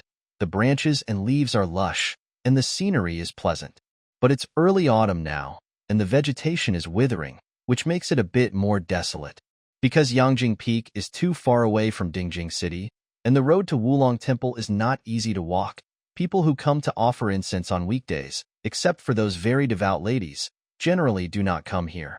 Shen Miao and others got off the carriage, and when they arrived at the entrance of Wulong Temple, they saw only a young novice sweeping the floor outside the huge temple, which looked very deserted. "It's quite clean here." Shen Yu chuckled. Shen Qing shrugged his nose, as if he wanted to complain, but suddenly thought of something and held it back. Renwanyan said, "Don't think this place is clean, but I heard that the Buddha here is very efficacious. When you are offering incense, you must be sincere." When the young novice saw the person coming, he stood up to greet him. Except for the servants who were carrying things under the carriage, Renwanyan and others followed the young novice leading the way to the temple. The further we walked into the temple, the more we felt that Wulong Temple was really sparsely populated. Not to mention pilgrims, there are not too many monks. However, the temple is spacious, so it feels empty. If you live there at night, I'm afraid it will be a little scary. When they met the abbot divided the courtyard for several people. Originally, the girl's family had one room per person, very close to each other. When they arrived at Shen Miao's place, a slightly younger middle-aged monk next to the abbot said, "Is that really true? Come on, there is no room for the girl in the South Pavilion. If she doesn't mind, how about going to the North Pavilion?" Everyone looked at her and Shen Miao smiled. "I'm sorry, I mind a lot." "Fifth sister," Renwanyan scolded in a low voice. "This is the pure land of Buddhism. There is no room for your willfulness. It's just a little strange." Shen Miao was unmoved. "The incense doesn't look very strong. So why is there still a pavilion full of people?" The middle-aged monk also frowned, probably because he had never seen such an arrogant young lady before, and he started to comment on the temple without any explanation. But Shen Miao did not make a fuss like those unruly ladies. Such a reasonable attitude made people unable to answer. The little benefactor does not know something. Although there are not many pilgrims, there are many monks in the temple. The old host smiled slightly and explained to Shen Miao, "But I live alone and am really scared." "What should I do?" she asked. This. Renwanyan was still comforting. "Fifth sister, just make do with it for one night. If you make do with it for one night, if the Buddha sees your sincerity, he will burn incense tomorrow and all your wishes will come true." If in the past, Shen Miao would have been coaxed over after hearing this. After all, she is a soft-spoken person. Not to mention that she still has Fu Xiui in her heart. She is afraid that she will suffer this small loss just because the Buddha can realize her wish to be with Fu Xiui. But now, something is different. Renwanyan also had a headache. She didn't know why, but now Shen Miao was getting more and more irritated. In the past, Shen Miao would believe whatever she said and was very easy to coax. But there have been many mistakes today. If Shen Miao is not solved early, Shen's house will probably have even more headaches in the future. It's better like this, Shen Miao said with a bright smile. How about Annie and I go to stay in the beige? I feel more at ease if I have someone to accompany me. This. Ren Wanyun hesitated a little. If she lived with Shen Miao, it would be difficult for her to get away once Shen Miao got into trouble. Without waiting for her to come up with a better idea, Shen Miao continued. If Annie refuses, it can be done if the eldest sister or the second sister is willing to squeeze in with me. Shen Yu's eyes flashed, but she didn't say anything. Although Shen Qing didn't know what her mother's plans were, she vaguely guessed that this trip was for Shen Miao. In addition, she now hated Shen Miao. He didn't want to pretend to be friendly anymore, so he said coldly, I'm used to living alone. So, Shen Miao thought slightly. Then I and fifth sister will go live in beige. Before Shen Miao finished speaking, Ren Wanyun took the initiative to speak. She was afraid that something might happen to Shen Miao at this time, so she thought it would be fine to live far away from each other if they lived together, so that she would not be able to blame her. Shen Xintian was high, and the emperor was far away. It was not what she said at the time, but the truth. Shen Miao smiled slightly. Then thank you, second aunt, for accompanying me. She said this politely, but Ren Wanyun couldn't help but frown, and instantly his face was full of smiles. We are all a family. After solving the problem of how to live, the next step is to pack things. Because Shen Qing and Shen Yu felt a little tired, they did not eat together. The servants carried it to the room. When they arrived at the North Pavilion, without waiting for Ren Wanyun to speak, Shen Miao said, I also feel very tired, so I will not have a fast meal with my second aunt and go back to the house first. Ren Wanyun was stunned for a moment, then smiled and said, Then it's up to you. If you are tired, take a rest earlier. Shen Miao nodded in agreement. When the little novice who led the way brought Shen Miao, master and servant, to the room, Shen Miao couldn't help but sigh. Indeed, in a somewhat deserted and simple temple like Wulong Temple, this room seems particularly elegant. There is a small forest next to it, which is quite quiet. Although the furnishings in the room are simple, they are exquisite everywhere. When people see it, they feel happy. The scenery here is so beautiful. Guyu was a little surprised. Reply to the donor, this room can only be occupied by distinguished guests in the temple. The lady of the house has ordered that the distinguished guest room should be reserved for the donor. The little novice monk lowered his head and said, Thank you, second aunt, for my kindness. Shen Miao said lightly, but his eyes were looking around. This was the innermost room in the North Pavilion. In other words, under the quiet scenery, the surrounding areas were almost closed. If someone shouted, it would be useless. It was rare that they even blocked her way out. As for the exquisite decoration of this room, I'm afraid it was just for the convenience of that person. What kind of fragrance is this? Jingxia picked up a few sticks of incense on the small table in front of the table, put it under her nose and smelled it. Somewhat like orchids, but more fragrant than orchids. Her eyes fell on the orchid shaped on the incense burner. This incense burner is really unique. When Guyu saw it, he also smiled and said, It seems that the temple has also specifically inquired about it. Girls must light incense before going to bed. When girls are tired at night, they will light it before going to bed. They can also sleep peacefully at night. Now I think Wulong Temple is pretty good, Jingxia joked. No wonder the second lady still has to come here to pray even though it's deep in the mountains. Shen Miao frowned slightly, walked to the small table, took the incense in Jingxia's hand, put it under her nose and smelled it. After smelling it, my brows furrowed even more. Seeing this, the two girls asked hesitantly, Girl, what's wrong with this fragrance? Abnormality must be a monster. In Shen Miao's heart, she never let go of her heart after entering Wulong Temple. The more appropriate the place was, the more dangerous it was for her to see. She does have a habit of incense before going to bed, and her daughter's family always likes exquisite things. The incense burner is cute, and cute just for fun. Normally, her daughter's family would light incense to complement the quiet and elegant environment here. But for her, it was not the case.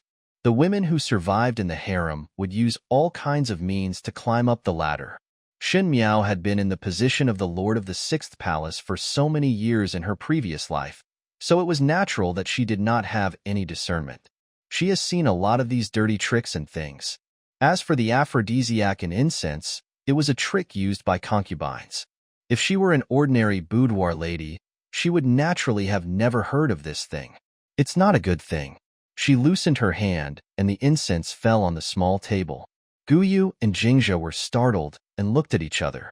After a moment, Jingxia said, "Then I will throw this thing out?" "No need." Shen Miao's eyes fell on the small table. Renwan Yun, and that person had put so much effort into preparing gifts for her. It would be a pity if these means were wasted. A sneer suddenly appeared on her lips. "Keep it. It will come in handy after all." In another room far away from Shen Miao's house, Renwan Yun was sitting in front of the couch. Standing in front of her was an old woman with a stooped body. She was none other than Aunt Gue. "You also know what happened tonight. After the success, your benefits will naturally be indispensable. If we fail," Renwan Yun snorted, "you don't need me to tell you what the result will be." When she spoke, she didn't look as peaceful as usual, and her eyes were really chilling. Aunt Gue smiled flatteringly and said, "Madam, don't worry, everything will be taken care of by the old captive, and the old captive will naturally not make mistakes in his work. I expect everything will go smoothly tonight." Renwan Yun's expression softened, and she said, "Of course I can trust you. After all, you are the closest person to Fifth Sister. We are doing this for the Shen family. Fifth Sister will become sensible in the future and understand the pros and cons naturally. She will also know that you are doing her best and cannot treat you badly." Aunt Gue nodded in agreement, but felt contempt in her heart. It would be strange if Shen Miao didn't hate her to death when she found out about this matter. How could she think it was for her own good? Thinking of what was going to happen tonight, Aunt Gue couldn't help but feel a little frightened. She didn't expect that the Mrs. Shen family, who always looked kind in front of her, would come up with such a vicious method. After all, this matter would fall on anyone. For a woman who has not left the court, life will be worse than death. The next moment, she saw Renwan Yun winking at Saiju next to her. Saiju smiled and took a sachet, stuffed the sachet into Aunt Gue's hand, and said with a smile, "I'll just trouble Aunt Gue this time." Grandma looked at it. Aunt Gue squeezed it and realized that the sachet was heavy. She immediately smiled and said, "I'm sure the lady will be satisfied." After saying a few more words, Grandma Gue stood up and left. "Madam, are you really going to rest here tonight?" Xianglan asked. "After all, this room is in the same room as Miss Fifth." "Nothing." Renwan Yun waved her hand nonchalantly. "Tomorrow morning, whatever I say will be whatever it is. I don't know if I will wait until my uncle comes back. I don't know if there is still this person in the world, so there is nothing to be afraid of," she said. The smile was a bit fierce. "Uncle, sister-in-law, who told you to block my Qing'er's way?" In the mountains of Wulong Temple, when the sky was getting dark in the evening, it started to rain lightly. This article is written by. The first rain came with the cold air, and Gayu closed the window and looked at Shen Miao and said, "Girl, be careful not to catch cold." Jingxia put on the cloak for Shen Miao and said worriedly, "The mountain road is not easy to walk. If it rains all night, I don't know if I can set off tomorrow morning after having a good time. If we walk on the muddy road, we might have to stay here longer. Take a day off. Just take a rest for one more day." Guyu said with a smile, "The scenery here is very good and the environment is quiet. It's better to live." She swallowed the rest of her words, and what she wanted to say was that they were better than those in Shun Mansion. It is better to be imaginary and to be conceited. Shen Miao sat at the table and played with the chess game. Nowadays, she loved playing chess more and more. Unfortunately, the few girls around her did not know how to play chess, so she always played alone. Occasionally, Guyu and Jingxia would find it strange. When their girls were playing chess alone, they would sometimes show some strange expressions, which would make people feel chilled. The door was pushed open, and Grandma Gue walked in with a smile on her face. Holding some food in his hand, he said with a smile, "Girl, this is the vegetarian meal in the temple. Although they are all vegetarian meals, the vegetarian meals in Wulong Temple are good." The old captive also specially asked for a bowl of crystal osmanthus soup. "Big girl, I have already used it with my second daughter, and both said it was good." "Oh, put it there," Shen Miao said calmly. "Girl, it's best to eat it while it's hot. It won't taste good when it's cold." Aunt Gue warmly picked up the bowl and handed it to Shen Miao. "Why are you so anxious, Mama?" Jingja took the porcelain bowl from Mammy Gui's hand without leaving a trace, and said with a smile, "Young lady, don't tell me to leave it there. I was still feeling a little uncomfortable just now, so I won't use it until a while." Aunt Gui felt a little annoyed, but saw Shen Miao looking non-committal to Jingja's words, so she secretly gritted her teeth. In the past, Shen Miao always valued Aunt Gui's words. If Aunt Gui had a dispute with some girls, she would definitely punish the girls first. I don't know when, Jingja Guyu and the other girls got into Shen Miao's face. While she was deep in thought, Shen Miao suddenly said, "Mammy has been with me for 14 years. Aunt Gui's heart skipped a beat, and she looked at Shen Miao. Shen Miao happened to look over. Her clear eyes were as innocent as a child's, and Aunt Gui was also in a trance. Unknowingly, the baby who was waiting to be fed grew into a pink and jade-carved little girl, and grew into the graceful and jade-like girl in front of her now. Aunt Gui sighed in her heart. Shen Jingxing and his wife had been on the battlefield all year round and asked her to take good care of Shen Miao, but 14 years had passed in a flash. "My grandma has been close to me since I came here," Shen Miao said softly. "I remember one night when I had a fever and it was raining outside like it is now. I took a notice from the house to invite the doctor, but he didn't come. Grandma was worried and ran away by herself. I went out to look for him, but I slipped and broke my head on the road, but I still insisted on looking for another doctor." Aunt Gui was stunned, and her expression softened. "Young lady still remembers these. Of course I remember that my grandma has been with me for more than 10 years. My parents have never spent more time with me than my grandma. I regard my grandma as a relative. Young lady, you have broken this old captive." Aunt Gui sighed in her heart. She did not expect that Shen Miao, who had been so cold to her these days, would suddenly be so close to her today. While sighing, a sense of unbearability arose in her heart. People are not like this from the beginning.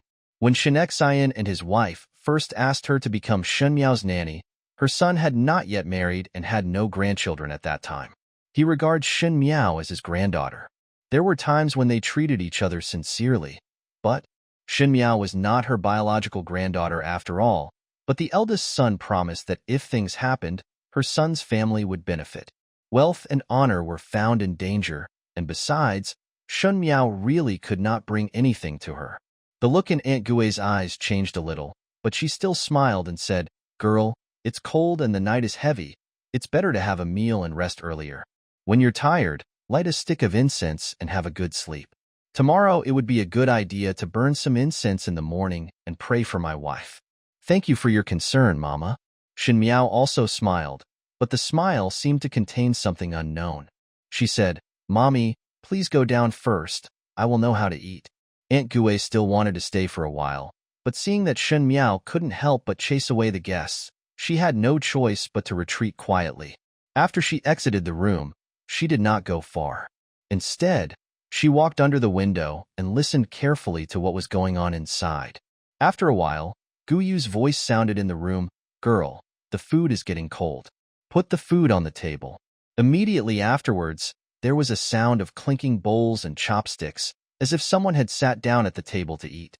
Jingja asked, "Do you think this sweet-scented osmanthus soup is good, girl?" "Not bad." Shen Miao's voice sounded. "It fits the bill well. Then eat more," Guyu said with a smile. After listening for a while, Shen Miao seemed to have finished eating. There was a sound of clearing dishes and chopsticks in the room, and Guyu walked out with the food basket. All I heard was Jingja said, "Girl, do you want to read for a while? I'm a little tired. Let's watch for a moment. Go and light the incense." Shen Miao's voice was weak. Aunt Gui straightened up, breathed a deep sigh of relief, turned to look at the window again, and walked out of the yard. After leaving the yard, she couldn't help but turn back and whispered, "Girl, don't blame the old captive for being cruel. If Madam wants to deal with you, no one can stop her." After Aunt Gui left, a man did not appear behind him. He looked at the back of Aunt Gui as she left in a hurry, with a look of anger on her face. In the room, Jingja looked at Shen Miao worriedly. "Girl, Guyu has gone out. I still don't understand. What on earth does the girl want to do?" For some reason, Jingja always felt a little uneasy, as if something was going to happen in this quiet mountain. She asked, "Young lady just did that trick to deceive Aunt Gui. Is it possible that Aunt Gui has some tricks up her sleeve?" And Shen Miao's kind words to Aunt Gue made Jingzha nervous, fearing that Shen Miao would be like before. He usually obeys Aunt Gue's advice. Shen Miao looked at the burning and dancing lanterns. The tiny sparks formed made a crackling sound, which was in sharp contrast with the patter of rain outside. Pretending to eat and lighting incense are just expedients. As for why she said those words to Aunt Gue, it wasn't because she was soft-hearted. No one can turn back from this road of revenge. Either there was a favor in the past, or it is the reason for making mistakes in the future. Evil people never deserve mercy. Those are just like the words the winner says to the loser in the harem. The words before beheading. She closed her eyes gently. Girl, what are you doing now? Seeing that Shen Miao did not answer her words, Jingzha had to change the question. Wait, what are you waiting for?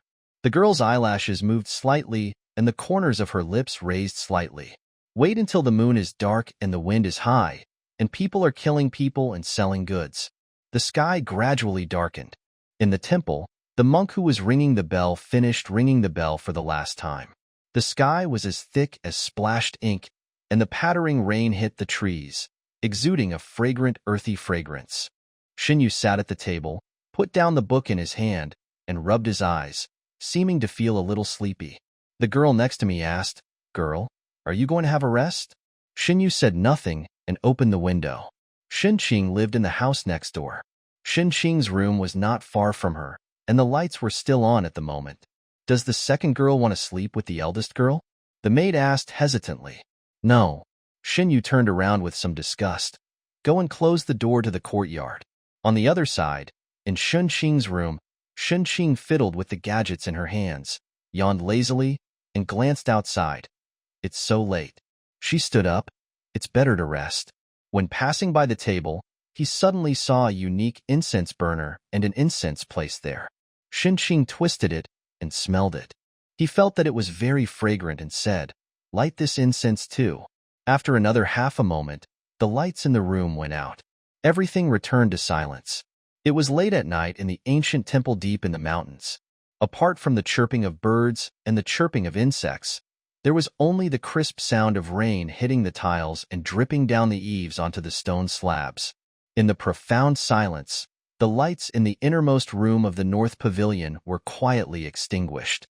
There seemed to be someone's footsteps passing lightly in the darkness, and if someone passed by at this moment, they would see a girl in purple sitting at the table in front of the window.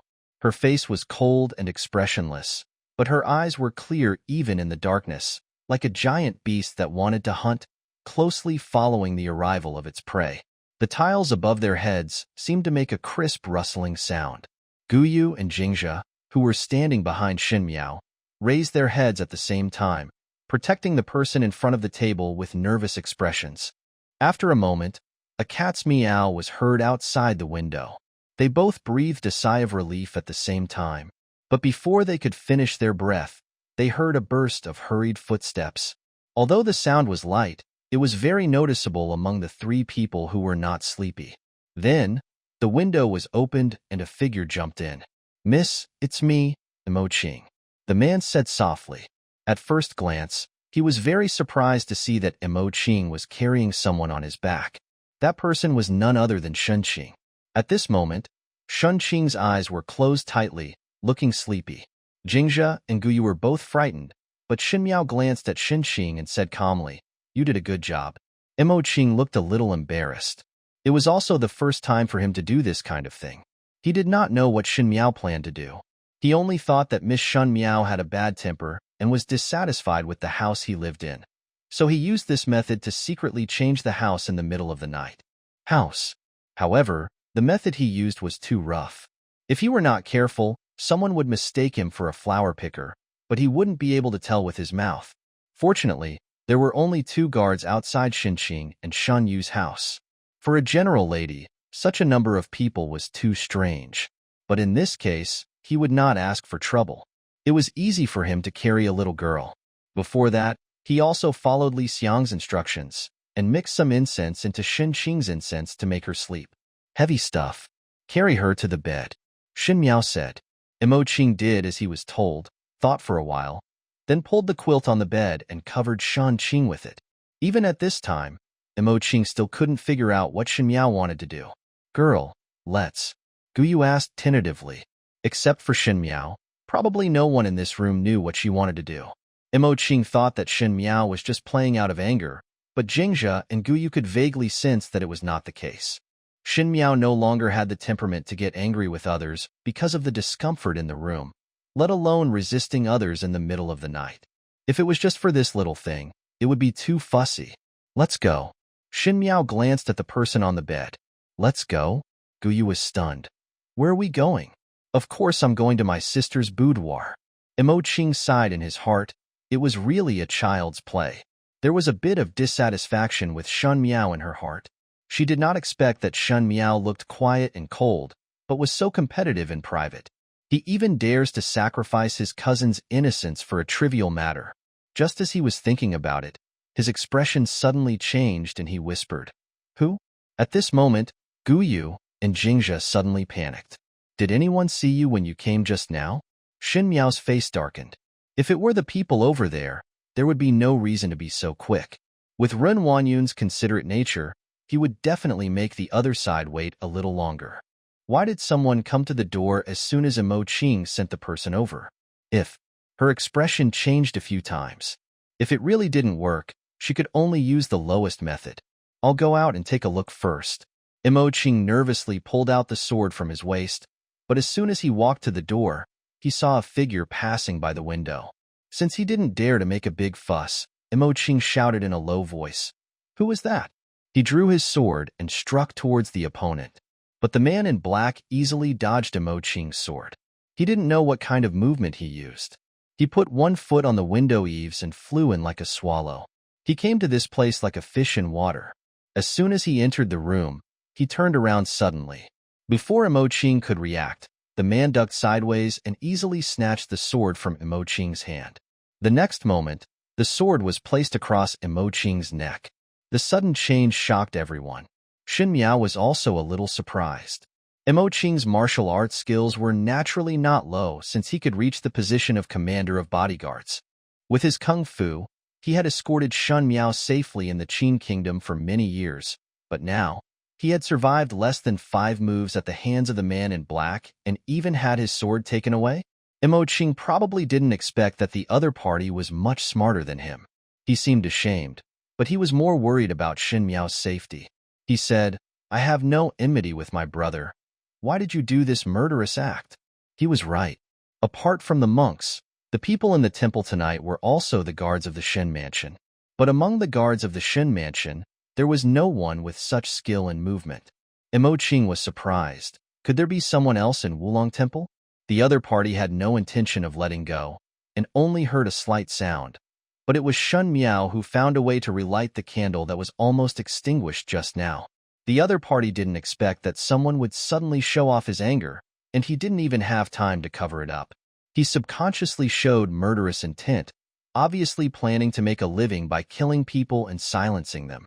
However, the small half-yellow light came on, and everything in the room was invisible.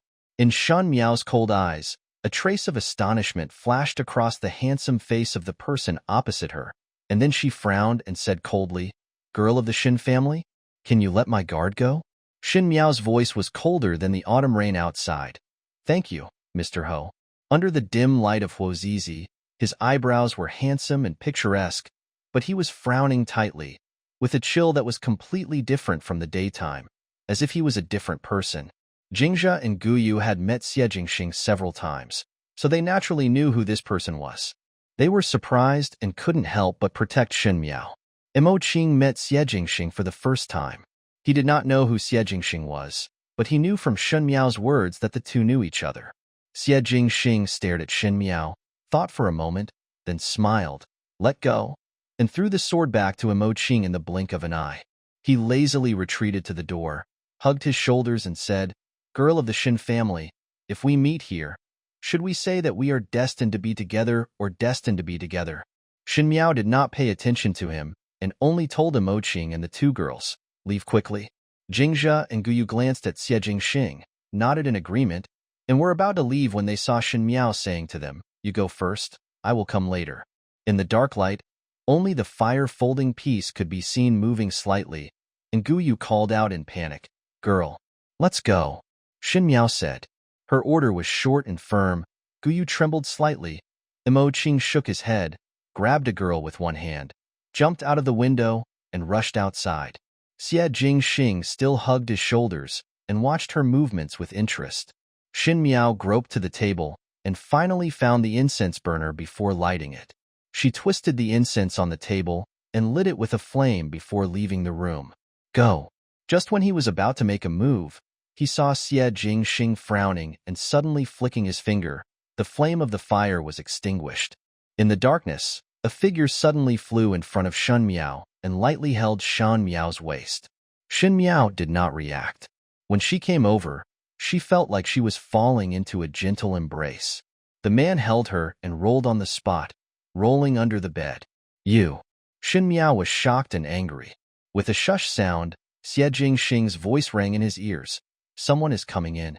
The sound of people's footsteps sounded in the room, and Shen Miao's body stiffened. She never expected that those people would move so fast. Fortunately, the people in the room did not light the lights, but this was what she expected. Considering that person's excitement-loving temperament, he would definitely not light the lights. Someone outside said, "My lord, everything has been arranged. You guys please step back and stay outside. Don't disturb this prince's interest." Another slightly hoarse voice said. Shen Miao's eyes moved slightly, and it turned out to be Prince Yu. "Shen Xian, Shen Xian." Prince Yu's voice was full of pride, and seemed to be a little pervertedly excited. "I would like to have a taste. What is the difference between your daughter and those women?" Footsteps walked towards the bed. Shen Miao's fists gradually clenched. Xie Jingxing lowered his head slightly. Because of his posture, his chin rested on Shen Miao's head. He could smell the pleasant fragrance of the girl's hair. Shen Miao's expression could not be seen in the darkness, but he could feel it through her tense body. Yes, she was not unmoved by this. The sound of clothes tearing could be heard on the bed. Prince Yu's voice was ferocious, and obscene words kept coming out. Shen Qing seemed to have regained some consciousness and expressed slight resistance. However, the voice was soft, not like resistance, but like welcome. "There is a heart-stopping smell in the air. The smell gradually spreads, with the fragrance of orchids, and is inhaled without warning." Shen Miao also gradually felt something was wrong, and her heart thumped. Just before she left, she lit the incense containing the aphrodisiac, but now it was her own fault. She had never encountered such a situation before, and she couldn't help but get angry at the uninvited guest Xie Jingxing. If Xie Jingxing hadn't suddenly appeared and something happened, she would have left long ago, and she wouldn't be in such an embarrassing situation. Thinking of this, he glared at the culprit fiercely. Unfortunately, there was no light and nothing could be seen. Shen Miao hesitated for a moment, because she did not dare to move for fear of disturbing the people on the bed, so she had to cover her mouth and nose with Xie Jingxing's clothes. She thought that the fragrance was not a good thing, and she also thought that she must not inhale it. She even thought of covering her mouth and nose with Xie Jingxing's clothes, but she forgot that Xie Jingxing was a man. When Xie Jingxing realized that there was something wrong with the incense, he had already inhaled too much, but he still had a little girl in his arms. Nowadays, Shen Miao was still young. Although she had an average figure, she was still a soft-smelling nephrite, so her body was a little tense. At this critical moment, Shen Miao even rubbed her body and half of her head was buried firmly in his arms. Xie Jingxing took a deep breath. This was the first time since his birth that he was in such a miserable state. Looking above the head, the big bed was shaking constantly, and the voices of women and men were intertwined, making people blush and heartbeat. The movement made people wonder if the bed could not withstand such movements and collapse.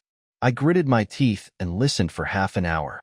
The movement on the bed gradually became quieter, as if I was tired for a while.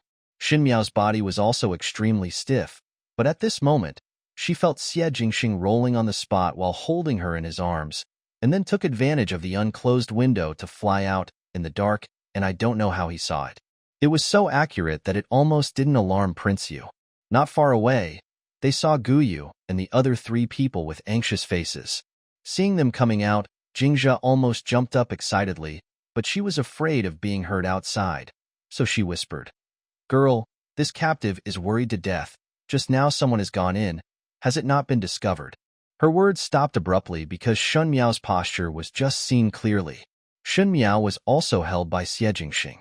Xie Jingxing was extremely tall, and it was effortless to hold her. Jingzhe said angrily, "Hurry up and put down my girl." Xie Jingxing raised his eyebrows and let go. With a pop sound, Shen Miao fell to the ground. Guyu was angry and angry. He didn't expect Xie Jingxing to let go in such a rough way. He hurriedly helped Shen Miao up and comforted her. "Is the girl okay?" Yuching stared at Xie Jingxing with surprise and suspicion in his heart. This young master from a noble family who seemed to have an extraordinary family background was extremely skilled in martial arts, but he was actually helpless in his hands. Such skill can't help but make him look sideways, but appearing here in the middle of the night is really suspicious. Just after he took Guyu and Jingzhe out, he saw someone entering Shan Miao's house, followed by a group of extraordinary guards. If he hadn't been able to hide quickly, he would have been in trouble. Yuching couldn't help but glance at Shen Miao again. Could it be that Shen Miao had already known that such a group of people would come tonight? So what was the point of replacing Xinqing before? Shen Miao stood up, patted the dust on her body, and looked at Xie Jingxing calmly. "If you reveal yourself more deeply, you won't disturb the little marquis anymore. Let's go first." Her attitude was very distant. At this time, the light rain in the sky had not stopped, and the raindrops hit her body tightly, making her clothes wet. With the light from the lantern outside, Xie Jingxing glanced sharply at her face and suddenly smiled as if watching a good show, and said, "To go out from here, you need to pass through the outer courtyard. There are a large group of guards guarding you. You are going to die. I never stop anyone from dying. Please." What he said was really annoying, with a mischievous smile on Jun's face. Shen Miao glanced at Yuching, who shook his head and felt a little ashamed. "I am not sure about this. Although Prince Yu himself is incompetent, his subordinates are not vegetarians. Young master seems to have everything in mind," she said after a pause. Xie Jingxing raised his lips and smiled, stood up and was about to leave. He actually had no intention of paying attention to this group of people. "Can you help me?" she asked. Xie Jingxing turned around, thought for a moment, nodded and said, "It's not impossible, but if you beg me, I will take you out." Guyu and Jingzhe's expressions changed. Xie Jingxing had such a naughty temperament, and his tone was so frivolous. Looking at this handsome face, any woman would blush with heartbeat. If it weren't for the protector's eagerness, Jingzhe and Guyu wouldn't be able to get angry today. Yuching frowned. Shen Miao was Shen Xian's daughter. She was usually spoiled, and she seemed to have a stubborn temper. Xie Jingxing was so provocative, Shen Miao was afraid that she would become furious. But to Yuching's expectation, Shen Miao heard the words and said quickly, "Okay, I beg you, take us out." She said this so quickly that Xie Jingxing couldn't help but choke. He looked carefully at the girl in front of him. Although she was begging for help, her eyes were very different, and her posture was calm. She didn't mean to be inferior at all. The feeling was very subtle, as if you were not asking for help, but someone from above was giving an order. Without waiting for Xie Jingxing to speak, Shen Miao immediately said, "Young master wants to go back on his word? You are really a villain." Xie Jingxing smiled and said softly behind him, "Come out." But in the blink of an eye, a group of men in black came from all over. A rough calculation showed that there were more than a dozen people, which was comparable to the people brought by Prince Yu. Jingzhe and Guyu were startled, and Yuching was also shocked. He was not weak in martial arts, but he didn't know when so many people were hidden here. It was obvious that the opponent's skill was better than his, and the young man in front of him could easily mobilize so many experts, which really made people speculate about his identity. Xie Jingxing said, "Move sharply, don't startle the snake by jumping on the grass." The people in black bowed their heads and said yes, then disappeared into the night in the blink of an eye. Their movements were surprisingly consistent. It was rare for the guards from the Ming Qi family to have such a temperament. Shen Miao was deep in thought and heard Xie Jingxing say, "It will take some time. Let's go from the other side." He turned around and walked in the opposite direction. It looked like he was very familiar with the layout of this temple. "Follow him," Shen Miao said. I don't know how Xie Jingxing's men arranged it, But they didn't meet anyone along the way. Even when they arrived at the South Pavilion where Shen Qing and Shen Yu lived, there was no guard outside. After arriving safely, Shen Miao said to Imo Qing, "Go back. There is a place where guards live." Imo Qing came out secretly tonight. If someone discovers it, something may change. Gu Yu and Jingzhe accompanied Shen Miao into the house, but Xie Jingxing did not leave. Jingzhe stepped forward and stopped Xie Jingxing from going to the inner room and looked at him warily. "Master, stay here." Xie Jingxing really stayed a step, just looked at Shen Miao's back and said with a smile, "Shen Miao, I wasted my whole night and you didn't even bother to explain?" Shen Miao paused and sighed slightly in her heart. Xie Jingxing seemed to have a delicate heart, and his ears and eyes were so sharp that it made people jealous. He could see many things clearly at a glance. Not bothering to hide it from him, she glanced at Jingzhe and Gu Yu and said, "You guys go to sleep in the outer room first. Little Marquis, come in with me." "Girl." Gu Yu was a little flustered. "This is unreasonable. Being in the same room with a strange man at night would shock the world. If she was caught, Shen Miao would really be doomed." The incident with Fu Xiao, it could still be said to be a girl's love affair. After all, nothing happened. However, this kind of thing could destroy one's reputation. Even jumping into the Yellow River would not be able to explain it. No one knows what the difference is. Shen Miao did not intend to listen to the words of the two girls. She looked at Xie Jingxing and said, "Come in." Xie Jingxing shrugged, followed Shen Miao into the inner room, and watched Shen Miao calmly close the door under the uneasy eyes of the two maids. Shen Miao lit the oil lamp and closed the windows to block out the sound of the pattering rain outside. Shen Miao sat down at the table.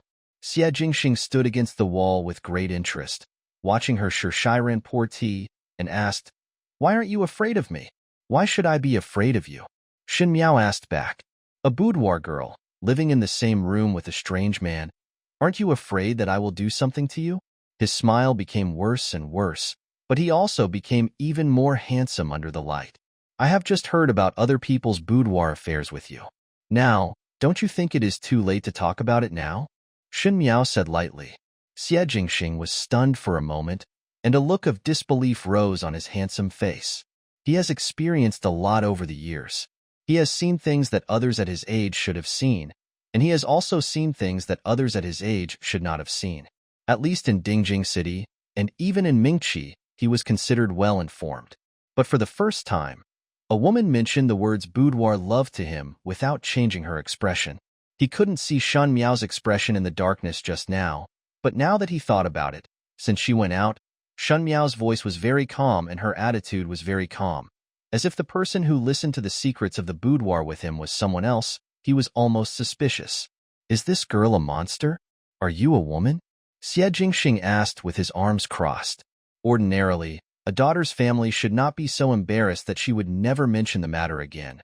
But she had never reacted before, but later she mentioned it openly, not knowing the slightest bit of shame. Even the daughter of a mighty general was really special. Shen Miao said nothing. Xie Jingxing nodded. "I almost forgot. Of course you are not a woman. You are just a little girl." Although Shen Miao was mature in her manner, her appearance was quite charming. Especially her face was pale and her baby fat had not yet faded away. She looked much younger when she was not talking. Xie Jingxing thought to himself that he was probably too young and didn't understand what boudoir love was, so he had such a calm attitude.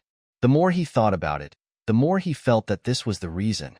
Xie Jingxing came over, looked at Shen Miao condescendingly, and said, "I haven't even settled the account for the incense stick with you just now. I almost fell into trouble." He grabbed him. Shen Miao pinched her face hard twice. "What do you want to say?" Shen Miao was stunned for a moment, not expecting that Xie Jingxing would suddenly make such a move. But the other party seemed to think it was very funny, and pinched her twice more, not gently, but ravaging her without mercy. It was as if he really regarded her as a little girl who was inexperienced in the world. "Presumptuous," she shouted in a low voice subconsciously. As soon as the words came out, both of them were stunned. In the light, the young man's handsome face froze, and a pair of sharp dark eyes instantly flashed a complex expression. He retracted his hand, chuckled, and said lightly, "This is the first time that someone told me to be presumptuous." Shen Miao was a little angry at her own lapse. Xie Jingxing always did something a bit unreasonable, and just now in her desperation, she actually came up with the idea of becoming a queen from the front and back palaces. This man is very smart. It would be better not to be discovered. But she didn't know what to say, so she had to remain silent. Xie Jingxing broke the silence. He sat down on the chair opposite Shen Miao and poured himself a cup of tea. Suddenly he thought of something and took out a paper bag from his arms and opened it. It turned out to be a piece of exquisite pastry. It looks more beautiful than Guangfuzi in the capital. Xie Jingxing ate big cakes and drank tea and said, I came in a hurry and I didn't even have dinner. TSK, this tea tastes really bad. He looked like a picky young master. Master Xie, are you here to have tea and snacks? Shen Miao looked at him. Of course not. Xie Jingxing suddenly smiled, picked up a snack and stuffed it into Shen Miao's mouth. He moved so quickly that when Shen Miao reacted, there was already a sweet taste in her mouth. Xie Jingxing cupped his chin and glanced at her. His posture was leisurely, but his words were very sharp. Eat my food and now answer my questions. The fragrance of the pastry melted in the mouth, with a light sweetness and moderate fruity taste, leaving a fragrance on the lips and teeth. Even a person like Shen Miao, who did not like sweets, could not help but find it delicious. What's the relationship between Prince Yu and you? Shen Miao looked at him. You might as well ask me why I did this tonight. If you want to speak, I'm all ears. He who insults another will be insulted, tooth for tooth, eye for eye. The expression in Xie Jingxing's eyes changed a little. He raised his lips and smiled. His tone was a bit inexplicable. You are so cruel. You put your sister and Prince Yu in a pile. Only a lawless person like Xie Jingxing would dare to say that Prince Yu is an old dog. When they sent me out, they never thought that I was their sister. She spoke coldly and made no secret of her disgust and contempt for those people. His expression was indifferent in the light, and his eyes seemed to be burning with fire. You are such an ignorant girl. Xie Jingxing stretched out. Prince Yu will not spare you afterwards. That depends on whether he has the ability. Shen Miao was unmoved. You told me so much. Xie Jingxing muttered, and suddenly his body leaned forward, almost reaching the tip of Shen Miao's nose. He was so close, even Shen Miao couldn't help being slightly startled. However, he didn't want to be overwhelmed by his momentum, so he sat still without moving. The young man had a handsome face, an evil smile on his lips, but his voice was deliberately frivolous. He whispered in her ear, Aren't you afraid that I will tell others? The young marquis can do whatever he likes. Anyway, I am also very curious whether there is any action in Linen Marquis Mansion to let the eldest son come to Wulong Temple to relax in the middle of the night. Xie Jingxing's appearance here tonight is no accident, and he brought a group of men in black with extraordinary skills, and their identities were even more shocking. There are no unprovoked coincidences in this world. Xie Jingxing didn't come to see her. He was probably planning something, and the two happened to bump into each other.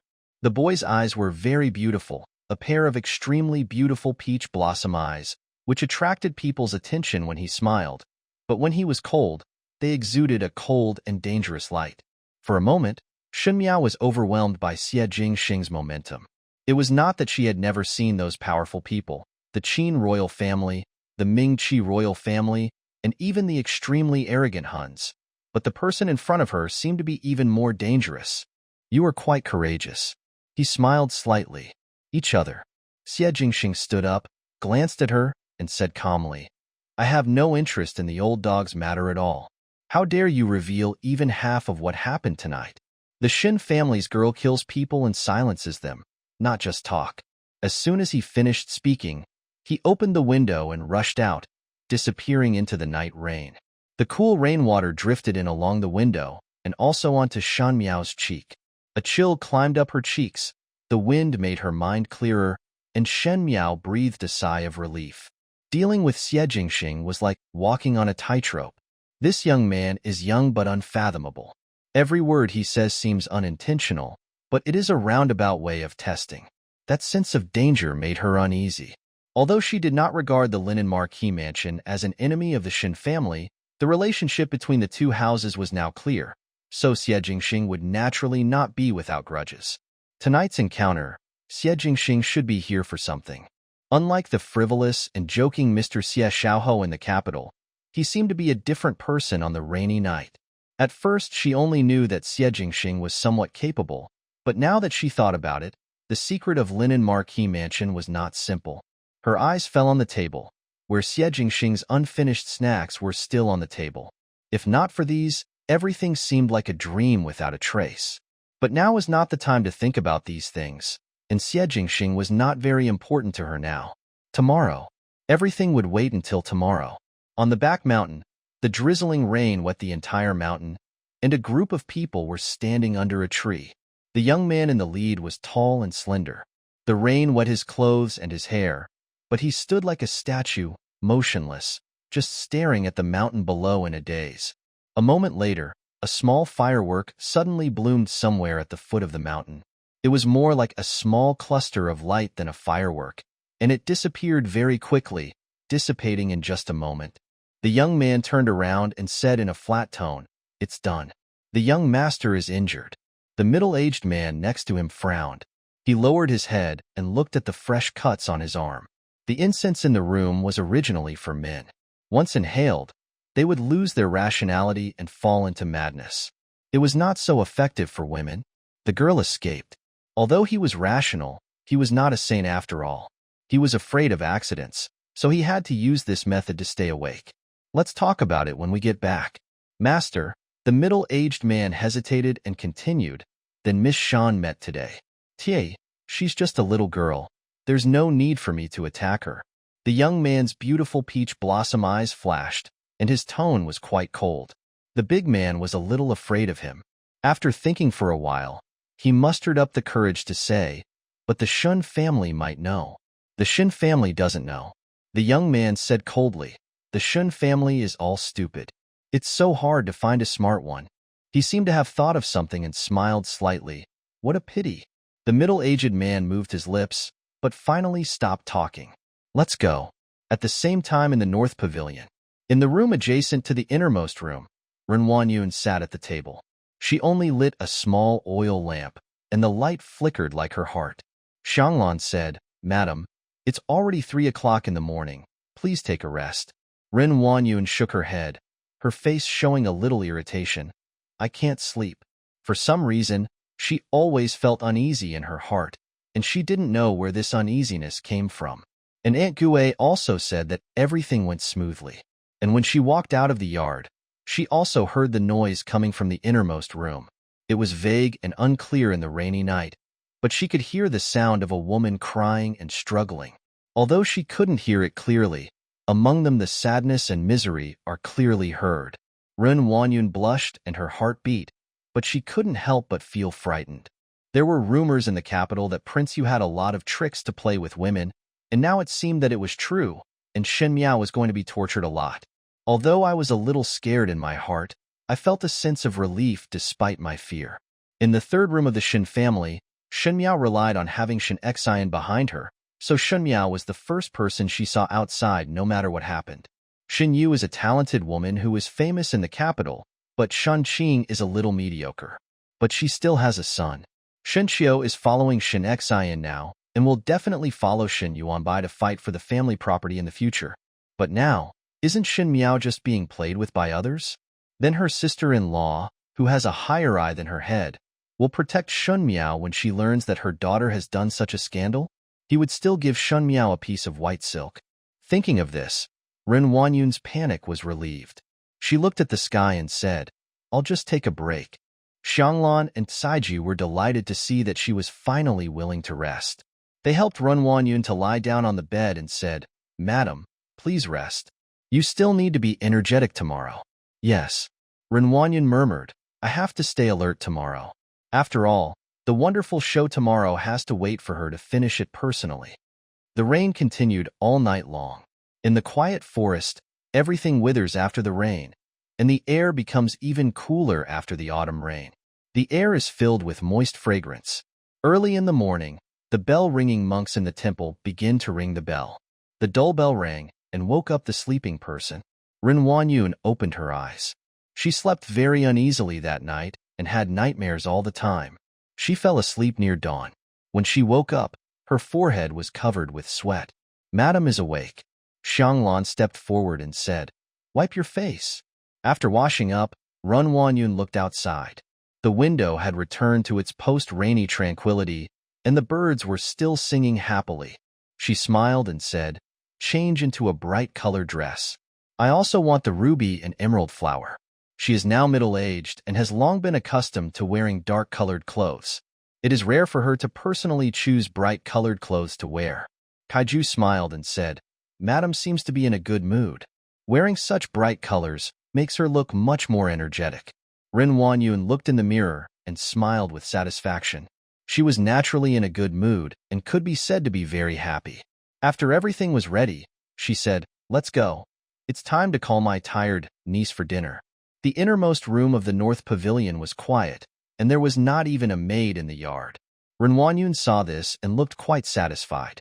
She thought that Prince Yu was very tactful and even sent the maid away. "Knock on the door," she said to Xianglan, a trace of disgust flashing in her eyes. She also looked down on women with dirty bodies, but she had forgotten who was the instigator of making Shen Miao become what she was today. "Fifth Miss." Xianglan walked to the door and knocked. "The eldest lady is here." There was no movement at all inside the door, as if there was no one at all. "Fifth Miss, the eldest lady is here," Xianglan continued. But after knocking on the door for a long time, no one answered. Ren Wanyun sighed and said with a smile, "This fifth sister is really a child at heart. She is still too lazy even at dawn. I won't be able to waste the time to burn incense later. It's better for me to do it." She walked to the door, knocked lightly, and said softly, "Fifth sister, it's time to get up and have dinner. We still have to burn incense after dinner, but don't be willful." Still no one in the room answered her words.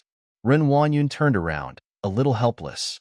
She didn't know whether she was explaining to herself or to others, and said softly, "Forget it, just push the door open and go in. Those girls of fifth sister don't know anything. They left without permission. Why don't they go back? You must be punished well." He opened the door and went in. "Second aunt." A light voice sounded in the silence. Ren Wanyun was stunned at first, thinking that the sound came from inside the house, but she heard Xianglan and Saiju say in unison, "Fifth Miss, Second Mississippi." She turned around in surprise and saw Shen Yu and Shen Miao standing together. Today Shen Miao was wearing a snow-white plain silk dress and a moon-white cloak embroidered with peonies.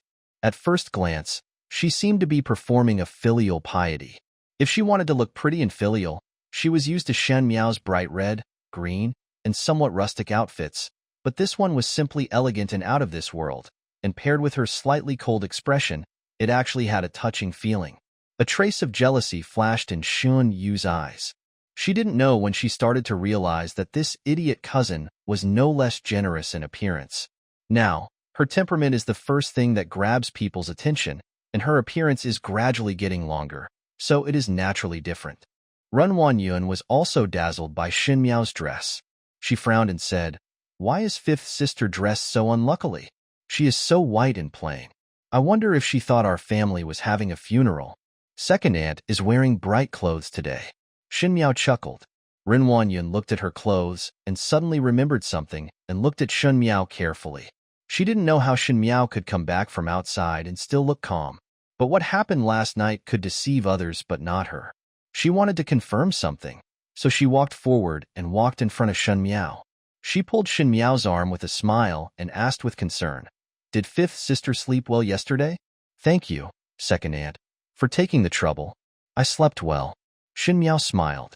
Ren Wanyun carefully observed Shen Miao's expression and felt a little surprised when she saw that her expression did not seem to be fake.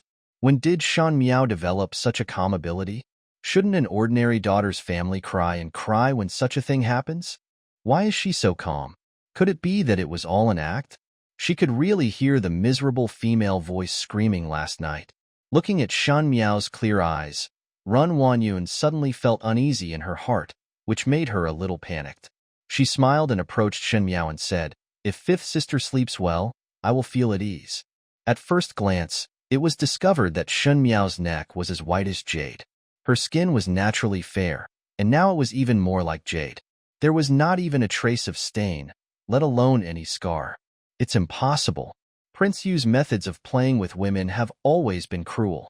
How could Shen Miao not leave any traces on her body? Shen Yu looked at Shen Miao and then at Ren Wanyun. She felt that something had happened, but she did not know what it was. Ren Wanyun's uneasiness grew bigger and bigger. She held Shen Miao's hand, smiled, and said in a homely manner, "The weather is really cold. Isn't it cold for fifth sister to wear such thin clothes?" As she said that, Ren Wanyun suddenly felt fierce. With a tug on Shen Miao's sleeves, the white sleeves were suddenly pulled up, revealing a section of her bright wrist. The arms are white and clean, like fine mutton fat jade, with no trace at all. Ren Wanyun stood blankly on the spot.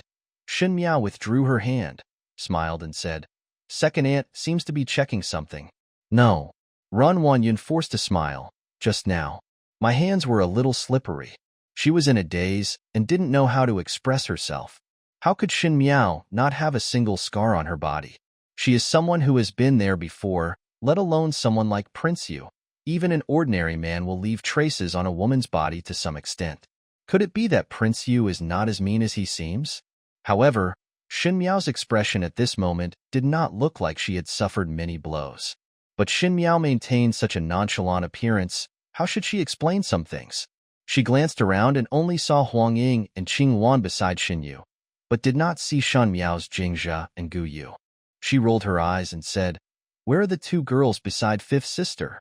"No one was around early in the morning. I asked them to bring me some porridge. When I woke up this morning, I felt a little uncomfortable in my throat." "This place is far from the kitchen," Ren Wanyun said with a smile. "You kid, just say it. But isn't the kitchen in the South Pavilion?" "Not bad." Shen Miao looked at her. "I came from Nange." "What nonsense are you talking about with the second aunt?" Ren Wanyun smiled. "Didn't you stay in the North Pavilion last night?" Before she finished speaking, she saw Shen Miao opposite her break out into a smile.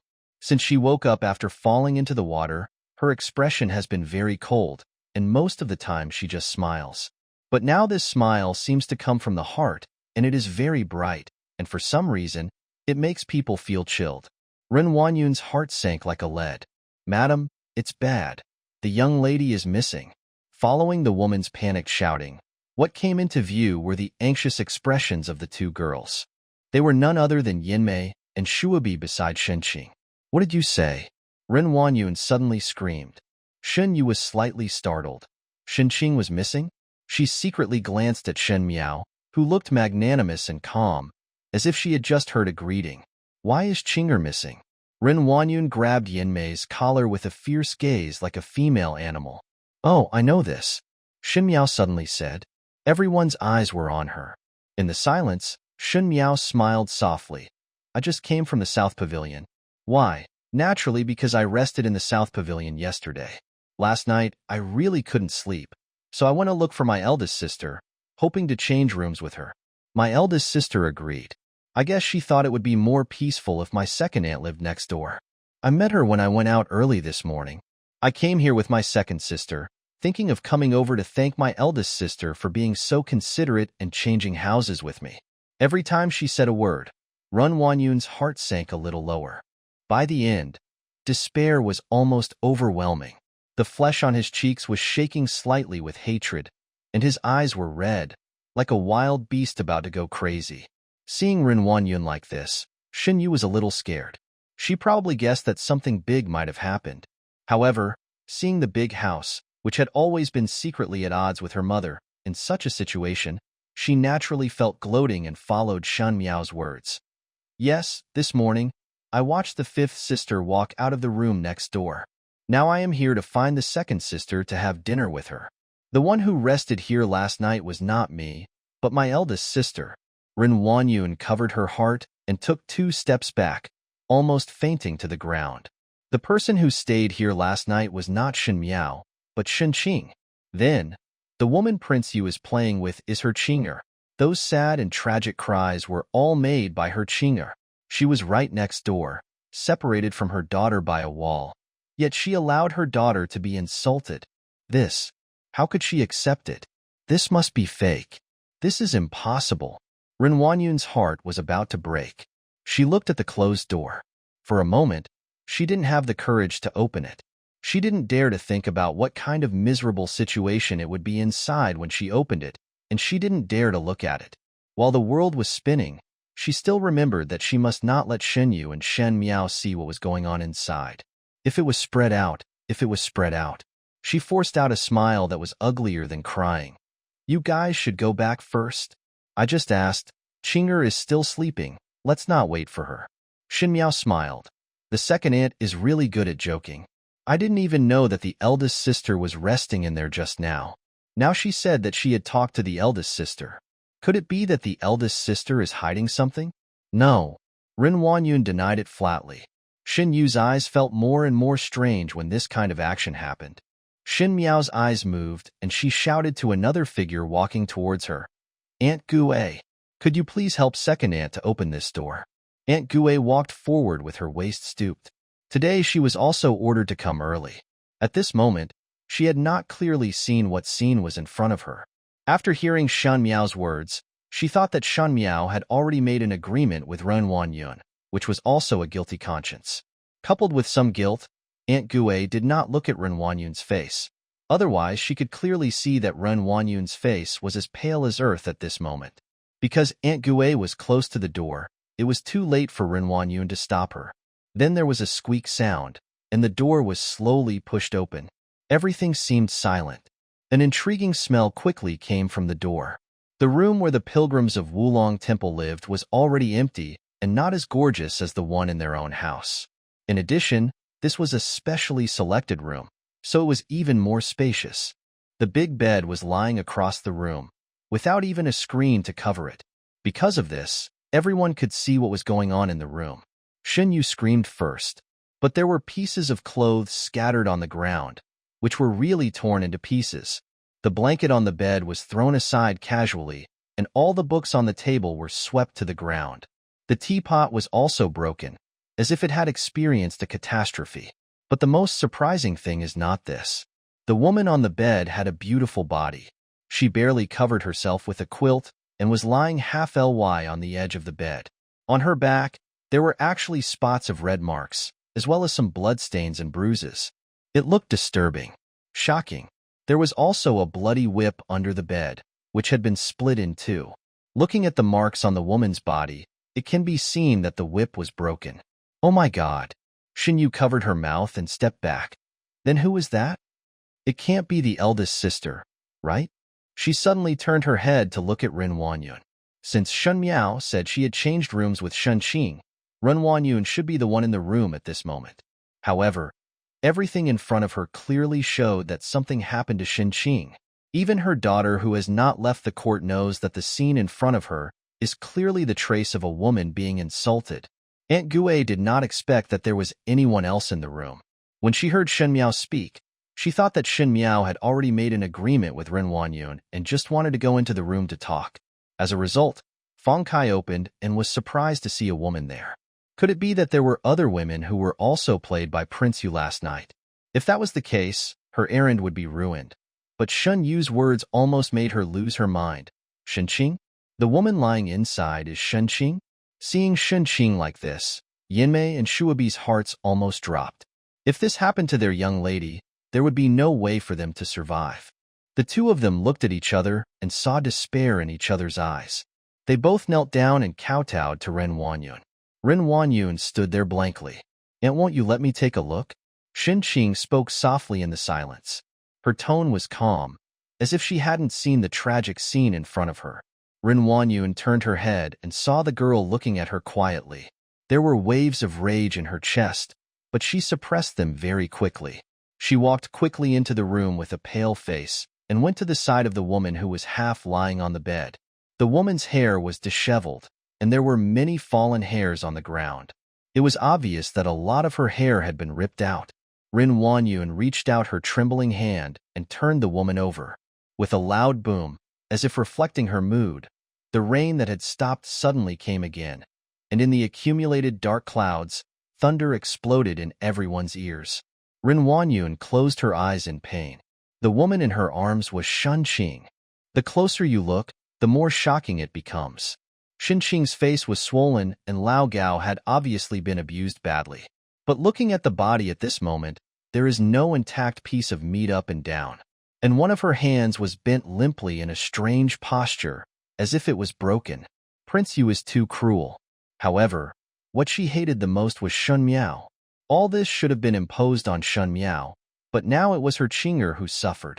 After being tortured into this state, Shen Qing's rest of her life was almost over. She wished she could bite off Shen Miao's neck, drink Shen Miao's blood, and eat Shen Miao's flesh.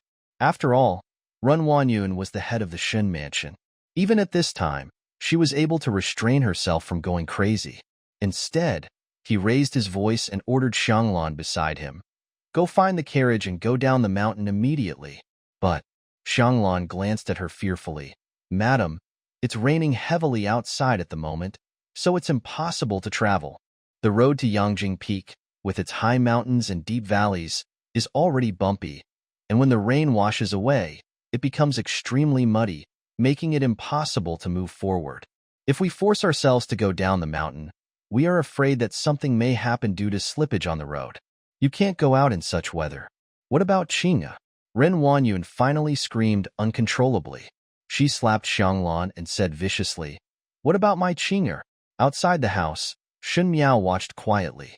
She stood under the eaves, watching the rain cover the mountains and rivers, and seemed to cover up some dirty tricks. She was the one who deserved to be insulted like this. But now it was she who made Shen Qing suffer such humiliation. Ren Wanyun heard with her own ears that her daughter was being humiliated all night long. She could have been saved, but instead she stood aside and watched all night long. Does Ren Wanyun feel a bone-piercing pain in her heart every time she thinks about it? Will she feel pain after learning the news of Wanyu's death? Now he wants to take Shen Qing back to the city for medical treatment, but he has to stay here because of the heavy rain. He can't advance or retreat. Will Ren Wanyun, who is proud of the spring breeze, feel a little despair? Go find the doctor. No matter what method you use, go find the doctor. If you can't find the doctor, you will die here. Ren Wanyun screamed at Xianglan. Xianglan had been following Ren Wanyun for about so many years, and she had never been scolded by Ren Wanyun like this. Feeling aggrieved and frightened, she answered with her face covered and ran out quickly. When he ran out, he couldn't help but glance at Shen Miao. Everything was obviously planned. It was Shen Miao who should have rested here last night. How could it be such a coincidence? Shen Qing has never been an easy person to talk to, but now he has a grudge against Shen Miao and will not agree to change rooms with her. There must be something fishy about this matter. She saw the girl in plain clothes standing tall and graceful, with clearly pretty and pleasing features, but for some reason, she had an evil aura all over her body. Saiju, go and call a few people over and close the door. Ren Wanyun gritted her teeth. The door was closed, and there seemed to be two worlds inside and outside the door. Shen Yu had not recovered from that.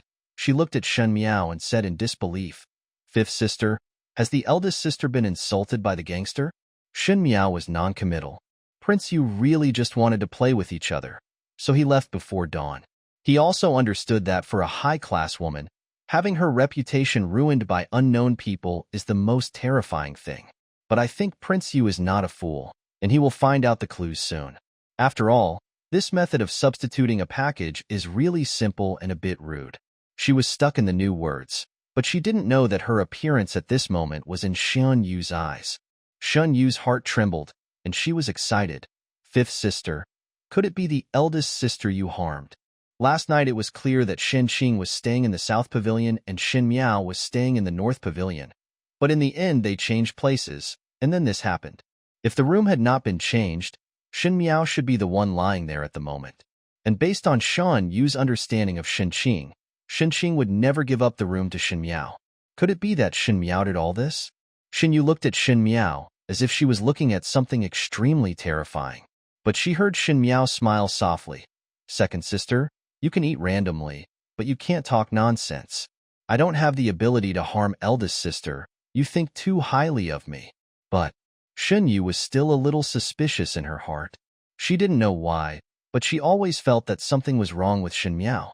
And what happened last night must have something to do with Shen Miao.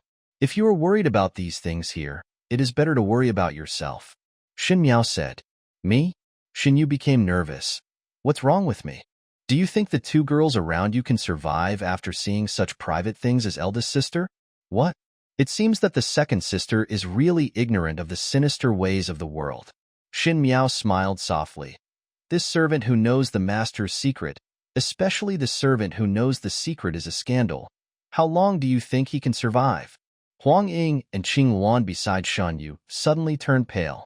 They naturally know that there are many secret and dirty things in high-ranking families. Once a servant catches them, the servant will die. Only the dead can keep secrets. Shen Qing was insulted by the gangster, and the two maids saw it. So naturally there was no way to survive. Shen Yu was shocked. She was just so surprised that she forgot about it. It's not that she is very affectionate, but cultivating a personal girl requires a lot of energy. If they died in vain because of this incident, how could they be willing to accept the two who were the most advantageous? It's not just the two of them. Shen Miao smiled slightly and glanced at Yamishui Bigue, who was present with a meaningful look. No one can escape. Aunt Gue and the two maids almost fainted. What is there to be afraid of? What is there to be afraid of? A person can ascend to heaven with chickens and dogs, but if the master is not good, none of the servants will be able to escape. In the previous life, when the Shen family was ransacked, these bully captives were always picking on the inside and outside. They would have to accept the outcome of whatever kind of master they followed. Otherwise, wouldn't it be overkill to only hurt one person with one attack? She turned to leave, but Shen Yu saw this and hurriedly called out to her. Where are you going? Didn't you come to Wulong Temple to offer incense? Shen Miao replied calmly. I also have a lot of confusion, so naturally I have to ask the Buddha about offering incense so that my visit is not in vain. Dressed in plain clothes, he left just like that.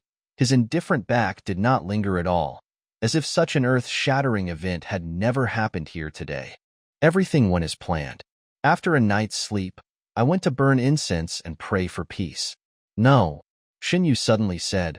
Why aren't her two girls here? Aunt Gue was also stunned. When Shen Miao met Shen Yu early in the morning today, she told Jingzhe and Guyu to go to the kitchen to get food. They have not shown up until now, and they did not know what happened to Shen Qing here. Thinking about it now, how could it be such a coincidence that Shen Qing and Shen Yu's girls had witnessed the scandal and could not escape from it? But none of Shen Miao's girls were there. It was clearly her deliberate attempt to avoid it.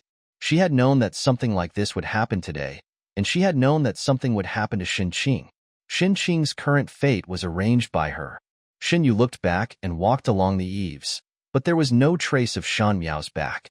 But those clear but hidden sharp eyes seemed to appear in front of her, making her feel a chill involuntarily. The rain finally stopped at noon. Xianglan ran all over the mountain but couldn't find a doctor. Normally, except for the occasional pilgrim, no one here cares about it. When the monks in the temple got sick, they just grabbed some herbs and boiled them. Xianglan couldn't find the doctor, so she had to go to the monk to get some calming herbs and external wound medicine for Shen Qing. The house was filled with medicinal herbs and some kind of strange smell. Even after it had been cleaned, the smell still lingered for a long time. The woman on the bed had her eyes closed tightly. Ren Wanyun was sitting by the window. However, in just a few hours, her features seemed to have aged 10 years. The maids in the house did not dare to express their anger. If such a big thing happened, there was no guarantee that the master would not be angry. When Ren Wanyun was staring at the curtain in a daze, suddenly, Shen Qing on the bed moved. She lowered her head and called out, Qinga? Shen Qing opened his eyes and saw Ren Wanyun. He was terrified and grabbed Ren Wanyun's face with one hand. Let me go away. Help. Qinger, I'm your mother. I'm your mother. Don't be afraid, mother is here. Ren Wanyun's heart was broken, but Shen Qing seemed to be unaware. She just struggled hard, staring at the ceiling and shouting wildly. Xianglan and Saiju quickly stepped forward to help hold her down. Shen Qing was like a madman, totally out of her mind, and she didn't even recognize Ren Wanyun. As she struggled, the medicine she had just applied was all ruined, and the bloody wounds were exposed in front of Ren Wanyun. Ren Wanyun's face suddenly showed pain, and she couldn't help but scream, "Ah, madam!" Xianglan and Saiju were shocked and frightened. Ren Wanyun has always been a man of ideas, and can deal with any major incident calmly. He has seen many storms and waves in the past few years, but now he is forced to this point. The two girls who had followed Ren Wanyun for many years couldn't help but be shocked. Where is Shen Miao? Ren Wanyun said aggressively. Fifth Mississippi is in the temple. Saiju said cautiously. Take good care of Chinga. If anything happens to her again, you two won't have to live anymore. Renwanyan turned around and walked out. In the Buddhist hall, a huge golden Buddha statue stands majestically, looking down at all believers with kind eyes. In front of Chowdun, Shun Miao was kneeling on the ground, holding incense in her hand, but she didn't know what she was thinking. From morning to now, she has been kneeling here for several hours. Girl, it's better to get up and take a rest. Jingzhe comforted. It's not worth it to kneel down and break your body. Buddha must have seen your sincerity, and what you ask for will definitely come true. Will what you ask for surely come true? When Shun Miao heard this, a wry smile appeared on her lips. What she asked for could no longer be realized. Although there is a chance to make mistakes in the past life again in this life, those who have passed away will not come back in the life that has been wrong. Will her Wanyu and her Fu Ming ever have a chance to come back? I'm afraid it has long since turned into a glimmer of light in this world of mortals, and nothing will be left. Besides, she is not a believer. Shin Miao raised her head and looked at the huge golden Buddha statue. It was just a cold statue and could not really save all sentient beings. If the sky has eyes, how can it let good people end miserably? The bad guys are at ease? She knelt here and kept offering incense stick after stick. She was worshipping not the Buddha, but the people who had died in her previous life, those who died because of her. Since her rebirth, she has had no opportunity or reason to worship these people, including her non-existent children. Now that she is here, she just burns incense in front of the Buddha to pay homage to the dead. Shin Miao. A fierce voice suddenly broke in. Shin Miao smiled. People in this world like to be impatient. She rubbed her sore knees, stood up, turned her head, looked at Run Wanyun in front of her, and said with a smile, "Second aunt." Seeing Shin Miao smile, Run Wanyun felt it was even more harsh. She stepped forward quickly and raised her palm to hit Shun Miao's face. When Jingzhe and Guyu tried to stop him, it was already too late. The expected crisp sound did not appear. Shin Miao grabbed Ren Wanyun's arm with force and stopped her palm in front of her. Second aunt is so impulsive, I don't know why I'm here. Although you can discipline me for my parents, you can't help but beat people. I'm afraid ordinary people don't have this rule, she said. Ren Wanyun never expected that Shin Miao would stop her slap. The girl in front of her was slender, but her arm was in great pain. The cousin who turned out to be the most nuonuo, the easiest to coax, and the best to control in the palm of my hand, unexpectedly grew taller at some point. She could no longer look at her with the same downward gaze she had when she was a child.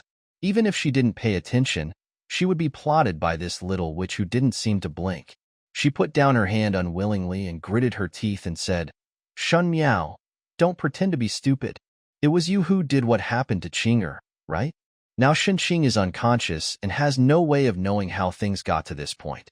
But Run Wanyun also knew that if this matter had nothing to do with Shun Miao, he would not believe it even if he beat her to death. She didn't know what method Shun Miao used, but she would definitely not be lenient if Xinqing was touched and made like this.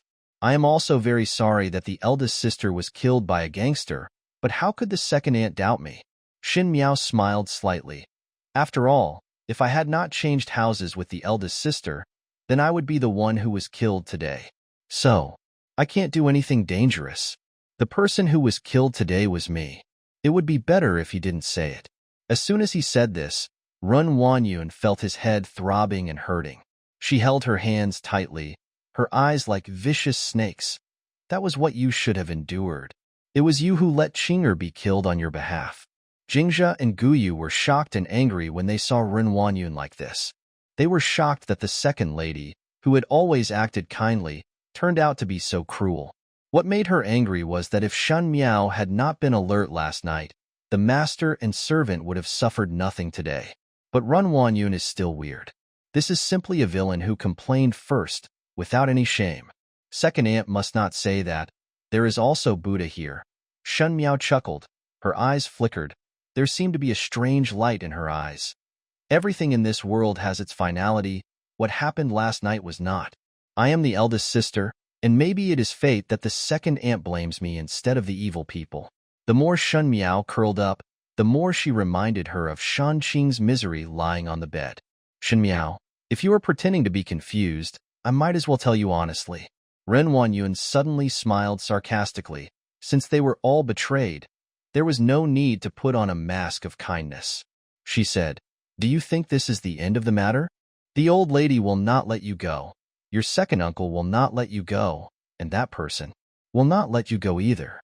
Your end will definitely be worse than Qing'er is tens of thousands of times more miserable, and you will definitely be supported by thousands of people and become an unworthy witch forever. Madam, be careful what you say, Jingzhe and Guyu both said. This time Renwan Yungue was the second wife of the Shen family, and after all Shen Gue was also a member of the officialdom. It is not an exaggeration to say that she is an enemy. Shen Miao is still young now, but her ears have been tainted by these filthy words. How can it be repaid? Ren Wanyun seemed to have noticed Jingzhe Guyu and the others just now, and sneered. You even tried so hard to protect the two maids. I want to see how long you can protect them. After that, he gave a strange look. Shen Miao turned around and walked away. After Ren Wanyun left, Jingzhe and Guyu looked at Shen Miao in a panic. Guyu worriedly said, Girl, is it really okay to break up with her like this? It has to be torn after all. No matter how well she maintains her appearance, she will not be soft-hearted at all. It's a waste of time, so why does she do it? Shen Miao said, the way to survive in the harem is that if the enemy is in the light, let him be in the light. If he is in the dark, find a way to make him in the light. She had no intention of playing a superficially peaceful game with Ren Wanyun. The game had been stormy at the beginning. Now Ren Wanyun was so angry that she lost her mind. What would happen next would definitely be a crazy revenge. But when we return to the house, the old lady will definitely favor them. Jingzhe whispered.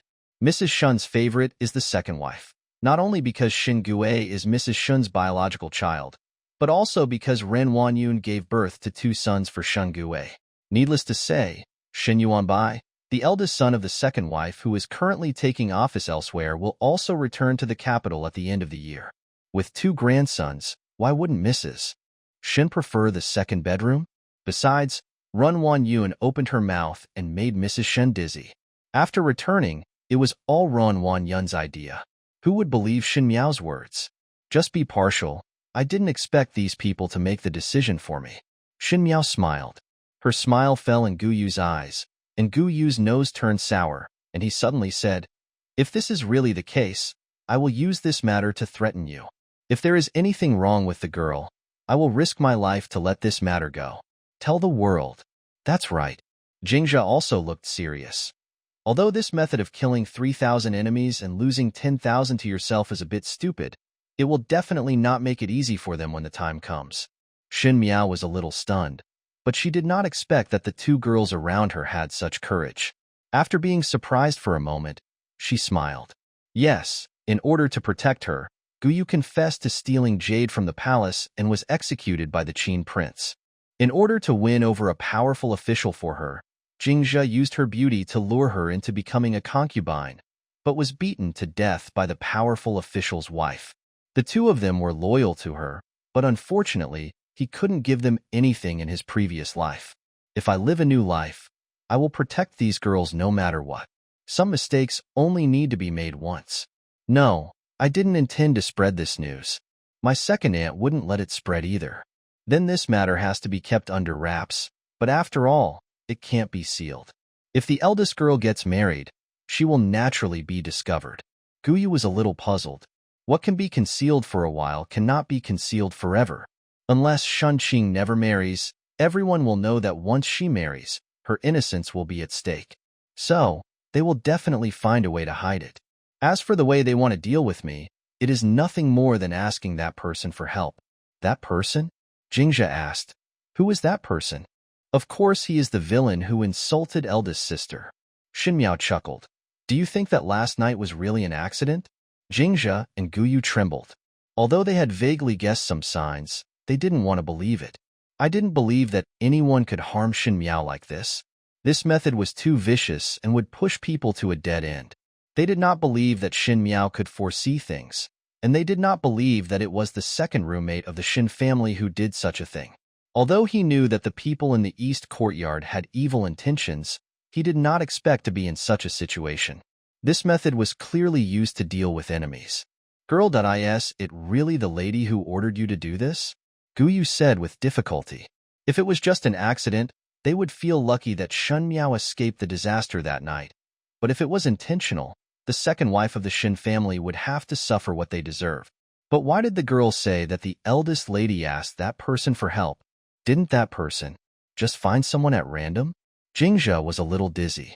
If Ren Wanyan randomly found someone to taint Shen Miao's innocence, and now something went wrong and Ren Wanyan wanted to kill that person, why would she let that person come to help? Because that person is Prince Yu. Jingzhe and Guyu took a breath of cold air. Things that I didn't understand before, I seem to understand now. If that person is Prince Yu, everything will be explained clearly. It had been seen before that Prince Yu seemed to be interested in Shen Miao, but who was Prince Yu? Usually his daughter would take a detour when meeting him. If Prince Yu had any deal with Ren Wanyan in private, Ren Wanyan would most likely do something to help Prince Yu humiliate Shen Miao. But now the two of them were mistaken. If Ren Wanyan informed Prince Yu of this matter, Prince Yu would definitely not let Shen Miao go because of his moody temperament and being deceived right under his nose. Girl, now.do you want to write a letter to the master? Guyu and Jingzhe both panicked. Prince Yu is an existence that cannot be resisted. He only has power and temperament. He also has the shield of the royal family. It doesn't matter. Shen Miao's eyes lit up strangely. Shen Qing is just an introduction. The person I want to deal with is actually Prince Yu. She turned to look at the green smoke rising from the Buddhist niche. Wanyu, your life has been really hard, and your youth will fade away forever at the same age. She has the title of princess, but she is not as good as a princess. Mother can do nothing for you, at least now, at least in this life. Mother will help you to get back all those who have bullied you. In a pavilion outside Dingjing City, the young man in white played with the porcelain cup in his hand and asked curiously, "So, that girl from the Shen family actually has a grudge against Prince Yu?" She slowly pulled Prince Yu away with the help of her cousin's hand. It's a clever way to get into the trap, but for a daughter, it's too cruel. He shook his head, looking rather regretful. Prince Yu? The young man in purple clothes opposite him raised his lips and smiled, with a pair of eyes as sharp as razor blades on his handsome face. He said lazily, "I think the person she wants to deal with is not Prince Yu." Not Prince Yu? Who is that? The young man in white paused and looked at the person opposite. You think? How about using Prince Yu as the entrance to enter the Ming-Chi royal family? The young man replied calmly. There was a gust of autumn rain and a chill, but after a night of autumn rain, there was no trace of the summer heat anymore. Even the sun rising in the sky seemed bleak. In Shen Mansion, the East Courtyard is still a busy scene. It is the birthday of the old lady at the end of the year. Old Madame Shen likes extravagance and luxury, and she always starts preparations for her birthday a few months in advance. The expenses involved were naturally not small. Ren Wanyan was in charge of the middle gong's money. Although Ren Wanyan also ate a lot of it, the pomp and circumstance was always there, and it looked quite impressive. As for the matter of writing posts and sending wooden notes to the ladies in the house, it fell to the third wife, the talented Chen Ruoqiu. Although she is past middle age, Chen Ruoqiu still maintains the figure of a girl. Perhaps the bookish air adds a lot of magnificence to her. It seems that Chen Ruoqiu's appearance is better than that of the plump Ren Wanyan, precisely because of her beautiful appearance, gentle temperament, and ability to recite poems and compose poems. Shen Wan, the third master of the Shen family, was fascinated by her. After being married for many years, even though Chen Ruoqiu had no children and only had one daughter, Shen Yu, Shen Wan had no concubines except the two wives given to him by Mrs. Shen. Among the three sons of the Shen family, each has a different temperament. Shen Xian was upright and resolute, but he was too rough and not careful enough, and he was too focused on loyalty. Although there were many concubines, there was only one concubine, which could not threaten the status of his legitimate children. In comparison, the third master, Shen Wan, has real talent and learning. If among the three sons, Shen Xian followed the old general's path as a military attaché, and Shen Gui and Shen Wan took the path of civilian officials, then Shen Wan had some real abilities compared to his second brother. However, this does not mean that Shen Wangquan has no shortcomings. He is not good at beauty. He only has Chinrukyu as his first wife, but he takes power too seriously and only wants to climb up. Shin Gue was adjusting her collar. When he saw it, he couldn't help but smile, walked to her and hugged her from behind. Yeah, Chinrukyu said angrily. What are you doing, sir? It's because I didn't write the word well, and it was a waste of a post. Let me take a look. Shenwan pretended to pick up the post, took a look at it, and commented. The handwriting is beautiful, just like the owner of the handwriting. Is there anything wrong with the writing? Chinrukyu's pretty face turned red. When Shenwan saw it, he couldn't help but feel dizzy. Even after so many years, his wife still had an attractive charm that prevented him from seeing other women. This is the brilliance of Chinrukyu. There are so many daughters in the Chin family, but she is the only one who can firmly grasp her husband's heart. Not for anything else but her tolerance. Whatever kind of woman Shenwan likes, that's what she will look like. You can fake your temper, change your clothes, and do what you like. Over time, a man will be like a cat or dog, and he will always only have eyes for you. Second sister-in-law should be back today. Chinrukyu snuggled into Shenwan's arms. I don't know if you can get used to the food in the temple, or if the mountain road is easy to walk, or if it is bumpy. Shenwan laughed. What are you worrying about? Second sister-in-law will never let you starve and freeze. Seeing that Chinrukyu still looked worried, he smiled and said, You always treat you as a child. You are so old now, and you will be old enough to get married in a few years. How will you be doing then? When you gets married, I will naturally choose a perfect match for her. She has a good family background and character, but she can't be like Wen Yang. She stopped abruptly. That night, Mrs. Shen said to Ren Wanyun and Chinrochio that she would secretly give Shen Miao to Prince Yu, as Prince Yu wished, so as to support the Shen family's second and third bedrooms. Then Chinrochio told her husband about it. Shenwan naturally agreed. He had been addicted to power all his life, but no matter how he climbed up, his power and reputation were not as good as Shen Xian's. He had been jealous of Dafeng for many years, and he did not have any feelings for Shen Miao. If Prince Yu is happy with Shen Miao and supports him in the officialdom, it will be an unexpected surprise for Shenwan. As for Shen Miao's future, and whether she would be well in the rest of her life, Shenwan didn't care at all. I wonder if second sister-in-law has taken care of this matter. Shenwan looked serious.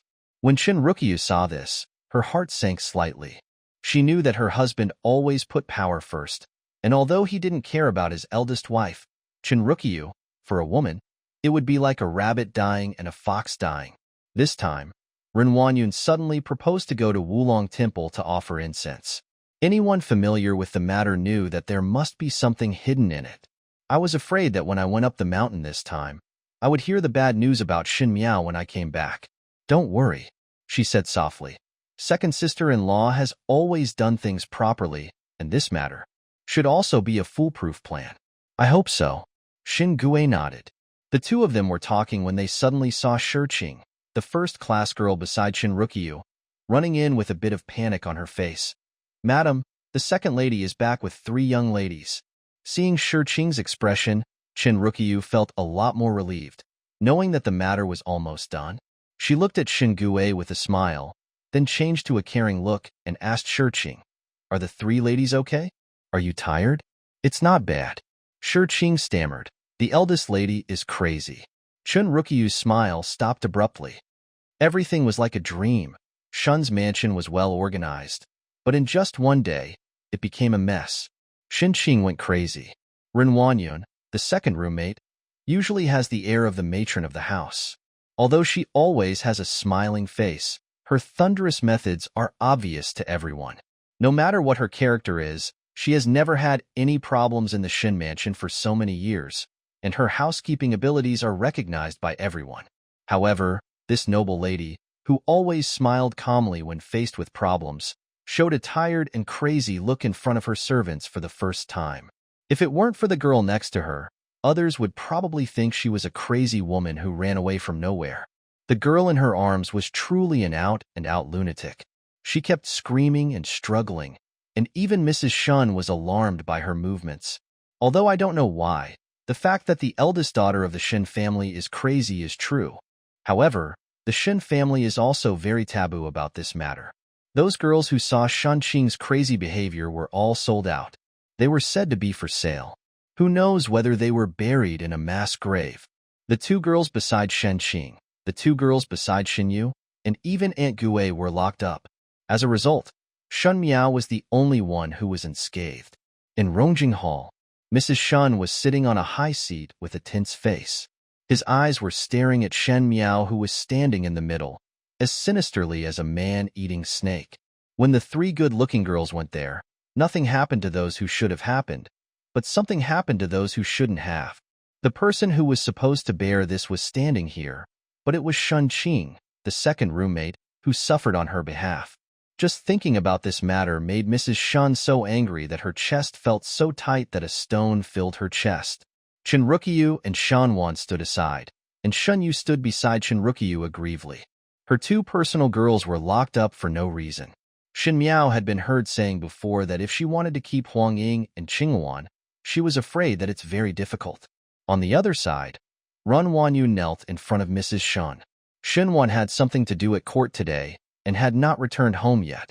The servant who invited him had not returned yet, so naturally he did not know that something had happened to his legitimate daughter. Old madam, you have to make the decision for Qinger. Ren Wanyun cried with snot and tears, and Shun Wan was a little surprised. This second sister-in-law, who had always been the most uptight, was really eye-opening with her indifference, but Chen Rukyu felt a little relieved in her heart. Ren Wanyun always relied on the power of being the head of the family and ignored the third house. Now that something happened to her daughter, she was not just lying on the ground like a dog. Fifth sister, I treat you as my own, and Qinger will let you do everything. You are sisters of the same blood, not to mention supporting each other. But how can you be so vicious? Do you know that Qinger will never let you down in this life? It can be considered ruined by you. You are so cruel. Shen Yu told Chenrukyu and Shunwan about the humiliation of Shun Qing by the gangsters. All the servants here were also expelled, so Chenrukyu was not afraid of being overheard. Shen Miao was about to say something when she suddenly heard an angry shout coming from behind. Evil girl, you poisoned my sisters. Your heart is like a snake and a scorpion. You should be sent to prison. Death is not a pity. Shen Miao smiled coldly, turned around and faced the man who was striding towards her. Her second uncle, Shen Qing's father, Shen Gue. Shen Gue, who had not yet changed out of his official uniform, strode towards the hall. He probably came in a hurry after learning the news about Shen Qing. When Ren Wanyun saw this, she immediately cried even more miserably. Master, Qinger, she. The relationship between Ren Wanyun and Shen Gue is not necessarily that deep, otherwise Shen Gue would not move his concubine into the house room by room. Despite this, Shen Gue still treated Ren Wanyun with respect, for no other reason than that. Ren Wanyun could keep the Shen family in good order, and he could also make good friends with the wives of Shen Gue's colleagues. As a virtuous housekeeper, Shen Gue treated Ren Wanyun quite satisfied, so Shen Gue will never lose the respect he deserves. Shen Miao. Shen Gue turned his head and glared at the girl in the hall. He knew the reason why Ren Wanyun brought 3 legitimate daughters to Wulong Temple this time. The 3 legitimate daughters of the Shen family were brought along to prevent any gossip. Who knew that the one who had the accident was actually his daughter Shen Qing? The boy who came to deliver the message secretly told him that everything was caused by Shen Miao.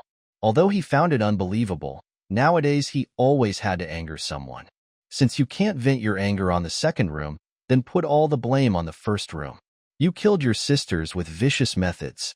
Today, if my eldest brother is not here, I will teach you a lesson on my behalf, he said, and shouted loudly. Please give me some advice. Please ask for help. Chenrukyu and Shen Gue looked at each other. Ever since Chenrukyu married into the Shen family, she had never seen the family laws of the Shen family.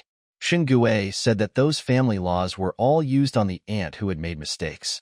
Shen, the descendants of the government, have not used it yet. The Shen family is a general family, so the family law is naturally unusual. The boy quickly brought a long wooden box and came over. Shen Yuebin was still looking at it curiously. When he saw the long wooden box opened and the contents inside were revealed in front of everyone, he couldn't help but take a breath. Cool air. It was a long riding whip. The riding whip had been soaked in something unknown for many years. It looked black and shiny, and was half as thick as an adult man's wrist. You could tell at a glance how strong and powerful it was. If he was whipped up by that horse whip, he would probably lose half his life. If he had been more ruthless, his death would have been easy. Not bad. Mrs. Shen held her air, and when her son came back, she sat up straighter. After all, she was somewhat sincere towards Jingxing, and she was angry when she saw something happen to her granddaughter. Now that Gui has spoken, she will naturally follow the trend. Fifth girl made a mistake. As the younger brother, you should naturally teach her a lesson on behalf of the eldest brother. Our Shen family has always had good rules. If you make a mistake, you should ask the family to bring justice. Fifth girl, you should be glad that your second uncle is kind-hearted. I feel sorry for you, otherwise it would not be as simple as asking for family justice. Opening an ancestral hall and asking the clan elders to judge, and you would also be expelled from the Shen family. At this point, her eyes suddenly moved. Yes, if Shen is to be judged. Wouldn't it be great if Miao was expelled from the Shen family? Seeing Mrs. Shen's expression, Chun Rukyu secretly cursed an idiot in her heart. If Shen Miao is expelled from the Shen mansion, then with Shen Xian's temperament, she will definitely leave with the main room. Although they don't think Dafeng is good, many things now have to rely on Dafeng's influence. This old woman thought so simply. She was really a singer and couldn't get on the stage. Ren Wanyun was startled when she heard this, and she probably guessed what Mrs. Shen was thinking. She did not want Shen Miao to be expelled from the Shen mansion, not for anything else but because Shen Miao could not be taken advantage of so easily. Now she wished she could leave Shen Miao in Shen mansion so that she could have more ways to take revenge on Shen Miao. Just expelling the family, how could such a simple thing be possible? However, among everyone's thoughts, Shen Miao sighed softly and she turned to look at Shen Gui. Shen Gui was startled by her inexplicable behavior and stared at him with a frown. He often puts on airs in the officialdom, and his official power is not low. If an ordinary person is glared at by him like this, his momentum will probably weaken. But Shen Miao was not moved at all. Her expression was calm and her eyes were calm, which even gave Shen Gui a ridiculous illusion. It was as if Shen Miao was the superior person and he was just a subordinate. This illusion was interrupted by Shen Miao's words. She said, "Second uncle is indeed kind-hearted. My eldest sister is ill and in bed, but instead of rushing to see her condition first, second uncle is busy disciplining me for my father. Probably, my second uncle really loves me, even more than my eldest sister." As soon as these words came out, everyone in the room was silent. A hint of sarcasm flashed in Chen Rukyu's eyes, and Shen Wan frowned. Mrs. Shen's expression changed. Shen Yu opened her mouth, and Ren Wanyun lowered her head, secretly clenching her fists. Regarding the three masters in the house, although Shen Xian ignored Shen Miao, he still loved Shen Miao sincerely. Shen Wan cherishes Chen Ruoqiu, and loves Chen Ruoqiu's daughter Shen Yu as much as jewels, only Shen Gui. Shen Gui was originally a greedy and lustful person, and he probably had no responsibilities as a father. He treats his two sons better, but he doesn't discipline his daughter Shunqing very much. Probably in Shen Gui's eyes, it would be best if Shunqing married into a high-ranking family in the future and could add some help to his power. This time something happened to Shunqing. The reason why Shen Gui was so angry was probably not because he felt sorry for his daughter's tragic experience, but because he was angry that his plan had been disrupted. He was afraid that Prince Yu would be angry when he found out. And he was also angry because Shen Miao had lost a future in vain. It's just a daughter who may help her official career. After all, the word profit comes first. If the father really loves his daughter, he will definitely go back to visit his daughter after learning about this matter. How can he come back in such a hurry just to discipline the instigator? Putting it this way, I feel a little pity for Shunqing. A flash of embarrassment flashed across Shen Gui's face, and he couldn't help but feel a little embarrassed when Shen Miao said what she was thinking. Looking at Ren Wanyun again, she had turned her head away and no longer looked at him. Shen Gui was a little surprised in his heart. When he looked at Shen Miao, his eyes were filled with thoughts. With just one sentence, the couple separated. This provocation was accurate and ruthless. Shunqing was Ren Wanyun's lifeblood, but she was just a piece of cake to Shen Gui. Utensils available. Shen Miao's method of using this incident to make the couple who originally shared the same hatred feel displeased with each other was clearly like a veteran in the officialdom. The girl in front of her has delicate features and looks extremely lowbrow. However, for some reason, there seems to be a faint majesty shining through her, which makes people dare not look at her. Suppressing the surprise in his heart, Shen Gui said angrily, "Shun Miao, you still don't know how to reflect until now. In this case, if I don't teach you well today, I will be ashamed to be a son of man and also your father." He stretched out his hand to get it. "Here comes the whip." Shen Yu stared closely at Shen Gui's movements, feeling a little gloating but also a little nervous. Will Shen Gui continue the fight? Shen Miao was so tyrannical, facing such a scene. She could only surrender and admit defeat. How will the second uncle teach me? Use this whip to kill people and silence them? Or beat them half to death and send them to Zhuangzi? Shen Miao suddenly spoke. Shen Gui was stunned for a moment. Shen Wan was also stunned. He probably didn't expect Shen Miao to be so violent. Although Shen Miao had changed these days, everyone always felt that it was just pretending to be tough, but now she was acting in front of the entire Shen family. He didn't even have any pretense. He just showed his face to everyone without reservation. "Naughty girl, what are you talking about?" Mrs. Shun was the first to shout angrily. "Could it be that you want to say that your second uncle intends to murder you? This is totally against you." "Yes, Wunyang, how can you say that?" Chen Rukiyu finally spoke, but she still added fuel to the fire calmly. "You have harmed Qinger. How can you beat her up? Where is this? Learned rules?" Chen Rukiyu thought that if both Shen Miao and Erfong were harmed, then her Shun Yu would truly be at home in the Shen mansion. After all, Shen Wan, the third family member, is not as powerful as the eldest family member, and his heirs are not as good as the second family member. If some means are not used, this huge Shen family may only be benefited by others. Ren Wanyun cried and kowtowed to Mrs. Shun. "Look, the fifth sister hates us so much. She harmed Qinger but didn't regret it. She even wanted to smear the reputation of the master. She is so arrogant. She is clearly relying on her uncle. He bullied us. Could it be that he also learned this from his uncle? How could a little girl like fifth sister know so much? Someone behind her must have taught her to do this. We support each other. How could the uncle's family treat each other like this?" What Ren Wanyun was crying about was also extremely disturbing, putting herself in a weak position. The tougher she is usually, the more weakness she shows at this moment makes people believe that what she says is true. Unfortunately, she happened to be involved with Shan Xian. Dragons have reverse scales, and current Shan Xian is Shan Miao's reverse scale. Her eyes swept over the people in Rongjing Hall. They looked at each other with eager eyes. They were a family, and they could turn black into white and dead into alive. Surrounded by them, I was like a piece of fat falling into the mouth of a hungry wolf. But what can these eloquent people do? There were so many eloquent women in the harem. How many remained in the end, and how many of them served as fertilizer for the flourishing flowers in the royal garden? Second Aunt keeps saying that it was me who harmed my eldest sister, so let's ask Second Aunt a few questions. Can Second Aunt clear up my doubts? Ren Wanyun was stunned for a moment, and when she looked into Shan Miao's clear eyes, she felt a little guilty for some reason. But when she saw the people around her, she felt relieved again. Everyone here was on her side. What ability did Shen Miao have to turn things upside down? Just ask.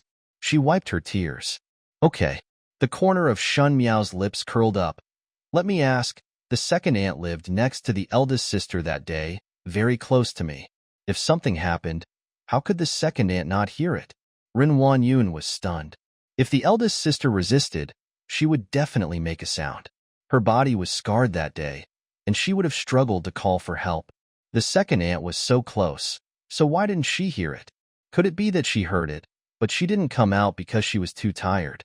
Take a look. You. Ren Wanyun opened her mouth to retort, but her palms suddenly broke into a cold sweat. Of course, maybe the second aunt didn't hear the call for help at all. Why, of course, it's because the eldest sister didn't call for help at all. Why didn't the eldest sister call for help? Could it be that she knows the villain? You're talking nonsense. At this moment, Ren Wanyun could no longer hold back and interrupted Shan Miao's words sharply. After all, Shen Gui and Shan Wan are men, and their thoughts are not as delicate as women's. They don't think much about the things in the back house. But Chen Rukiyu and Ren Wanyun understood almost immediately. The eyes looking at Shen Miao were full of fear. Naturally, the former was frightened, and the latter was fearful. What Shen Miao said was terrifying. Yes, the houses where Ren Wanyun and Shen Qing lived were so close to each other that day. If Shen Qing called for help, how could he not hear it?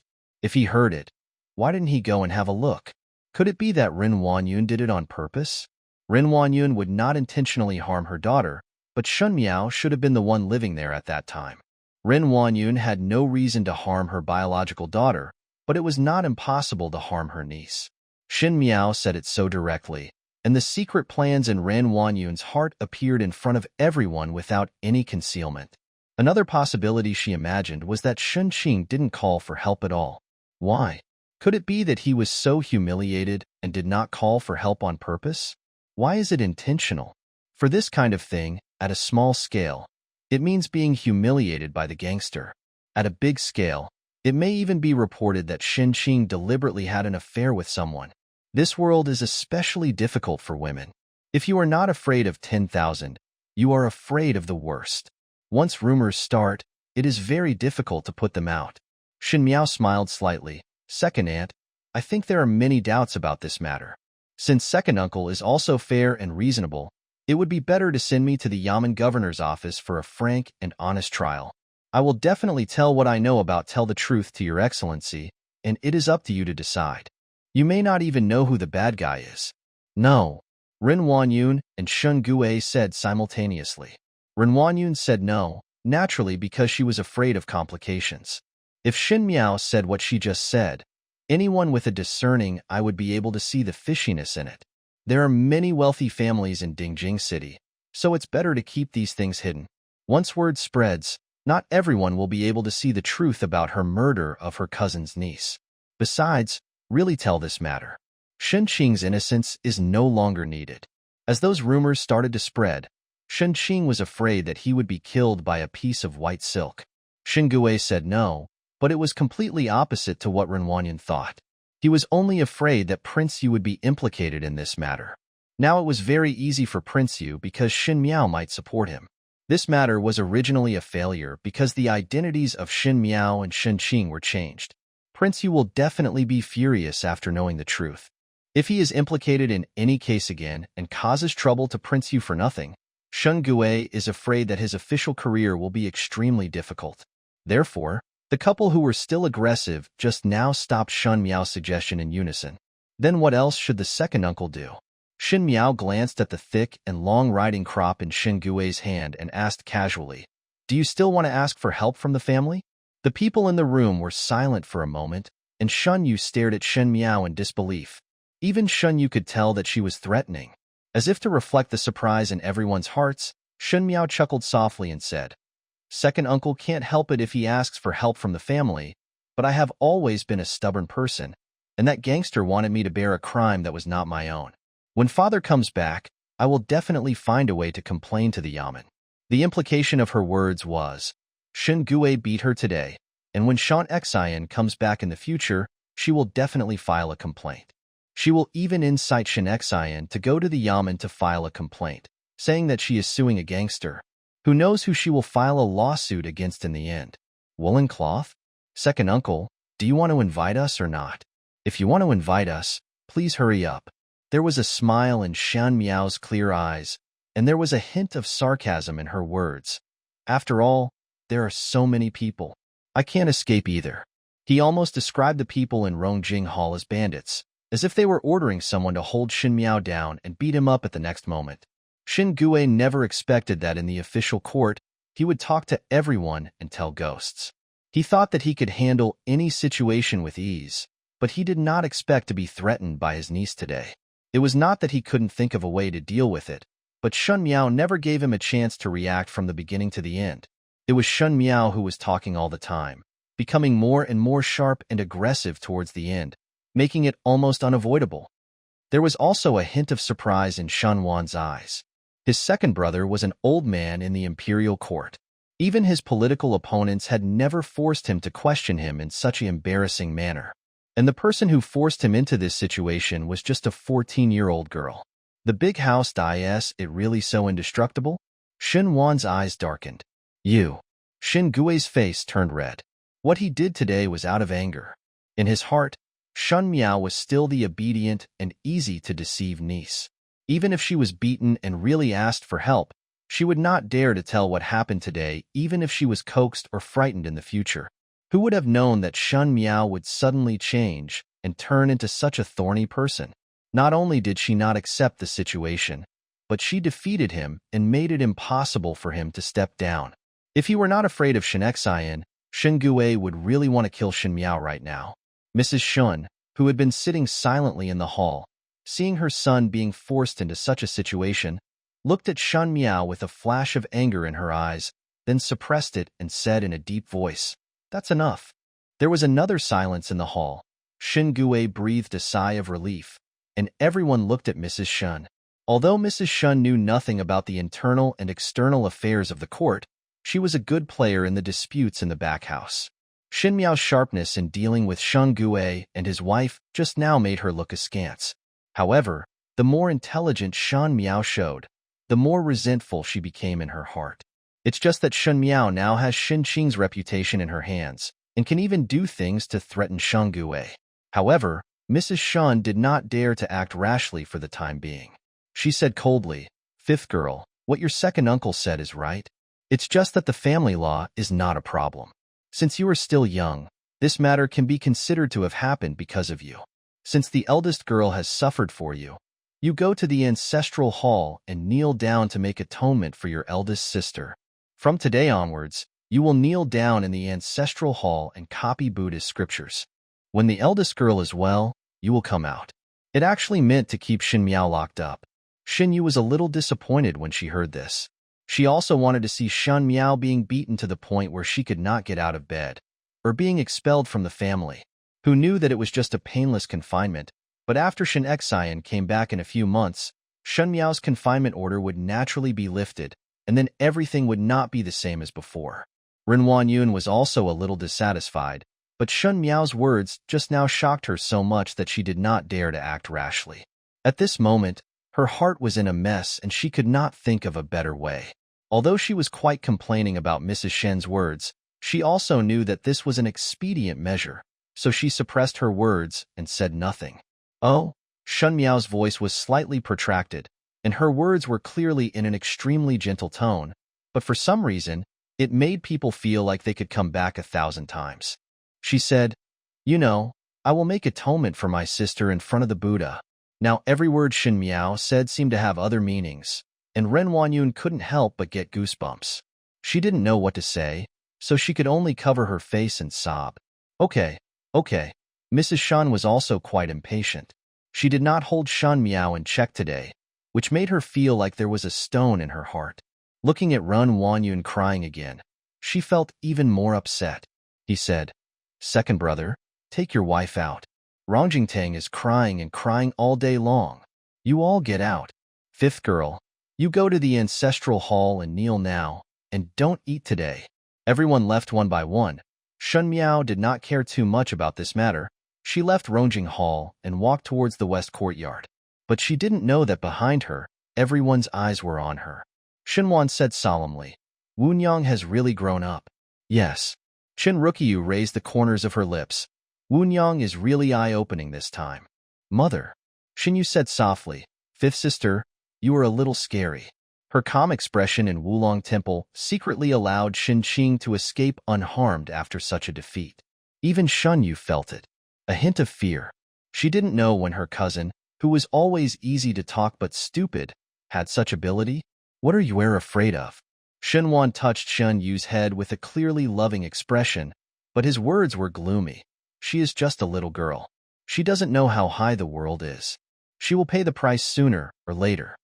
As expected, Shen Miao entered the Shen family's ancestral hall as arranged by Mrs. Shen. The Shen family is a family of military generals, and the ancestors of all generations are enshrined in the ancestral hall. These ancestors built such a prosperous family business for the Shen family on horseback. Unfortunately, in this generation, the Shen family is also very different in appearance and not far away from decline. General Shen's branch was actually very prosperous at first. Unfortunately, in a war, all the Shen brothers were killed, and only General Shen escaped alive. General Shen gave birth to 3 sons, but only one followed the path of a military general. Nowadays, the Shen mansion still seems to have inherited its original glory, but apart from the mighty General Shen Xian, it is an out-and-out family of civil servants, which is ironic to say the least. Girl, are you so numb on your knees? Guyu asked. Jingzhe and Guyu also followed into the ancestral hall. Shen Miao was worried that Ren Wanyun was doing something behind his back, even though she had deliberately blocked Jingzhe Guyu at Wulong Temple before, allowing the two of them to escape the fate of being silenced. But the huge Shen family had their own hidden agendas, so it was better to keep them by their side. Ren Wanyun's hands were too long, so he didn't dare to come in front of her openly. Even if it's not numb, the humidity here is heavy. Jingzhe complained and glanced at the small window. Now it's raining and the ground is wet. This is how to get rid of the root cause of the disease. Besides, they are simply it's unreasonable to make trouble. These things have nothing to do with the girl. The bad guys will file a complaint first. When the master comes back, let's see if they dare. Stop saying a few words. Guyu scolded. If someone finds out, it will be the girl who suffers. Shen Miao smiled and didn't care much. Jingzhe thought for a while and then asked, but today is quite unexpected. So many of them went to Rongjing Hall, but there was no one around the girl. She came out unscathed. Although kneeling in the ancestral hall is also bad, compared to the captive girl's heart, I think it's already much better. Before entering the Rongjing Hall to investigate the crime, Shen Miao did not bring the girl in. Therefore, none of Shen Miao's girls knew what was going on inside. The girl must have convinced a whole room of people by herself, Guyu admired. She is not afraid of facing so many people. The girl is becoming more and more like a master now. So many people? Shen Miao laughed in her heart. It was just a small Shen family, just some clowns who could not stand up to the stage. When Fu Xiu wanted to change the title of Crown Prince, all the ministers stood on the side of Mrs. Mei and Fu Sheng. Her Fu Ming was almost under house arrest at that time. She was wearing the Queen's court uniform, facing the ministers in the Jinluan Palace, and with those ministers. The ministers argued and wept every word. How meager is the power of one person. It's like she is obviously the most noble woman in the world, married to the most noble man in the world, but she can't even keep what her son deserves. No one stood by her side, and she couldn't back away because she had someone to protect. Precisely because she failed to save the precious person that time, she will use more drastic measures this time. Cruel? Ruthless? Hypocritical? Cunning? That doesn't matter, as long as the tip of the knife is aimed at the enemy, as long as it is the opponent who falls. The process is cruel and she blocked the sin alone. What does it matter? She closed her eyes. The tablets of her ancestors were in front of her. Shen Miao whispered quietly, "Ancestors on horseback, if your heroic spirits are still there, please give me the sharpest arrows and the fastest horse, and please protect me from killing my enemies with my hands." After Fang Nianwan opened his eyes, he saw Jingzhe blinking at her, taking out a pack of snacks from his arms, and said with a smile, "Girl has been hungry for so long, she can't help but eat something. I still have some snacks here. It's good for girls to fill their stomachs." Shen Miao would not really fast just because of Mrs. Shen's order. She took the paper bag, opened it, and was startled. "This is?" The captive girl found this in the girls' room at Wulong Temple. Jingzhe scratched his head and said sheepishly. The girl gave the snack to the captive girl at that time. After the captive girl tasted a piece, she had never eaten such a delicious snack, so I couldn't bear to finish eating. After returning home, I went to the ancestral hall with the girl and didn't have time to get anything to eat from outside, so that's all I had left. Shen Miao looked at the exquisite and small snacks, which were left behind when Xie Jingxing had a night chat with her. Thinking like this, I seemed to see the young man's handsome face and his mysterious identity in the rain. Xie Jingxing. Shen Miao pondered, what kind of person is he? In Kylin Garden. As soon as the doctor left, Shen Qing, who had taken the tranquilizer, had already fallen asleep. Even after watching it several times, Ren Wanyun couldn't help but feel her heart twisting every time she saw the scars on Shen Qing's body. The doctor was one of his own, so he would not tell anyone. He also told Ren Wanyun clearly that Shen Qing's injuries were too serious and he was not conscious anymore. He probably needed to take good care of himself for a while. As for why he wasn't awake, it was naturally because he was scared. Ren Wangyun didn't dare to think about what kind of torture Shen Jingxing suffered that night. That night she lived next door to Shen Jingxing, and she even heard Shen Jingxing calling for help, but she thought it was Shen Miao and stopped moving forward. As a result, her daughter was ruined. Whenever he thinks of these things, Ren Wangyun's heart and mind are filled with regret. Shen Gue glanced at Shen Jingxing on the bed. He seemed to have a severe headache and turned around to leave. Stop. Ren Wangyun stopped him. Qing'er has become like this now. Do you still want to go to the courtyard of those vixens? Shen Gue was lustful and had several concubines in the house, all of them beautiful and gentle. Ren Wangyun was so powerful that she kept these concubines in order.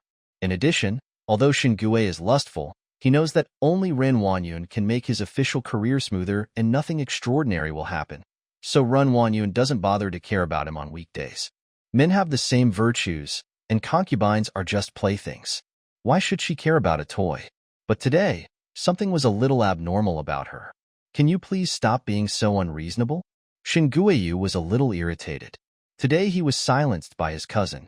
Prince Yu didn't know what the situation would be like in the future, and whether he would be angry with him. Thinking of these, Shen Gue was extremely depressed, and seeing Shen Jingxing again at this time added fuel to the fire. His tone was a little impatient. It's useless for me to stay here. Why don't you just let me be quiet for a while and think about what to do next? Think about it.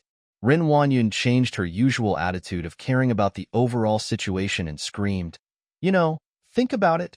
What exactly is Qing'er in your eyes? She has become like this now.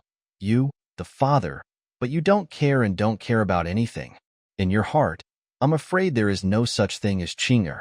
How could there be such a vicious father like you in the world?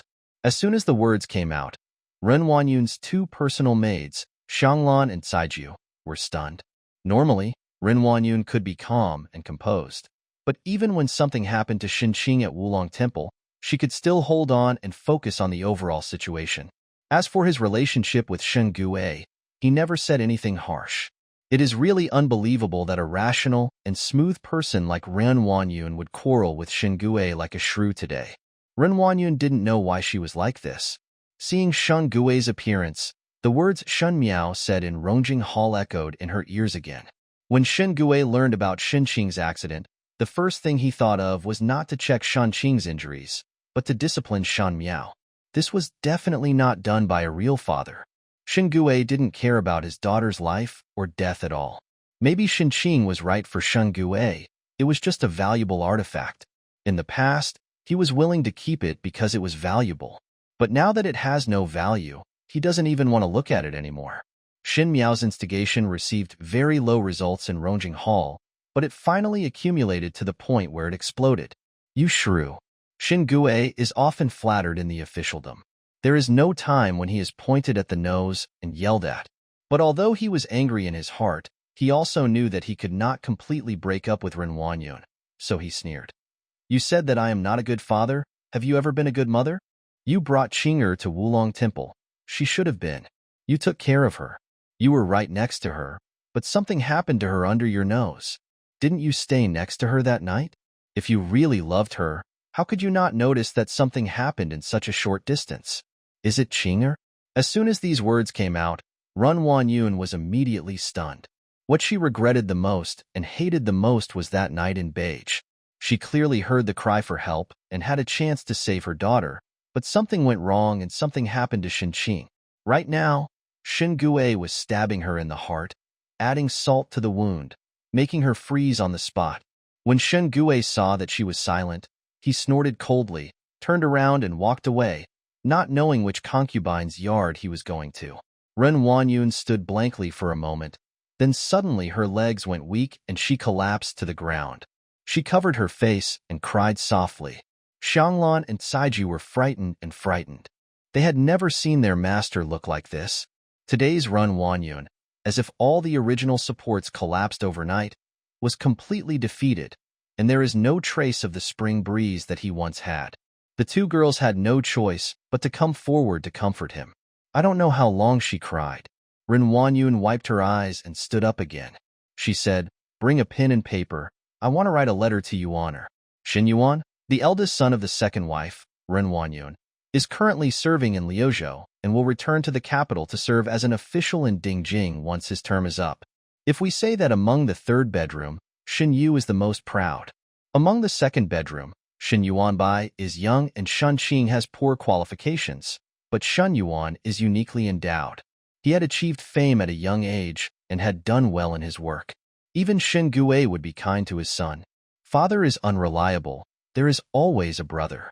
Ren Wanyun glanced at Shen Qing, who was sleeping on the bed, gritted her teeth and said, Yuaner loves your sister the most? Shen Miao, that little witch, this time. I will make you answer for what I have done. I will regret it for the rest of my life. Xianglan hurriedly ran to get paper and pen. Ren Wanyun took a deep breath and said to Caiju beside her, Are those girls still there? The 4 girls and Grandma Gui are all in the woodshed. Does Madame want to give her a dose of dumb medicine, or just... These girls were naturally the ones who witnessed Shen Qing's accident. There are Shen Qing's girls Yanmei and Shuibai, Shen Yu's girls Qingluan and Huangying, and Aunt Gui. Shen Yu's girl poured dumb medicine and gave it to Qiu Shuiyuan. Shen Rukyu has to decide what to do with it. Qinger's 2 girls. Ren Wanyun said harshly, Sell them to a 9th-class brothel. If by dying like this, wouldn't it be a waste of money for the 2 of them? It is unforgivable to protect the Lord. Caiju couldn't help but shudder. The brothel is different from the flower house. The girls in the flower tower can choose to be an artist or sell their bodies, but the girls in the brothel are all in the flesh business.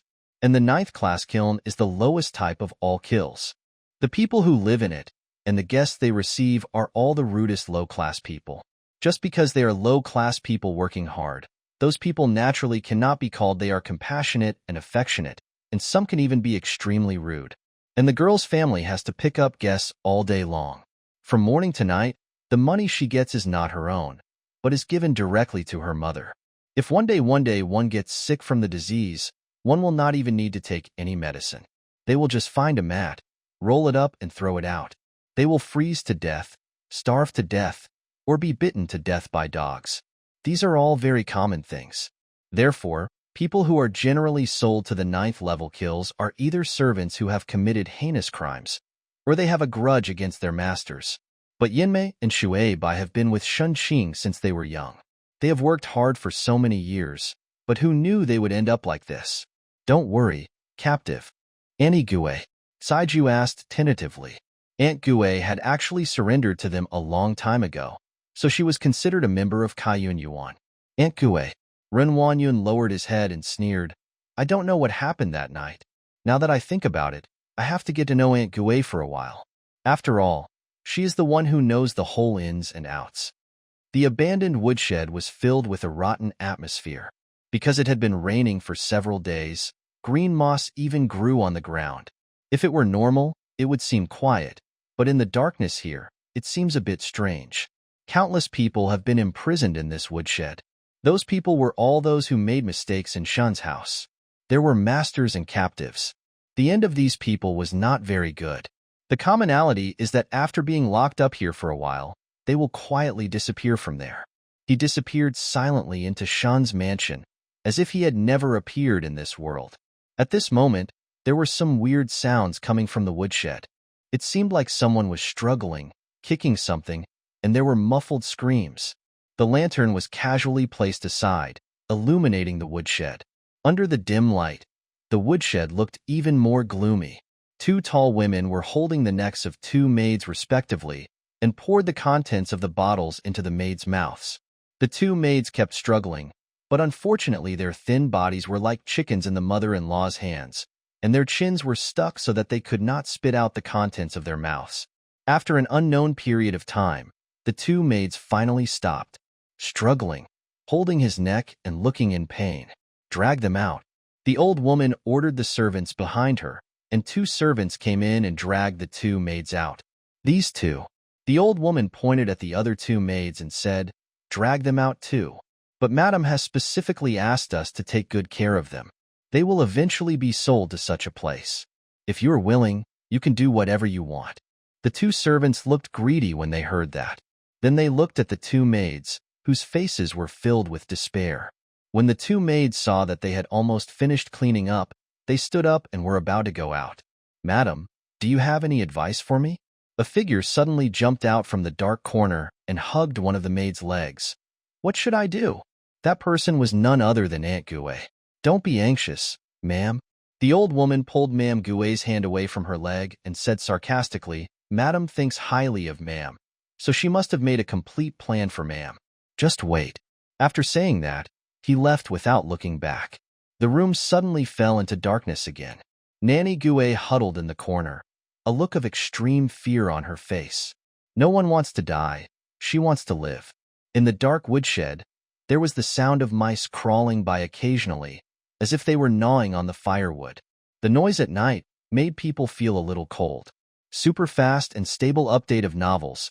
This article was first published by Nanny Gue huddled in a corner. For so many years, although she was just a nanny, because she had a good reputation in front of Shen Miao, the second and third rooms were willing to give her face, and she was considered to be doing well in the Shen mansion. Sometimes Nanny Gue's life was more comfortable than those wealthy people among the common people. It is easy to go from frugality to luxury, but it is difficult to go from luxury to frugality. She was not used to a hard life, let alone being locked up in the woodshed like those low-ranking maids. The thin clothes could not resist the cold night, but what was colder than the body was the heart. Aunt Gue was very frightened at the 4 maids who were imprisoned together. Shen Yu's maid was given a mute drug, and she didn't know if she would survive. Xie Jingxing's girl was sold directly to a 9th-class brothel. Ren Wanyun's methods were so ruthless that she couldn't help but worry about her own fate. Aunt Gue didn't think that Ren Wanyun would make it easy for her, because she not only witnessed Shen Qing's scandal, but also played an important role in it. It was Shen Miao who was supposed to be harmed, but in the end it was Shen Qing who was ruined. How could someone like Ren Wanyun spare her so easily? Da-da-da. Just as he was thinking about it, the sound of someone's footsteps suddenly came from outside, which seemed particularly clear in the night. Aunt Gue stiffened, looking in the direction of the door with fear in the dark.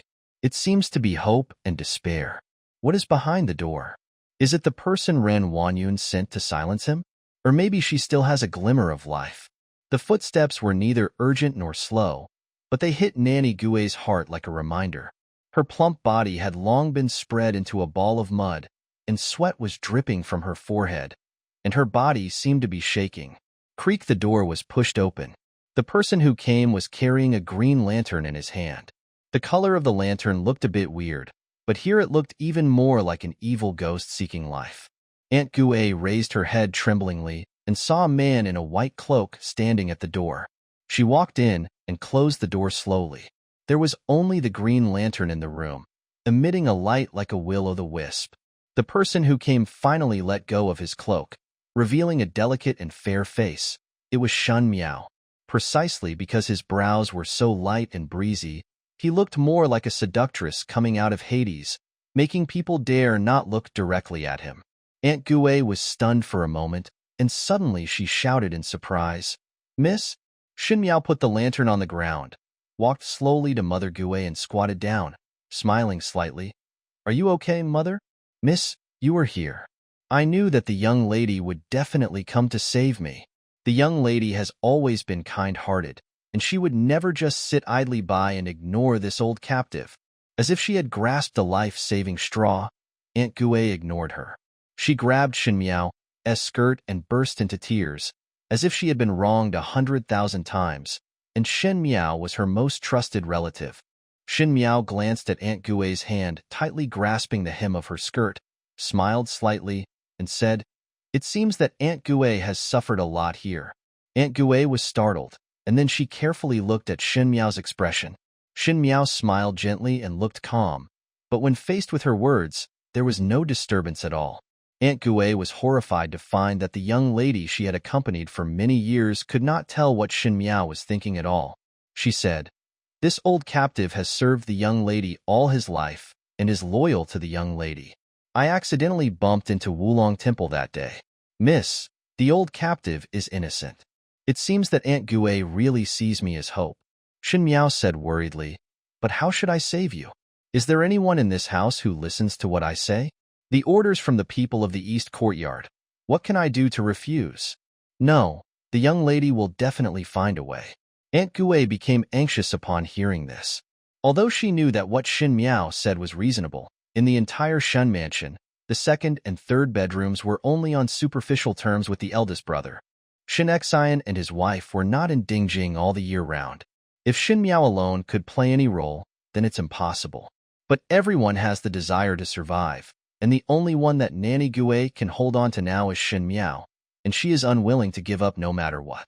She said, "Young lady can ask the old lady, but if that doesn't work, you can write a letter to the master and ask him to reply to the house. They will not fail to listen to the master's words." As if she felt that she had found an excellent way, Nanny Gue's eyes lit up and she looked at Shen Miao with hope. But Shen Miao smiled softly, shook her head, looked at her, and said slowly, "Father's words can indeed save you, but why?" Aunt Gue was stunned. "Why do I have to run around so hard for a servant?" Her voice seemed to contain a touch of sarcasm. Under the bright lights, she seemed not to care about the person in front of her at all. In the eyes, Aunt Gue suddenly panicked. She did not expect that Shen Miao would say such a thing.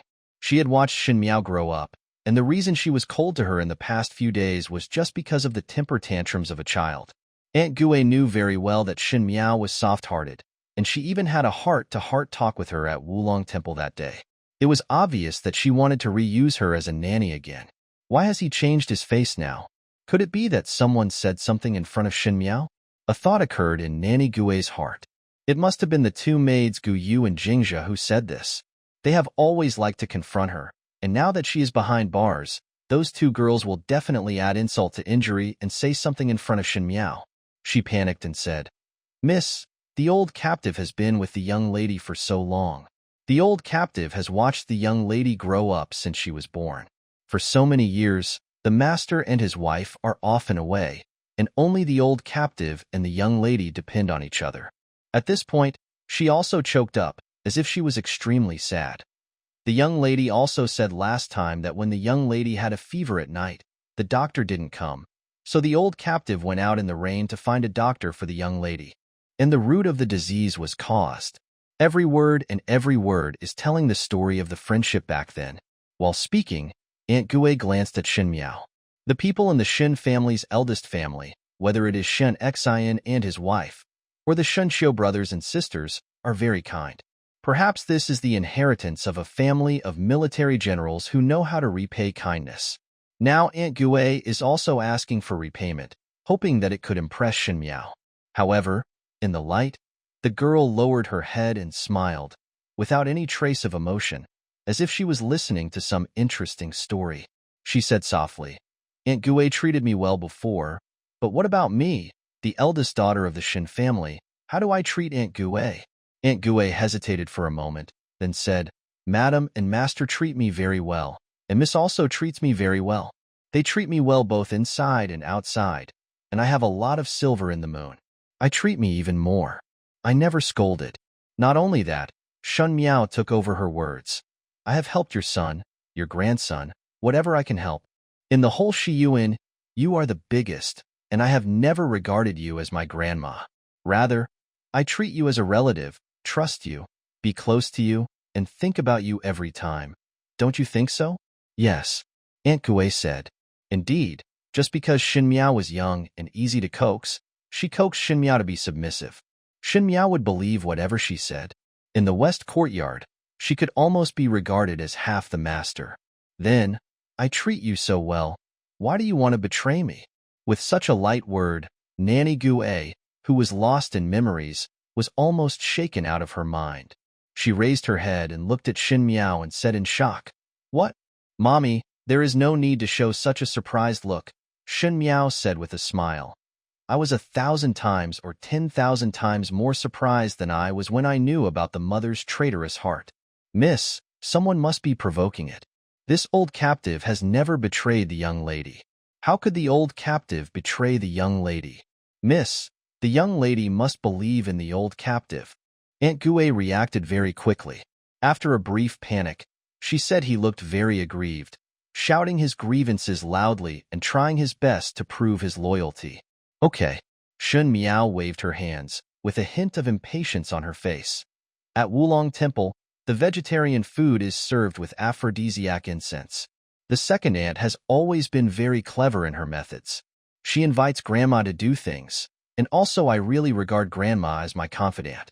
She finished speaking word by word, and when she got to the last word, Aunt Gui's posture of wanting to defend herself at the beginning became unable to utter a single word. She looked at Shen Miao blankly, with incomprehensible horror in her eyes. Mommy is probably illiterate. I don't know that there is a saying in the world called the mantis stalking the cicada and the oriole behind it. I have also served 2 masters. I also want to hear it. In my eyes, it is the second aunt's method. Are you smart, or am I better? Are you? Aunt Gui struggled to spit out a few words. That's right. It's me. Shen Miao's voice was very low. So low that only Aunt Gui could hear it. She said, I was the one who was supposed to be ruined. Why did I become the big sister in the end? Of course it was not a coincidence. It's all my doing. It was one thing to guess in one's heart, but it was another thing to hear it with one's own ears. Aunt Gui looked at the girl in front of her with fear. She squatted on the ground and looked at herself with a smile. Those clear eyes looked like the eyes of a beast under the bright green light. They were surprisingly bright and terrifying in the dark night. He is clearly cute and fair. How could he be so scary? As for why Shen Miao and Shen Qing became different people in the end, Nanny Gui had been thinking about this issue after being thrown into the woodshed. She also guessed whether Shen Miao might be involved, but she quickly gave up this ridiculous idea. She had watched Shen Miao grow up, and she was very familiar with how many pounds and tail she had. She is inherently stupid and soft-hearted, and there is no way she would do such a thing. Now Shen Miao admitted it personally in front of her without even covering it up. If it were anyone else, Nanny Gui would think that this person was too arrogant and stupid, but now, she no longer dared to look at Shen Miao with ordinary eyes. Mississippi. She opened her mouth, but didn't know what to say. Since Shen Miao already knew about this matter, there was absolutely no chance that she would come to rescue her. Second aunt has always been ruthless in her methods. Although she values Grandma, after this incident, she has no good future. It's such a pity. There was regret in her words, as if she really sympathized with Grandma Gui's experience. Aunt Gui was afraid of Ren Wanyun's methods, but Shen Miao's words inspired hope in her heart. She immediately knelt down on the ground and kept kowtowing to Shen Miao. Miss, please save the old captive this time. The old captive did not harm the young lady intentionally. The second lady used the children and grandchildren of the old captive to threaten the old captive. The old captive was also I have to. For the sake of the master and his wife, and for the sake of the old captive who has served the young lady for more than 10 years, please save the old captive. She knocked her head with a bang-bang sound. If it had been before, with Shen Miao's respect for her, she would never have allowed Aunt Gui to bend like this. But now she is Empress Shen of Mingqi. All civil and military officials have knelt before her. She is really worthy of being a captive to a traitor. Actually, I came here tonight to repay Aunt Gui for her kindness to me for so many years. Shen Miao suddenly said. When Aunt Gui heard this, she was overjoyed and said loudly, Old captive knows that Miss is a kind-hearted person. With such love and justice, Bodhisattvas will bless Miss in the future, and those who want to harm Miss will be stopped. Good to die. Shen Miao laughed in her heart. Aunt Gui's work was amazing. She also raised her voice. Actually, it's not just about hugging back. Didn't Aunt Gui have a heart-to-heart talk with me that day at Wulong Temple? From that time on, I knew that Aunt Gui was sincere in this world. I'm fine. Aunt Gui was a little confused and didn't know what Shen Miao meant by these words. It was clear that he hated himself so much just now, but why did he turn around and be so conciliatory? No matter what, Aunt Gui felt that she was full of hope and immediately followed Shen Miao's words and replied, Yes, the old captive has been on the young lady's side from the beginning to the end. Only the young lady is the old captive's master. I will be loyal to you forever. There was a sudden noise outside the window, as if something had been hit. Aunt Gui was startled, and then she looked outside. But what could be seen in the dark room? Seeing nothing, she turned to look at Shen Miao with a sad expression. Miss, can you get the old captive out now? It's too dark and damp here. I'm afraid the old captive's arms and legs won't support me. Soon. Don't be afraid. You don't have to support me for long. You are going to die anyway. What? Aunt Gue suddenly raised her head and looked at Shen Miao at a loss. I don't understand what the young lady means. The people outside just now were sent here by second aunt. I think they have discovered that I came to visit Aunt Gue, Shen Miao said with a smile. In this case, what other way does Aunt Gue have to survive? I don't understand. Aunt Gue straightened up subconsciously. She felt faintly uneasy in her heart, but she didn't know what Shen Miao meant. Don't you understand? Shen Miao tilted her head and thought for a moment. Do you still remember what Mama said loudly just now? After hearing this, Aunt Gue really thought about it for a moment. Then her expression changed and she instantly turned pale. She just said loudly, Shen Miao was on Shen Miao's side from the beginning to the end, and Shen Miao was the only one who was her master. Admittedly, these words were meant to deceive Shen Miao and express her loyalty in the hope that Shen Miao could rescue her. But what would Ren Wanyun's people think if they heard this? That day Shen Qing and Shen Miao changed places inexplicably. She suspected that Shen Miao had tampered with it. The reason why she couldn't believe it was because she didn't know how Shen Miao could. A prophet of uncertainty. But what if Aunt Gue informed Shen Miao about this matter and conspired with Shen Miao to plot against Shen Qing? It all makes sense. This is not the truth, but in Ren Wanyun's ears, this is the truth. Before she had time to be afraid, Shen Miao had already spoken again. She said softly, What I want to repay Grandma is this great gift. Does Grandma think it's okay? Aunt Gue stared at Shen Miao. Only then did she realize that from beginning to end today, she was being led by Shen Miao. She believed whatever Shen Miao said, and the relationship between her and Shen Miao had completely deteriorated. But Shen Miao was more unpredictable than her, and she would fall out with him at any time. Moreover, she could not guess what Shen Miao's purpose was at all. I have only one purpose here, which is to send Nanny on her way. Shen Miao seemed to have guessed the doubts in Nanny Gue's heart and said with a smile. Aunt Gue trembled. She wanted to cry and scream, but she couldn't make a sound. The baby in the swaddling clothes had turned into a real girl without knowing when, and no one had ever discovered the other side of this girl, not even she. She wanted to resist fiercely, to yell and curse, but when she saw those beast-like eyes, she couldn't help but tremble. My Shen family does not support people who betray their faith. Even if Mammy goes to the underworld and turns into a fierce ghost to seek revenge on me, I am not afraid. I may even have to fight Mammy again. Her words were colder than her smile. It's not that I betrayed Mammy, but that Mammy betrayed me. It's a pity for Madam's grandson and son. Second aunt is always ruthless in her actions. Madam may be reunited with them soon. No. Aunt Gue shuddered, tears and snot already flowing into one place, crying extremely pitifully. Please, save them. I have already told you that I don't need to worry about a servant who betrays his master. Shen Miao's words were cruel and cold. Standing idly by is my greatest kindness. She slowly leaned forward, as if whispering to Aunt Gue when she was a child, and said calmly, Because of the relationship between master and servant for more than 10 years, I came to see Aunt Gue for the last time. Nanny Gue, it's been a good journey. A touching smile bloomed on her smooth little face. It was originally a cute and delicate little face, but it was cruel and heart-stopping. Aunt Gue was still about to say something when she saw Shen Miao standing up and putting on her cloak again. The corners of the cloak drew a pale light in the darkness, like white paper money flying on the coffin. The green lantern was carried out of the house. The moment the door was closed, everything fell into darkness again, and despair surged up from everywhere. Outside, when Bai Lu and Shuangjiang saw Shen Miao coming out, they all breathed a sigh of relief, helped Shen Miao, and turned around to leave. After they left, a woman's figure appeared among the flowers. She looked at Shen Miao's back and then at the closed woodshed door with a look of resentment.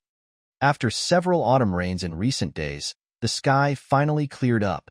Everything in the general's mansion seemed to have returned to its former peace, but the scent of medicine from the east courtyard still reminded him of the turmoil that had occurred in Shen's mansion a few days ago. Shen Qing's sanity seemed to be gradually recovering. At least he didn't go crazy when meeting people like before. It's just that Ren Wanyun was afraid that she would be stimulated again. So he had been locking her up in Kylin Garden these days and not allowing her to come out. He was even more afraid that Shen Qing would commit suicide, so he guarded her all the time. In this way, all affairs in the mansion will be taken care of by Chenrukyu. Ren Wanyun rarely left the courtyard, which gave Shun Miao a rare few days of peace. But that doesn't mean nothing happened.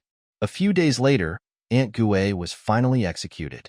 The charge is that he secretly colluded with criminals with the intention of murdering Shun Qing. Nowadays, no one in the Shen mansion talks about Shun Qing's matter in front of Shen Miao. It's not because the matter has been settled, but because Shen Miao's words in Rongjing Hall that day made these people take offense. Dare not take action easily. He did not dare to touch Shun Miao, but he still dared to touch the nanny beside Shun Miao, Aunt Gue. According to the laws of the house, Aunt Gue is to be beaten to death with a stick. Generally speaking, if a captive commits a crime, he will be executed. The older ones will be beaten to death with a stick. For more ordinary ones, just drink a bottle of medicine.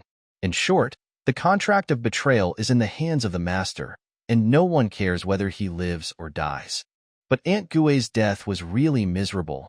Her limbs seemed to have been broken alive. There was not a single inch of bone in his body that was healthy. His whole body was bleeding from all his orifices, and he looked extremely terrifying.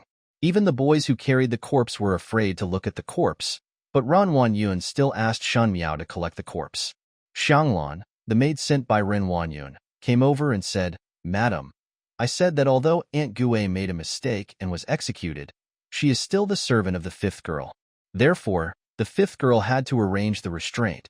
So the body has been placed in the west courtyard. Miss Five, please go and take a look." Probably everyone wanted to see Shan Miao's panicked look. After all, the servants in the Shun mansion knew that Aunt Gue was Shun Miao's confidant. Now that she would end up with a tragic death, Shen Miao would probably be heartbroken. Ren Wanyun probably thought the same way, thinking that Shen Miao would blame herself for Aunt Gue's death because of her. Who would have known that Shen Miao would walk up to Aunt Gue's body that day in front of the entire west courtyard servants, lift up the white cloth, and look at the miserable corpse without changing her expression, without even frowning. Xianglan was surprised at Shen Miao's calmness, but she saw Shen Miao shouting coldly. Aunt Gue used to be domineering in the west courtyard, bullying the superiors and hiding the subordinates. The captive bullied the master and was arrogant and domineering. Even if such a captive did not make any mistakes, the west courtyard would not do the same. Take it. Show me clearly today that anyone who follows Aunt Gue's behavior in the future will end up like this. In the west courtyard, most of the informants from the second and third bedrooms were installed. In the past, I saw that Aunt Gue was the dominant one. Now that Aunt Gue died tragically, Shun Miao was so cold, and fear involuntarily arose in her heart. Seeing this scene, Xianglan felt bad. She originally wanted to scare Shen Miao, but who knew that Shen Miao would gain power through the death of Aunt Gue? He immediately returned to Kylin Garden and reported the matter to Ren Wanyun. "It's broken. It's been a trap." When Ren Wanyun heard this, he loosened his grip and the teacup fell to the ground, shattering all the porcelain pieces on the ground. "Madam." Saiju was a little confused. Ren Wanyun gritted her teeth. "Aunt Gue is just a rascal. I think that little witch wanted to get rid of Aunt Gue a long time ago, but she just borrowed our hand. Now she is allowed to establish a prestige in the west courtyard. You little witch, you are so calculating. Quite shrewd." Ren Wanyun is not stupid, but when it comes to Xinqing, as a mother, she inevitably loses her usual composure. That night, the people who were looking for Aunt Gue saw Shen Miao outside and heard a few words from them. Aunt Gue seemed to be loyal to Shen Miao. When she came back and told Ren Wanyun, she was convinced that what happened to Xinqing that day was because Aunt Gue and Shen Miao conspired to replace him. With this thought in his mind, the hatred towards Shen Miao and Aunt Gue was like a torrential flood. Shen Miao could not move for the time being, but Aunt Gue, a servant, could move. So she used the most cruel method to make Aunt Gue suffer to death. I thought that Shen Miao would be heartbroken when she saw Aunt Gue die. But this time, after listening to Xianglan's words, Ren Wanyun knew that she had been played by Shen Miao. Everything was a trap set up by Shen Miao. When it came to killing someone with a borrowed knife, Shen Miao played it better than anyone else. Ren Wanyun was itching with hatred. She had been living smoothly in the back house for so many years, and all of Shan Gue's concubines had been taken care of by her. but now they were defeated repeatedly at the hands of a yellow-haired girl. Ren Wanyun's heart was filled with anger. "Have you brought the letter to Prince Yu?" Ren Wanyun asked. "I brought it here, but madam, if the master knew about it, he would definitely be angry." Saiju replied cautiously. Now Xinqing's matter, Shen Gue tried every means to hide it from Prince Yu for a while, hoping that Prince Yu would not find out. But Ren Wanyun wished that Prince Yu would find out immediately, because with Prince Yu's temperament, if anyone dared to play tricks under his nose, that person would definitely die a bad death. Even if she quarreled with Shen Gue, she would avenge Xinqing. Since Shen Miao dared to threaten the entire Shen family, then did she dare to threaten Prince Yu? I want her to die without a burial place. Ren Wanyun gritted her teeth. The girl is playing chess again. Bai Lu shook her head, a little puzzled. What's the point of playing chess alone? What can you do if you don't play chess? Shuangjiang glanced at the people at the table and said angrily, I'm grounded all day long and can't even go out of the yard. If this continues, I won't have to do anything during the day. Shu Bai Lu whispered, Stop talking. It's not pleasant for a girl to be grounded. Don't bring it up to make her angry. Shuangjiang muttered, We girls have a good temper, so we won't get angry. Speaking of which, it has been a long time since I saw Shen Miao angry. Let alone angry, there was no obvious emotion at all. In the past, Shen Miao was a fool like No-No, but her emotions were clear. If she was happy, she was happy, and if she was sad, she was sad. But now, even the few personal girls can't understand her. If people's growth begins slowly, then Shen Miao's changes seem to be completed overnight. From being simple and cowardly to being ordinary, no one knows how it happened. Bai Lu. Just as he was saying this, he heard Shen Miao calling her name, and Bai Lu quickly stepped forward to answer. You can the gold jewelry in the silver jewelry box in the cabinet sometime, she said without looking back. Yes, Bai Lu replied hurriedly, and then she was stunned again. But girl, I just pawned a box of jewelry yesterday, and this is the last box. It doesn't matter. Shen Miao put down the chess piece. It won't be used after all. After you give the banknote to Jingxia and ask Gu Yu to come in. Bai Lu responded and went out, but she had some doubts in her heart.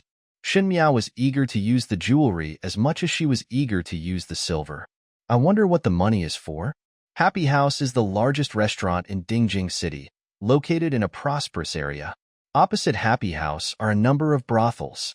After the banquet at Happy House, the dignitaries would go to the opposite brothel to have fun. Brothels are divided into several levels. The more sophisticated, the higher up. The top floor is for those who sell art but not their bodies. Below are some famous girls. The lowest level is the 9th level brothel. Such brothels are not qualified to be called buildings or courtyards, but can only be called classes or lower places. Sanfuban is the lowest class brothel opposite the Happy House. People who come and go there are low-class people who do hard labor, and girls who are sick and dying are often thrown out and thrown into the street.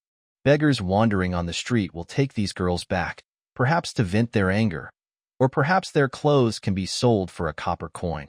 In short, compared with the exquisite Happy House, the Sanfuban opposite is simply a Hades on earth. At the window of Happy House, a young man with spotless white sleeves frowned and looked at the Sanfu troupe across the street. He saw someone throwing new maids in. The maids were struggling and crying. I guess some master sent them here. Some young maids were beautiful, so jealous mistresses would sell them to the Sanfu troupe to prevent them from climbing into the bed. How cruel. The young man in white shook his head. Although his tone was full of pity, he had no intention of going down to help. The young man opposite him, dressed in purple and looking very noble, just poured wine and said calmly, The person has entered Prince Yu's mansion. It is unknown whether we can find him or not. What if we can't find it? The young man in white turned and looked at him. Keep looking. The young man in purple raised his lips and smiled. His evil smile was so handsome that the courtesan who was playing the stringed instrument next to him couldn't help but lose his concentration and played a wrong note. Seeing this, the young man in white smiled mischievously and said, Xie San, your charm has become even greater now. All the beauties are attracted to you. How can I live? He sighed. In fact, the young man in white was also very handsome, but compared with the young man in purple, he lacked the lazy nobility. The young man looked lazy, but his eyes were very sharp, like the scorching sun in the sky, which was naturally dazzling. Standing next to him, the natural light was covered. Gaoyang, if you like, I will give you a room later. How about that? Xie Jingxing glanced at him. Forget it. The young man in white named Gao Yang waved his hands and smiled bitterly. A beauty should be admired from afar, but not played with. I don't have that much energy. But you, he took a sip of wine. You are a young and unruly person. How can you not have a confidant around you? Mingqi, if you want, there will definitely be a large group of people coming to you. A confidant, Xie Jingxing smiled. How do you know it's not a confidant? Don't make it sound so scary. Gao Yang pointed at the brothel across the street. Look how cute the girls upstairs are. The ones with skeletons are boring. Xie Jingxing followed his gaze and suddenly stopped, with a hint of surprise in his black eyes. Why is it him? Many girls are sent to the Sanfu class every day. Some of them are still very young, while others are already old and ugly. However, once they are sent here, it means that they will have almost no future in the second half of their lives. What awaits them is deep despair and a bleak ending. The same is true today. Two pretty little girls were thrown in. Among the crowd of haggard and listless women, they were like two young onions, feeling out of place here. I don't think they need to be fixed up. The mother, with a face full of flesh, looked at the two people critically. They are pretty and have delicate skin and tender flesh, but I don't know how long they can last. Never mind, take them to the tea room. The two little girls were already trembling with fear. They were none other than Yinmei and Shuobi, who were to be sold to a 9th-class brothel by Ren Wanyan. Yinmei and Shuobi had served Xinqing since they were young. They were considered to be the most respectable girls among the maids and had never suffered any hardship. Now, they saw scenes like Hades on earth. They were so scared that they couldn't even cry. And what their mother said shattered their only hope.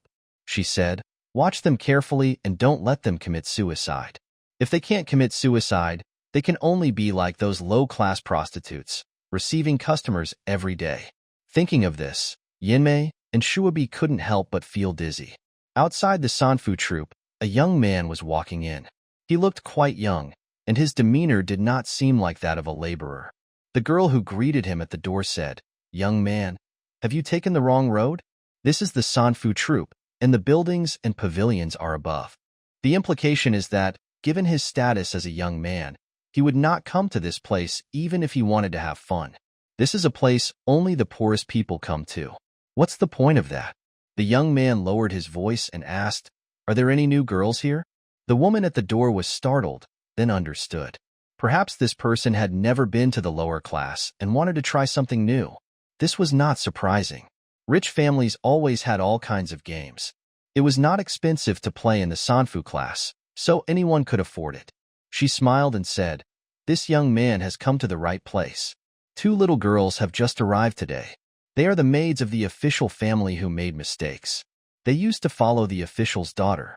They are beautiful, but the price is a little higher. Take me to see it," said the man. The leading woman took the young man into the tea room. The reason why Sanfubin was the cheapest brothel was not only because it was a place where coolies came, but also because the girls here were very cheap. It only took a cup of tea, and if the girls had better cooking skills and spoke softly, they could get the customers to pay for a plate of snacks, which was also a skill. But generally speaking, the guests who come here will only order a pot of tea. Firstly, the girls are unwilling to spend the effort. No matter how much money they have, they will not share a word with them. Secondly, most of the guests who come here are stingy and are not willing to spend an extra penny. But today, the young man ordered a pot of tea and a plate of snacks, which was considered a very generous guest for the Sanfubin. The woman who led the way quickly asked someone to bring in the two little girls. Yinmei and Shuobi were forced to change into thin gauze clothes and came to the tea house with a feeling of humiliation. They were both shivering in the autumn, as clothes could not keep out the cold, and they were very scared. The woman who led the way saw the man coming and said to the young man in a flattering manner, "Young man, enjoy your tea slowly. I will leave first." When she passed by Yinmei and Shuobi, she said in a threatening tone, "Serve this master well." After the woman left, Yinmei hesitated for a moment. Seeing that the young man never made any move, she whispered, "Master, As soon as the words came out of her mouth, she felt deeply humiliated. When they were in the Shen mansion, they were the personal maids of the second Fong girl. Not to mention in Kylin Garden, but also in the entire Shen mansion, the maids were respectful when they saw them. Now, he has to be ridden by thousands of people and humiliated by strange men. And all of this was just a gift from Ran Wanyun, who threw them into this low-class brothel. The friendship between master and servant for more than 10 years was wiped out in one fell swoop, and they were worse than enemies. Do you want to leave here? The young man suddenly asked. Yanmei and Shuaibai were stunned for a moment, then came back to their senses. Shuaibai was still a little suspicious, but Yanmei immediately knelt down excitedly and said, "If I can take us out, I would like all living beings to serve you." Jie Chao repay each other with titles. For Yanmei, staying here would be worse than death, and it would be better to stay with a man. At least it's better than these miserable days with no future. Shuaibai was reminded by Yanmei's words, and she also knelt down. "Please save the lives of the captives. I can do whatever I ask the captives to do." When the young man heard this, he almost choked on the tea in his mouth and turned his head away uncomfortably. This person is none other than Yuching, the guard of the outer courtyard of Shen Mansion. When he came to the Sanfu class today, he also followed Shen Miao's order. Although he did not understand how Shen Miao, a boudoir girl, knew so much about the brothels in the capital, he still had important matters to come to today. Although he was a little embarrassed, he still did so. "I can buy your deed of prostitution, and you don't need to follow me. I'll let you be free," he said. Yanmei and Shuaibai heard this and stared at Yuching in disbelief. They don't understand why there are such people. The men who come here are naturally looking for pleasure. The young man in front of him didn't look like he was working as a coolie. Yanmei became more alert and asked, "What do you want me to do?" "Simple," Yuching said. "I heard that you two were originally the personal maids of the second daughter of the general's mansion. How did you end up in such a situation?" Shuaibai bit her lip and said bitterly, "I was expelled from the Shen mansion because I made a mistake. However, the two of us didn't make any mistakes. We were just captives. Whatever the master says is what it is." Until now, Shuaibai has not revealed the key to it. She thinks she still has some feelings for her second roommate. Yuching said, "Then you are hateful." The two were silent. "Hatred? Of course I hate it. It would be fine if he were given a cup of poisonous wine and everything would be over, but he chose to use such a method to make life worse than death and exist in the world like a zombie. But what's wrong with them? No one knew what happened that night. Xinqing's inexplicable disappearance was the fault of their captives. Although I am also heartbroken that something happened to my young lady, I am afraid that only a saint will be able to blame all the blame on the two of them. I guess you hate her too. Yanmei, I heard that you have a younger sister working as a second classmate in the courtyard of the second room of the Shen family. Shuaibai, you are very popular in the Shen family, and there are many sisters around you. Yanmei and Shuaibai were shocked that this man actually told them exactly where they came from. That's right, when Yanmei and Shuaibai were bought into the Shen mansion, they were originally said to be orphans, but that was just a deliberate concealment in order to select them.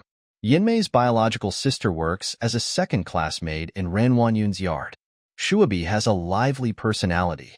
There are many sisters who are good friends in Kylin Garden. There is no free deal in the world. I will take you away. You can find a way to tell me the news about the second room in Shan's house." The two men suddenly raised their heads. Yanmei cried out, "You have to deal with Madam."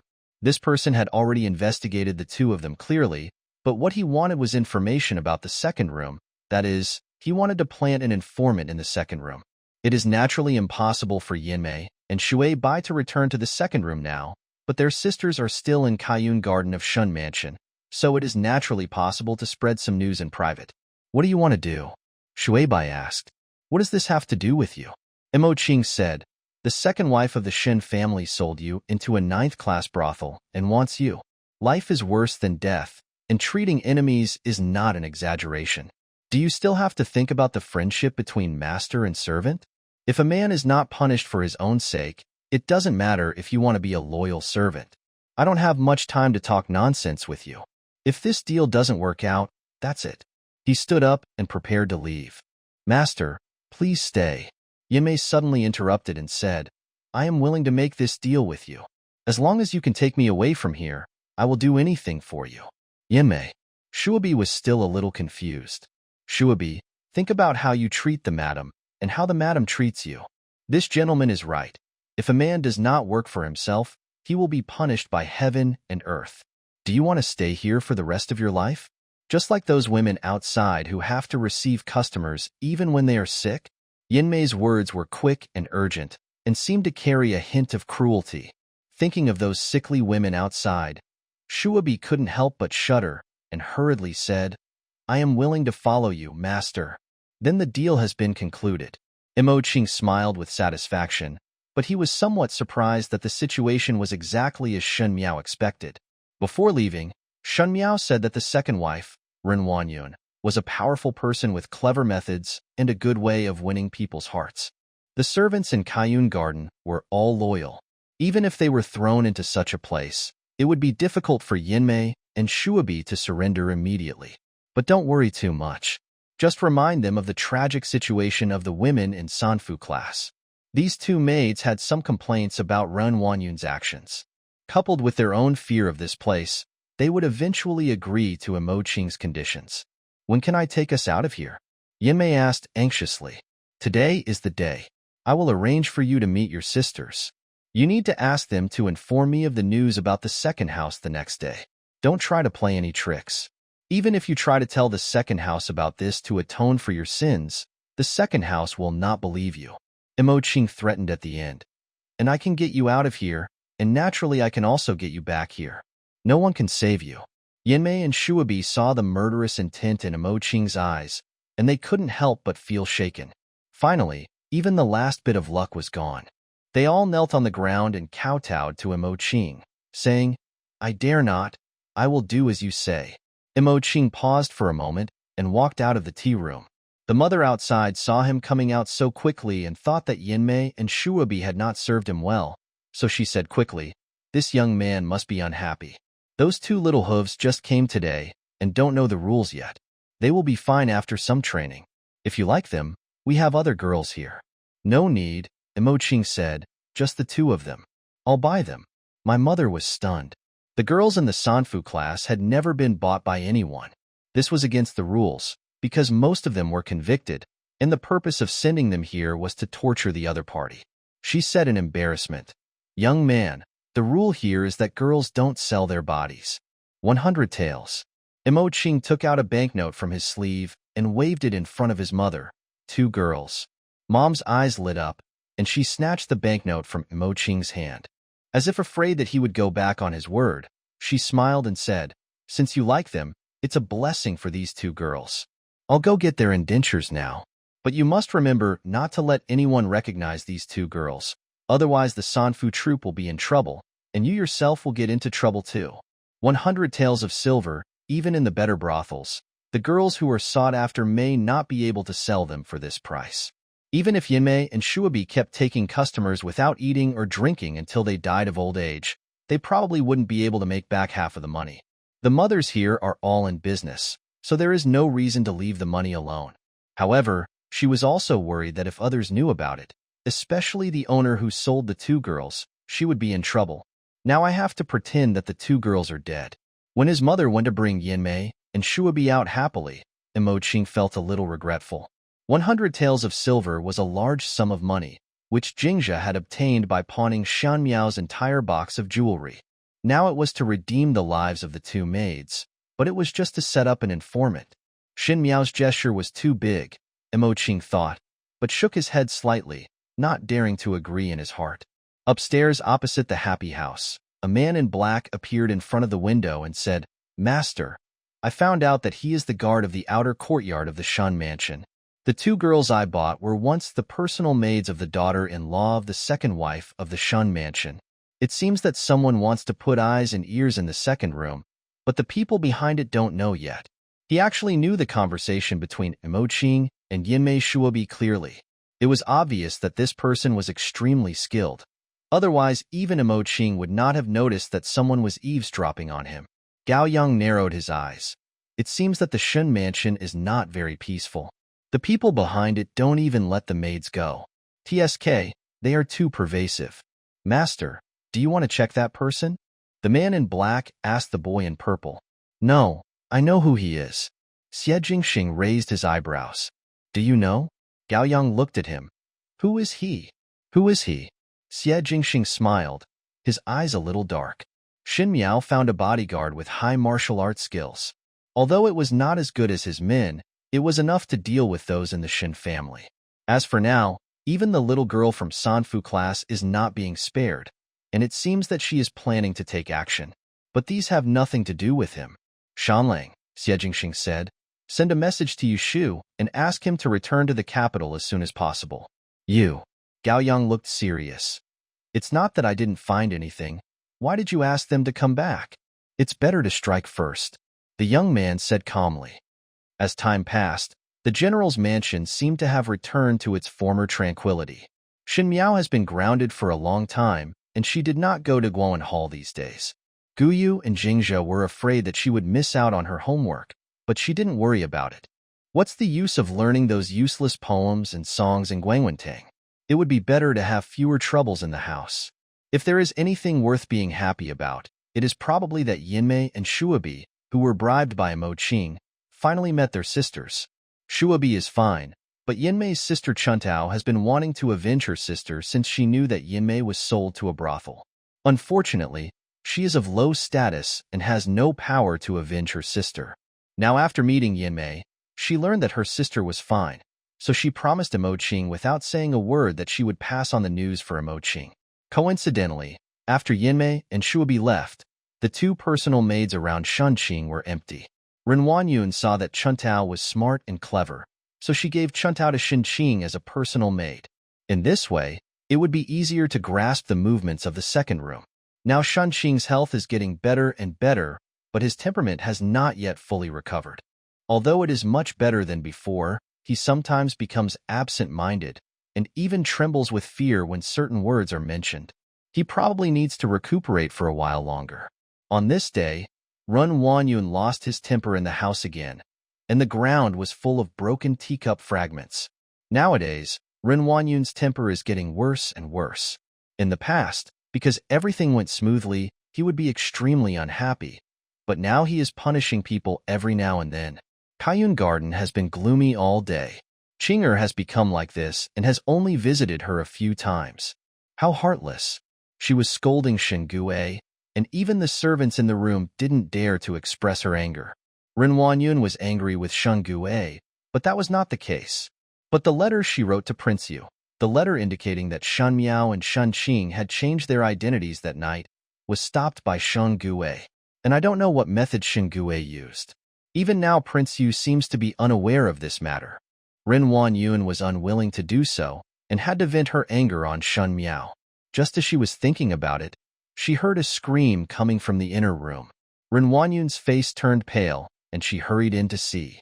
She saw Chuntao holding a small bowl to feed Shen Qing porridge, but somehow the porridge was all spilled, and Shen Qing was half lying over and vomiting. What's going on? Ren Wanyun shouted, glaring at Chuntao. I asked you to take care of the young lady, but you are so lazy. I deserve to die. Chuntao knelt down and said, It's just that the young lady has been nauseous for the past few days. Just now, when she was drinking porridge, she had vomiting again. I dare to say that Madam should ask the young lady to find a doctor. Maybe she has a stomachache. These days, the doctor who treated Shen Qing didn't come often. Because Shen Qing's skin injuries had almost healed, he just needed to rest. Ren Wanyun stayed with him all day, which helped Shen Qing gradually regain some consciousness. Now, hearing Chuntao say this, he was also anxious. Just as he was about to ask Saiju to get a note to invite the doctor, he was suddenly stunned, as if he realized something, looked at Chuntao, and slowly asked, You said, Qinger has been vomiting these days? Yes, Chuntao was a little puzzled, but the food is specially made clean in the kitchen. Miss sometimes feels dizzy. Ren Wanyun covered her chest, and her heart was suddenly filled with shock. Chuntao was still young and didn't know about this, but she was an experienced person. Shen Qing looked like this. Could she be pregnant? Her eyes went dark, and she almost fainted. Xianglan beside her quickly supported her and said, Madam, take my note and ask Dr. Chun to come over. Ren Wanyun paused for a moment, then stroked her chest and looked at Shan Qing with horror. Chuntao on the side lowered her head, but no one saw the smile in her eyes. As Shen Qing's personal maid, she naturally did not discover Shen Qing's nausea today. It has been a while, but the first person she told was not Ren Wanyun, but Imo Qing, who passed the news to her. Imo Qing also told her that if Ren Wanyun didn't find out, she should keep it secret for the time being and talk about it later. Chuntao was also lucky. For such a long time, Ren Wanyun didn't find any problem with Shen Qing. Until today, Dr. Chun from outside came quickly at Xianglan's urging. He was also the doctor who treated Shen Qing's injuries before. This was the doctor who was assigned to Ren Wanyun by her parents when she got married. Sometimes when Ren Wanyun wanted to deal with concubines or do something inconvenient, Dr. Chen would help her. Dr. Chen was Ren Wanyun's confidant, so naturally there was no need to be shy about anything. Ren Wanyun looked at Dr. Chen eagerly while he felt Shen Qing's pulse. Shen Qing was still a little scared and shrank in Ren Wanyun's arms. Dr. Chen put his hand back. Shen Qing looked a little solemn. He glanced at Shen Qing before shaking his head at Ren Wanyun. "All of you get out," Ren Wanyun said to the servants in the room. Xianglan, Saiju, and Chuntao quickly retreated.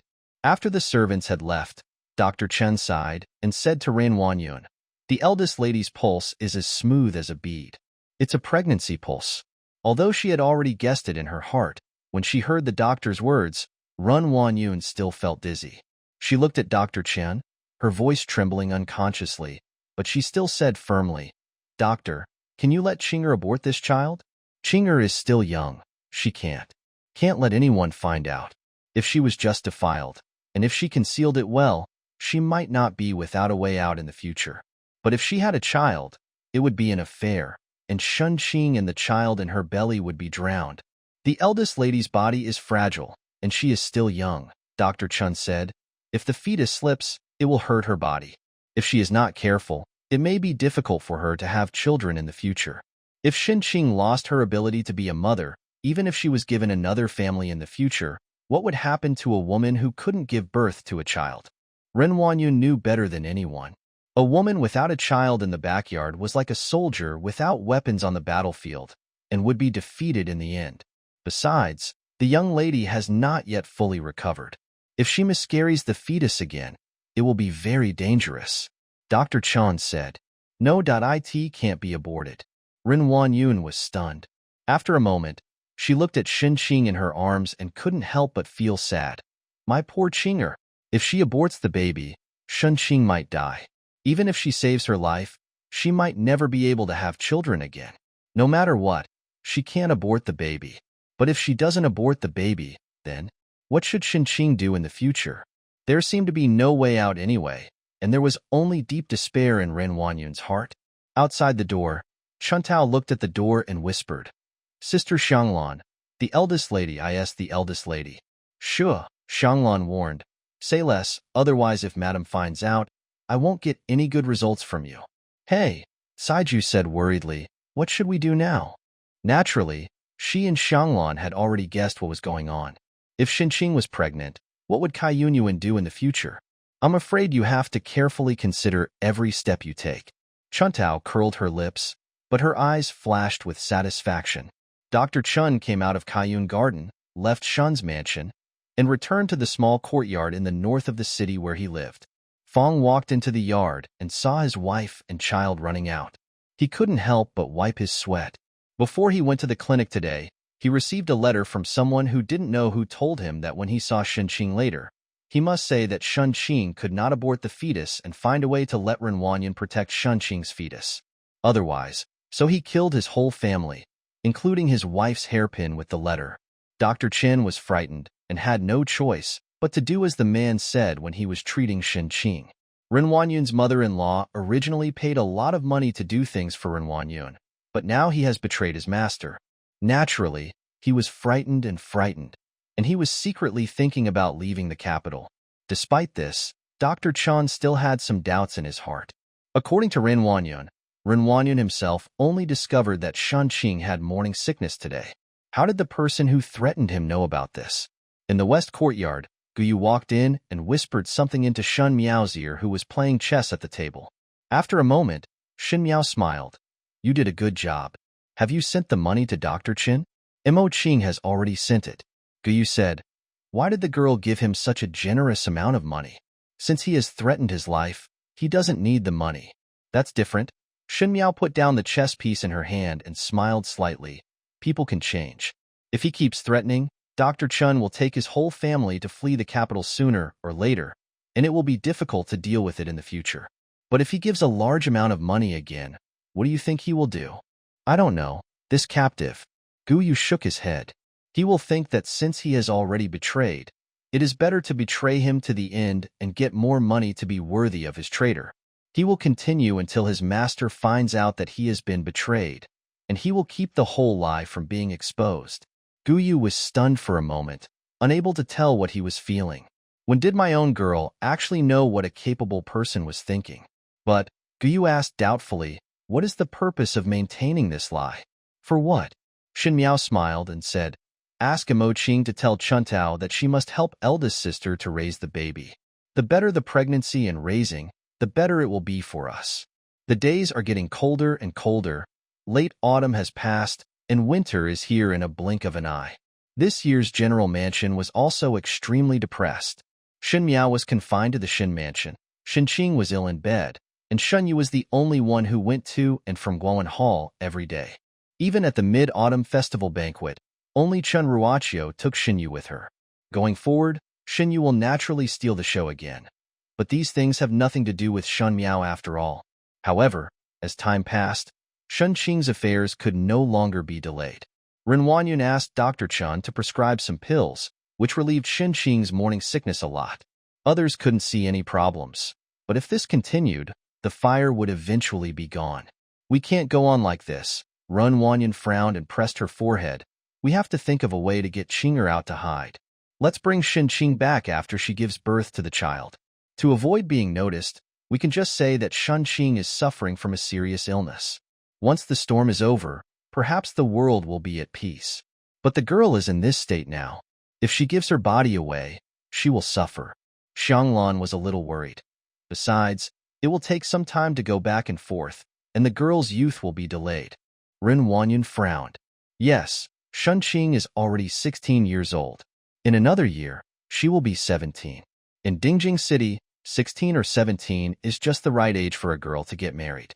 But Shen Qing is a daughter of an official, so the in-law she chooses must be from a high-ranking family.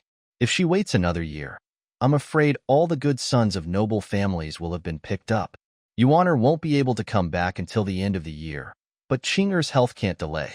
A hint of anger flashed across Ren Wanyun's brows. Madam, Saiju, who had been silent for a while, said, I have heard that Mrs. Wei, the vice minister of Zhongshu, has had an affair with the third lady recently, and she seems to want to come to our house to propose marriage to the eldest son of the Wei family. The request is 5 years old. Mississippi Shen Miao. Ren Wanyun gritted her teeth. She is lucky. Zhongshu Shilang is an official of the 4th rank, although for a first-rank military general like Shen Xian, it is simply overestimating his ability to propose marriage. However, Wei Qian, the eldest son of the Wei family, was a young man with excellent talent, learning, and appearance. He came to marry a loser in Dingjing City. At least in terms of talent, he was absolutely worthy of Shen Miao. I heard that the Wei family was interested in clinging to the family, Kaiju said. That's why they reluctantly traded their son for the opportunity to have a good relationship with the Shen family. The meaning behind Kaiju's words was that Shen Miao was regarded as a very low-handed person.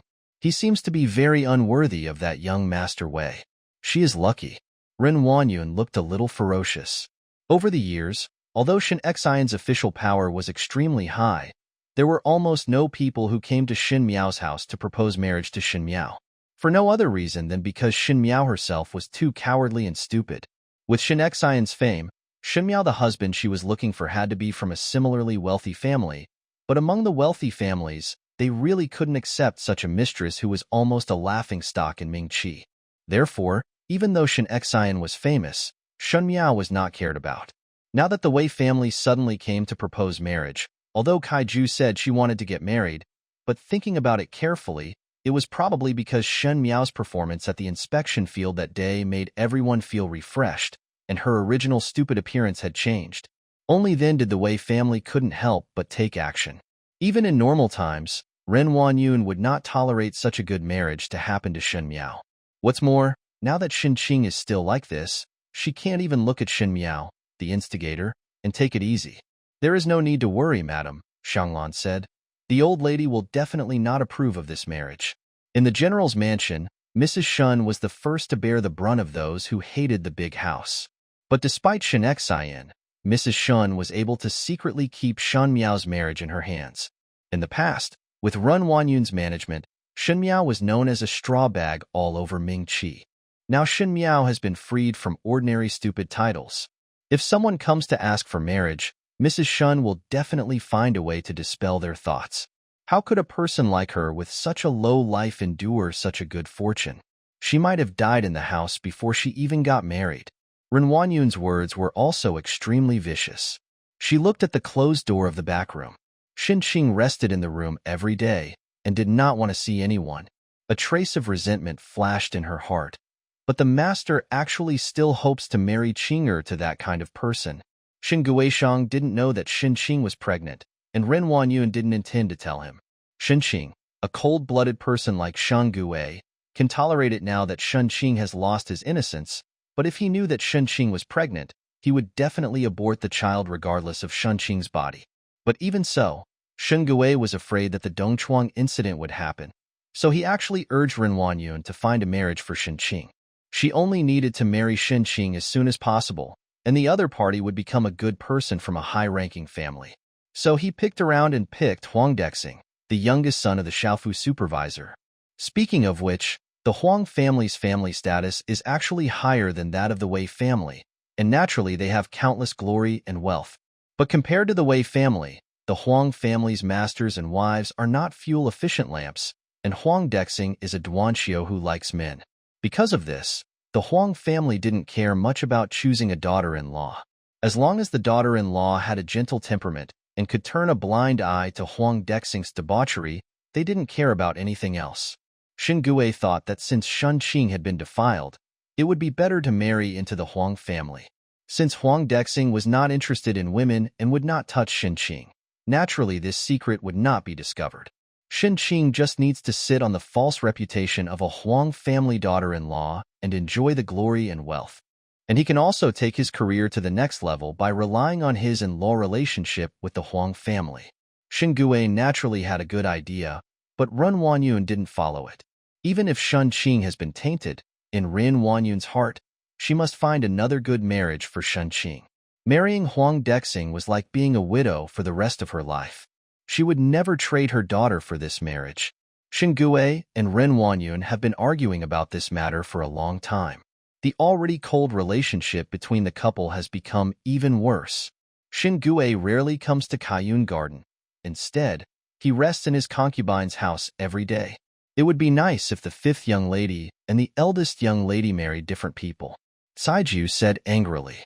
The speaker was unintentional, but the listener was intentional. When Ren Huanyun heard the words, her eyebrows jumped, and she suddenly looked at Saiju. "What did you say?" Saiju was startled and stammered. "My captive said that it would be nice if the fifth young lady and the second young lady married each other." "You're right." Ren Huanyun stood up suddenly. A look of ecstasy suddenly appeared on her face. She said, "Yes, as long as the marriage between Qing'er and the little witch is changed." She muttered. "It should have been my Qing'er. This time, let that little witch suffer the consequences." As she said this, she suddenly remembered something. "Bring my cloak and go to Rongjing Hall." "Why are you going to Rongjing Hall, madam?" Saiju and Xianglan were both confused by Ren Huanyun's sudden movements. But Ren Huanyun smiled evilly and said, "Of course I want the old lady to stay in the Wei family for a good marriage." In winter, the sunlight shining on the flowers and plants on the windowsill seems to be reflected in a layer of pale green. However, the sunlight is thin, as if it will be broken if you are not careful. Shen Miao wore a splendid double butterfly standing water skirt and a narrow-shouldered lotus green and purple embroidered shirt. The deep purple color made her already fair skin almost appear transparent. and her eyebrows seemed as clean as if they were drawn with ink. Even if she stood motionless in front of the window, a faint aura of nobility lingered from her body. Bai Lu and Shuangjiang looked almost in a daze. They were the girls who had been serving Shen Miao since they were young.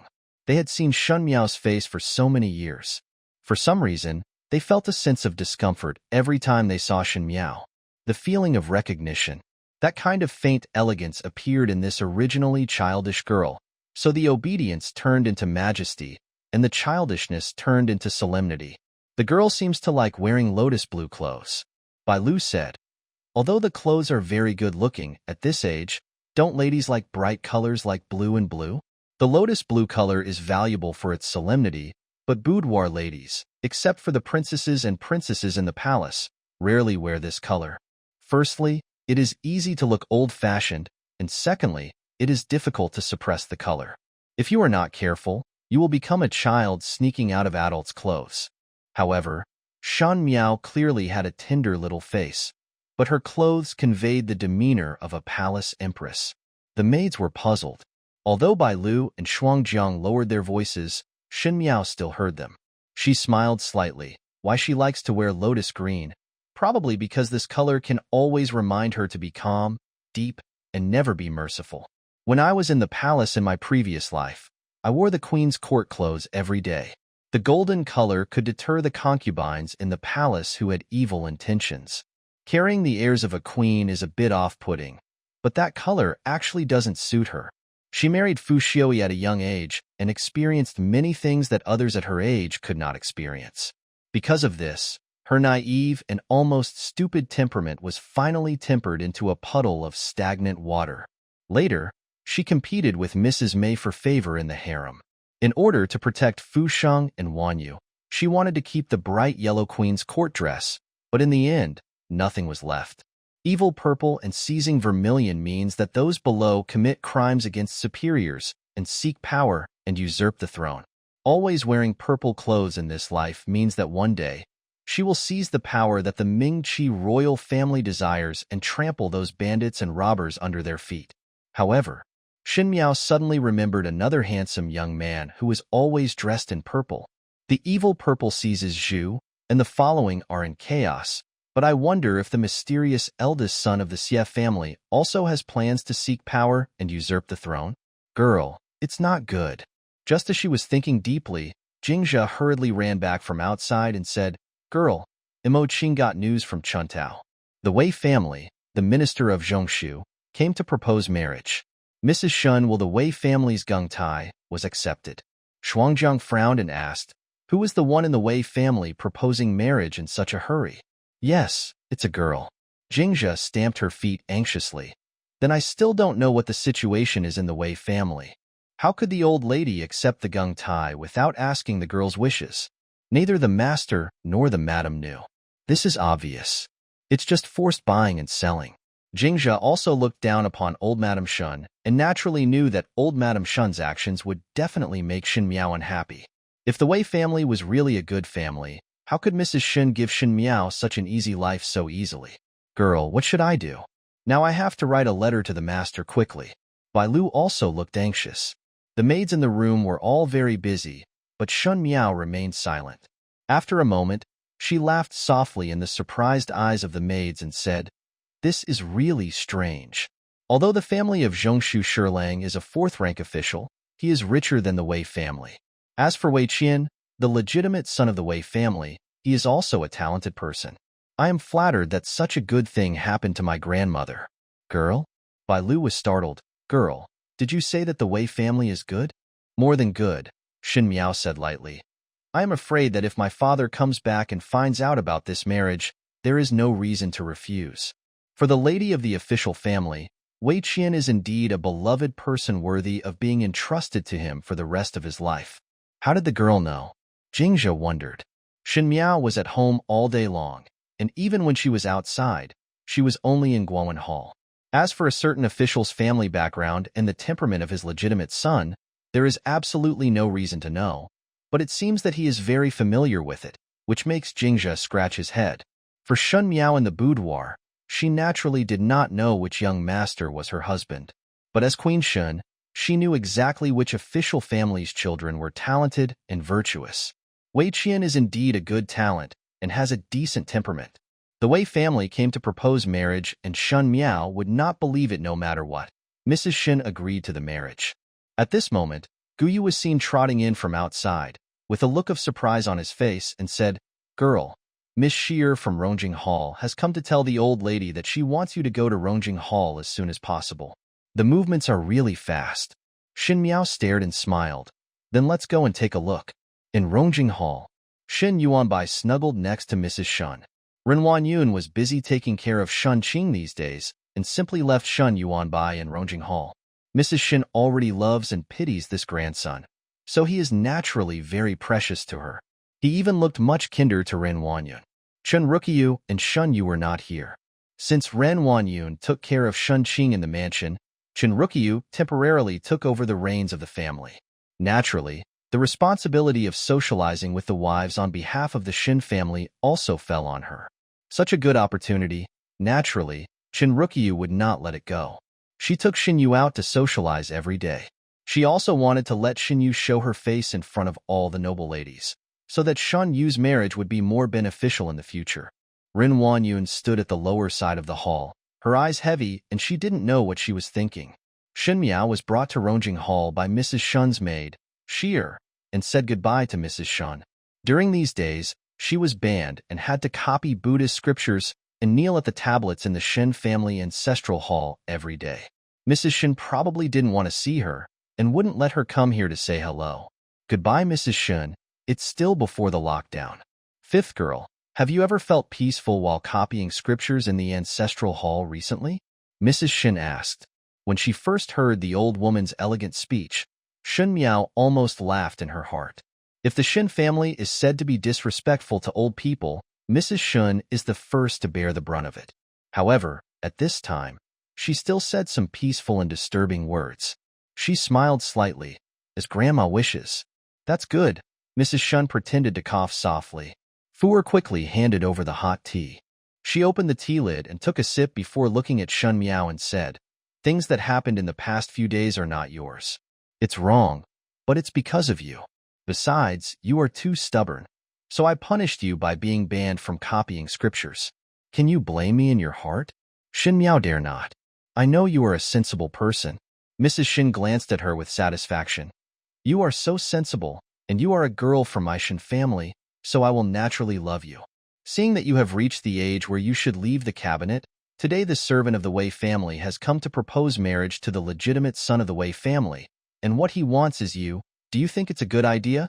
If it was not the right time, Shen Miao would have laughed out loud. For people like Mrs. Shen, most of their lifetime experience is in that dusty place. How can an elder of a family ask his granddaughter, "Do you think it's good?" so boldly? I don't know what Mrs. Shen thinks. The parents order the matchmaker, Shen Miao said with a smile. Of course the parents will worry about the granddaughter's marriage. "You girl." Mrs. Shen almost got angry when she saw that she had hit a soft nail. When she heard Ren Wanyun's soft cough reminder from the side, she calmed down and then changed her expression to a calm one and said, "You girl, it's too willful. It used to be that you loved. Now I see that you have become more awake these days. I think you know how to behave. The young Master Wei of the Wei family is a good match for us. Qian is also a handsome man with both civil and military skills. Even your father would not say anything bad about this marriage. This is the first time in your life that such a family has come to propose marriage. If you don't take good care of it, chances are the young master of the Wei family will turn around and become someone else's husband." Although Mrs. Shen is not good at being an elder, she is quite good at being a matchmaker. Probably because she was a singer, she knew that girls probably like to be pretty, so she just described Wei Qian as everyone's beloved. Although Shen Miao knew that Mrs. Shen did not lie, Wei Qian was indeed a good man. Despite this, Shen Miao remained unmoved and said calmly, "Young Master Wei is indeed good, but it is really not what I want, so Grandma, just forget it. Naturally, my father and mother will make the decision for me in my marriage." "You." After being contradicted again and again, Mrs. Shen, who was not a patient person, finally said angrily, "Do you think I, the grandmother, am interfering in your marriage? I stretched my hand too far? My granddaughter didn't say that. The implication is that you said it yourself. Mrs. Shen was so angry that she was about to go crazy. Now the unruly Shen Miao was covered with thorns all over her body and could not move. It made people feel so suffocated that it hurt. Mrs. Shen hated Defong, but she was also afraid of Shen Xian. Therefore, even though she was angry in her heart for so many years, she could only hold her position and not get close to Shen Miao, acting like a serious but fair grandmother. She could not hit Shen Miao because Shen Xian would find out and scold her a few times at most. Therefore, she kept looking coldly at Ren Wanyun and Qin Ruqiu as they deposed Shen Miao and praised her for killing her. Although they talked a lot, it's rare for people to actually discover it. I don't know what happened, but one day, Shen Miao, who had been raised as a child, suddenly became smarter. Not only was she smart, but her temperament also became arrogant. She said angrily, "Do you have any etiquette for respecting others?" Shen Miao found it boring. If Mrs. Shen's patience and determination were left in the harem, she would definitely not survive for 2 days. She had seen too many powerful women in her previous life. Mrs. Shen was so shallow-sighted and ignorant that she really didn't want to take her lightly. "Let me ask you again." Mrs. Shen still remembered the purpose of today and looked at Shen Miao and asked gloomily, "What do you want from this marriage?" "I disagree," Shen Miao replied. Okay. After saying the word okay 3 times in a row, Fuer and Sheer quickly stepped forward to caress Mrs. Shen's heart to prevent her from fainting from anger. Old Mrs. Shen laughed angrily. "In this case, it seems that you are not sincerely repentant. From today on, you will move out of your yard and live in the Shen family ancestral hall. You will recite sutras every day to see if your unruly temperament can be tempered. Grind it down. Living in an ancestral hall, you are faced with the spirit tablets of your ancestors every day. A delicate little girl may be frightened by this. Moreover, the ancestral hall is located in a cold place, and if you stay there for a while, you might get sick." Mrs. Shen also spoke out of anger. After she finished speaking, a trace of pride flashed in her eyes, and she looked at Shen Miao, probably waiting for Shen Miao to beg for mercy. But Shen Miao didn't even frown and said, "Yes, granddaughter will go back and pack her things and rush over immediately." Those light words almost choked Mrs. Shen to the point of almost losing her breath. After Shen Miao said this, she said goodbye to Mrs. Shen and left directly. This evil girl. She has no law. Mrs. Shen was furious. Because she was from a lowly background and couldn't say anything literate, she even cursed, "Young witch, you deserve to keep that old witch." Blood. The old witch she was talking about was naturally Shen Xian's biological mother and Shen Miao's biological grandmother. Ren Wanyun raised her head and looked out the door with a sinister look. Shen Miao's back was no longer there. "Didn't you say that she would definitely agree to this?" Mrs. Shen pointed the finger at Ren Wanyun. "She looks like this. How can she agree? What should we do next?" Not to mention that Mrs. Shen was puzzled. Ren Wanyun was also very strange. Even Shen Qing might not be able to shake Wei Qian's conditions, but Shen Miao would refuse without even thinking about it. She mused. She must still care about Prince Ding now. She pretends not to care on the surface, but in fact she has not given up. Otherwise, she would not reject such a family at once. Even her daughter's family was not shy when they heard about her marriage. "Then what should we do now?" Mrs. Shen said angrily. "If she doesn't let go, how can she write to Shen Xian?" The original plan of the two of them was to coax Shen Miao and let Shen Miao reveal in her letter to Shen Xian that she had a sweetheart. After that, before Shen Xian returned to Beijing, the marriage was completed, the civet cat was replaced by the prince, and the bride who was married by 2 wives changed positions. After that, all the mistakes were thrown on Shen Miao alone. Once a woman gets married, her temperament will be gone. Shen Miao is afraid and will not make any noise. Shen Xian would not even know that Shen Miao and Shen Qing had changed their marriage and thought that Shen Miao was in love with the young master of the Huang family. Huang Dexing is a good man. No one knows about this except those who are close to the Huang family. From the outside, Huang Dexing is still a good man. But now Shen Miao herself showed dissatisfaction with the Wei family's marriage, let alone writing a letter to Shen Xian. Shen Miao herself did not agree. So many plans later could not be carried out, which caused a lot of trouble. "Since you don't want to eat soft food, you have to force it," Ren Wanyun said fiercely. Didn't my mother imprison her in the ancestral hall? Then we can do whatever we want with the things outside. In short, we must settle the marriage as soon as possible and get married as soon as possible. Go to Chinger instead. Otherwise, even if she can get through the wedding night, Xinqing's stomach won't be able to. Now Xinqing can't see anything, so hurry up and get it done. Mrs. Shen glanced at Ren Wanyun but said nothing. Although she also wanted to have bad luck with her eldest brother, if it was really forced, once Xie found out and involved her, she would not be able to bear the consequences. Ren Wanyun could tell at a glance what Mrs. Shen was thinking. She gritted her teeth and said, "Don't worry, Mother. I will make my own arrangements afterwards. After all, Mother will not be found out." When the words came to this point, Mrs. Shen stopped holding on and said, "Then I'll do what you say." On the top of the Baihua Tower, with silk and bamboo lingering in the air and a high pavilion, a handsome young man in a purple robe casually spread out, like a faint light silk in the sky. He had very long eyelashes and a pair of beautiful peach blossom eyes, but when he looked at people, he revealed a vague indifference and cruelty. Ahem. A light cough broke the silence in the pavilion. The young man in fancy clothes placed his folding fan across his chest and made a gesture to beg for mercy. "I'm sorry, I'm late." "You're late too.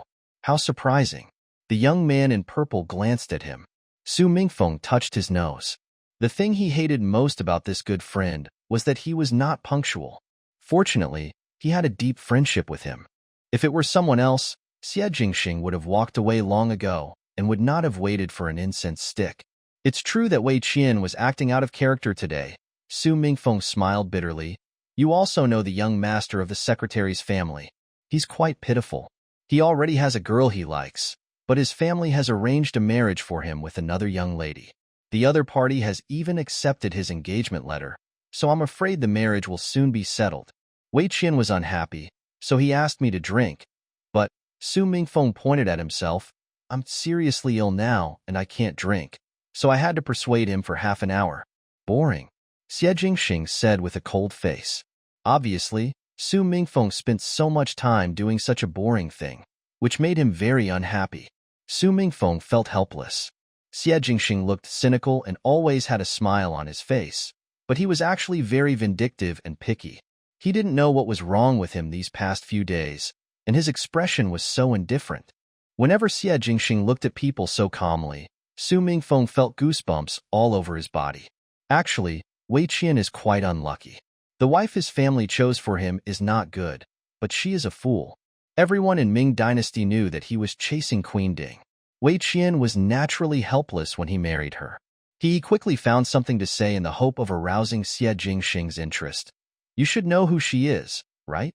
Shen Xian's legitimate daughter, Shen Miao, should be considered lucky to be able to marry Wei Qian.